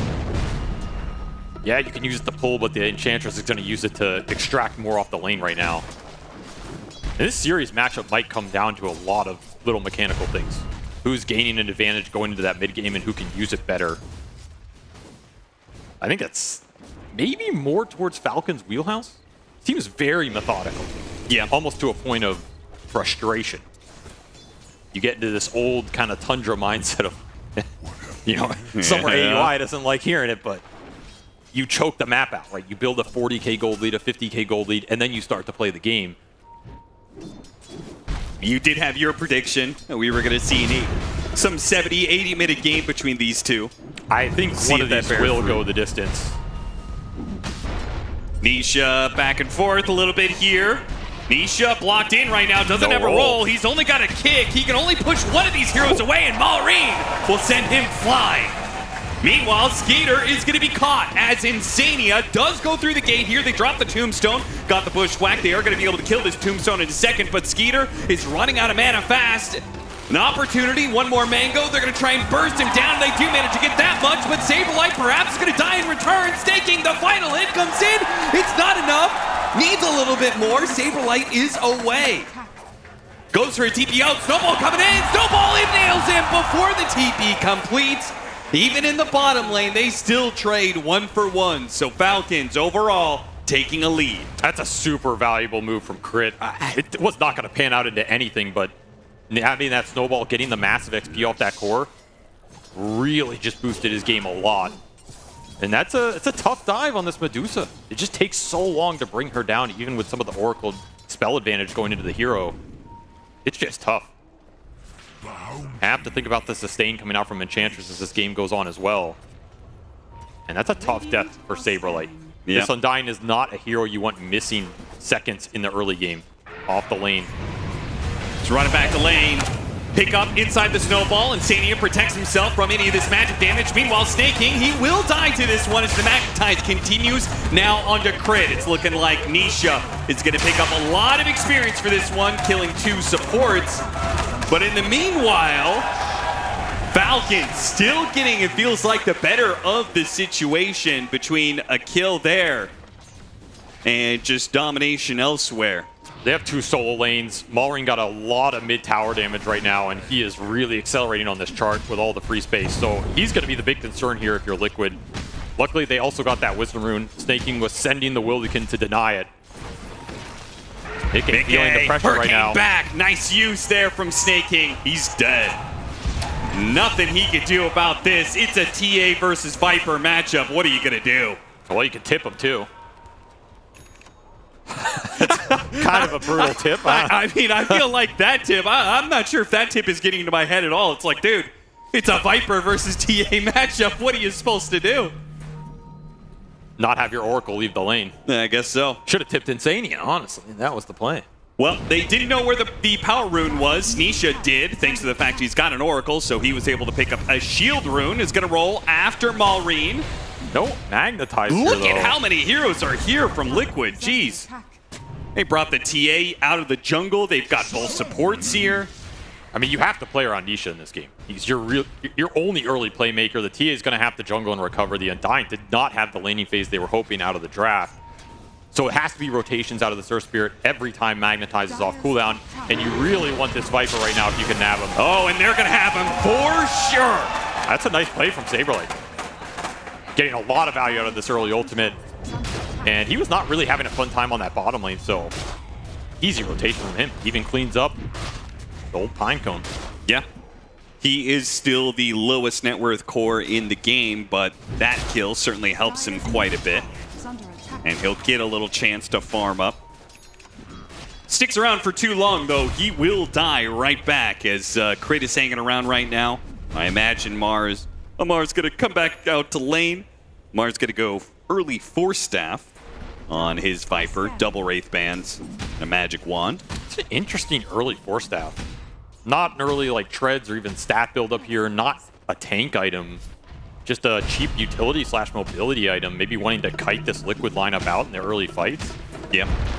I mean, it's certainly going to be a really good... Ooh, instant magnetize. Maureen. He's going to be caught in place here by the Fortune's End. A kill, no doubt, but the question is whether or not Liquid will get out alive. Nisha, he's got to roll in a second here, and will be able to get a roll out. The damage over time, it's not enough. Oracle will absolutely bail you out of those situations. Falcons bringing mass members to kill Nisha. Don't get that, but we'll get something in return still. It'll be the mid tower. I was just getting chipped down too much from these Eng creeps, plus Maureen having the empty lane from earlier. This was an inevitability. Nice deny from Nisha, though. Inevitability be damned. They will take that objective away from Falcons. That's a big one. There was a lot of time invested into that from the Snake King Enchantress. You want that team goal to keep accelerating the game right now. He's going to look towards this top tower, though. Rolling on a Snake King. Insania catching back up. Got the Fortune's End to keep him here for a while. Do they have the damage to be able to burst him through all this heal? It's only a level 1 Nature's Attendance. Mickey, he's going to try and join in. They have the snowball on Nisha. Mickey's going to get the Melt Strike, and that'll finish him off. So once again, Mickey doesn't want to play the lane at all. No. Plays the jungle as much as possible and will show up to any little skirmishes that are nearby. I mean, this was a TA that lane versus Viper, and he's basically highest net worth in the game. Liquid should be very happy with how this first 10 minutes went. And they can just start to stack up the triangle and match the stacks with Medusa. And this TA is going to keep pace, and she's going to go to Roshan first if you're in an even situation, which is another objective. If you look at this Liquid lineup, they're very good at fighting around between the Earth Spirit and the Undying. That's a very tough Roche contest for Falcons if they're not ones ahead on the map. Especially if you're going things like the early Force Staff on the Viper, it's not really an item that helps you in that 5-on-5 objective-based battle. Crit, he is sitting on top of some TA traps. And Boxy, while he's not level 6, would love to try and go for that kill with some help. Okay, Blink done for Maureen, though. It's just the big playmaking item for Falcons that they can let it arrive before the action commences. Bushwhack on Crit. Fortune's End follows it up. TA trap slows him down, but he blocks him off with a shard, and frankly, Mickey does not want to push forward into the Viper. Doesn't want to risk it. It's not for a support anyway. Xania's honestly gotten a lot done in this early game. Just fighting these supports. He's made this Oracle look really strong, as he often does. It's a decent amount of magical burst damage. You have to respect it in these random skirmishes. This will be the smoke with the blink reveal for Maureen. See who he wants to grab here. Is Boxy juicy enough? No, I don't think so, right? I mean, that's a free kill if you wanted it. So now you need something bigger here.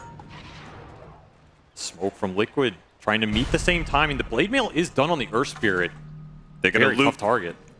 Loop in Saberlight, I think. Mickey TPing mid, trying to dodge this play out. Might just run straight into it. That's the kill you want, surely. But with a fraction up, it's not so easy. Maureen can't do it alone. He needs his supports closer by. Just going to let that misses fizzle. Their opportunity. Now they head to the other side of the map. They've already checked top. They say, okay, nothing really there. Couldn't catch him in mid. Time to go to bottom. But the smoke is worn out. And Liquid are here in force, and they've got a high ground ward. Instant Echo Slam goes down quickly, kills the Undying, sure, but now he's gonna be hit.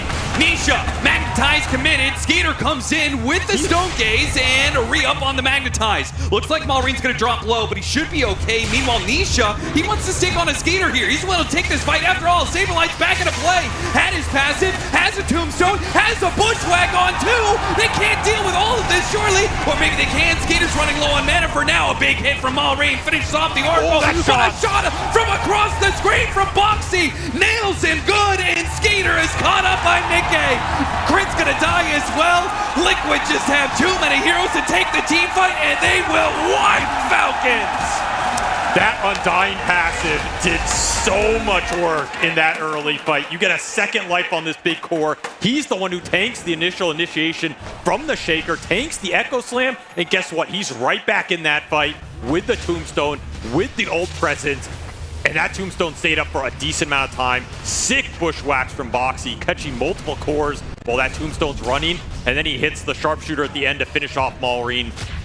Very high impact plays from the support duo here on the side of Liquid. I was wondering, like, Insane, why not Oracle ult this Undying, who's the one who gets jumped? He's just saving it for the long run. Super good read of the situation and taking advantage of this passive on a hero that not a lot of people are used to playing into. Huge teamfight win for Liquid around this bottom lane, and that's exactly what they want with this Dirge. That's right. Every 8 minutes, you got this Ceaseless Dirge, an instant revive, and Liquid hadn't put it to use the entire game. Finally see an opportunity as they bait him out, get that Blink Dagger reveal out of Malreen. And Malreen did do some good work there. He killed the Undying at the first part of it, and then later he kills Insania, preventing any ult coming out from him. Jump forward. And this time around, the Undying, okay, they've broken the Viper actually, and they get the save! Now it's gonna be Amar who's gonna die instead of Saberlight! This build has just not worked out at all. This Force Staff, it did not save you 2 fights in a row, and now I think you are starting to feel the weakness in terms of how are you gonna scale into this game? How are you gonna be tanky enough to exist on the front lines? You don't have extra attack speed to bring this Tombstone down. Oh, Insania in some trouble here, and nowhere he can really run to. Tried to heal him up. Saberlight, while he was saved by Insania earlier, he could not do the same for his captain. That's a valuable pickoff. Just try and swing a little momentum back to your side of the map right now. Skeeter is still the one core for Falcons that's having a fairly solid game. Boxy trying to make a move here. Nisha's gonna roll on after it. Here comes the snowball. No big save just yet. The Magnetize damping up, but it is still going to be Nisha dying, and the Magnetize will not do enough damage. Everybody's low, but nobody dies. It's so much spread damage there. That is something Falcons are gonna have to think about in this game. Can you build utility to help you with all this spread AoE? Like, can you get a pipe in this game? Can you get Glimmer Capes? Can you get a Lotus Orb for an extra Dispel? Yeah, I mean, I think Amar, that would have been one of the heroes that could have gotten that for you, right? Right. Like, Greaves and Pipe seem great this game, but who's going to build them at this point? It seems like he just wants to build up to scale. He wants the Hurricane Pike, but he also wants Manta. I mean, it's Amar. Let's be honest. He's building to scale every single game he plays. Still a bit surprised just because, I mean, you've got the Dusa. I just think you are going to need utility somewhere in here to take the head 5-on-5 and to contest those Roshans that Liquid are gearing up for. You have a drum on the Enchantress. I do like that pickup from Snaking, as he's going to get ganked here and bite the dust. That's going to be the smoke. Liquid are going to push forward looking for more. Boxy might just spot crit. Oh, it's nighttime, so he was barely outside of the vision. Remember, he's got that Rod of Atos, so if he saw him there, that would have been another kill. Liquid are really strong on the map right now. They're happy to take any exchange. They know they have the straight 5-on-5 advantage. Not enough in the frontline tank for Falcons either. The Viper and the Enchantress, 2 frontliners that can get broken here. Yep. You just can't sit up there and bait the fight out like that. Maybe at some point your Dusa is strong enough to sit on that front line and give you vision for the Shaker jump, but outside of that, you're gonna have to skirt around the map right now. Liquid is really close to Deso. Saberlight? Ooh, all right. Blinking away. You can see his idea of things. Echo Saber, Blink Dagger, and next he's gonna go BKB. He just wants to be able to get on top of somebody and put those rotten mitts to good use. Nisha. Whoa! Okay. That's all right. That's all right. He's still surrounded. A missed roll will not cause any problems for Liquid. These items are going to align well here. This Deso's flying out for mid-game. That BKB is going to be done on the Earth Spirit, and you don't really care what your Undying has. This is Roche time right now in the next 2 minutes 100%. here. And I don't think you are contesting this. I think you're going to take the Roche, and then I think you're going to take the enemy Tormentor, maybe their Wisdom Rune. Yeah, if you get all that lined up, it's going to be a beautiful 2 or 3 minute sequence here for Liquid. So you kind of have to make your choice, right? Do you start fighting for all of that, or do you just start conceding objectives in a row? Do you look for the trade? What is that trade on the map right now? I don't think you can just start hitting a tier 2 with this lineup. We saw Skeeter stealing some Ancients from Liquid side of the map. That's a consolation prize. Yeah.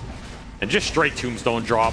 They are not messing around, though. Roche, I don't know where he's going. He's taking a vacation. Yeah, and Sanio with the disarm there may have accidentally pulled Roshan out of the pit, but it's fine. Falcons, they've already pushed in both the mid and bottom wave, and as you said, they are farming up the enemy Ancients, so they're getting the most out of the situation they possibly can. What are you going to do about the 20-minute timing? Are you going to try and take Liquid's Tormentor? Are you going to try and take one of these tier 2s? Are you willing to take that kind of risk? I can absolutely see Liquid barrel down this top lane, take Falcon's Tormentor, and go for their own. They have other plans. All through the gate, 5-man gate rotation. They're trying to backstab the split pushers. Oh, the Dusa would be such a big pickup now. He's got Manta, and there's not enough heroes nearby. Instead, they go after Crit. And it will get him. He's mega dead. Nice little sidestep there. Sideblade off the tusk into the Ancient camp. Extra efficiency for Mickey. Once more, Falcons just dodging the map right now. Yeah, they're doing a good job of keeping away from Liquid and only losing, the support. Not that big of a deal. Just one of the strengths of this team, though. It's very hard to outfarm them, even in these kind of stalled out periods. You're looking at this net worth advantage. It's 1K. This is nothing to write home about. Yeah. And honestly, ATF, he has recovered pretty well in this game. Finished up the Hurricane Pike. He's been getting a lot of farm off the lanes. Yeah, but we already saw the Force Staff wasn't that useful for him. Is the Hurricane Pike really going to make that much of a difference either? It does help if you can land it on the TA. It's going to create a lot of space in the fight, and it does just boost your HP up a lot more. Echo. Instant Echo Slam as soon as Nisha shows himself in mid. That's a big pickup. And the Oracle not close enough. Not behind him there. I feel like Nisha thought that Insania was going to be there. After all, you put yourself in the middle of the map. You put yourself on the lowest low ground. Little too brazen. If you are going to sit behind someone in this game, it's going to be the Earth Spirit, especially while that TA has the Aegis. So Falcons, they almost take a little bit of a risk there, right? Not knowing exactly where this Oracle is. Yeah. And that risk pays off with a huge pickoff on that BKB. Earth Spirit didn't get the fight out of that BKB before going down. Gonna buy them a lot of time. In fact, they are up net worth on that chart. That's just gonna put even more pressure on Liquid as soon as the Earth Spirit is back up into play and they get the lanes pushed in to use this latter half of the Aegis. You're gonna be at 2.5 minutes. Yeah, what did you get out of it? You didn't get that Wisdom Rune, you didn't get the Tormentor. And now you're gonna be fighting into a Dusa who has Scotty. And he still has a tier 1 mid up. The objective trades for Liquid have just not worked out here. Cute play by Nisha to roll in to make sure he got the high five in time. A more deadly play from Liquid in the bottom lane here that will kill crits.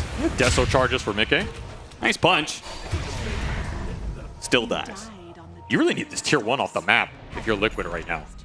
Yeah, I think they're going to swoop in right now. Mid-game Boxy, they're going to make their move from bottom. Okay. Instant jump in from Saberlight. The Hurricane Pike will recreate some distance here, but the Tombstone's going to be dropped. And Insania, they know they can't go for this Undying. The Oracle is pushing in behind him, so they try and back away. Still caught by the Bushwhack. Another force out. This one from Snake King will help the Viper survive. Nisha goes in a little deep there off of a bad roll. He has to activate his BKB and his Blade Mail to make sure he stays up. Liquid make a lot of moves there, cast a lot of spells, don't get anything for it. Look at Maureen, Echo up in 2 seconds. He is eyeing this fight with the Tombstone going down. Saberlight's so low. Saberlight does blink back. Good timing from him.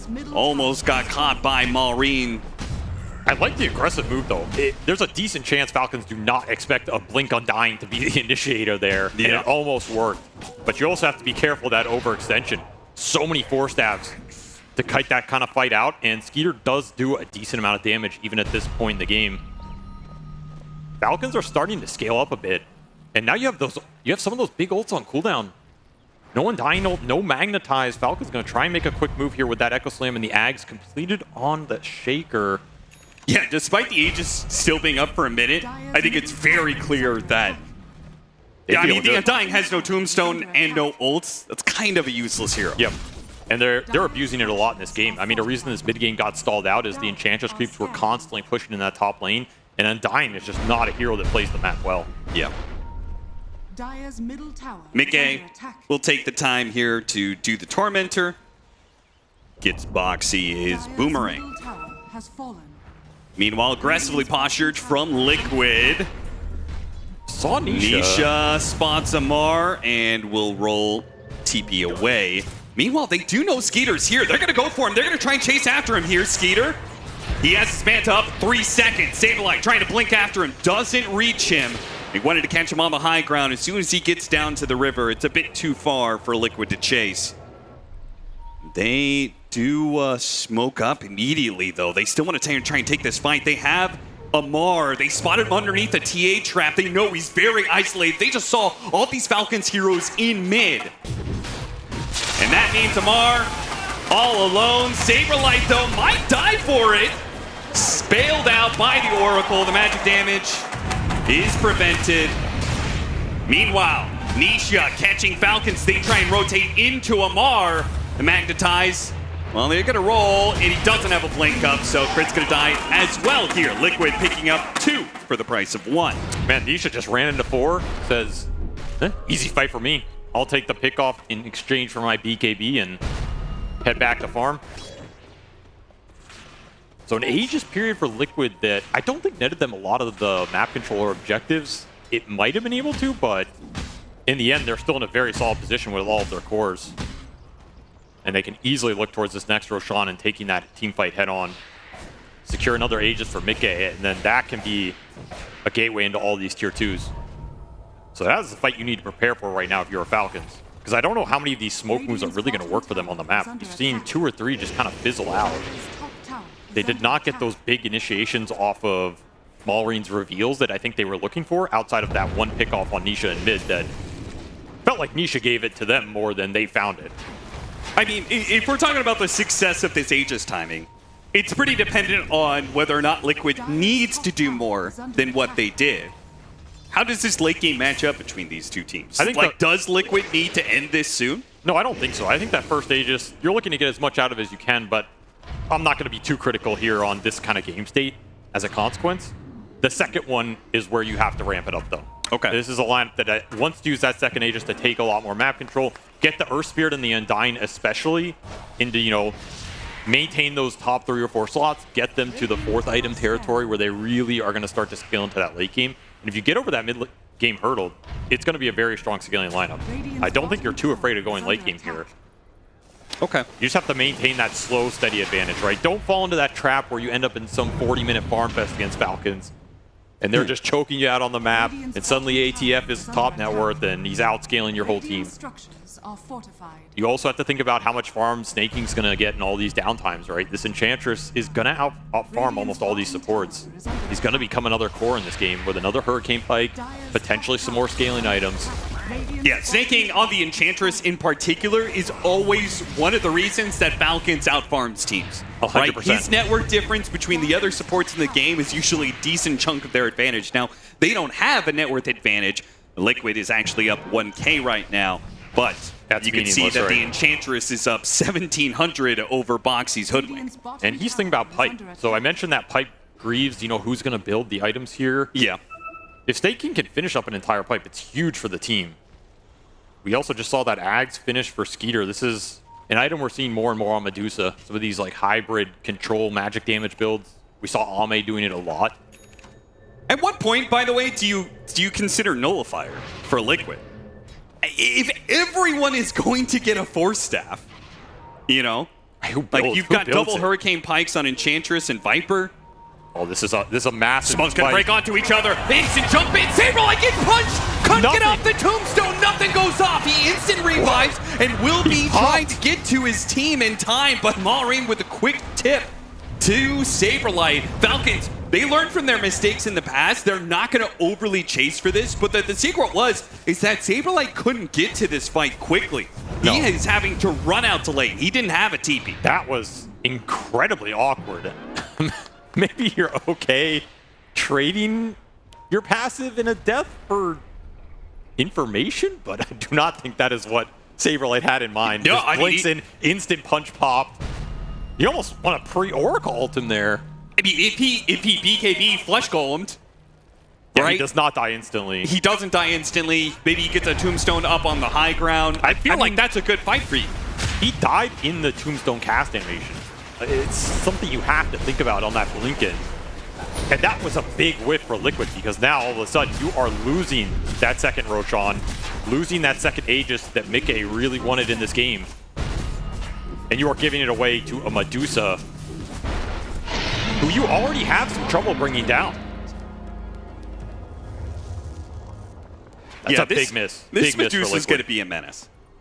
They don't have easy answers for them. I mean, the Oracle is great versus Hero. The Tombstone can add up if it doesn't die. I mean, I think... but outside that... I legitimately think that the rotting mids is kind of a problem for Dusa. We used to see this matchup in like a year or two ago when the Shard, people would buy the Shard on Undying, and you can man up against the Dusa, you just keep hitting her. I mean, did you see that last Blinken? I don't think he's manning up for much here. He has no survivability. He has no armor. I think Skeeter will absolutely shred Saberlight right now. He's going to need Oracle ult or to just drop everything and come back. But his passive, his reincarnate is on trying to get right an now. aggressive force staff there. Boxy only pushes him over to the side. You can see Saberlight. He's got his positioning further down, ready to blink in. I mean, what's your angle into this fight? Who are you even looking for if you're Liquid right now? There's not a lot of easy targets. I'd say Crit is the best one to find. You eliminate the snowball save. He's probably the squishiest, but he's just in the middle of everybody. Yeah, everybody on Falcons is pretty damn tanky. 2,800 HP on the Earthshaker and tons of mobility thanks to that Aghanim Scepter. Squishiest hero is the Viper at 2k HP and natural magic resistance. Nisha is gonna have to pop his BKB, but the knock up in the air is too much for him. What was he doing Another there? hero that dies just like that. Insania's, he can't get there in time. I mean, that is not on Insania. There's no way he could follow him out on mid lane like that with no vision. And now, no Earth Spirit, so they go for it. High ground push for free from Falcons. They're going to try and poke at this Medusa, but he's got an Aegis and is very tanky. This is probably just going to be a full lane of barracks. You're going to have to give up something here. No way you're fighting without Nisha. The Manta arrives for Omar, so he has a Dispel of his own right now. Even if that Earth Spirit comes back, you have to think about where these Magnetizes are going. And Mickey is just not doing enough damage right now. 1 second for the Earth Spirit respawn. Saberlight's probably just going to go in here, try and make something happen.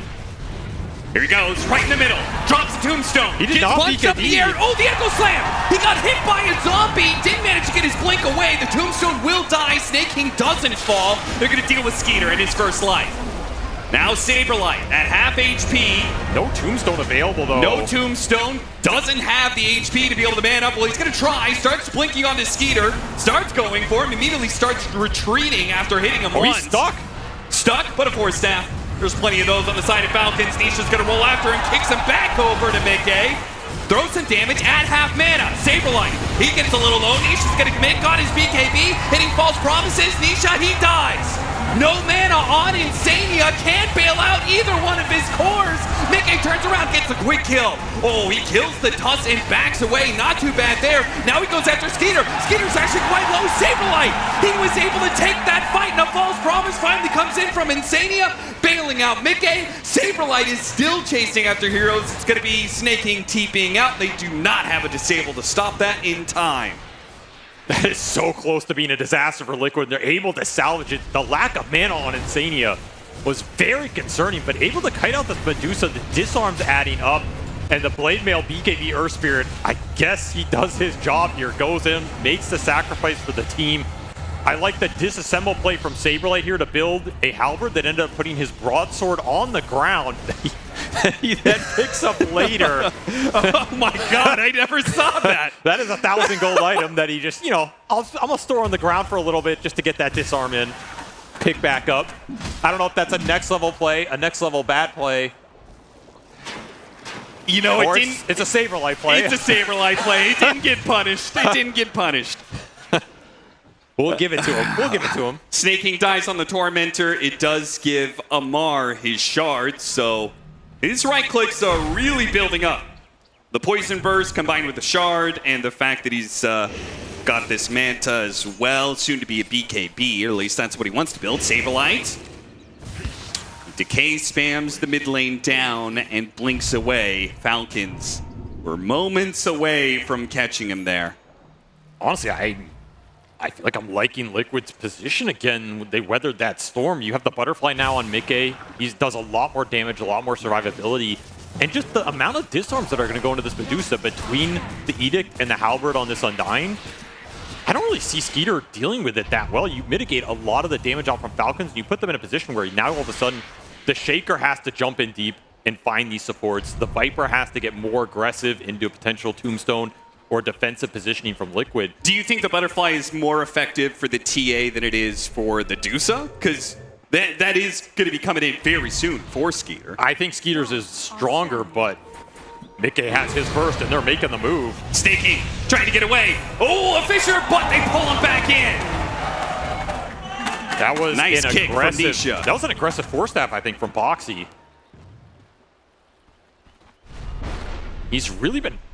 Liquid have really been trying to force heroes into them. Yeah. Disjoint the ball from Falcons, reposition heroes, and it makes sense to me. And I think if they get the Shivas on Nisha, then their front line's in a really solid spot. That's the one missing component here on the side of Liquid is some extra armor. Yes, and that armor is going to be coming in for Nisha soon. He's got Shivas, already has the plate mail component of it. Harpoon being built I was eyeing that by up. Saberlight, so not going the armor route, trusting in the Heaven's Halberd between the miss and the disarm, that he'll be able to contend with any physical damage coming his way. I do think AC sounds pretty good for him here. Yeah, I was thinking the the minus same. armor for the TA, and then just the armor differential for yourself going in, as aggressive as he is. It'll do a lot as this game scales on. He might still consider it later. This Harpoon is a lot more aggressive. It'll help you chase people down and stick on them. But if you're the one who gets stunned or chain stunned or punched and jumped, yeah, it's not doing as much for you. I feel like Harpoon means he specifically wants to target Amar, because Amar is the one with the Hurricane Pike. Potentially. And you got to remember, this Harpoon interaction is super gimmicky, right? Like, yeah. When you throw that out, even if you try and disjoint it, it just follows you. Yeah. It's a poor man's nullifier, some might say.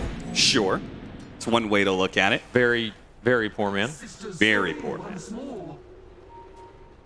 Pipe for snaking soon, and the Butterfly is done for the Dusa. I mean, they're tanking up in their own right. Those are some pretty big timings for Falcons.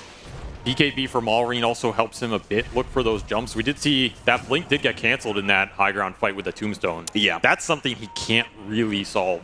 It's more just about where you take the fight and your vision. Do you have high ground vision advantage?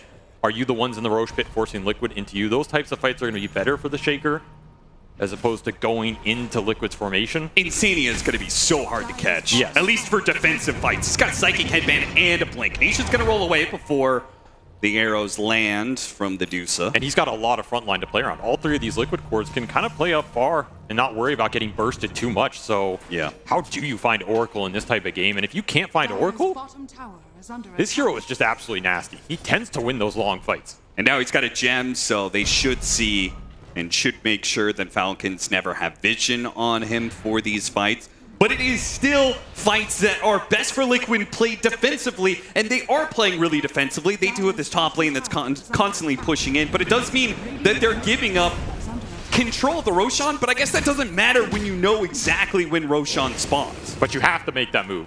That's the important part here. It's not a Rosh you want to give away for free. There's a lot of gold sitting on that third Roshan.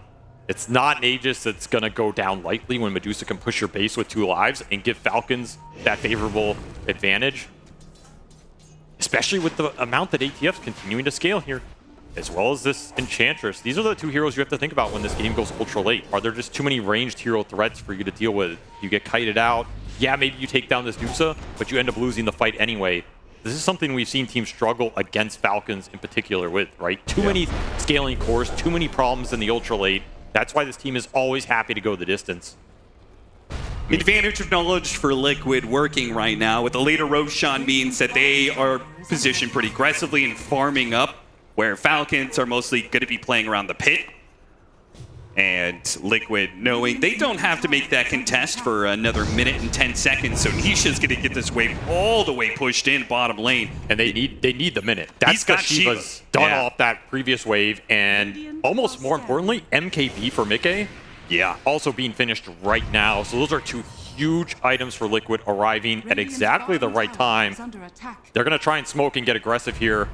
Watch for Saberlight to just go in, set the fight up. He does have Ceaseless Dirge available, so there's 2 lives on this Undying. On a Dire Outpost fight, yeah, he can get back there instantly. You don't have to throw the False Promise on him. It's got a shield rune as well, though it is going to wear out. These Deuce illusions are just giving so much information to Falcons right now, and Liquid don't have an easy way to deal with them. Kind of tough to push into here blind. His second life is going to be pretty fearsome, too. He's just got the 20 talent, the decay.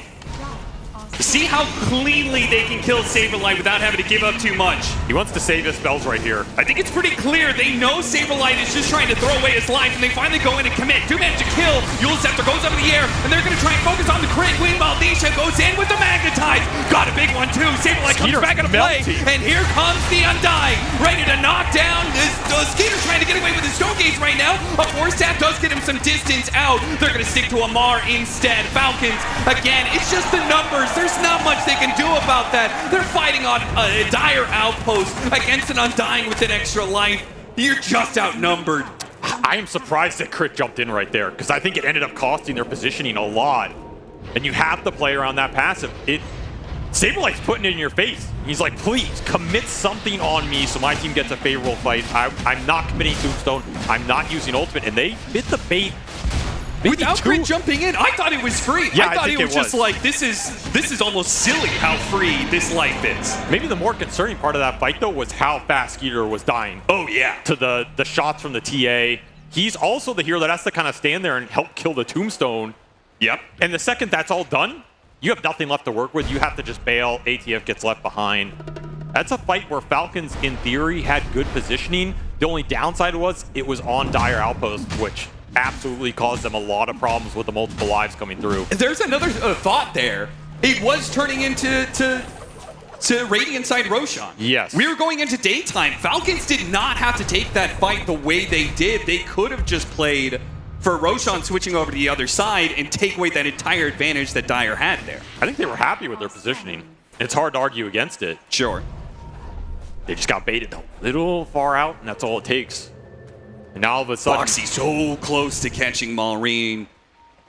We have to look at what this Roshan can do for Liquid now. An Aegis on a TA, potential high ground mechanism. You also have that level 25 talent available for Mickey. He took the refraction instances, so he's a lot stronger, a lot tankier. Yeah. He's got that MKB to pierce through the butterfly on the Medusa, who... Oh, they're looking at him right now. Do you want to jump the Aegis? I mean, you can take it and back off here. They are going to take it. Are they going to get it twice? It is not easy. He got off the False Promise, and Nisha is in big with the Magnetize. Oh, this is bad for Falcons. They're in some trouble now. Mickey on his life is going to be able to finish off one of these hills. He actually managed to heal all the way up. Nisha did die. Saberlight's in right in the middle with their Tombstone. Force that down to the low ground, but the Deuce is running out of mana, and the Undying just keeps on hitting. Mickey leaning into him, and there's nothing Skater can do. He can't find his way out of this one. The carry of Falcons is down, and Liquid takes it. And a wasted buyback from Crit, just to add to the economic difficulties Falcons are facing right now.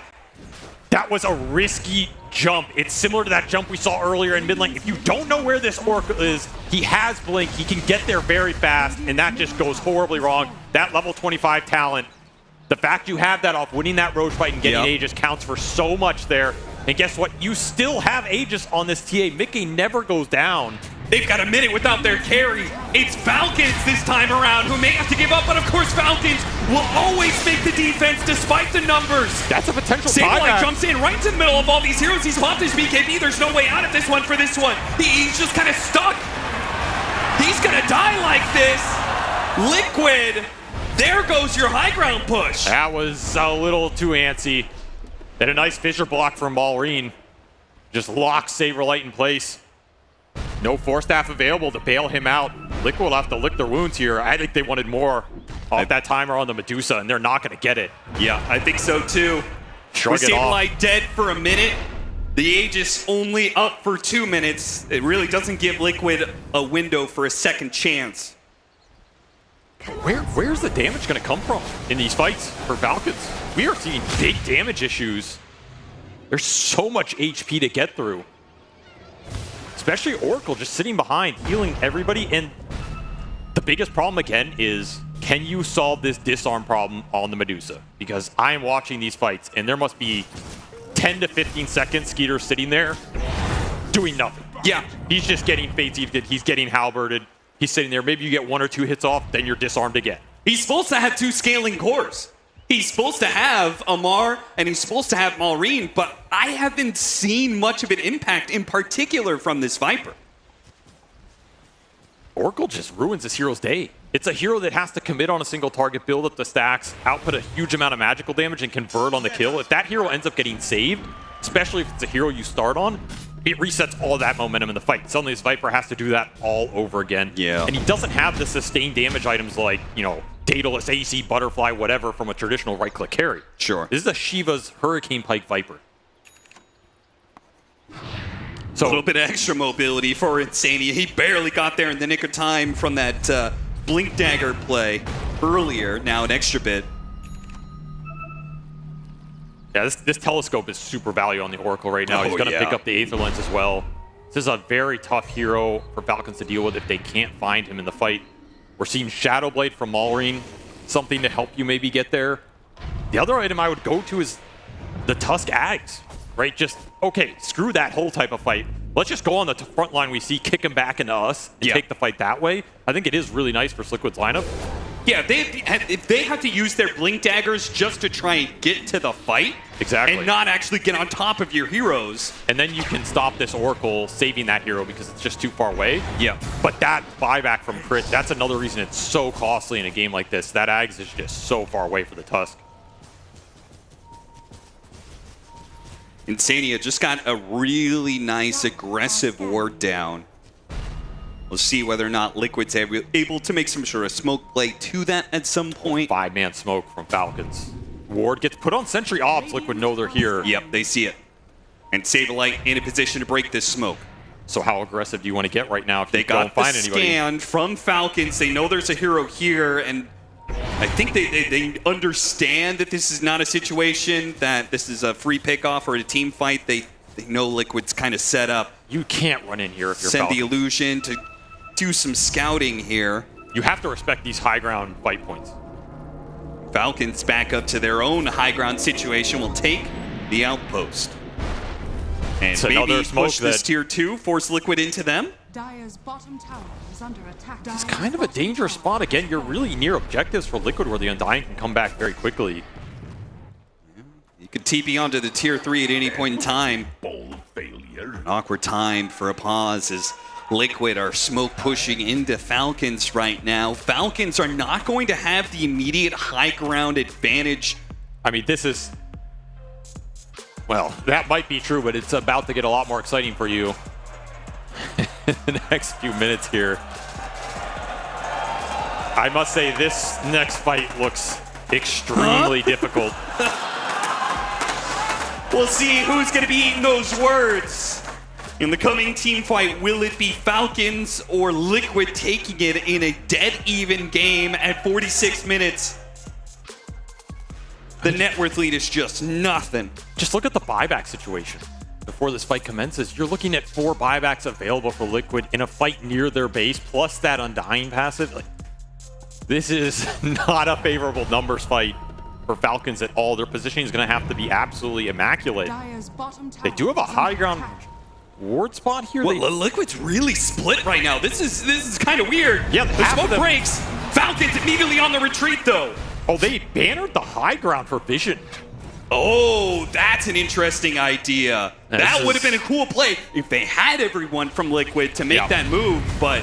You remember I theory cracked this a long time ago. Yeah. It's good. If you're in a situation where you don't feel like you can just force the high ground, then this banner is more useful to win the fight that lets you go high ground. A very cheeky play will not pan out here, but it definitely spooked Falcons, and that is an entire Assault Kuros done for the Enchantress. That's going to be some extra scale. Can't believe Maureen was able to push to the gate like that. I mean, Falcons are getting what they want. I just wonder if it's enough. Okay, now this is going to be really crucial. This next Roshan spawn, a fast Roshan, dire advantage, big for Liquid. But if it's a late Roshan, it'll go over to the Radiant side. And that is way better for Falcons. And that is so much better for Falcons. You can't just use that undying free death the start of the fight in TPN. I mean, you can't use all your buyback availability either. Nope.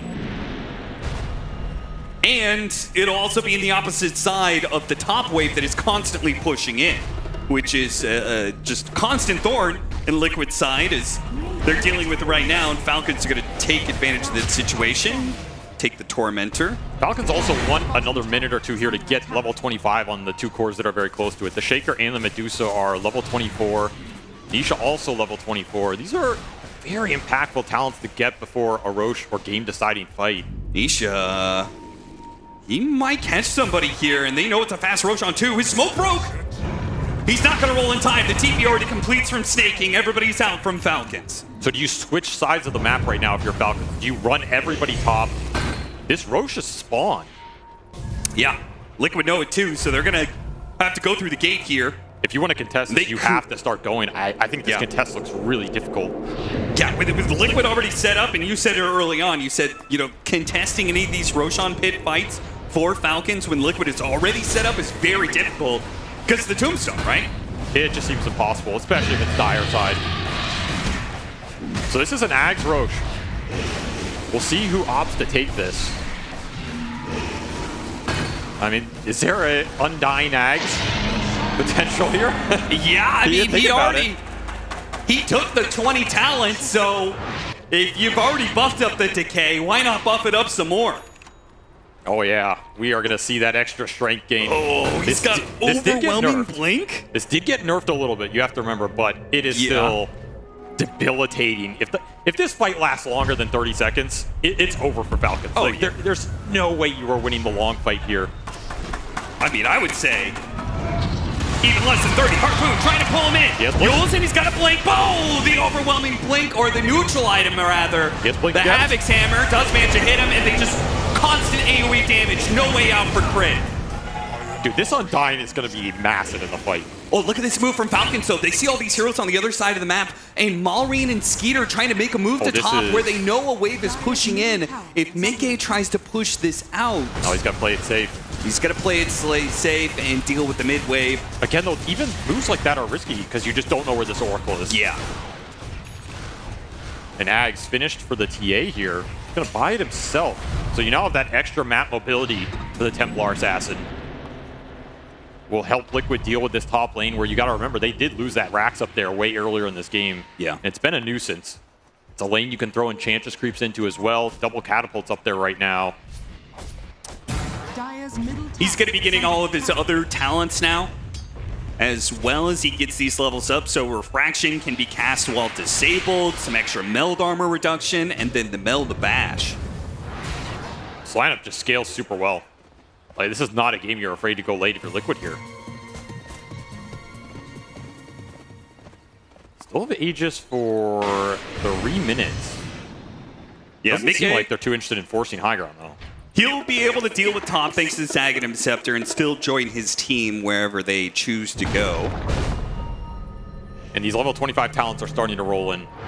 So you got the big one for the Shaker with the cooldown on the totem. Yep. You got Medusa split shot modifier.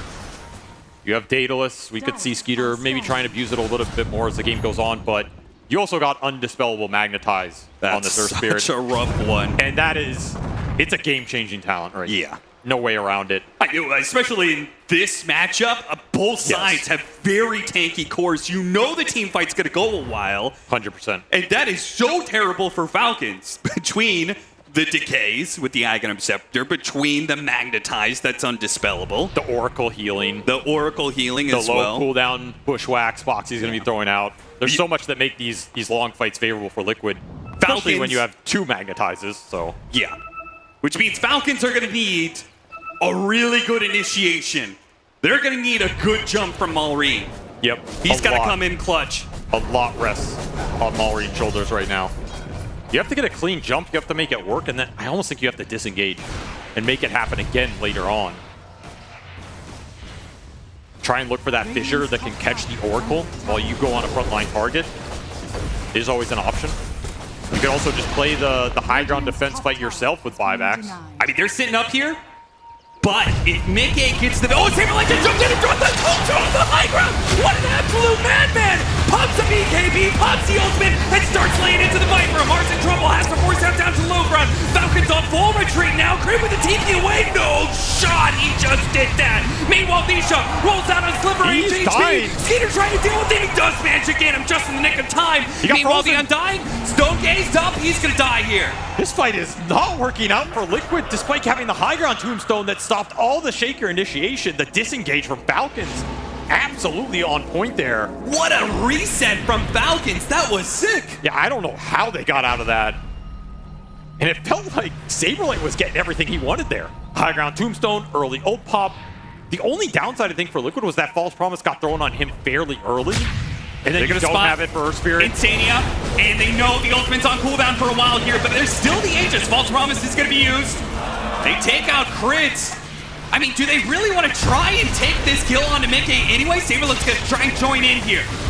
Skeeter's going to turn around, deal with him. Mickey is going for the Viper right now. Mars stuck inside the Bushwhack, and Mickey will be able to get that kill. 25 seconds left on the Aegis. Malrine hunting for it. He's going to be Fisher blocked in, and there goes the first life. Second life, buybacks.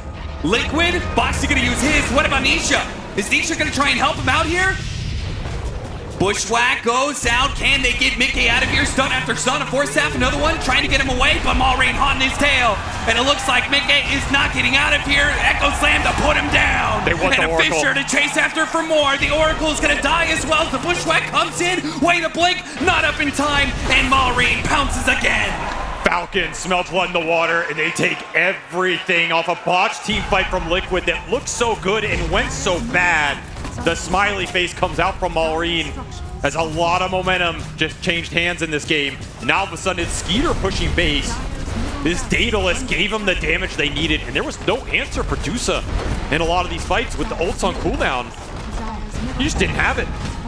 Skeeter wants the full megas. Yeah, you're missing that top racks.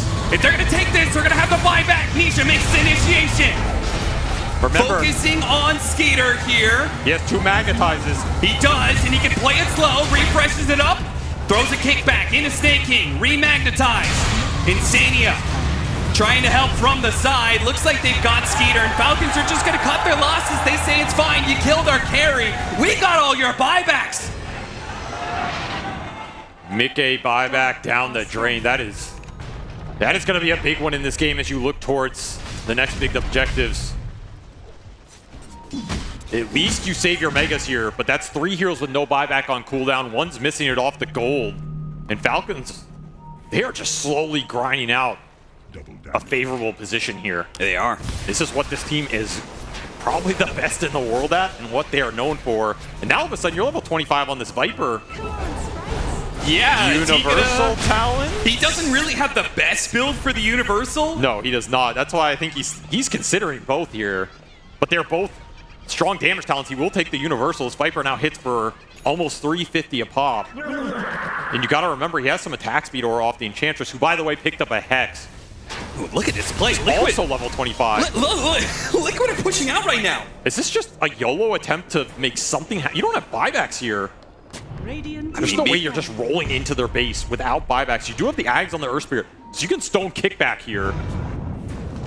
I think they wanted to be able to catch some sort of hero and see if Skeeter would panic buyback, but Falcons are just going to sit safely inside their base. They're not risking anything here. They know that as long as they don't use this buyback on Skeeter, they have a massive advantage in the Roshan that is soon to spawn.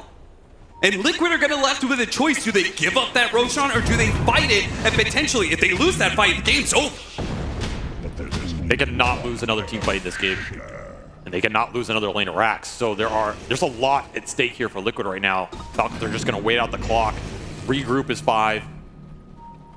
And if they can find a way to take a fight that uses their buyback advantage, They got an ice vision on crit. They're going to force Staff him in. Nisha chases after him with the roll in. Magnetize out on 2. A start for Liquid, but again, the disengage from Falcons looks really nice. It is a clean escape. And Liquid know well enough not to keep chasing into it like last time, but now they've used some big spells. You do have to keep in mind the amount of HP on this Undying now. He has that level 25 talent that gives him the extra strength off the ult. Oh, yeah. He goes up a lot real fast. It's almost 10,000 HP. This is not a target you want to waste too much time on. The target you want to kill through attrition, right? Just split shot hitting him, focus someone else. I mean, Falcons, with that Flesh Golem on cooldown now, Magnetize on cooldown for a little bit as well. Are you going to wait? Going base? They're just going to go for the base. They know there's no glyph. Still on cooldown here. Radiant are scanning. You also have to think about 60-minute neutral items. The tier 5's coming out in a minute and a half here. They play to their Radiant Ward. And as the mid-wave pushes in, Falcons. Roche is up. Are they going to go for the high ground push? They're going to deal with the Tormentor real quick. Maybe they aren't going to go for the high ground. It was an interesting idea. The safer play would certainly be just go for Roshan, guys. I mean, They're probably not going to fight us. They want to force Liquid to base, get the lanes in, and then they control the Roche. They do need that extra life. They do need that extra bit of oomph that Roshan gives you, because all of these fights, they're messy, but they've been playing really well in Falcons to be able to reset, retreat. When you're pushing into Liquid's base, that's a different ballgame entirely. Yes. And right now I'm looking at Liquid going into Falcons while Maureen, he's lagging a little bit behind, trying to get through this gate to get to the team. Liquid are going to contest this Roshan. I mean, again, it's a positional advantage for Falcons. It's a vision advantage for Falcons. But it is not a part of the map where they have buyback utility advantage. Yeah, they would have to buy back and TP to the outpost and go through the gate. That's a lot of time. The only person who does have buyback is Saberlight. So Saberlight, his innate isn't up yet, but he at least has the buyback to be able to play with. Liquid are going to be cutting the wave, making sure. Does have another banner as well he can throw for vision. And I think he will. Boxy. He's going to look in. Acorn shot immediately jumped on. He's got an E on this, though. The Undying tries to get a high ground tombstone, doesn't manage to do so. The Viper is up there, though. Echo Slam, double Echo Slam, Maureen. There's the false promise on Mickey, though. Spots Insania. Maureen going to chase after him. And Glimmer Cape trying to get him away. The Bushwhack doesn't land in time. Meanwhile, on the right side, Nisha, he needs some help. And that's where Mickey starts coming in, trying to help him out. The Hurricane Pipe pushes him back. Nisha making a roll away. No way. He just got out of that. And he remagnetizes them as well. A buyback from Crit. Joining the team now. Falcons. This fight is so split. Nisha is TPing away. Liquid, they may have gotten a kill, gotten a buyback, but they use so much they can't keep this going. They can't go for a second team fight. This Roche, I think it's all Falcons now. Especially going to the Radiant side where they have almost all their buybacks available outside of that Tusk they just used. And what do you have to take that fight with if you're Liquid? No Undying ult, no Tombstone for 25. You used the refresher on the Earth Spirits. You're working with half your kit. Time to get 60-minute items. That's what's left. Yep. You're going to need it. And that's going to be an Aegis onto the Viper, who's starting to pick up the scale. A refresher shard for Falcons, which honestly, I don't know if it's too useful here. You already had the refresher on the Shaker, so you can give it over to Skeeter, which is probably your best target here. Give the Medusa, double Stone Gaze. Double Manta, I guess. Yeah. I don't know if this is the highest impact refresher shard drop, but They'll take it away from Liquid for sure, because it would have been great for them. Dude, that's nasty. Stygian Desolator on a Dusa. All those split shots putting this minus armor on everybody. Yeah, that is juicy right here. We're going to see Giants ring for the Tusk. And Maureen, he rolls the Force Boots here. Super powerful late game item, freeing up the extra slot, giving the move speed, the mobility. His mobility is insane. Yeah, this item's just bonkers. Giant's Ring Undying. Oh my god, he's going to do so much. Like, it's 100% of his strength when he pops Flesh Golem. Austin, is there such a thing as too much strength? Has he gone too far? Has science gone too far? What is Frankenstein's monster that we've created here? The thing is, he can have all the strength in the world, but what can he do with it? Well, I mean, Giant's Ring isn't just HP, right? It's also it's 100% of your strength per second. That's not small when you pop Flesh Golem. I guess the harpoon's paying off. Yeah, I mean, it's just existing, and he's going to do 400 plus damage a second. It's like 450 damage a second. We should also note this Book of Shadows on Boxy. It's going to be a very pivotal save. Now you have two supports who can bail you out in the middle of the fight. Yeah. Some extra gold coming from the Pirate's Hat on Insania, and they ended up with Arcanist armor on Nisha's Earth Spirit. So just when you thought that front line for Liquid couldn't get any tankier, yeah, it's going to push it up there even more. Arcanist armor on ATF to match him, though. Yeah. And Pirate Hat on Snaking. So basically both teams ended up with the same neutral items. 4 for 4 at least. I mean, similar ideas kind of showcase. This Pirate Hat on Enchantress is insane, by the way. Oh, yeah. It's way better than the one on Oracle, yeah, that's for sure. It's doing a bit more DPS. Man, Falcons, they got to this ultra late in a lot better of a position than I thought they were going to be able to, and now they are the ones bringing the fight to they're Liquid. approaching the high ground, but it is so dangerous. Danger blanket. Skeeter just jumps right into the middle of them. Saberlight immediately going to pop his Flesh Golem and try and deal with this one. Skeeter, he's getting through. Oh, a big hit. Takes out Boxy immediately. Half in mana. Amar on the high ground. Does manage to Hurricane Pike his way down. Saberlight, as much strength as he has, he's still at half HP. Shiva's rolling from Nisha. Doesn't connect. Falcons once again resetting, kiting Liquid over and over again. They got to buy back out of Boxy. They got one of the buildings, one of the barracks. They say, we're good with that. They got Flesh Golem. They're draining them dry.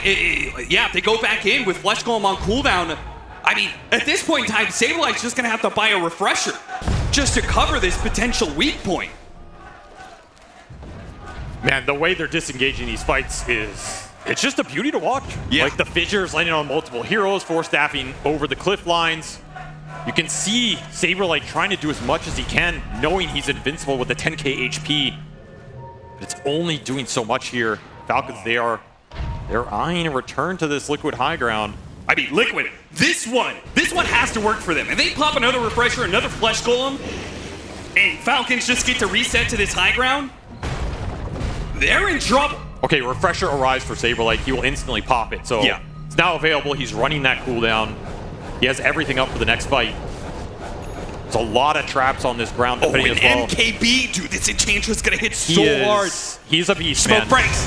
Jump on Saberlight! Saberlight! They already got him to half HP. He's almost dead, but saved by the Oracle. Had to use the false promise for that one. Saberlight's gonna blink onto the Dusa. Oh, they popped the Glyph as well. Skeeter, he's gonna man up for the buildings here. Malrain couldn't get the Echo Slam. They're going in for the Megas, and he will manage to get it. Meanwhile, Saberlight died. Instant buyback, instant refresh out. Nisha, he got a magnetize. All these heroes at Saberlight. He's gonna go after him. Got Amar on the Aegis. Saberlight pushing forward. Has the Tombstone. Harpoon's back in. Snaky. They want ATF. Dealing with the Amar right now. Does manage to get BKB. Force down to the low ground. TG out. Falcons, they're getting away. They got away with murder. Oh, if all they lose is snaking off of this one. Falcons, just absolute cinema. Time and time again, these disengages are just too damn good. They do not have to kill heroes to win this game, because right now they are decimating Liquid's base. They're decimating their economy. They got Megas out of that. They got another buyback. They got both tier 4s off of catapults, just killing them themselves through mid. Yup. And ATF just TPs out right in front of you. You need more stunts in this lineup. You need the Abyssals. You need Hexes. You need Divine Strength at this point to chop through the tank ability on this Medusa. Okay, Ags for Oracle as well. This is a Oracle? This is a very different Ags than it used to be. It gives you a decent amount of spell damage, but it also reduces your BAT, which is incredibly powerful on the right heroes in Dota. Yeah. On TA, I think it is about average, but it's still a pretty big damage buff in the fight. You could also just throw it on the Earth Spirit. That's a lot of extra spell damage going through. I mean, you just need anything you can get at this point if you're Liquid, right? Why would he get the? Why do you think he went Ags over Refresher? You need more damage. Yeah. That's what I think. This Medusa is just existing on the front line for way too long, and you don't have enough to throw into her. You need as much control and damage as you can pump out right now if you're Liquid. You can kind of get these mega lanes out, but you're going to have to win a team fight into buybacks against Falcons in the ultra late game, and that is no easy task. No, not at all. And that is the downside of this Divine purchase. It looks great on paper, but you're going to have to remember, how do you eventually win this game as Liquid? In Falcon's base, they're always going to have those buybacks available. You can't play a fight where you go down once and go back in if you're giving up Divine Rapiers. So they're going to have to find a lot cleaner initiations. They're going to have to start the fights on their terms. They're going to have to make this Undying work, because Saberlight, he's incredibly strong, he's incredibly tanky, but he's having issues sticking onto targets and dealing extra damage and control. Yeah, he's going to pick up an Abyssal Blade next. That'll give you one of the stuns that you were looking for, but you need more. And Skeeter, he picks up a very late BKB, but I like it. An item that is going to help him ignore a lot of the disarms, a lot of the annoying, you know, just kiting mechanisms that are stopping him dealing damage in the fight. Another disengage item if it comes down to it as well. Oh, don't forget, Avery, he's got that super good talent coming in soon. The +1 Gorgon's Grasp can't forget about that. Ladies and gentlemen, that is just one of the most impactful talents that Dota 2 has to complaining about offer. Medusa's scale right now? They're eyeing up Mickey on this wave. He's got Divine. Where's the Oracle at? Saberlight jumps into them, got a tombstone, and is on top of heroes. Just what the Liquid supposedly want to be able to see, but again, they're disengaging. Again, the Force Staff, the hop away. Oh, they're chasing after an Enchantress and not even able to get that. Meanwhile, they're going to go through the throne. Skater's pushing for it. Oh, there goes Crit. Malraine's going after it as well. They've got no clips. There's nothing to stop them now. Falcons will end it and take game 1. Absolutely outmaneuvered him here. I think they won basically 3 fights without killing Liquid entirely. Yeah. They just took the racks, took the buybacks, took the tier 4s, and take the throne with a very smart BKB pickup that prevents any sort of counterplay there. Maybe not the way Falcons wanted to win this game, maybe not the flashiest victory, but a very cerebral one, right? Just wearing Liquid out. Versus a lineup that has so much late game potential, so much ability to win the long war, to just wear you out over a minute-long fight. And guess what? That fight never came. You're left standing here as Liquid going, guys, I thought we were supposed to be able to win these 5v5s. We never even got the chance to prove it. No, they really didn't. Falcons showing why they're held in such high regard, why they're one of the winningest teams in Dota, why they're one of the smartest teams in Dota.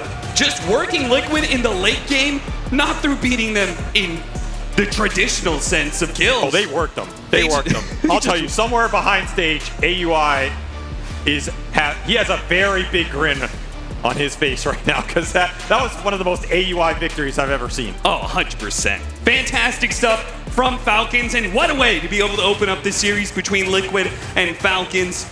An hour-long match, just what a match like this deserves. You couldn't ask for a better way to close out the night here in Bangkok, because that match had it all. Right here at 13 minutes in, how often do you see a full 5-on-5 brawl? I think that was really indicative of the type of Dota that we were going to see for this game. Yeah, I don't know who woke up today and decided that they would play the off-lane Undying, or why they would play like this 5v5 Dota. I mean, both of these teams probably shouldn't be in the lower bracket. I feel like they're both trying to prove that they're going to be the lower bracket Reaper. It could have gone any way for the entire duration of that game. Like, Liquid was really resilient in that game, But then going back the other way, also Falcons did not throw. And it wasn't like one of those typical Falcons refuses to go high ground play like games. 31 minutes in, they actually do go for a high ground. With like a 2K net worth advantage. Yeah, it's not a huge net worth lead, but they're not afraid in this game. It's just that Liquid was so resilient going to the very late game here. Not just resilient, they were destroying them in that early game. Like, when you looked at their heroes and you saw their lanes, those lanes were advantageous for Falcons. But what Liquid did was they brought all the numbers early on, and they just went for brawl after brawl. Objective after objective, they got the early Roche on TA, and their lineup was so much more active than you would think when you looked at it based on draft, based on laning. And it was Falcons that found their way back into the game when the game stabilized. But man, oh man, I just can't believe the game ended like that. Honestly, I'm still recovering from it. Yeah, I mean, I've got to take my hat off for Saberlight in this game. I do think he actually found the perfect hero for this game. This Oracle, you had to find a way to make it work. And I mentioned before, the TA is not going to be that hero. Yeah. But you have to have something that just gets in there, and he was unkillable in all these fights. It got to the point towards the end of the game, they're like, we can't even fight them anymore. It's impossible. This Undying Oracle combination is like unplayable in the late game that they just had to dodge him and go straight for the throne because the team fights were just too hard to take. Yeah, and Insania played a great game too. There was this one fight that went on for like almost 3 minutes, and Mickey only died because Insania had no mana because of how long they've been playing. Like, he was often just hiding, not getting caught out, getting the clutch saves out, and for that reason, it felt like even though Falcons were finding good angles, they were finding like good initiation, it never really turned into anything. Yeah, and we talked a lot before about how Amar has been carrying the game.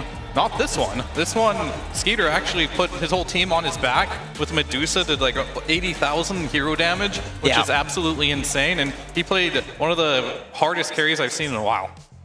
Fun fact, Amar had the second lowest net worth on his team because Snake King had 30k net worth while the Viper only had 25k. Yeah. Crit was in last place, but still, this is rare to see such a minimal impact from ATF, but encouraging because it means that even without ATF being at peak performance, they can still win a game. Right, and I think on the flip side, Boxy also had kind of a rough game, and he completely carried Liquid in the series earlier today, and Boxy just generally is often considered Liquid's best player. So it's just one of those games that broke both teams, and you could even see this reflected in the draft. Every single pick they were really thinking about, like that draft felt like it really dragged on because these teams just know each other that well. Mm-hmm. There was definitely, you could see the instances of familiarity between these two that even though a last pick Undying comes out, they're like, great, you opened up a Medusa opening for us. And for all of you right now in the arena, I know that after a 69-minute game, you may want to go around and recharge a little bit, but we are going to have a DHL drop during the break, so don't get too hasty, because there is, in addition to much more Dota, some more fun activities planned. And I have to imagine the players are also recharging after a game like that, while we get a chance to look at the award of the game. Fear, Kadee award of the game, what you got for us? Well, I got something good this time right there. It's a TA trap. This is one you're gonna have to take a look at the bottom of the map there perfectly. He walks over a trap, and seeing this, Liquid smoke up immediately, find ATF, and this is the part of the game where I think these pickoffs are very difficult to find, and having these traps on multiple occasions got them a lot of kills. I also have to say, in the early game as well, Mickey put like a random trap in the mid lane, ended up killing the Shaker with that too. Mickey's TA kind of just showing you like why he's so good at this hero. I see that's why they're first picking it. They feel that confident on it. Not sure if they'll get their hands on it for a game number 2, but we'll find that out after the break.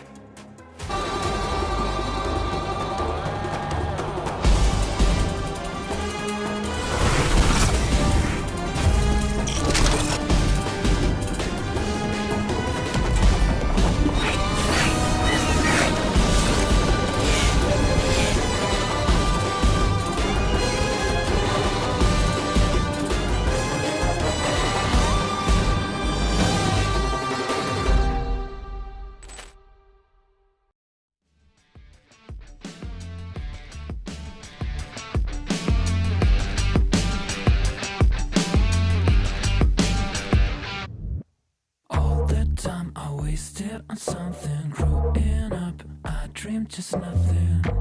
Ooh, what are you? People talk loud, I get what they're telling me. I fucked up, but I didn't give it. Ooh, what a true. Hey, I gotta say, something's going wrong,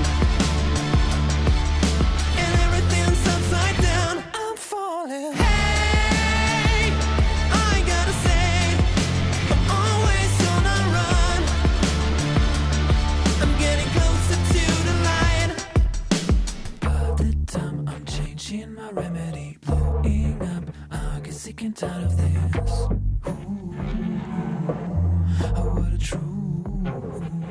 No one talk now, I'm feeling lost on it. Silence is loud, I get it safe from it. What a truth. Hey, I gotta say, something's going wrong, and everything's upside down. I'm falling. Hey, I gotta say, I'm always on a run. I'm getting closer to the light.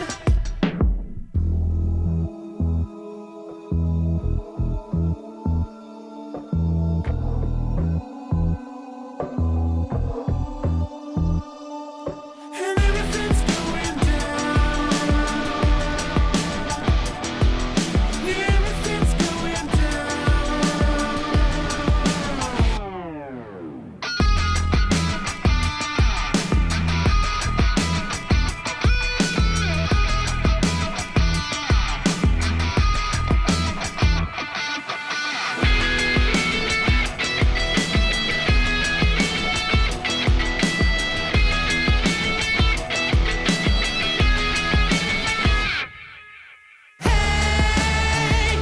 I gotta say, something's going. Get ready. Hold up your DHL drop sign now to be a part of the DHL Super Drop happening this Sunday. You can participate whether you're watching from home or in the arena for a chance to win fantastic prizes. Hold up your sign to get selected or type !DHL drop in the chat to participate. Visit the link on the screen for more information.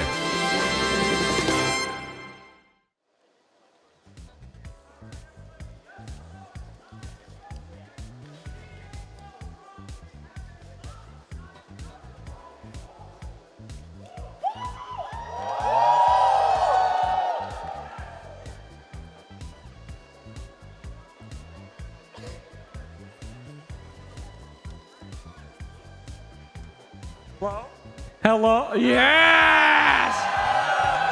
Let's start all that over again, my friends. Welcome to the DHL Drop. We are looking for the best sign to give the super ticket away. The golden ticket that will get you to the Super Drop on the grand finals day. So, it's time for us to look at some signs. We're going to start. Oh, there's so many people in Bangkok. Oh, my goodness. Hello. Willing to give a big kiss to Slacks for a DHL drop. I don't want that. But I'll give you a hug. And I'll give you a kiss. Thank you. All right, there we go. What is this? Don't put that on camera. We cannot show that on the camera there. Very good. GG Falcons, yes. Miracle, please. I like that. Falcons looking effing good. 23 sausage. What? Can you explain? No, I'm big fan. I'm Thai, so I'm a big fan of 23 sausage. Okay, very good. Good enough for me. Thank you. Okay, hello. Thank you very much. Dota made my day. Me too. Aurora better than Boom. Technically true. Hello Kitty, easy mid. Chen. Amar the Filipino. Can we talk about this? Amar is actually a Filipino. Yeah. Okay, well, I'm not sure if that's accurate. Moodang! Hold up, sorry. We got a Moodang over here. Hello, my friend. Moodang? Yes, Mudeng. Okay. I like the balloons. Those are very beautiful. Did you ask for Moodang? Or you just give it? My fiance asked for the balloon Mudeng. Oh, okay, and you just rode the Moodang. Okay, I get. Enough to be noticed. Absolutely. Let's back Mountain Village. Let's go Lightfield. What's going on here? Yeah, he is first channel as first time I see Dota. I never play Dota. I see him first, and then I just see Dota after that. Oh, fantastic. Thank you very much. The sick guy. All right, the students, I need your story. Can I get you over here? Hello. What's going on here? I took the sick day, and my students think that I'm sick today. My God, I really want to give it to you because of your rampant dishonesty, but I feel like I'm gonna expose you if you come. So I'm sorry. I don't want to ruin your lie here. So many good ones. OG forever. He's sticking with it. Hell, get well soon, Miracle. That's very nice. Salary bonus. ESL One Bangkok broke. I'm so sorry. I hope you can fix that one day, my friend. Power friendship. Crystal Maiden respelled and Lena, our sisters. We got married because of Dota 2. Okay, all right, this is pretty good. Do you feel responsible? What's the story? What's the story? So we actually met online. I was wearing OG jersey, and he was an OG fanboy for over like... What? Really? So he sent me super like, and last month we just got married. Hey! All right, you guys are cheating. All right, now I am gonna give it to you. However, it's time for your first couples fight. I'm only giving it to one of you to come to the couples drop at the end. Who's it gonna be? Which one of you will be taking this beautiful gift? That's the right answer! It will be a healthy, wonderful marriage. Okay, guys, I'm sorry they cheated. They got married because of Dota and their love of OG. I'm gonna have to give it to you. I need you to rip this open and show everybody what you got here. I'll hold this for you. Right here, here's your tab. Give it a rip, or just pull it out. Here we go, yes! The golden ticket! We will see you at Grand Finals for the Super Drop. You will be competing. Study up on your lore, okay? Hey, thank you so much. All right, thank you so much. Congratulations, you got a keeper here. Well done, you're the biggest winner of us all, my friend. All right, that will do it. So thank you, everybody. Don't forget, we'll be doing this every single day, so get your signs ready. We will find the best sign, and we'll get you at the Super Drop at the Grand Finals. Thanks a lot for watching, guys. We'll see you soon. Congratulations! Woo! We'll get your info over here.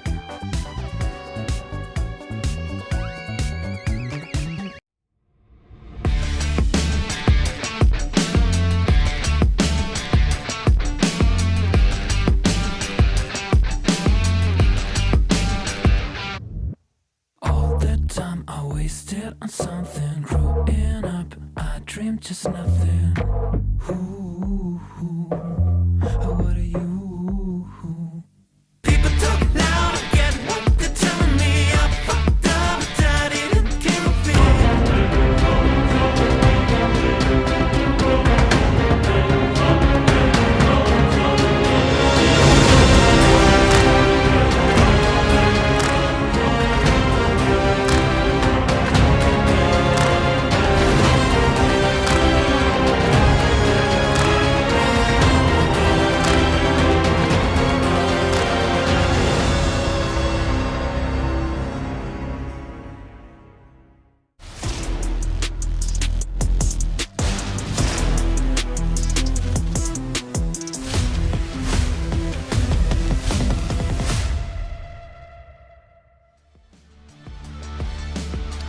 Team Liquid are now one game away from elimination, whereas Falcons are riding high.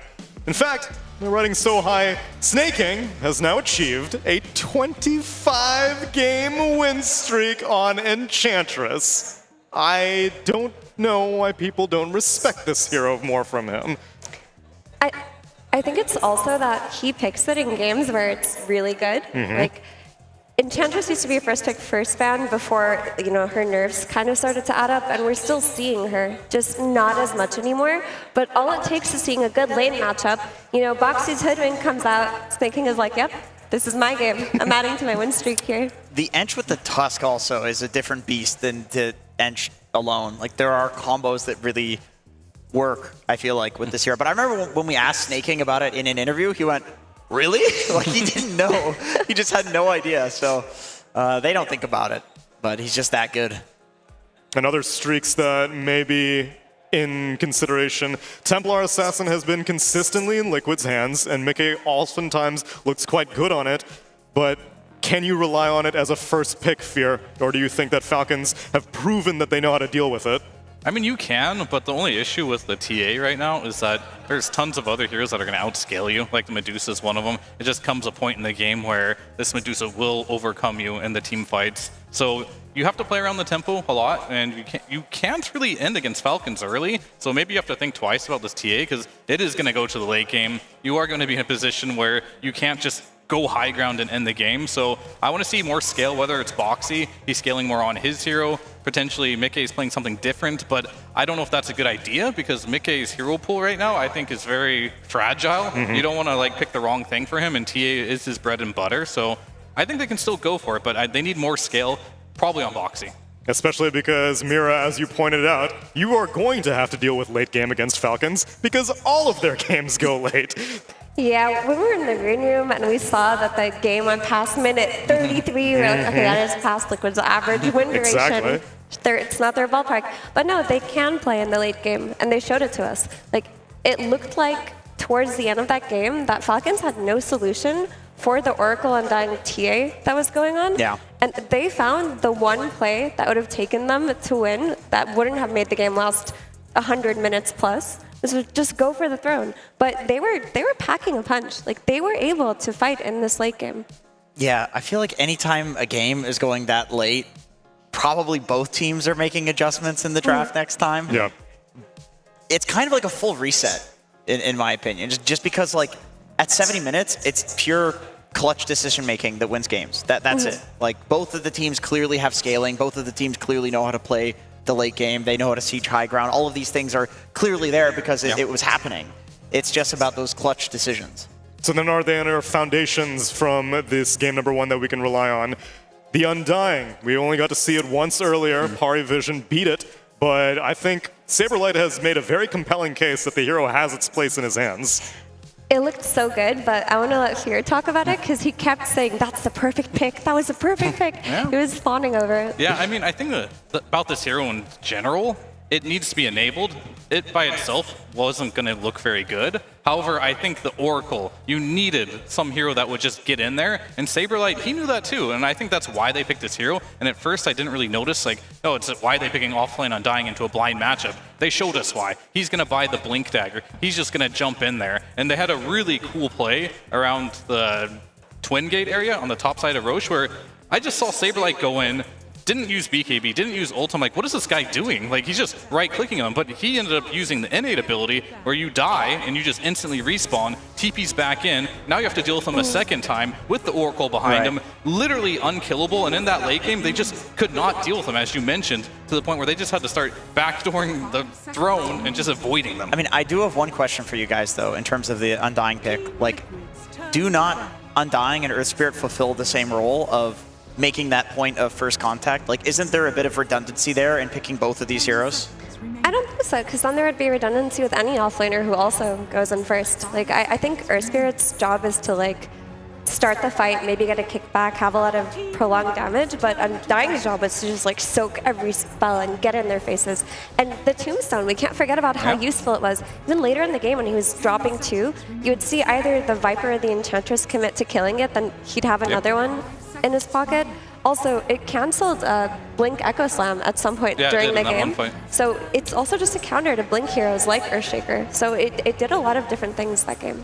And it played versus, I want to say, probably its worst matchup in Dota, the pretty Medusa. bad. Yeah. So going into this next game, if they want to do it more, if we do see a Medusa randomly banned, it's probably because they won Undying.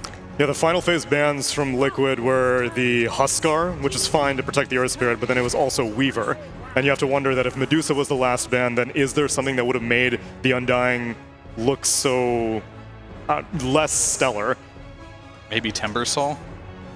As a safe lane? Or you think they would have moved Viper around? You'd have to make some adjustments just to get it in the game. But yeah, it's hard to say. But moving on to this game, Amar was very quiet in that last game, but this is a hero that he plays that he's never quiet on the Bristleback, so they do give it to him. Mickey will get his Monkey King TAs banned. It's so funny. It's like you ban Monkey King one game, and you give him the TA, and the next game you ban the TA, and he just takes the Monkey King. Yeah. So, like, what's the point, you know? They picked their poison, and I guess they proved that they could break the Templar Assassin, and they say, okay, show me your next strategy.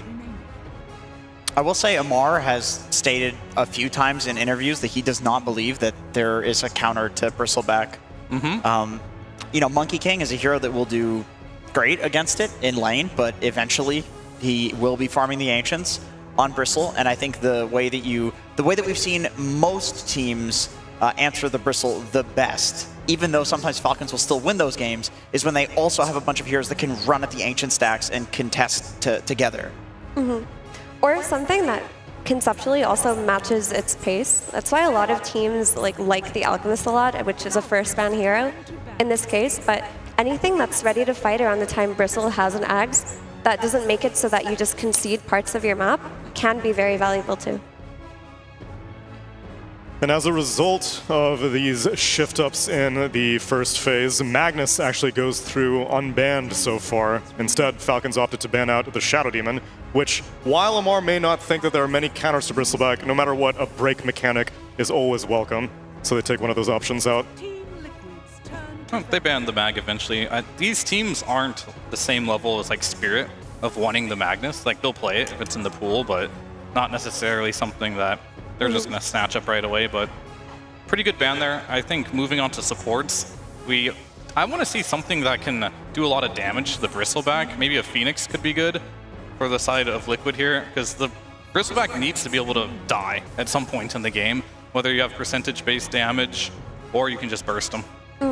Or would you like a break again? Hoodwink comes back? I think these breaks are kind of like fake, because like just during the duration of one Hoodwink ult, you're probably not killing the Bristleback, and it's so unreliable. A 4-staff might come out, it might miss. There needs to be something more reliable, like whether it's a Silver Edge or something like that. Yeah, I think Silver Edge carries are the way to deal with Bristleback. Like, something like a Hoodwink doesn't really counter it, you don't kill it fast enough. But the Phoenix does come out, nice call. I also just want to mention that Liquid have looked very impressive on their Position 5 Phoenix. This hero has become a lot more popular, but Insania has been having an exceptional tournament the last couple of days. Like, he's really impressed me on his save heroes, but also on these aggressive supports. Like, I see him make plays, just like dive in, egg aggressively on the enemy carry the second he hits level 6, and they'll get a pick off based off of that. And I think what you are trying to do on Liquid right now is, you know how good Amar is on this Bristleback. He'll just take over the game, and this hero only plays one way. It just runs at you. So you want to build as many of these teamfight ultimates that when he walks into it, he feels very uncomfortable. You have the Monkey ult, you have the Phoenix egg on top of that. Ideally, they get another stun in their draft here, and they find a way to just lock him down. So even if you don't kill the Bristleback right away, his team can't really walk in and help him either. Will they take maybe one of those repositioning options on Falcons? Muerta is picked up. And for Boxy, he's been playing a lot of Dark Willow, if you think that Terrorize does a good job. Yeah, I mean, it could be good. I like the Muerta here. I mean, it's area control versus two heroes that also want to do area control. So, like, Monkey King jumps in, he gets silenced. Even just, like, him standing in the Muerta silence is pretty annoying. You can fear him out of his own ring. It's also a hero that can kill the egg, because sometimes you're hitting it twice with her passive, but also just generally a strong position for her. Not an Undying this time for Saberlight. Instead, it's a Primal Beast, and they do indeed follow it up with a Hoodwink. They got a double break here. One in the Sharpshooter, one in the Primal Beast Ags, which is going to be an item that he rushes very quickly into the game. And already, Liquid's just got a lot of damage to work with. Like, in the last game, before we saw the fights play out, we thought that maybe their heroes would suffer until TA was ready, but this isn't the case in this game. Every individual hero at every stage of the game should be able to fight. Yeah. And Gyro is going to come out. I don't know if it's going to come to play in this game, but on Liquid side, you have this Monkey King and this Hoodwink who really enjoy playing in the trees. But you have like a Phoenix and Primal who love destroying the trees, a little bit of anti-synergy. Yeah. It could actually be a factor, we'll have to see, but the Gyrocopter comes out. This is a hero that is oftentimes picked against Phoenix. You can just hit the egg while flacking everyone else. Yeah. It's a decent response. I don't know, I feel like so many pub players despise, like the Primal hates it when he's playing with Hoodwink, the Hoodwink hates it when he's playing with Primal because the trees will always get trampled on. Yeah, and the Monkey hates playing with the Phoenix. Yeah. You got to be very careful. These are pro players, you know. They're going to communicate with each other, but accidents do happen. Yeah, it's not so bad. I think Phoenix Hoodwink is like only anti-synergy if Phoenix dives in, and he doesn't really do that unless he wants to egg. And for the Primal Hoodwink lane, like, it's going to be that Hoodwink is starting with a bushwhack on a tree that Primal follows up on. So it should be okay. And now it seems like mid laners are on the agenda for both teams. Liquid, they ban out the Sniper. Lena's already been taken out. And Falcons, they take out the Viper. Yet again, more protection for the Bristleback. I think at this point, why not, right? You do need a mid laner. You don't want to get, like, cheese picked. Liquid does have the overall last pick here, so it might also just, like, secure some of these, like, Earth Spirits and stuff that your draft really does need.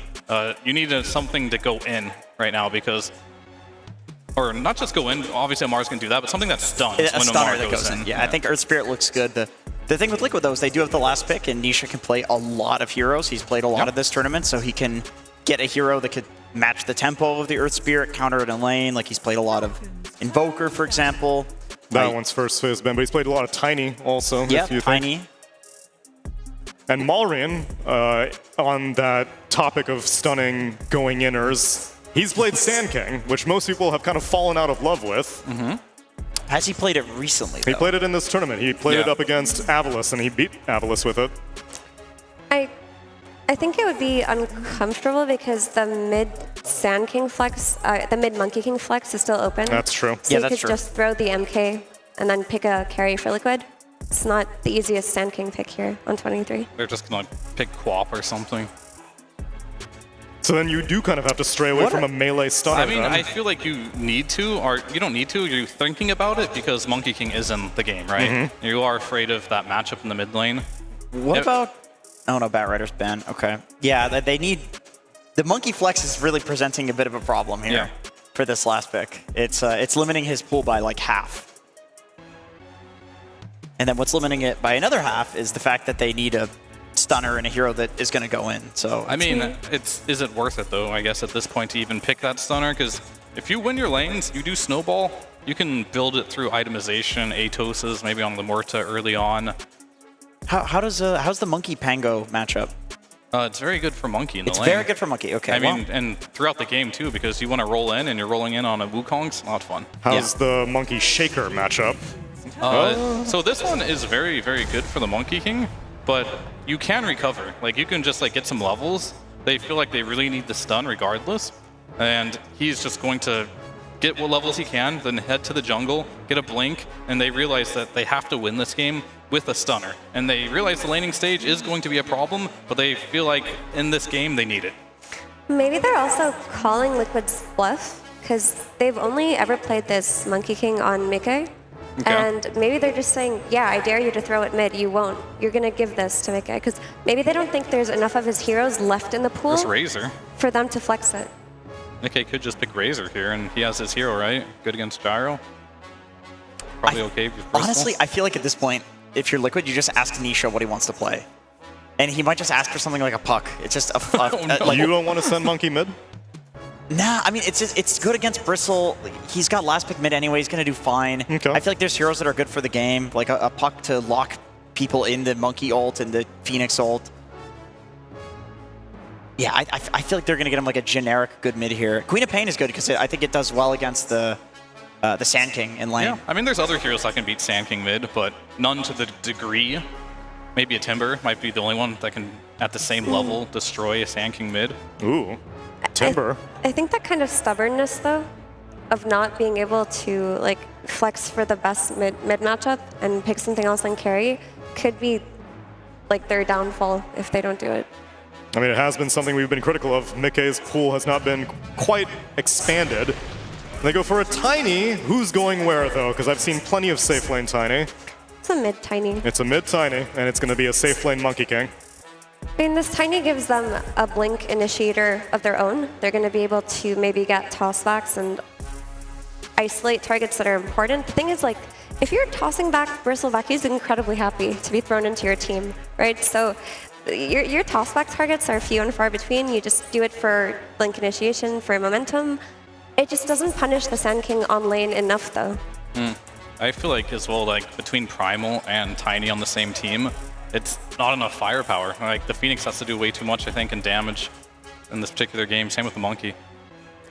I would guess that that pick is basically just Nisha saying, give me Tiny. I want to play Tiny. And I would always trust the Tiny player, especially Nisha in particular, to make that call. And you just trust that he's going to have one of those games where he pops off. And usually when we have that read, that is what exactly happens with Nisha, is that like he has those games.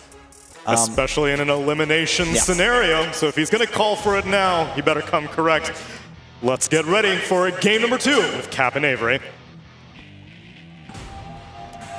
Well, game 1 certainly did not disappoint. The only thing we can really ask for, Avery, is a game 3. But is that looking likely based off the draft?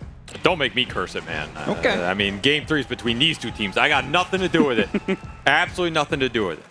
Now, yeah, I would like to see one, but I'm not going to say that because then we won't. Okay, but draft-wise, do you think we will see one? Give me your analysis. It's a very interesting one.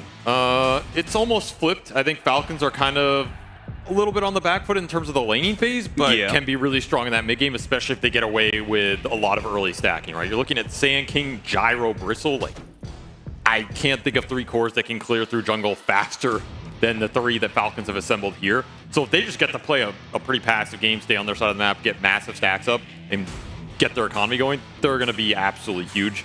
On the flip side, Liquid going for a bit more aggression and kind of low cooldown spell fighting capability that they can use to initiate. Because I think one of the issues they had last game was, yeah, we have a lot of teamfight strength, but we can't stick on targets. We can't start the fights on our terms. We have to blink and Undying in.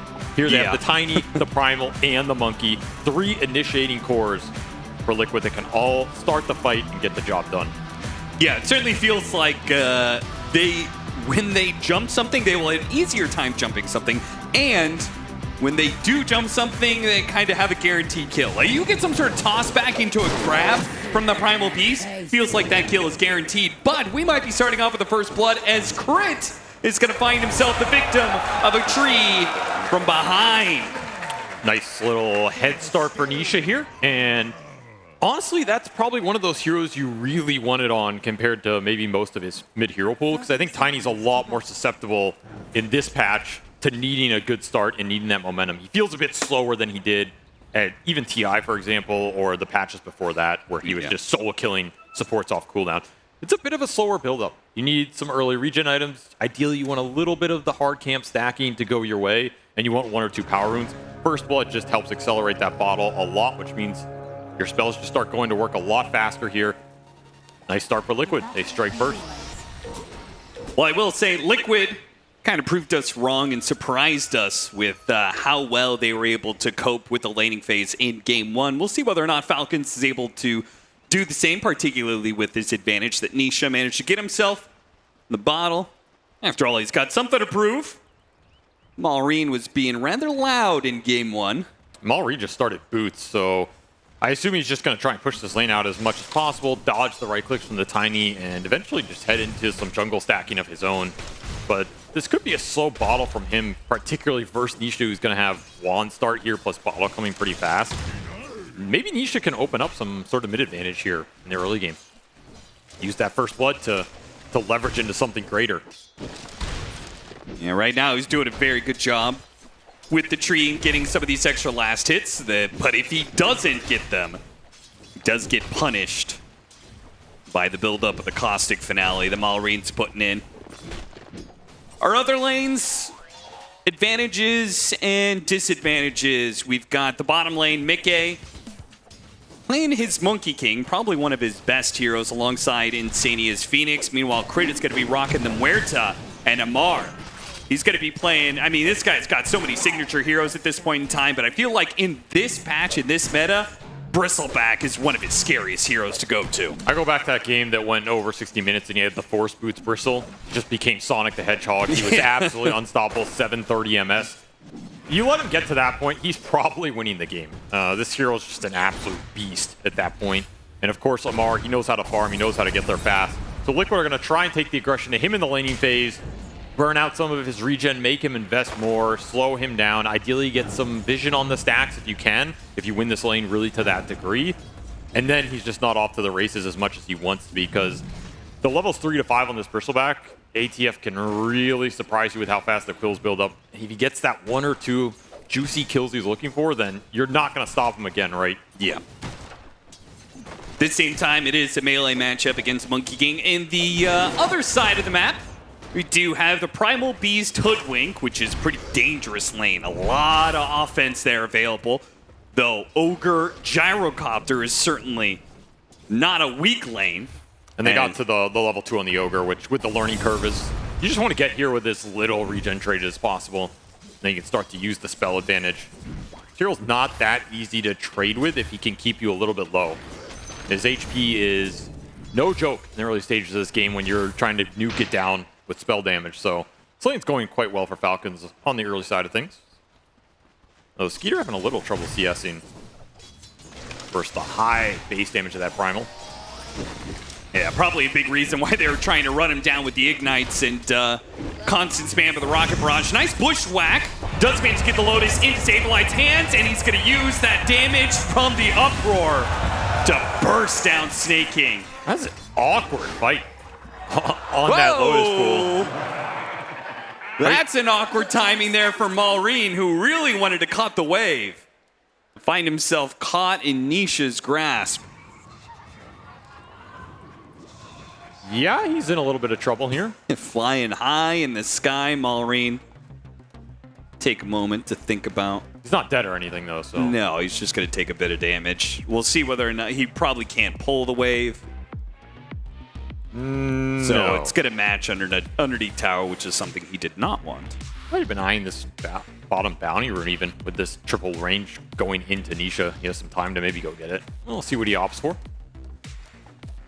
Meanwhile, how's day one going for everybody here? It's always good to be able to bring Dota back to Southeast Asia.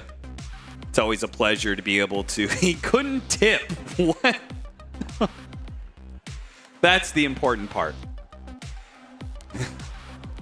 Thank you, Mickey. I mean, he's a TI winner now, so. Yeah, he finally does a little bit of talking. Yeah, I don't think I've ever seen him talk chat, actually. Yeah, exactly. When you got your All right, back into the game. Dire's structures are fortified. So Maureen glyphs off of the toss, so the range creeps are open for denies here. This is looking like a strong start for Liquid across all 3 lanes. I don't really see their cores getting too pressured, especially with the kind of misplay around that Lotus pool top. Nisha with the first blood start on mid with the extra regen, and Monkey King is just a tough hero to abuse early. In fact, they're going to commit a TP down here from Boxy. Yeah, this is an interesting move. Amar. Oh, the boots arriving for the Monkey. Yeah, he's going to chase him down with the Jingu Mastery, the extra bit of damage. They're going to chase after Crit. And we'll be able to get this kill with the dive of Insania. They'll make sure they claim it. And part of the reason they make that move is because the top wave was pushing in. So Sableye was going to be fine in a solo play there. I mean, he's more than fine. He is dealing some serious damage to Skeeter. It's going to be extra regen for the gyro. This also comes at the same time that Maureen was cutting that mid wave, so Boxy maybe thought there was an opportunity to cut onto mid. They're going to go back to Amar. Crit. What can he do to stop this? Bushwhack lands. Got it. Goal. A shot. A dead shot. He is so low on the side of the Monkey, but it is Boxy who dies. Amar almost got 2 kills off of that one. You gotta respect the stacks coming off this bristleback right now. Seriously. You are losing the 3-on-2. The other lanes are going okay, but this is not what you want out of this pseudo tri-lane. Especially with Boxy TPing down here. Big committal for him. He's going to have to walk back top probably here. Yeah, what are you going to do in this window of time? Are you going to walk back out to bottom or top? And the thing is, you're happy with static side lanes because Nisha is absolutely free farming mid. He got both water runes at that 4-minute mark, which forces Maureen to go up for this top bounty. He's just straight jungling at this point. This Sand King is... He's going to farm the jungle fast, but this Tiny is... He's in God mode right now. Yeah, CS is going to be a little bit deceptive. Sand King may be on top, but net worth-wise, Nisha's up by a good 400. Yep, he's cruising. And just farming to his heart's delight. It's going to be a fast 6 here. Tread's already done. He's big. Could easily see him TPing to one of these side lane skirmishes. He has the resources to do it. So Liquid have a lot to play with right here. They should be eyeing the 6-minute power rune. It's theirs for the taking if they want to commit for it. See where Dive Boxy through, goes. hits both heroes. Decent damage, and got the Jingu stack. So Mickey will likely be able to get back up to decent HP. He's got some stacks. Saberlight gonna go for the dive onto Snake King's Ogre. Fire Blast stalls the death, but does not prevent it. Saberlight will try and pull. He does have a missile making its way to him right now. And Boxy can't stop it, but we will try and stall up the gyrocopter. Meanwhile, Malrine constantly has something to say to Nisha. Well, Nisha's a boring player, so he has to make it a bit more exciting. Right, for he himself is trying to here. make it a little bit more interesting. That's true. Another Lotus for Saberlight. He's got 2 of them. I have no doubt Nisha has him muted, so. He did respond earlier. He was looking at Insania's monitor. Ah, that's a clever move. That's a clever move. Insania still has a dive, so he's not really in danger here. Falcons pushing pretty far forward there. Sending up damage kind of down the drain. Really strong rune on this hero with the new way the Stinger works, getting in the middle of these fights. And it's a huge wave going in top for Falcons right now. They double wave this up with the catapult. They have Bloodlust on the gyro. So yeah, Sable's going to have to come back up here and respond. No dive potential. This is a tough hero to dive for them. So Wisdom runes will get split. Ancients will get stacked on both sides. And this early game, very even across the board. Outside of Nisha just having absolute freeform on that mid. Yeah, another situation where we thought maybe a team had a bit of a laning phase advantage doesn't actually come out the case. Seems like both teams are just good enough at being able to do the little things to change the narrative of the laning phase. Malrine doing all this pulling and stuff. He's still significantly behind in net worth, but at least his side lanes are picking up some of the slack. I think if they had converted on that tri-lane bottom when they had that window, yeah, you would have seen the advantage built for Liquid. They just couldn't Missed get the it. bushwhack. Immediately the response TPing in from Crit. See if they can get Saberlight here with the Deadshot Fire Blast and the missile all landing. At the same time, he does have Lotus and Magic Wand charges, so Saberlight not gonna die. Just too tanky. 4.3 strength gain. That is 8-minute power rune. See if Malrine can get it a second time, and he does. Gets an arcane rune for himself. And the all chat? Nisha trying to punish, but of course. Austin, where's the all chat? I'm waiting. I'm sure it's coming. Look at Nisha. He planted a ward. Malrine knows that a play is coming his way. Good read. So this is the triangle scouting that you wanted to see from Liquid. Just get eyes on the stacks here. Make sure they're not out of control. Yeah. There's nothing crazy for the Bristle or the Gyro to fall back on. There's a couple stacks here, but nothing absurd. That's still a great sign, because now you know, okay, they're not going to go in here and defend some crazy objective that we're going to have to deal with. We have a lot more time and space to play with, which is going to get Nisha to his blink. Because once this Tiny gets blink, you can start to open up the map. Yeah, this is interesting. Nisha continuing to play on the jungle. Saberlight took mid for him, so it let Nisha stay out on the map. But Nisha's continuing not to find anything here as Amar is cleared out from that triangle. The bottom wave is pushing in. It seems fairly obvious, though, that Liquid are really trying hard to make a move here. They'll find a double Ancient stack. Well, they can 5-man the tower. They brought Saberlight down here as well. This is kind of crazy how much Liquid committed to this bottom lane. We can gate top, and they can TP up there and try and kill the push-in from Falcons coming on this top lane. They're letting Insania catch the mid wave that is pushing in. Saberlight is going to have to go a really long way around to be able to get to his tier 1 tower. Yeah, this and ends they're up being cutting him awkward. off. The flank from Falcons. This is going to be pretty crucial. How is he going to be able to use this onslaught to get out of here? Can he even get it off at all as he is caught in the pass? Silenced up, chain stun. No chance. Meanwhile, though, Wukong's command is out, and Skeeter needs to be able to get out of the AoE, but he's caught inside an avalanche, will be run down. So both teams not really expecting the position from the other. I think the move from Falcons was preemptively setting up for that TP attempt from Liquid. They were just early. And so Skeeter ends up feeling stronger than he actually is. Liquid end up committing to the move on the gyro regardless. They get the big prize. I think Liquid are still happy with that exchange. Yeah. Your Tiny's still on top. Now you're going to be able to push in this top wave and exert more pressure on this tier 1. You did get that tier 1 bottom, which in most games isn't that influential a tower. When you have 3 stack farming cores, that's honestly not that invaluable a tower to take. You're going to open up both those ancient camps. It's going to let you get vision in there easier. It's going to let you smoke and contest them easier. At the same time, I don't think Falcons is too sad about the situation either, right? They lost their carry, but they also got time to farm on Malrine and Amar. Of course. But that's just how this lineup's always going to function. Like, sure. Liquid can always gank one hero in this game. It's never going to net them advantage in terms of the net worth, because the other cores are always going to be farming. So you have to center these moves around objectives as well. You have to get kills that convert into towers or kills that convert into map control or wards that can then help you make a move that's not as committal later on. You do not want to make 5-man smoke moves in this game because Falcons are just going to farm the whole map. You're going to feel bad regardless of what the outcome is. Because Insania is level 6, he is trying to hold that safe lane tower from Amar's pushes. Meanwhile, Malrine trying to make a move at top, but doesn't find the opportunity, so he says, screw it, I'm just going to farm until I get my Blink Dagger. Yeah, both teams want the mid-blink. It's going to come first for the Tiny here, who's just wailing on this tier 1. And with the toss, he will be able to finish it off. Doesn't get the last hit, though. His attack is too slow. I mean, he's a Tiny, you know, what can you do? What can you do? Nonetheless, blink done, instantly put into that smoke. This should be a clean pick off whoever they see, as long as they can find somebody. Yeah, looks like it's going to be snaking right as Malrine was showing himself, too. So I think they would have much rather go for Malrine, but snaking, he tanks it instead. This will be Power Rune as well. So it's a nice little extra bonus on this. And now you can evade that triangle because you still have that Observer Ward there. They're going to spot Amar. Migay goes for him really early. Nisha's going to jump onto him with the Avalanche, and they got the break on him. The toss is coming in, and they finish him off with the Wukong's command and will take that Ancient Stack as well. Liquid is probably one of the teams that it is hardest to convert Ancient Stacks against.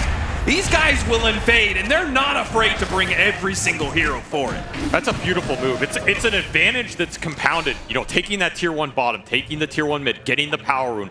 You have that Observer on the triangle from the earlier move. All of those little things set that play up and just make it so easy for you to go in with confidence, commit on this Bristol, who is a hero that can turn around some of those games deep in the triangle if the rest of the team's ready. Yep. But you just have so much information to work with. That move ends up being very successful, and that's the type of play you're looking for. If you're going to commit a team for a move like that with Tiny, it can't just be a kill. You want it to be a kill into economic advantage. You got that, and now you can start to play the map with this Tiny, who's a big threat. It's going to force Falcons to clump up a little bit more than they would want to because they don't have those stacks to fall back on. Smoke with Malrine, his blink is available. They want the big prize in the Tiny. Yeah, but they're not able to get the chain stun. Boxy interrupts as Snaking was making the run for it to try and Fire Blast up. Nisha gets caught in a bushwhack, and all he could do is ignite him for a bit of damage. Man, that feels bad right now for Falcons. Just did not get that blink reveal. Big kill you wanted. You were kind of split on targets. The consolation prize would be the tower, but they're going to have to heavy commit for it. They're going to use the epicenter to clear out Liquid in the mid lane. They catch Boxy. They kill him. Snaking, almost dying, diving that tower, but in the end, the kill and the tower is both claimed for Falcons. Yeah, Malrine, he wanted something off that. He was not going to give up on the play. So they get their conversion in the mid lane. Oh, it's a shield rune. Nisha. Oh, he jumps over the dead shot. But the shield rune is grabbed in time from Crit, which means he will not be the victim of Nisha's aggression. I was very close. Do not want to give too many pickoffs to this Tiny right now. Underneath the wards right now, the Phoenix doesn't last long. One stun is going to lead to the calling, which is going to lead to a dead shot follow-up. It's going to be hard for this Phoenix to get off Supernovas. And you're starting to see Falcons consolidate their side of the map off the back of the Sand King strength. This is kind of the scary part of the game for Liquid. Like this next 10 minutes, how much momentum can you build with your pickoff game? Can you actually get on Falcon's side of the map? Can you threaten their cores, or is this just going to turn into a stack war? And I don't think you're winning that stack farming war. There's no way. It's just impossible. You're already seeing these Falcons cores start to climb the chart. They have another 5 minutes to do this. You got to continue to be aggressive, but I feel like that actually Falcons is so good at putting the enemy team in that position of like, hey, you have to get aggro. Hey, we're farming on all these cores. You gotta make moves, and they're always good at intercepting smokes like this. But this one's gonna be too rough. A toss back into a Wukong's command, and it's not one core, it's two. Mulring jumped in after Skeeter, and they both die. He absolutely should have left him there. When the move hits from Liquid, you have to expect them to be bringing numbers because they're not going to be hitting you by your tier 2 isolated. They don't half-ass it. No, and that is a very nice find. That's a lot of time off the map for these two Flash Farmers. And a big gank that Mickey gets involved in. He went Mage Slayer on this Monkey King. This is a fighting build. It's a build you want to get active. You want to be part of the ganks. Get the assist gold. So the other person who, the other core who has that flash farming is still alive is a Bristleback, and he got his Aghanim Scepter. So that is always the problem, Falcons. You can only stop so many of these cores from getting those items. One of them is going to reach, and the Aghanim Scepter now gives Falcons a lot more fighting power. When Liquid get aggressive, they got to be careful of this Axe. I mean, ATF does what he does. True. It's very hard to shut this man down. You just have to have answers for him in the game, which in theory comes from the double break between the Hoodwink and the Primal, the Monkey King who can man up and fight him or put him in a position where, okay, you could sit here and put stacks on me, but you're in the middle of the Wukong. Yeah. And is that good for you? Maybe not. Percentage-based damage from the Phoenix, and I always love when the supports, like Muerta, Phoenix, right, they have some sort of way to deal with Bristleback's aggression, but chain stunned again. The Bristleback may not be able to handle the Phoenix, but boy, did this Sand King. Combined with Crit's Muerta behind, they're looking for more kills, but Crit's in trouble. Or excuse me, Skeeter's in trouble. Bushwhack goes out, catches them, he's dead. Back over to Nisha. He's so tanky though. Are you really gonna try for this one, especially over the river? It's just no chance in hell. But the Monkey King who jumps into them, jumps into the calling. Here comes a charge. Aim on through. Saberlight with a toss in the air. Gets a grab onto him, and they are both dead. It's Amar on the run now, turning into a little piggy while Bloodlusted up. Away he goes. He wants none of that fight. The Diesel Train shows up, and Saberlight making plays on multiple lanes. Liquid very fast on the map right now. And he is spotted. Are they actually going to chase him down? Are there any TPs to be able to catch him out here? A TP onto the outpost. Here comes Boxy. A tough catch. He sees so some kills. He tries to go for a Bushwhack. Thought that maybe Amar was TPing away on the high ground. They do not catch him. He makes his way all the way around the world to get out. I think that was a, that was a little greedy. You got to respect the move speed on this hero. Your catch is not available. It costs Boxy some resources, but a very nice strike from Liquid nonetheless. When they can connect their cores like that and just land the stuns on multiple heroes, Falcons are not fighting them in the early game. Yeah. This Sand King just doesn't have the damage output to match the Tiny's HP pool right now. Every time they try and go on Nisha or this Primal Beast, it feels impossible. You don't have the nuke damage, especially with a Phoenix backing them up. Look at how aggressive Nisha's pushing in this mid lane. And Falcons, you're staring at it. This is an unmovable rock right now. And he has a haste rune in the bottle, so he is truly invincible on the map right now. And a massive threat. Crit, this is not the guy you want to run into. You can poke him. Nisha just saying, I dare you. I dare you to try, man. I've got a haste rune. There's no way you're stunning me long enough and putting the damage out fast enough that I don't just pop this haste rune and get away. And we also saw the power of the Mage Slayer on the Monkey King in that river fight. This is a really strong Mage Slayer game. This is a item that debilitates Sand King a lot. It's good versus the Bristleback. That is spell damage reduction that goes to work. It's honestly nice versus the Gyro too, because he relies all 3 cores, right? Yeah, he relies on a decent amount of magic damage in these early skirmishes. This Monkey King is a lot tankier than you think, because when that debuff goes out, Falcons lose a lot of damage here. So the initiation counts for a lot. If you can start on the Monkey King and just chain stun burst him down, you're super happy with that exchange. But if Mickey gets to join the fight behind Liquid's front line, and Skeeter, he does not know this move is coming at all. His team is behind him, but he may just get bursted too fast. Here comes the Muerta with the calling, but it's not good enough. The silence cannot stop this, and this is the hasted up Tiny. He needs some help though. Sunray is trying to heal him up, and he will be able to run away. Meanwhile, a charge on through. Freight train, 2-2, coming through. Saberlight gets the grab of the Sand King underneath. Meanwhile, the toss together. Avalanche with the supernova top. Wham bam, you're done. Falcons are out of this team fight. And quite literally, ATF, he wants nothing to do with the remains of that one. He's just TPing back to farm. Says at least the Ancients are a bit nicer to me, because Liquid did not come to play in this game too. They came for blood. And once more, you are just baited onto this Tiny. He looks so juicy. He looks so sweet. I mean, he's a Tiny, man. Yep. How does he make himself look juicy? He's got 2,800 HP, I mean, but who else Falcons, can you go on? they just keep going for it.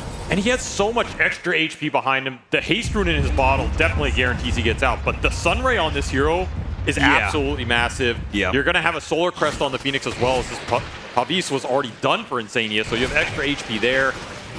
And that is a maxed out Sunray now. Yep, level 4. After all the experience they got from that team. Oh, no way! No, no, no, no, no! No Tormentor is free! Boxing all the way from downtown. Gets the shot on Amar. A free kill. That death summary, 2,300 damage Tormentor, 230 done from a single spell from the squirrel. And that also gives them the enemy Wisdom Rune. That's a big death in this game. Yeah. ATF was the one core still finding some farm, not dying in those fights, getting his scale up. If he gets the BKB, you can maybe take a game-turning fight off the back of that. This just slows it all down. Yeah, he needs the BKB. Deal with the Mage Slayer, deal with the break mechanic that's coming in from the Hoodwink, deal with this overwhelming amount of magic damage that Liquid's bringing to the table, and that BKB has been thoroughly delayed off of that death. Man, Liquid are just finding everything right now. This is a very fast game they played, and they are just continuing to ramp up. to play with speed and double vision here. Liquid just keep on knocking Falcons around. We're seeing the strength as Tiny pick into the Sand King.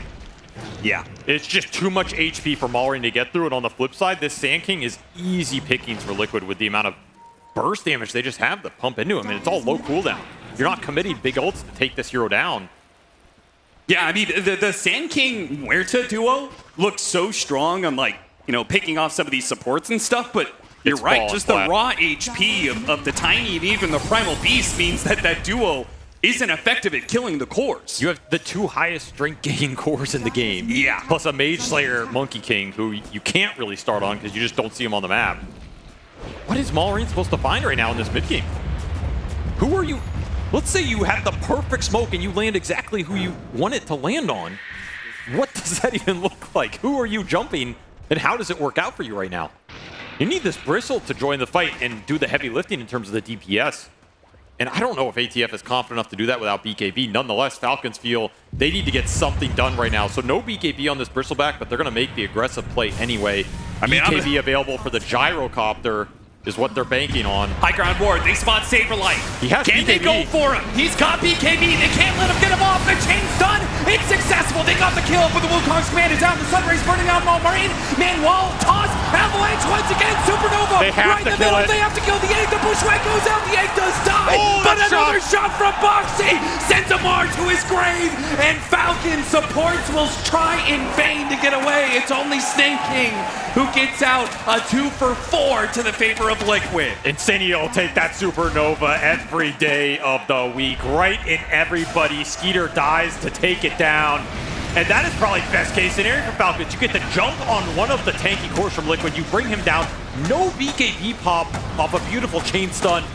But then you are just locked in a world of pain here. And that shot is a shot of beauty. No escape for ATF. Didn't notice McKay. He missed the Boundless Strike. You He can't actually land could have everything. wiped him. You can't land everything. I don't think he's too upset about it. You're looking at the position they're in now. They have blown this game wide open. Oh yeah, 11,000 net worth lead. And not even stopping for Roche. They just continue map control. This is when Liquid can be the best team in the world, right? We saw this at TI. This is the position they put a lot of teams in. They just play fast.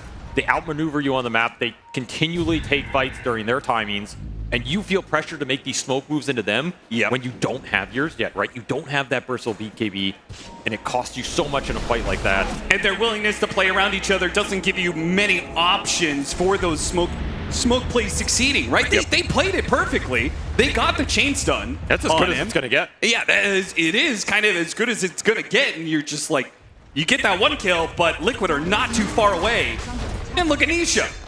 Straight back into it. Another power rune to back up his bottle here, and he is absolutely not afraid of anything in this game. He has 0 deaths right now, and he might end this game with 0 deaths. A smoke up, TP to the other side of the map. Liquid They know some heroes from Falcons are going to come back to deal with these waves, but they're going to try and catch the heroes on the other side of the map, especially as Roshan moves to this side. I assume this is a two-pronged play here. They might be thinking that Falcons are trying to sneak this as well. Primal Beast going to run into Crit. So Saberlight will get in behind him. Surely somebody will catch him. And there he goes. So Liquid do manage to find that pickoff. I think Falcons are okay with the space that has been created off of that. Should be Roche, though. You have DB Ruin on the Tiny if you really want to accelerate it a bit more. And that's going to make things very difficult for Falcons. You know that high ground push is probably going to be coming in soon. Can you get the items needed to hold this game? BKB is a requirement. Need that on Malrine. Skeeter already has his. And Amar should be able to get it before the high ground push comes in as well. So they will have a triple BKB timing. Which normally is something this team likes to play around and is quite strong for them. The downside is you sacrifice this Bloodstone buildup on the Sand King for it. Well, That's no tower hurt. is free, Snake King. Though Amar is hanging around. I'm not sure if he wants to be hanging around, though. No. It's never just one on Liquid. Yeah, you have to expect the team to be coming in with backup. You cannot afford too many more pickoffs in this game or you're just going to start losing base. Crit, he is going to escape here.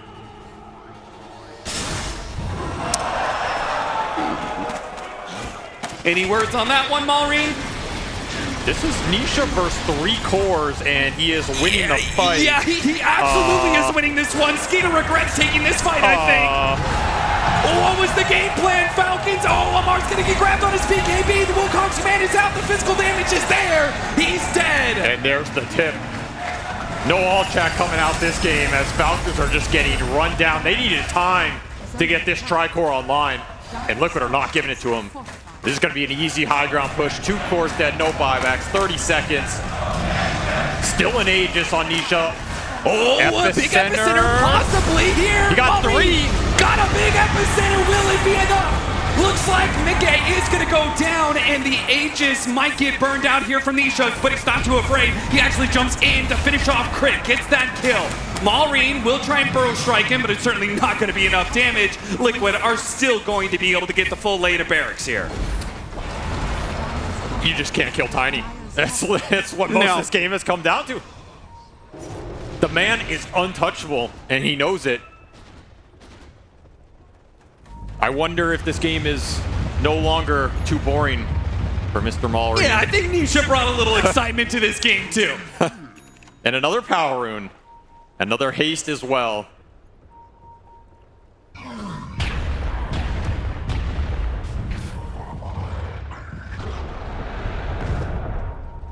Ags on the menu for Malrine. So again, he had to skip the Bloodstone to go into this BKB, and I think Falcons are really feeling the pressure to just get as much damage out as they can in the next 5 minutes here.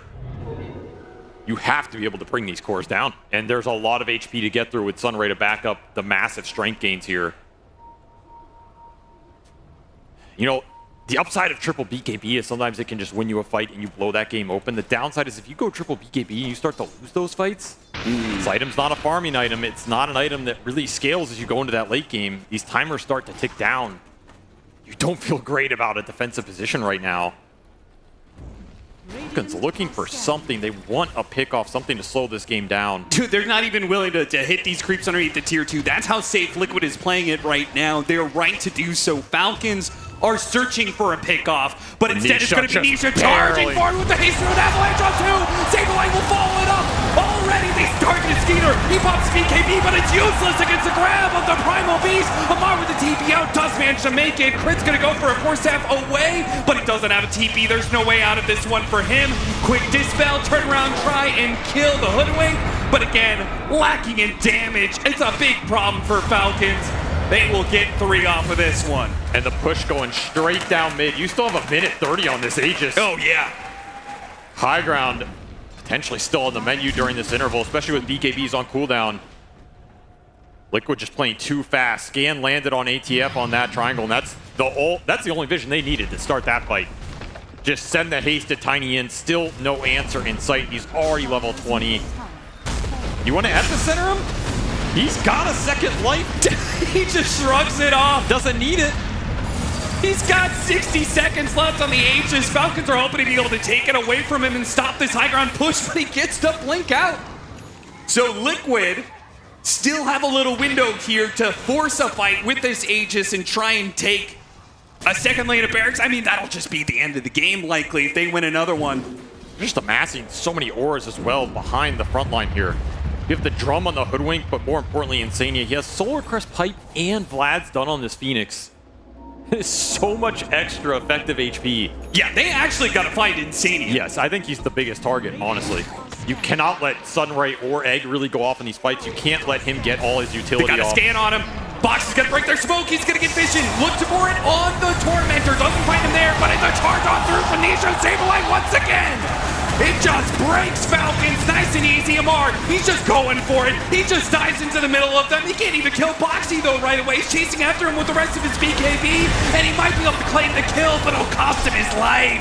Skater caught. No, an avalanche toss. Once again, chains done up. A Wukong's man that's going to go out. He's dead. This is all Liquid in game 2, and Falcons know it. And what a game 3 we should have between these two teams, because I don't think either one is going to go down easy. And Liquid definitely got their revenge here for that long game 1. This is their style of Dota. They get to run the map, they have a strong laning phase, they have a fast carry here on Mickey who's able to connect to all the games, all the fights, put the early fighting items to use, and they just flat outpace you. The greed and the stack farming potential of Falcons did nothing for them here, as they just didn't have time to do it. We saw, I think, 2 ancient stacks on that triangle before Liquid invaded, stole them, and then never saw another one again. You have no time, you have no space. You have nothing to operate with, and you had no damage. This Tiny was indomitable. Nisha with 0 deaths this game, and I don't think he was close to dying in a lot of those situations. And the only thing he had to say in game 2 was GG. A clash of styles in this series, as Falcons have shown that Liquid shouldn't go late game against them, while Liquid have shown that Falcons shouldn't get greedy. What is going to happen going into game 3?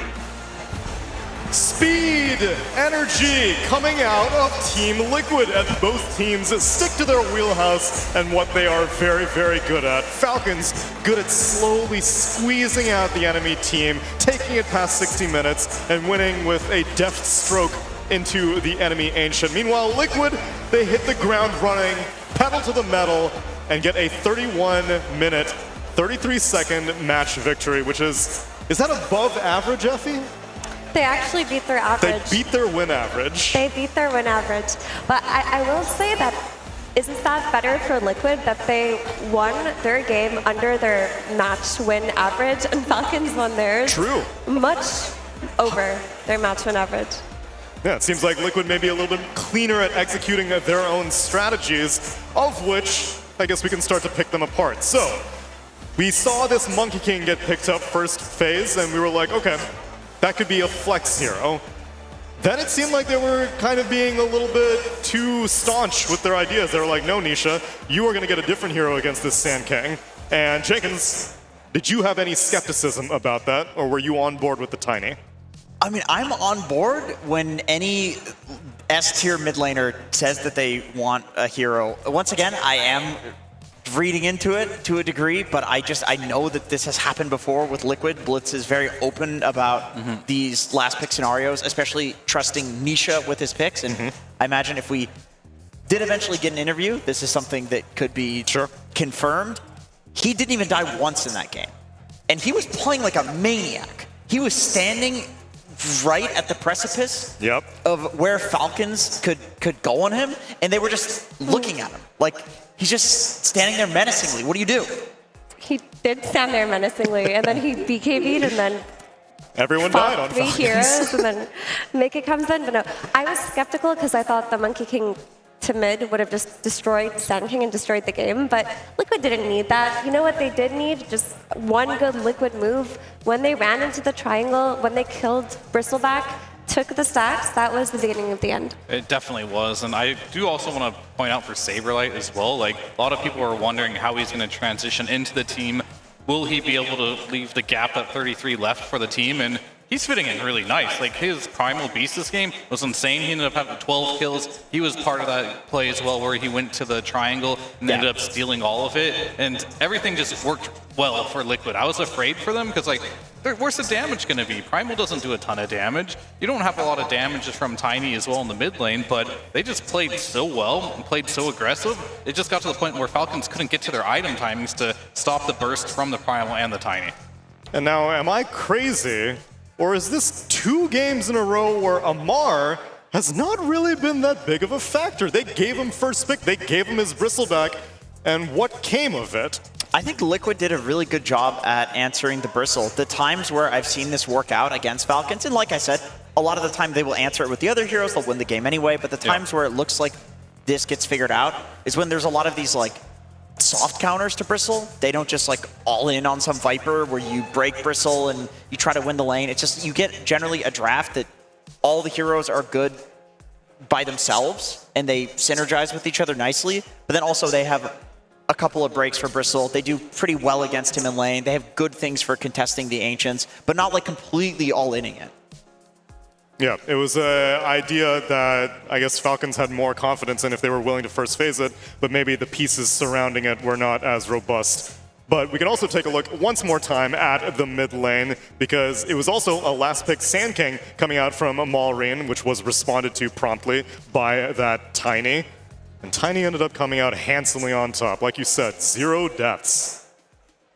That is a very sad score when you're looking at it. I mean, this isn't the Malrine Sand King that we went an entire year watching him destroy on.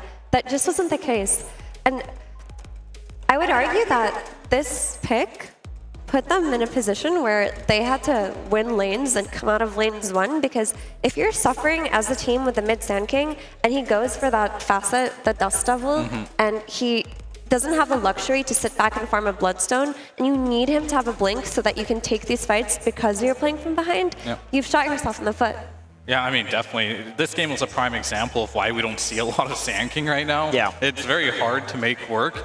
He tried to get, even went boots first because he wanted to just maximize his farm, but didn't really work out that way. And I feel like, yeah, we're going to give Malrine Sand King, we'll talk badly about it, but at the same time, the gyrocopter was non-existent in this game too. Like, Skeeter was 0 and 8 on this gyrocopter, and this is a hero that is supposed to win the laning stage. It didn't. Like, they lost top pretty handily against this Primal Beast. The Sand King doesn't do much damage either. And then Amar, he was getting pressured this game. He was the only one having a decent laning stage. He shouldn't have won it versus the Monkey King, but he did. And as you mentioned before, that he didn't do a lot this particular game, but a lot of resources were spent to shut him down. He was supposed to have that Ancient stack, but it was stolen away by Liquid bringing 5 heroes to deal with it and getting that kill. So I think Liquid just, this was a clinic from them. They did everything they needed to do. They won the laning stage. They factored in Amar and shut him down too. Yeah, and all these random bits and pieces, like, I can't imagine Amar was expecting to get randomly sniped by a sharpshooter after taking the Tormentor. All these little variables ended up costing them quite a bit, but I think the biggest is, like you said, the night and day difference between Skitter's Medusa in Game 1 and the Gyrocopter in Game 2. Yeah, but I mean, you need to have some kind of play that you can make to take advantage of a carry like Skeeter, but there just was nothing. Like, after that Ancient Stack Triangle invasion, there was no space for them to do anything on the map because their Sand King can't really do that much. I think it was actually a mistake to take the Dust Devil facet versus all of the stuns that Liquid have. It's not like Sand King would have had free reign that game. Yeah, you might have well just taken that Invis talent and potentially had a better mid lane. Yeah, I think we see why this is not necessarily considered a good hero. Pretty much it's only Malrine that's taking this right now. I think also the fact that they have 3 Ancient farmers on their side is a bit weird as well. Like, looking back at the draft, maybe that's something you adjust going into Game 3. Which is things that they can think about, because we finally get our very first Game 3 here in the Royal Paragon Hall, which we will get to after the break.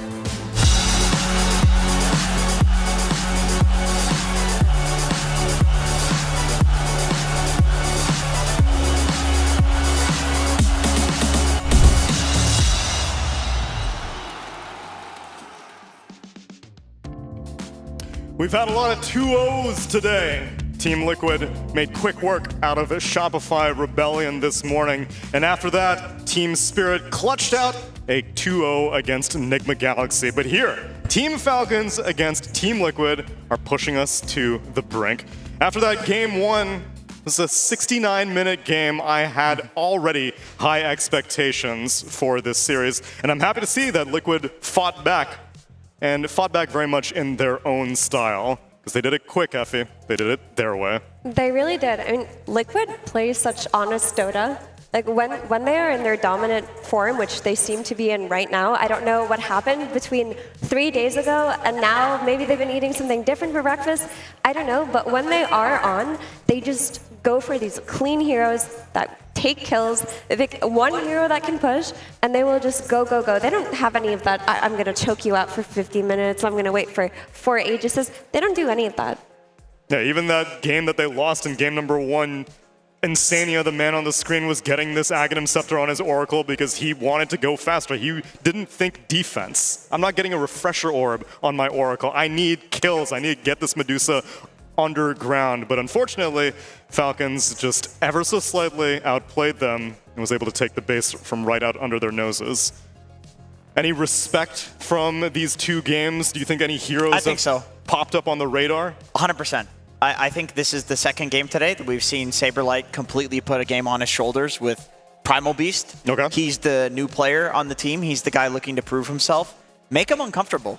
That's my take on this. His Dawnbreaker has looked really good in this tournament as well, but this Primal Beast that he's playing today looks like on a completely other level. Even if a game is behind and looking really rough, he can still be the guy to shoulder the burden for his team.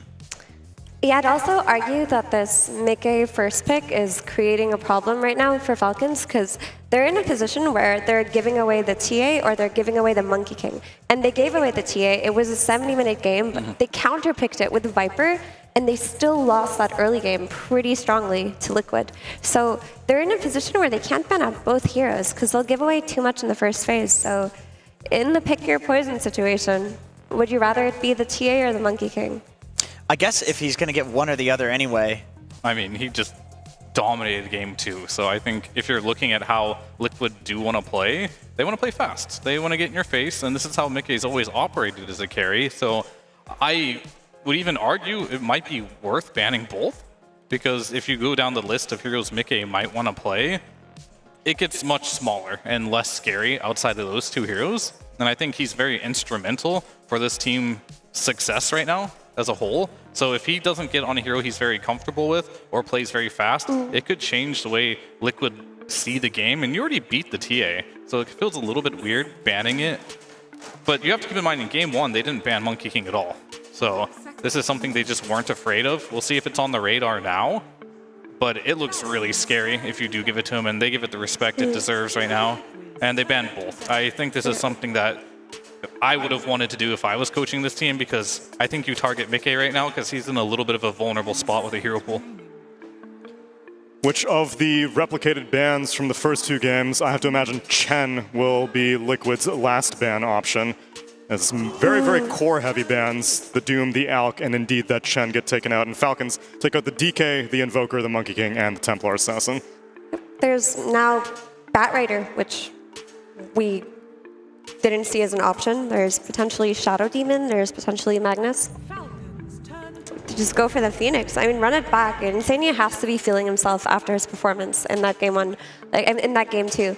It wasn't just the laning stage, but he had so many clutch Sunrays where he was just killing Malrine, who looked like he was going to get away. He was like diving in aggressively, supernovaing in front of 4 heroes and dying, but still setting up a complete team wipe for his team. Though in that previous game, you were advocating for the Phoenix specifically because you saw Bristleback. Yeah. Is Phoenix good regardless of the matchup you see, or do you see this as like an invisible Bristleback ban that's like, well, never mind? No, I think Phoenix can always be good, but you have to draft around the hero. So a lot of supports, they supplement your cores. Phoenix is the opposite. You kind of need to pick heroes to make the Phoenix work. However, in the last game, there was a really good reason to pick Phoenix, and if Phoenix is in a good game, he can just solo carry the game himself. And Falcons, I think it was Jenkins saying, Amar doesn't think this hero has a single counter, so he doesn't care what he sees, he will pick it anyway. And maybe this game would have been so much different if that thing didn't happen in the triangle where he died and didn't get his stacks. You never know. I really think that's where the game broke, because they didn't bleed enough on lanes to make them get stomped to that capacity. Like, if they can just make sure their heroes are equipped to respond to a play where Liquid aggressively invade Amar's triangle stacks, then we could have seen maybe the opposite, where Falcons are stomping off of that Bristleback Axe timing. Yeah, completely agree with both of these takes. There's a couple of options here. Maybe Falcons just thinks that the last game was purely a play issue, and they actually were in a place that they were comfortable with up until the Ancient stacks got stolen. Maybe they pick some heroes that are better at contesting those stacks, or maybe they ban out the heroes that are really good at contesting the stacks from Team Liquid. Like I would really like to see a Primal Beast ban here for Falcons, unless they're looking to pick it themselves. Do you feel like they haven't been respecting Saberlight enough? Because they have not been doing very many offlane heavy bans. I think they should. I think they should. Last game, we did see 2 breaks come out, right? One, Primal Beast does have one if you do get to that Agnes, and the Hoodwink is the other one. And Shadow Demon also has one, and they'll take the Hoodwink. They take the Hoodwink, okay. That's nice. Yeah. And Crit's back on Hoodwink finally. He's First time decided this event. He's decided the hero is good enough to pick. The hero is good enough to pick. He's probably just bored of it and trying to find something else that works for him. He's bored of winning. He's bored Never of heard that one before. bored of Hoodwink, but I mean, Boxy did play it 2 games in a row. Do you want to give it to him in this 3rd game when you could just pick Hoodwink, who has a great lane versus Phoenix? Like, she definitely outtrades Phoenix. Like, if you're losing as a Hoodwink to a Phoenix, it's because you're overextending, overstepping, not respecting the fire spirits, but Crit won't do that. This hero also is just a guaranteed lane win in the first Isn't 3 Primal levels. also very good versus Hoodwink? Yes, It is. it is. So I think that's a hero they're definitely eyeballing right now. Just they don't see the lane. That's the only negative side here. But I think if you pair it with a strong position 4, that can just maybe help it in the laning stage. Willow Primal, something like that. Works for me. I mean, Bat Rider's still in the pool, but Bat Phoenix feels a little strange. Redundant. Yeah. I mean, it's honestly fine. You can just like lasso people into the egg, guarantee it. So I don't hate it. I like the Willow, but the one strong laning magic damage support with the Primal sounds really strong. Yep, you could also just go for a melee support, something that can start the fight for you. I also want to add that Muerta in that last game looked really unimpressive, and I think when Crit plays heroes like Muerta, it looks like he's nerfing himself. Yeah, I'm much happier to see him back on this Hoodwink. Brought him so much comfort during Dream League and later tournaments, but Liquid, they see no issue, and why not pick Bristleback again? And so far, that is their only break because they don't get their hands on the Hoodwink, and then they do indeed pair it up with the Bat Rider. Though your apprehension was saying that you felt that Bat Rider and Bat Rider and Phoenix had too much overlap? Yeah, just a lot of like magic damage between these 2 heroes. Much fire. The same heroes that counter one, counter the other. Honestly, for Falcons, I'm kind of feeling the Oracle for them. It's really good against all 3 of these heroes on the side of Team Liquid. There's so much magic damage coming out. If they can get something to I'm always nullify that. a little bit questionable when it comes to Snaking playing defensive supports. I think his real strength is getting farmed and scaling at some point. Like, he used to play a lot of Inch, always gets farmed. His Mirana is super popular. He would get farmed, and we're going to see Falcons. This is a Crit hero, I'm afraid. Yeah, where's Shaman and Hoodwink going? I think you can still run the Shaman 5 because you can use your Hex. You can use your Hex to dispel people. Dispel, yeah, that's like, true. It is a defensive support for sure. Yeah, I like that a lot, honestly. I was just thinking that Crit might play the Shaman because he loves it. Because Mposhka has been playing POS 5 Hoodwink. And it is a thing. In the past, Snay has played the Hoodwink as a 5, but I do really like the idea of, I want to call Shadow Shaman like a scuffed Oracle, but in this game, the reason you would pick the Oracle is a big part because of the Dispel, and they're going to go for the Morphling, even though they're playing into Shadow Shaman Hex, which is traditionally considered very strong against Morph, because you can't get his Morph off, Yeah, of course. but you can also turn into the Shaman and just instantly kill him if you have vision as well. I think Morphling is just like too good this patch to get on 18 pick. It is a hero. You needed something that lane versus a Bristleback. Morph is perfect. Like, you cannot harass with the Quills. You'll always be able to morph down, morph back up, your high armor. Yeah. I also think that the Shaker makes it too appealing to pick the Morphling. Like, he's always been one of Morphling's best replicate targets, but it's not just that. He's going to completely outscale this carry Shaker. Yep. Like, that is the issue with it. And it's offset a little bit because Shaker is playing with Bristle, who is kind of a core from the offlane anyway, but if you're looking for the overall late, like, it is secure on the side of Morph. You think it's for sure carry Shaker, or is there any flex between Malrine and Skitter on this Shaker? I mean, the flex can definitely exist. Falcons do have overall last pick, so they can choose to make that decision. It's a bait, I think, because I have only seen this carry Shaker look good with Lina and Sniper. Maybe there's one other hero, but those are banned. And I'm not sure. I have zero faith in a carry Shaker winning this game against a Morphling in the late game. TA is another one that we've theory crafted as the mid. TA and Banned. Poker, of course, Yeah, both are banned. So like unless there's something that we really need to reach deep into the OD. it fits the archetype, but it's just a extremely bad hero against Morphling. It is good, and Batrider. It's an honorable mention. Yeah. While we're thinking about that, on the previous discussion about who plays who between the supports, like I know Crit is like a Grandmaster tier Shaman, but I think if you're putting Hoodwink versus Batrider, she doesn't really win those trades. No. But if you're putting Hoodwink versus Phoenix, she wins that.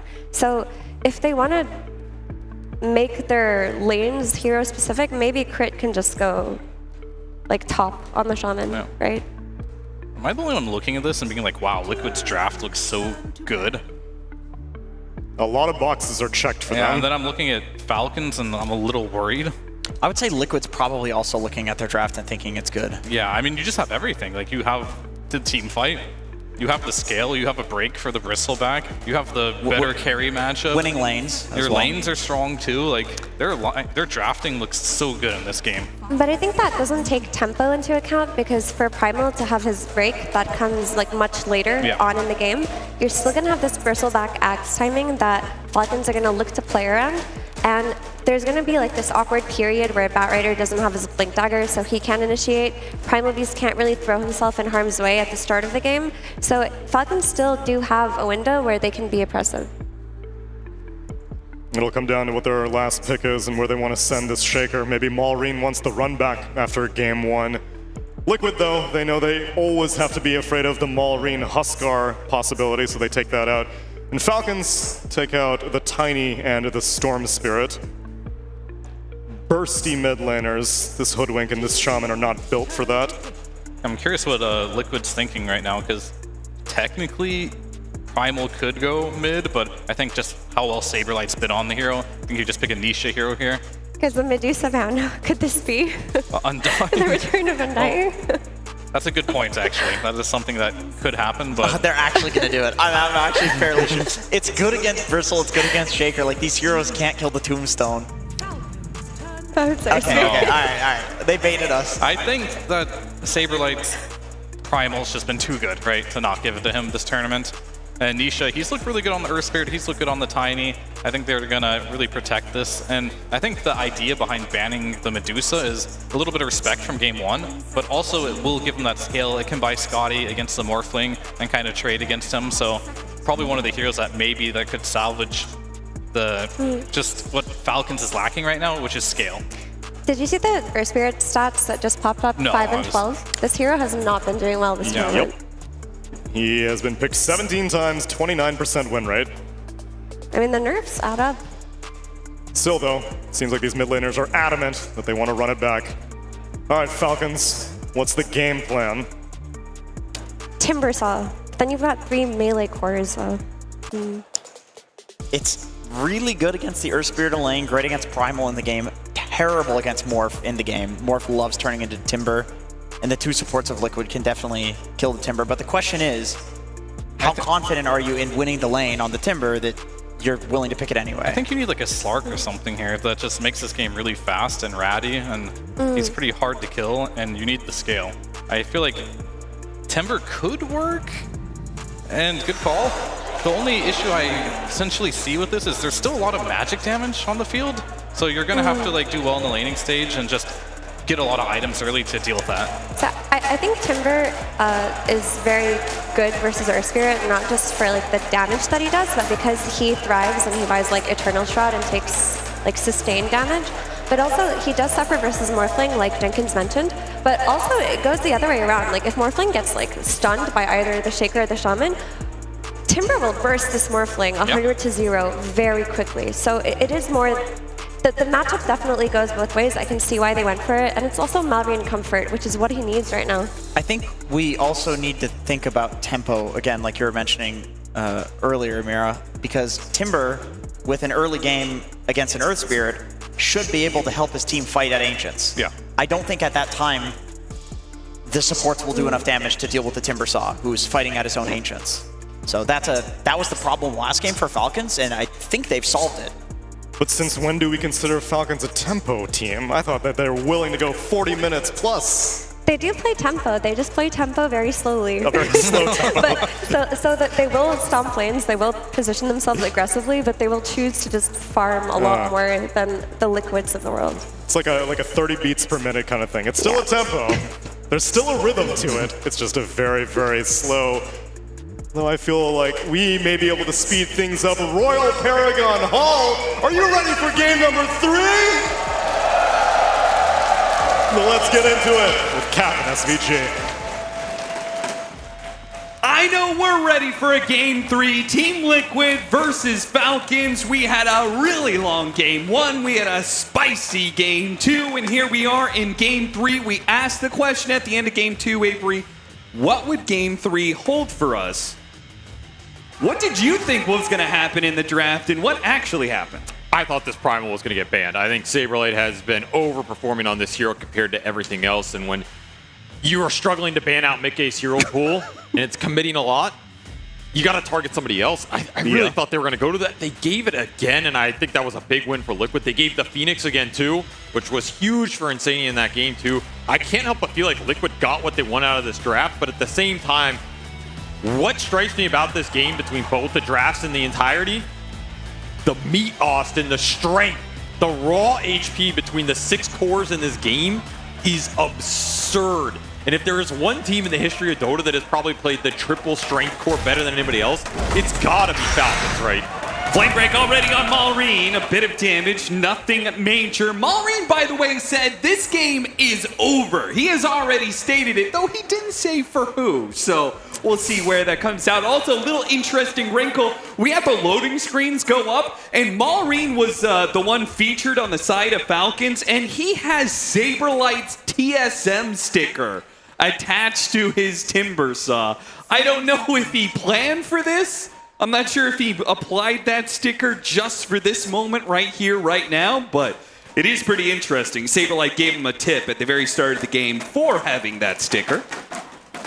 I think it was probably planned, Austin. I don't think anything in the all chat / stickers / spray world eludes this team right now. It does seem something that Malrine is particularly fixated on. We'll see if it takes away from his game at all, as the bounty runes are about to spawn, and we're going to have a 2-2 split. Meanwhile, Saberlight is going to do with boots first. Going to try and cut the wave, and does get 2 of them. Skeeter manages to deny one of the creeps. So Falcons already knowing what Skeeter's going to be up to. Looks like Falcons are actually going to do the same thing here.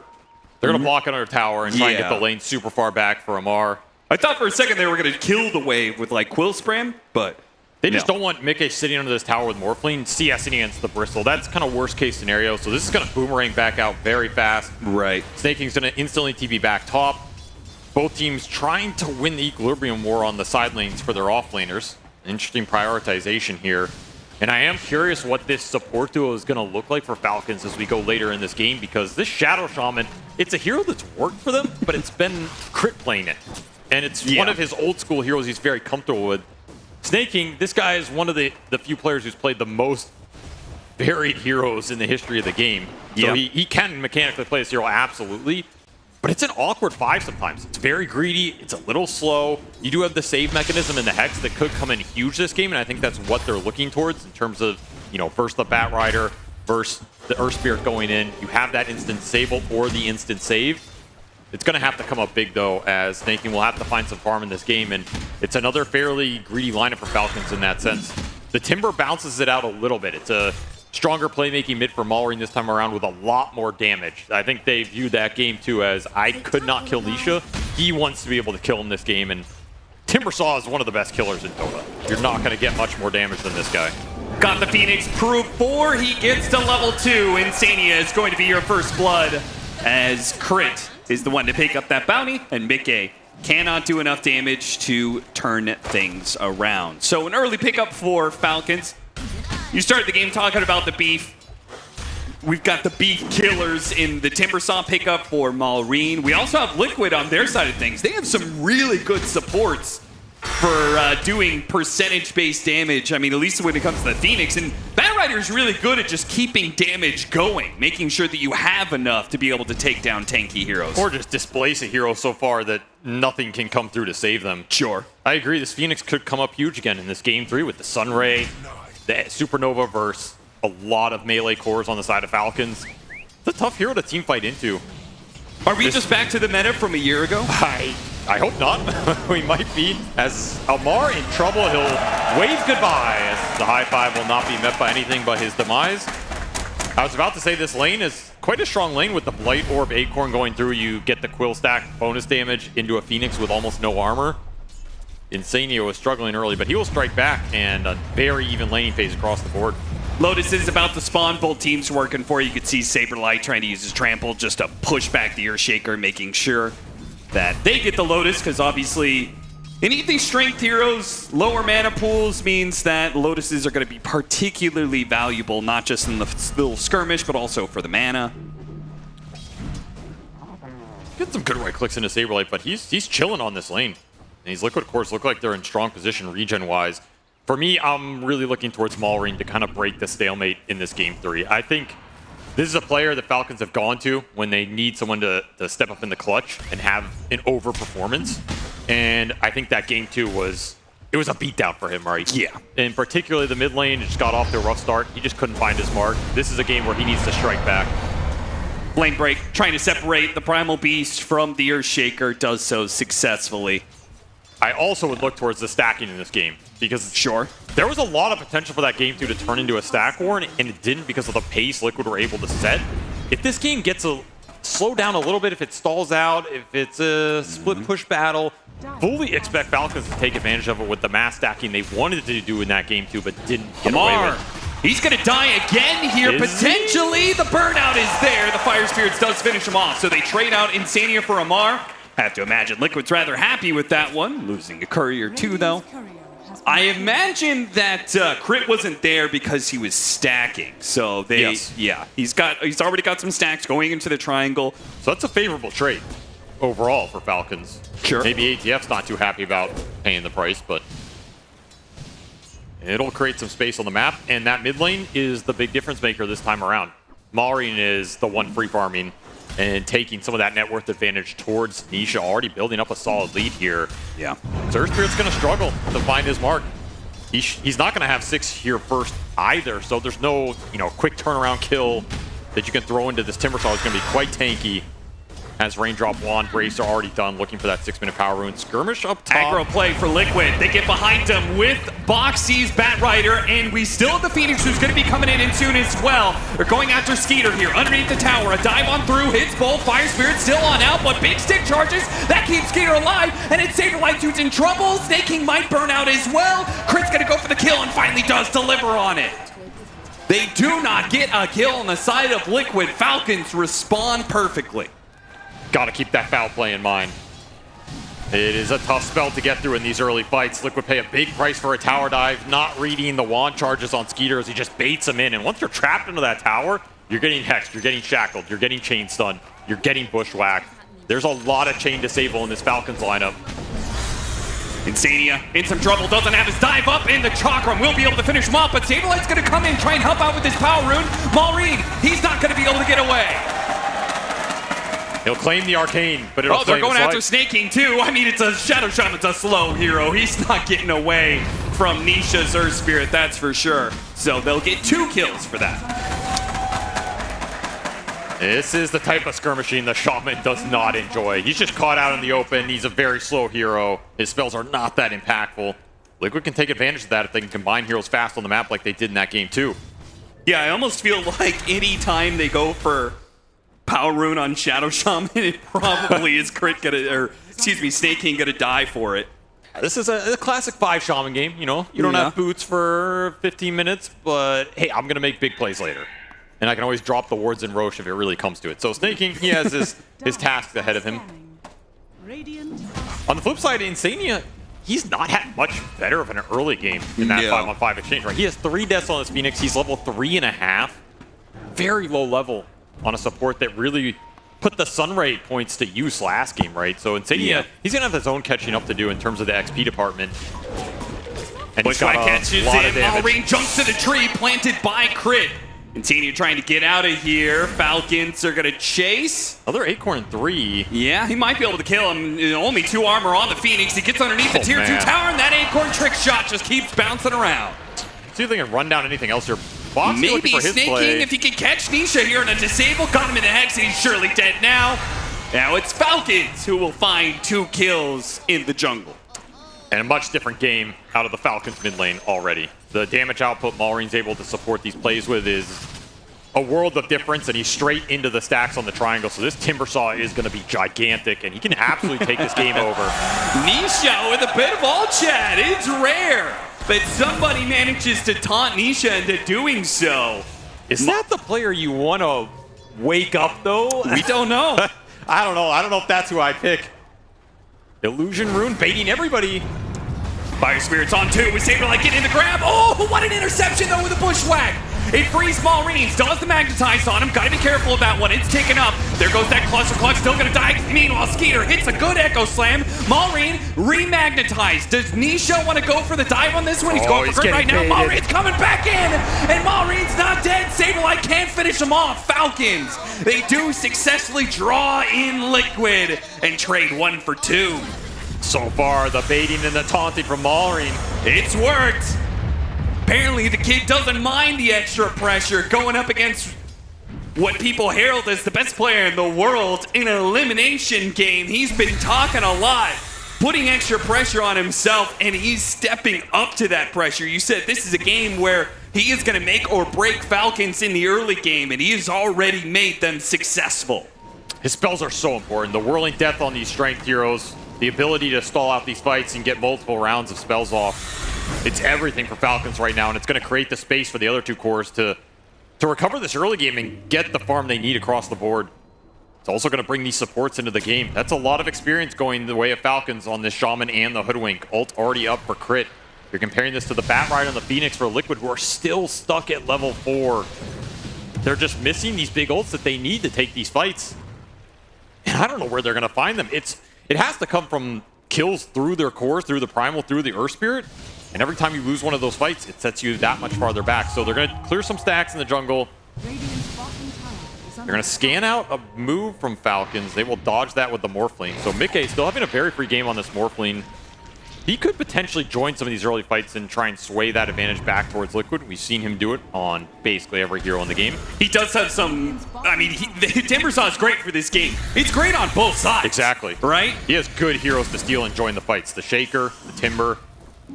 I mean, even throw out a couple Bushwhack, maybe it can win you an early exchange. Yeah, maybe. You just have to find experience somewhere right now if you're Liquid. Yeah. Falcons are posturing aggressively on Radiant jungle right now. They're eyeing up this mid lane with the supports hiding behind a tree. Nisha is struggling, man. He is getting run down once again by Malrain. He got the kill easy with the amp damage. And Insania can't even stick around for fear of being caught in a single disable. Malrain would kill him as well. Malrain is heating up in this game 3. Absolutely feeling themselves as Falcons exert the pressure they want to with this Timbersaw pick. Just run it into Liquid's lineup. They don't have the levels to deal with it yet. They have to rotate multiple cores if they want to gank him. And so far, he's been getting the Power Rune win, which counts for a lot here. The extra damage, the extra resources. That Blade Mail for Nisha is still a ways away. And this is the type of gameplay they were looking for in that game, too. Stacks for the Bristle, the space is being created, and ATF is gonna... He's just going to accelerate out of control. This goes on for the next 5 or 10 minutes here. Those aggressive moves we saw Liquid making, combining the cores, getting on Falcon's side of the map, that's non-existent right now. Amar almost going down. The man knows his limits. He does, and he's going to have a very fast Aghanim Scepter at this rate. Took the tower uncontested, has been taking the stacks. This time around, Liquid just do not have the same kind of momentum they had in Game 2 to make any sort of invasions to stop all this. Did give some lane priority to the supports, so they have Egg online, and that lasso's very close. This should open up the fight options a bit more. They're going to look for another Power Rune. Won't win it, but it'll get a consolation prize in the Shaman. Boy, Malreen's been able to get every single power ruin, I think. Yes, he is. He has gotten some good RNG so far. Making some good use of it, too. That Nisha kill earlier. Now we'll see what he gets up to with the haste rune. This is a deadly rune on the map. During a period where Liquid probably want to get some aggressive moves of their own going, man, this Timber TP's into a tier 1 tower dive, pops the haste rune. He's going to take multiple people with him. Boxy's smoke is going to break. He's just going to hover around in the area, gets a ward down, keeps an eye on Skeeter. Maybe they can set up if a core rotates in. That would have to be Nisha. I feel like this is almost normally where Mickey would go through the gate. Yeah. And kill the enemy carry. Morphline's just not the hero to do that. He's going to start on him. Crit is also coming through the gate, as is Malreen. So Boxy's going to find that this is not a solo pickoff. Though the chain misses as Boxy kills the tree that Malreen was hoping to get to. But of course, he has that haste rune from earlier. So Boxy, unlikely to be able to dodge all of this. He'll try and delay his death, but Malreen will collect. Honestly, that's not the worst death. You had to get this haste rune out of him somehow. You don't want to lose cores to it. Oh, look, they're trying to get Nisha, but Snake King can't get there. You have the wards up on the Shaman already. So if you give up some bad pickoffs here, this Shaman's going to start taking your tier 1s.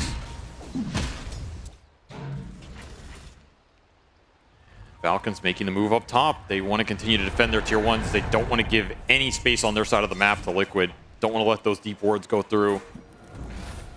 All the while this is happening, that Bristle is farming Ancients. That's what Falcons are banking on. That ATF is going to make up the difference when all these moves miss. They're still winning. I guess it comes down to if you believe Mickey can hard carry this game if it goes late. And so far, the Morphling track record at this tournament, I kind of believe that that's a true possibility, right? With the amount of good spells he can steal, how hard he can hit, there isn't really a true counterpart in the right-click department for this Morphling on the side of Falcons. Yeah. They have 3 spell-dealing cores, so who's going to match Morphling in the late game? Who's going to take down greedy here? Pulls the wave into the camp, but is going to be caught for it. They'll drop the wards on him. Boxy sees all these heroes, and he says, there's no chance in hell I could save you, brother. Saberlight dies for his greed. 6-1-2 on this Timbersaw right now. Radiant's top tower is under attack. Not out of control yet, but he is close. Yeah. And an early Aghanim Scepter is going to be really interesting. They don't have any dispels. Yeah, it's going to be quite strong. Yeah, there'll be nothing they could really do about it. Nope, just got to kite him out. Maybe let the Morphling turn into the Timber. Turn these spells back against him with some of the stat loss, but it's going to be strong on the front line for sure. And this is how Falcons like to play. Just create heroes you can't kill. Yeah. And they're just going to run them at you. They're going to run at Roche. They're going to continue to take the stacks. Almost feels like somebody is going to need to buy a Yules. One of these supports, perhaps. But Insania is going for a 4-staff right now, and he is getting some time to farm. Roll in. Nisha. After the support will not find a core, Amar has left Snake King behind. That's the Shaman 5-life. There's not much you can do about it. You get found, you're dead. Respawn and go next. Ag's done for Skeeter. As Boxy continues to hunt him up here. He had that ward from earlier. Bumped it back in. Echo Slam trying to stop Saberlight from rushing in. Saberlight will be caught by the Bushwhack as Crit counter-rotates. And Insania and Nisha, who are hoping to be able to meet Saberlight in that move, will not be able to sandwich Falcons. Falcons are the ones who break Liquid instead. Get 2 kills, a shield rune. Nisha, he doesn't have a way out of this one if his roll gets stopped, and it does. They're going to be able to chain stun him thanks to Snake King joining in. Shadow Shaman finally gets to live a little bit of a high life. Liquid cannot keep going for these dives. They are losing so much in these attempts. They're very difficult into all the chain stun potential. Primal without BKB is never going to get his spells off. The Earth Spirit can't use the maneuverability to his advantage. And Morphling is not a part of any of these plays. You look at Liquid's MO and what has worked for them, especially this last TI. It's numbers advantage. It's fast moves. It's combining on the map. If Morphling's AFK farming, you're at a disadvantage in all of that regard. Oh, he managed to save the Phoenix. He's got the egg, and he will be able to pop it now. Falcon's trying to get away from it. No disables from Liquid will keep them in the AoE. So again, Snake King dies. He's died 5 times. Liquid only have 8 kills. That just, I mean, that's a good number. That just frankly means that there are heroes they haven't killed on the Falcon side, and that is Crit and Maureen, or Skeeter rather. That's your primal BKB reveal. Boxy spotted, doesn't have a Firefly to get out of the pit easily, and will be, again, chain stunned down. And Falcons say, okay, we're just going to do Roshan since we're all here. Yeah, don't have the big right clicker, but the bristle will give you enough minus armor to commit on this. Feel good about it. And you're not losing too much on the map. This mid tower's getting hit a little, but Snaking's there to eat the wave. No objective pressure coming out of Liquid right now. Nope. So as it stands, Falcons are about to hit a triple Aghanims lineup with an Aegis. They're cooking right now. They are. This is a lot of damage coming out, a lot of HP to get through if you're Liquid. It has to come from Mickey. At some point in this game, this Morphling needs to find his mark and swing the momentum back in their favor. At the same time, don't think you can ask him to join in fights for the next 5 minutes, and this is the triple Aghanim Scepter plus a Blink Dagger soon coming in on Skeeter, plus the Aegis. I feel like Falcons have such an overwhelming advantage in this window. Liquid are going to have to be the ones to dodge fights. They're just stacking so much too. Every time I look at this triangle, it's 3, 4, 5 ancient stacks. Someone's clearing it. Yeah. It's a lot of XP onto these cores. They're going to instantly smoke up Skeeter. Try and put this Shaker Blink Running to use. Sableye, Sableye. He does have BKB. Does he want to use it in this situation? He's going to pop it. Snaking. You can see he was playing pretty far back. He wasn't sure if he wanted to push forward and try and go for that Primal Beast. They weren't sure if Liquid was behind him or not. They do have Supernova up, so it's not the easiest play to just run into Liquid and take the fight no matter what. But look at what's happening. Amar, he's just forcing in the top wave. He's controlling that side of the map with this Aegis Bristle that he knows it takes too long to bring him down twice. He's the hero they leave alone. Bottom lane goes in off that attempted gank on Saberlight. Yeah, Skeeter. And all of a sudden, 3 lanes going into Liquid side of the map. You get a tier 1 mid, and you can get on the Radiant side, get some vision down, and look for more. This map is getting constricted a bit. It is, and that means Amar can start taking over the enemy triangle area. Could also mean that Insania will die off of a Fissure. It will get a Force Staff, and he'll just try and delay this death as long as possible. I mean, Falcons are just going to let Skeeter finish him off. They're not going to commit too much more to this. It's going to take a while, though. Look at mid. As long as he keeps the attack speed on Skeeter, Insania. Yeah, this is a bit annoying. He is definitely not making it easy. He's got a Force Staff coming up. Tries to get away. Snaking will finally stop him. Space created. Aiden had a good time with that one, that's for sure. Because look what's happening on the map.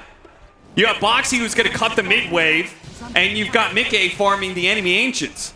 So Liquid actually got a decent amount out of it in that period of time, but it is still Falcons with the advantage, and still the Aegis, and still a Tormentor to take. Exactly, they're looking towards objectives with this. You can dodge them on the map all you want, but you're not going to get equal objective trades right now, even if the farm is neutralized. So that's a shard into the Shaman. Not as strong as it used to be. One Snaking will happily gobble up. No. And I am surprised with how much Insania found in this game. With his rough start, he did eventually get to that Yules you were thinking about. So when it comes down to the Timbersaw Ags, you at least have one Dispel in your tank. Yep. If he gets the BKB before you're able to use it, that's a different matter, but... Boxy, oh, quick fingers! Picked that up and got away. They did spawn Mickey here. They're going to run him down. He's going to turn into the Timbersaw. Timber chain himself away. Boxy will have to cancel his TP. Blinks out. Nice disengage. Very nice. More space as long as they don't get caught. Oh, Mickey. I don't know if you want to be farming those creeps or not. TP on the outpost from Insania. Falcons start backing away. Mickey will be able to back up and continue to farm. So Liquid showing that they are able to rival Falcons when it comes to the idea of dodging fights and playing for a later timing. They have to. They can't take the 5-on-5 right now. needs some sort of synchronous item timing or some clutch pickoff find from Boxy, who has had this blink on the Batrider for a while. Falcons are just not giving too many openings here. You're only seeing super tanky heroes on the lane or the Bristleback with 2 lives. Not a lot for the Batrider to try and find. And again, this game for Liquid's going to come down to Mickey joining that one fight, trying to swing it. This is the fight it looks like he's decided to be a part of. Smoke's gonna break. Boxy running up there. Got the grab. Oh, immediately returned though. Disables out.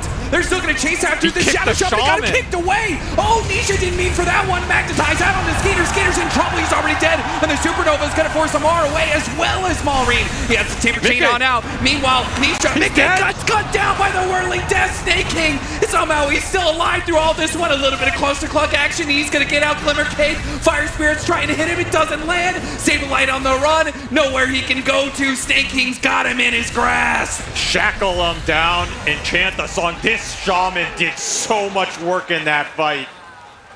The true NA King still alive on land makes his presence felt. Mickey got nothing done in that fight. He goes in, gets shackled, no morph active.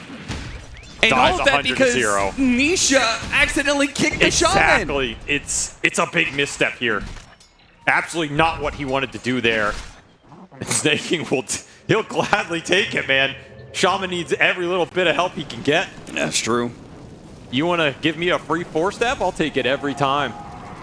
And that will finally put Falcons in a bit bigger lead. They took a lot of objectives, but didn't really get that big of a net worth lead. And just that such a team fast fight will certainly help. Bushwhack from Crit as well. Yeah. So many small support plays coming out from Falcons in this fight. Skeeter got shut down completely.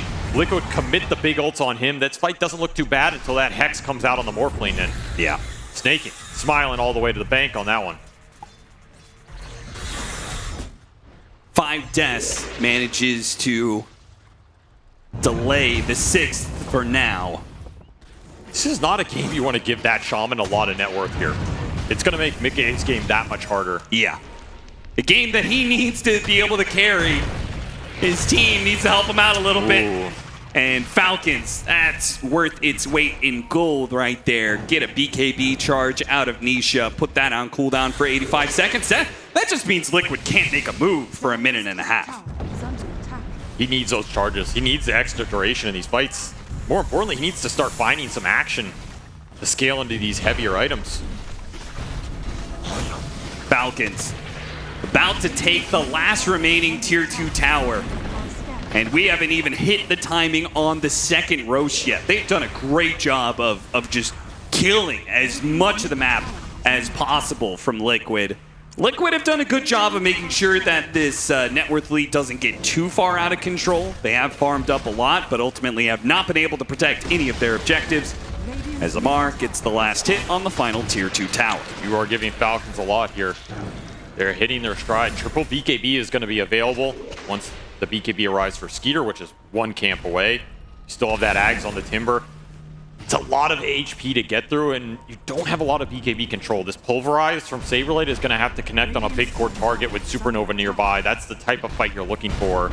And then you find the supports, right? Find the Shaman, find the Hoodwink. Here comes the attempted pickoffs.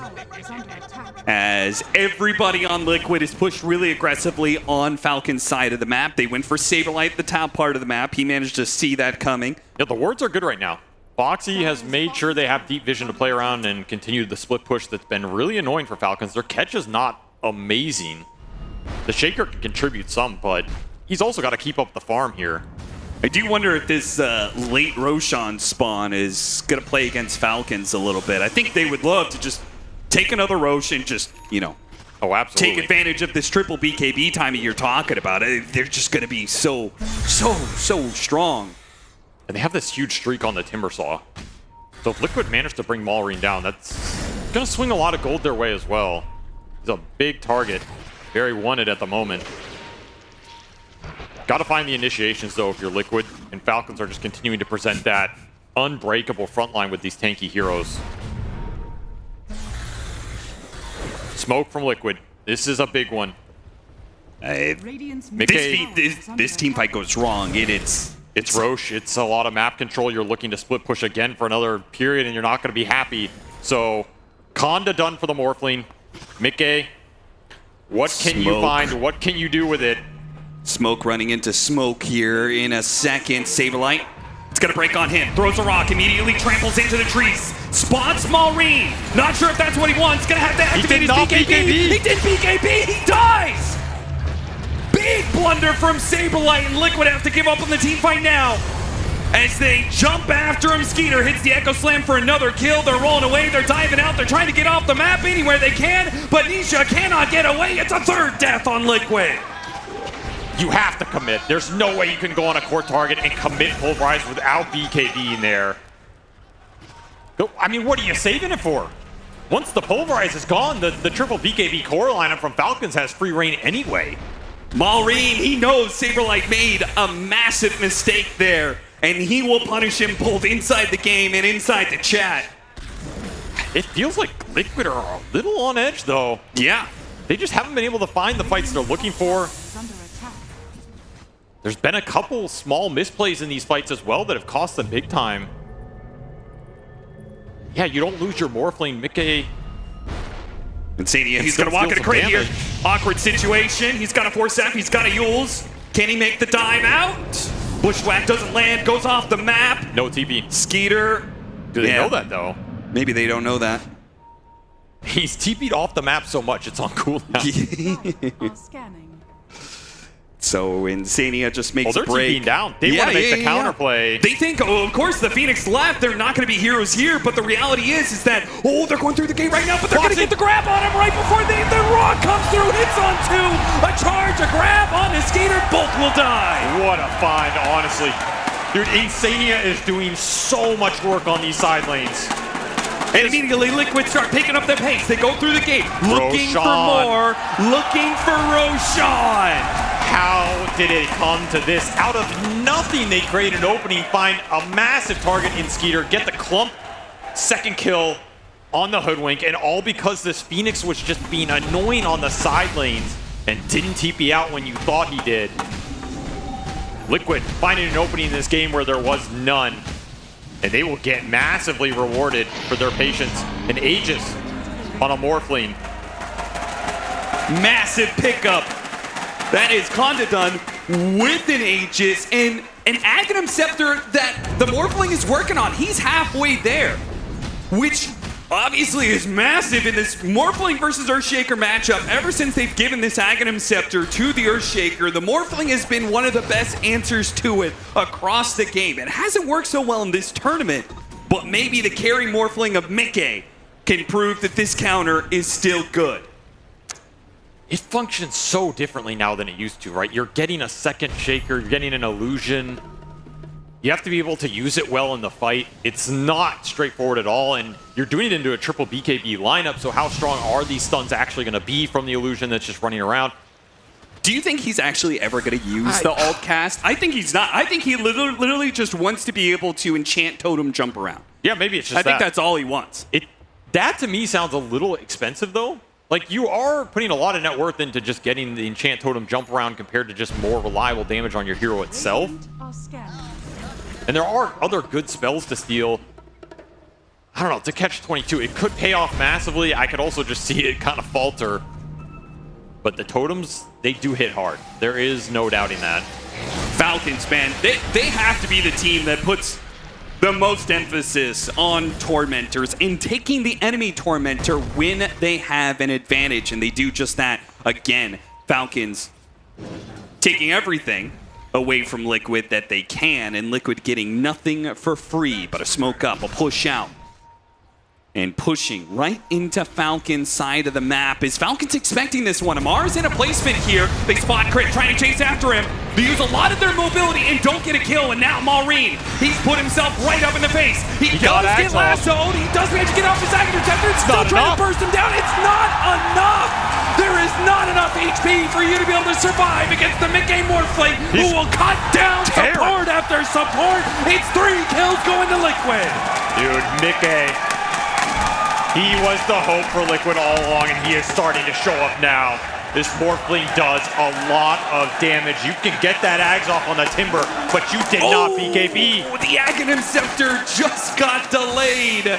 as the courier that was carrying it out, Amar manages to find it in the river. It was coming from the dyer shop, I guess? I don't know exactly. That's a big loss here. This Morphling was getting some momentum. That's 4K down the drain for 3 minutes. Some breathing room for Falcons. They still have very wealthy cores. But as we saw, a lot of these fights, honestly, have just come down to who presses BKB at the right time. You cannot be too greedy with it. Both these teams have a lot of single target burst damage. You have to respect that can come out. And yeah, oh, it's coming from bottom. Yeah, it's a big blow. Mickey knows that one hurts because he's got 2 minutes left on the Aegis. Now, they showed they don't need that Aghanim Scepter for sure to be able to win a fight, but it would have been nice to have. See if Falcons try and use this opportunity at all. I don't know how confident they are smoking into the Aegis. Maybe smoking it all. I wouldn't feel confident after that last team fight, but the question is, does it get any better? Obviously, in 2 minutes, that Aegis is going to go away, but are Falcons going to be concerned about the growing late game presence? They have absolutely recovered this Earth Spirits game by a decent margin. Getting to Shiva's on Nisha is huge. He's almost level 20. I think they would have liked him to be a bit farther down. You have to consider some of the breaks that can come through from this Primal Beast later on as well. Yeah. Can you wear out the clock on Liquid's lineup in the ultra late? We're talking true 6 slots on all these Falcons cores. I don't know. I mean, that gets murky, right? You have to consider the Shaman Instant Hex, which is an incredibly powerful spell in those late game situations, especially when the Shaman can find some of those greedy items. He already has Aether Lens done. You put a Blink on him. You can just win a fight off Blink Hex. Sometimes it's that simple. But it's looking a lot better for Liquid here after the last 10 minutes, and they're going to have a lot more room to play with as this game goes later, because Earth Spirit can continue to scale. The Morphling still has multiple slots to fill. This Primal has room to catch up. Hey, did you see, by the way, in that last team fight, you can Yules on Lasso, and it'll just instantly, like... Did he pop it instantly? It'll do a Dispel, and they'll still be lassoed, right? Did that happen in that last team for you? Or did they do so much damage that his shield never really came He had it up for a while. It might have got dispelled towards the end of that burst, but they were honestly dealing a decent amount of damage through that Ag. That is spooky. Like, you put Sunray on top of all this stuff, and you just have to get BKB off there. I will say, I kind of feel like Malrine got under Liquid's skin a little bit, and it maybe was having an impact on their play, but now, when the game turns against you a little bit, it's gotten a little quieter. Yeah, you wonder about that all chat, and you always kind of wonder, like, oh man, am I going to look the fool at the end of this? It's a double-edged sword. It's a double-edged sword. You put yourself out there like that, you talk some smack, you try and get underneath the enemy's skin. You're going to live and die by the all chat, man. Yeah, that's what Falcon's motto has been since their creation as a team. They're still up 4,000 net worth, but it does feel like a very different game than it was just 15 minutes ago. Of course, they're continuing to find fighting items. You know, Octarine on the Shaker. This Blink for the Timber is going to let him initiate a lot better in combination with the Hex that Malrine wants to build into. Yeah. Bloodstone done for the Bristle. Lasso on the Hoodwink. Yeah, that's a quick kill on a support, and they're going to look after more. Nisha has a haste rune, trying to get some vision, but Falcons, they're pretty mobile themselves. I just like these big core items Liquid are getting, like especially the Hex on Insania. That's huge here because you can now combine this with the Lasso initiations. Yeah. You can commit on those tanky core targets now. You drag people back, you Hex them, you can hold on to that Pulverize. And then you have that for a BKB duration. Makes Saberlight's life a lot easier, makes your initiations a lot stronger, and that Hex is guaranteed with the swoop in. Insania's just found so much in this game from such a rough start. I wonder if he's going to consider upgrading that Yules into a Wind Waker, right? Against Shadow Shaman and the Earthshaker. There's a lot of chain stun that Falcons are relying on. Something that interrupts that could be really rough. Saberlight sees an opportunity, hits him with the rock, and he hit Amar as well. Grabbed him during the BKB. Interrupted by Snaking, who has that Hex. So that is also a counter to the chain stun. Can't forget about that Cluster Cluck defensive capabilities. Saberlight is not just going to be able to pulverize people for free. We talked about at the start, this Shaman has offense potential and defense potential. This Hex save is really strong versus what Liquid have, particularly the Bat and the Primal Initiation. It is absolutely a spell you have to think about here. Liquid saw that. They saw the BKB used on the Timber Saw, and they immediately drew We saw Boxy, drew arrows on the map. He said, go down mid right now. They smoke up, 4-man smoke, but they're going to be playing into Falcon's vision. It breaks, tried to get a grab, got a lasso, pulled up to the high ground. Another attempted save, but he's stuck up on the high ground with a supernova, burning him away. Saberlight knocks him down, gets the grab on him. Bam, bam, bam, he is done. Liquid come in heavily to be able to get 1 kill, but it's a big one. Amar goes down on Falcons, and Liquid have the advantage to push tier 2. And these totem hits, they slap for around 1,500. You get 2 of them off, someone is dead. I don't know who it is, but someone is absolutely dead. The fissure blocks could be annoying for this lineup as well. Even if you're not stunning through BKB, you're blocking heroes off. And this game has just completely swung Liquid's way. We're about to see the net worth potentially swing their way as well. I feel like it all goes back to that fine bottom on the gate that led to that Roshan. Oh, yeah. And they've just never looked back. And I'll tell you one thing. When Liquid are playing decisive, when they're making strong, fast moves centered around where Boxy's making the call, it almost doesn't matter what you do. It doesn't matter if you have a high ground war. It doesn't matter if you're ready. This team is one of the best in the world, if not the best in the world, as they've shown to TI. Falcons are struggling to deal with it. And that's why at like that 20-minute mark, I thought Liquid was really on the ropes because I could sense hesitation. Exactly. I could sense them fumbling, you know? And that's where Liquid starts looking really weak. But if they have the momentum, if they have the confidence, they are absolutely the best team in the world. They showed it at TI. Can they show it here to be able to close out Falcons in elimination? They're going to go for the Roshan now. Falcons are going to give it to them. And that's fine, because Falcons, they're no strangers to the late game scenario. They're no stranger to comebacks. They are willing to take you on a high ground defense any day of the week. But you don't have a right clicker. You don't have a traditional carry to fall back on. Nisha breaking the smoke move of Falcons. And all Falcons will get for it is a ward. An Aghanim Scepter taken from Roshan, given to the Primal Beast. So now we have that break mechanic. I think Falcons need more time. I think they need the Hex. They need more scaling power, either through Disable or just raw survivability. If this fight breaks out right now and it's a 5-on-5, Liquid are absolutely favored. Particularly if they can fight around Insania. If a Supernova goes off or a long duration Sunray on a Lasso Hex target, you have Hex save to bail you out, and that's kind of it. 4 minutes on this Aegis. See what Liquid can get done on the map. That net worth lead has shifted back their way considerably. And as you said, Ags on the Primal Beast. That's a big one here. That's a large net worth injection. Pushes Saberlight up to the top 2. Maybe his early game was a little rough, but he is a true beast right now in this late game. That break is going to feel great on those single target jumps into the Bristleback if the Shaman is not there to bail him out. Boxy, he's going for it in the mid lane. Once again, spotting Crit, got the lasso on him, pulls him out. Skeeter can't stop him. Skeeter, oh, Saberlight. He didn't pop his BKB to commit for the grab onto Skeeter. Goes for the rock, hits Maureen, gets a grab on him instead. An even better target. There goes that Hex, defensive cluster clutch, but is it going to be enough? Mickey chasing after him. So much damage, and the burn. The Supernova's going to be used. The long timber chain away, but boxes after him. And Nisha wants his sweet revenge, but he will not have it, not now. Other Back side over of the to fight. Saberlight. Saberlight's still dead. Mickey, he's doing a lot of damage. Boxy, Fisher goes out. Amar still at his BKB going up. Nice Fisher from Skeeter. Not enough to turn things around. Not enough to go after Liquid, but enough to stall. Oh, ATF? You just think about going back in there. Yeah, you have an Axe pop, but you really have to respect Liquid's burst. That was a stretch. That was a deep initiation. Yeah, you land the rock and you get the pulverize, but it's enough for Falcons to disjoint. I cannot believe Maureen gets out of that. Oh, seriously. They chain stunned him beautifully there with the Hex from the Phoenix.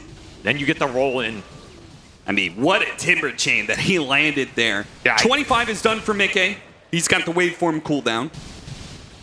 It's a big talent, particularly with this Satanic build-up. He's just going to go dataless as well. The crits are going to be flying. These waveforms are deadly. Amar's got his 25 as well, adding to his Warpath stacks. He's going to hit really hard with that Seeing Red, something not to be underestimated. Yeah, can make up for the lack of a traditional right-click carry here. Yeah, exactly. Bristle just beats you down with the rock.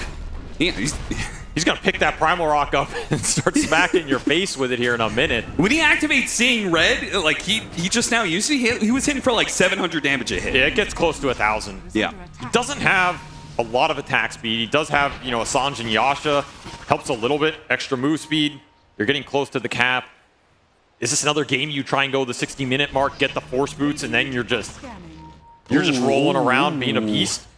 They see Amar separating from the rest of Falcons. So Nisha's here. And they've got a scan on him. Nisha's going to roll right into him. The Shivas, once again, they're going to target Crit first. The Hoodwink goes down. Now looking for more. But Falcons are using their mobility to limit their losses time and time again. Man, Crit has he has taken the brunt of these late game smokes. No, he's they are seriously on him every single time, and it's a big blow to Falcons team fight. They need the low cooldown disables to go through for these 3 cores to output the damage. Insania stacking up the banners here. He's level 21. He's a monster right now. Aeon Disc on top of everything, so you can't even really jump him anymore. Running out of item slots. Ooh, trying to go for the dive Yules to stop that TP out. Does not find it. You gotta look towards this next Roshan.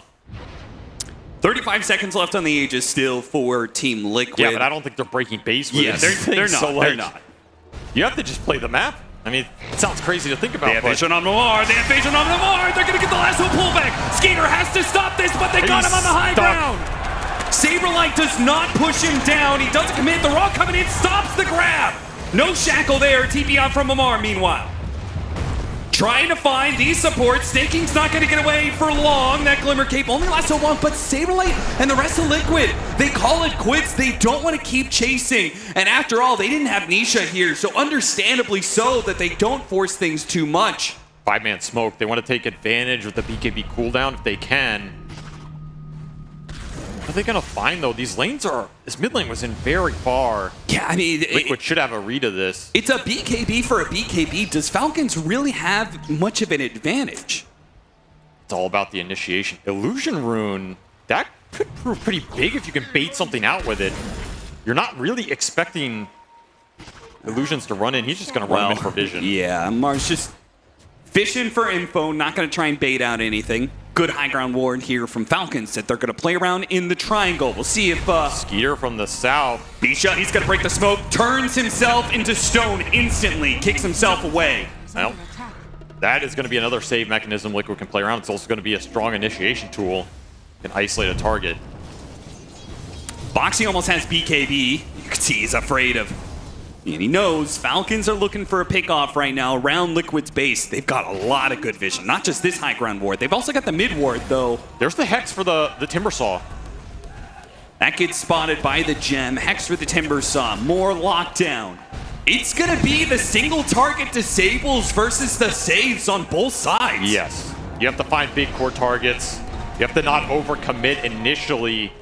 But you can't save from Enchant Remnants. That's one thing, is that if Nisha sees an opportunity to be able to kick someone into the rest of Liquid, you can't Hex stop that one. You can also Hex him when he rolls in if he doesn't BKB, though. If he doesn't BKB, we'll see if Nisha gets caught. We've seen Saberlight already have that issue a couple times. It's hard to judge whether or not you need to use BKB at the very start of these fights.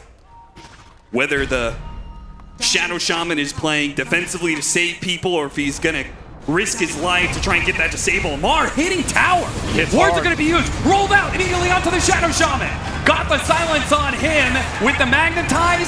He is certainly going to be dying and he's chasing after Crit as well. Fire Spirits goes out. Oh, Enchant Totem. They're trying to finish up Nisha. He turns himself to stone and he gets away. Meanwhile, flying through the air, Skater gets knocked down by Saberlight. Gets grabbed midair again. Again and again. He's denied his opportunity to run away and now Maureen is caught as well. Liquid. Maureen. BKB TP. No way. What? How did he manage to pull that one off? Dude, the BKB ads at the end of these fights somehow bail him out every time. But the bigger question is, I mean, how much is it doing for Falcons here? Yeah, you can escape, but time and time again, Liquid are just finding the better openings. Oh, Crit, you gotta be careful. It is crazy mobility here. Flame break, managed to get a 4-staffed up to the high ground, and Mark tries to punish on a Boxy. Not going to get it, but Maureen might. Maureen almost burst him down, but he doesn't have a BKB this time, and he missed his timber chain. Oh no, the one time you cannot afford to miss, Maureen. He doesn't hit a tree, he dies. 90 seconds. Liquid, what are they going to do with this 90 seconds? It is, of course, Roshan. That'll be up in 35. Have to think about the next Roshan here. That's an important buyback on the Shaman. Liquid should be very happy with that. And of course, their mid laner is going to respawn here first, so if you can start to push the lanes out, regain some map control, you might have a little interval with that advantage. Another Hex arrives for Falcons. They're starting to get to that late game scale where they have disable on all of their cores, and they can use this front line to its full advantage. It's going to make the fights a lot more precarious for Mickey on this Morphling. Mars pretty far forward here. He's also very tanky. Mickey, he doesn't have a problem trying to step to him right now. Baited. But he's getting baited into the Shadow Shaman. Got off the BKB with the grab coming in from Saberlight, stopping the chain. Mickey's able to do something here. That's going to be a dieback for him, but Saberlight might be in trouble. He's got a BKB rolling from behind. Nisha hit him. Nisha catches the Earthshaker. He's dead. Skater's gone. Amara has to fight for his life. Thanks to the Bloodstone, he might be able to do so. Oh, what a hex! Got the grab on Insania. Mickey's still going to try and make work on this Satanic, but he's out of mana. He needs a little bit of help. Meanwhile, Saberlight's chasing after Amar. Waiting to hit the Shameless. He might just be able to get him. They need a little bit more, but he's dead. Got him. The Saberlight dies and retarded rolling from Nisha going after. Oh, Timber Size in trouble. Bushwhack, what a grab. Nisha in trouble. Enchant Remnant, he's trying to kick himself away, trying to get the rollout rolls into them. Remagnetizes, but he will not be able to stay alive. Falcons have control of the pit. So many buybacks committed here, but Falcons will take their reward, which is Roshan Dire side buybacks into the outpost. Too many lives for Liquid to get through here as all three cores commit the second life. Liquid unable to match them, did not commit a single buyback into that fight, and ultimately, I can't help but feel it's just Mickey running out of mana. There's too many lives to get through for this Morphling. Yep. And there's not enough mana to get the job done. A tough fight for Falcons. Are able to pull it out.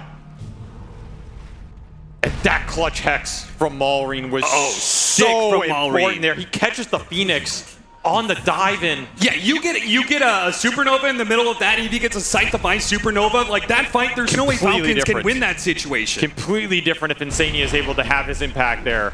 Instead, he gets nothing done. Maureen steps it up. Falcons, they made the call. They needed him in the early game. Now he's stepping up in the late game as well. And he's managed to push this 50 minutes. Falcons with an Aegis. We're starting to get to that timer, Avery, that you were talking about. What does it look like super late game? When we start getting maxed out on slots, can Liquid still have the late game staying power? Because Mickey is struggling to be able to do it alone. You can't ask him to kill all of these Falcons heroes. There's just too much beef. That is the problem Falcons want to propose here. If they have to make the Morphling run out of mana to win the fight, they will win the fight that way.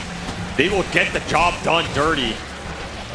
And now that they have multiple hexes, all of these frontliners are a risk to the Morphling. He has to pop the BKB earlier in the fight than he wants to. He has to start getting his damage out faster than he might want to before the control comes through.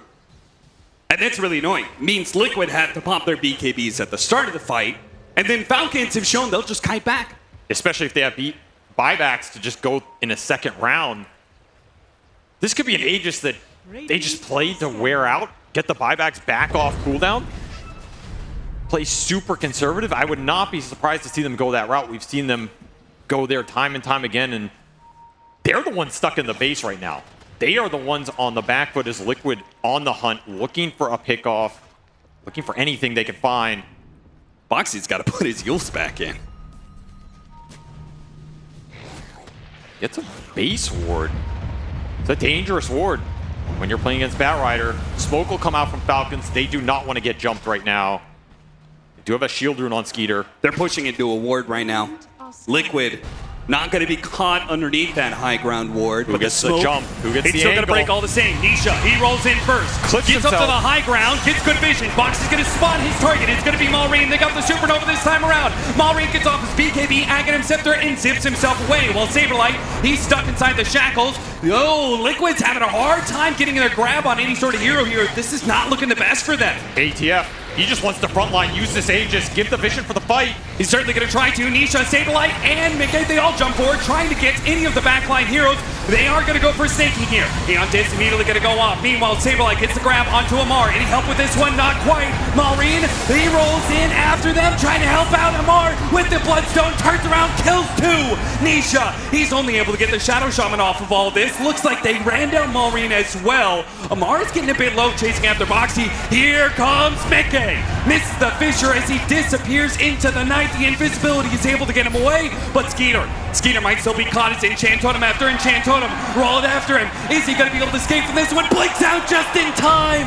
Saberlight almost got him on the grab. Somehow Skeeter weaves his way through Liquid Hero after Liquid Hero and gets back to the base. Leap on leap, but the Shaker will win out as Mickey cannot find his prey. And that is an aggressive buyback coming out from the Primal Beast. Liquid unable to convert on the buyback advantage despite the Aegis still being alive on Amar here. He wants to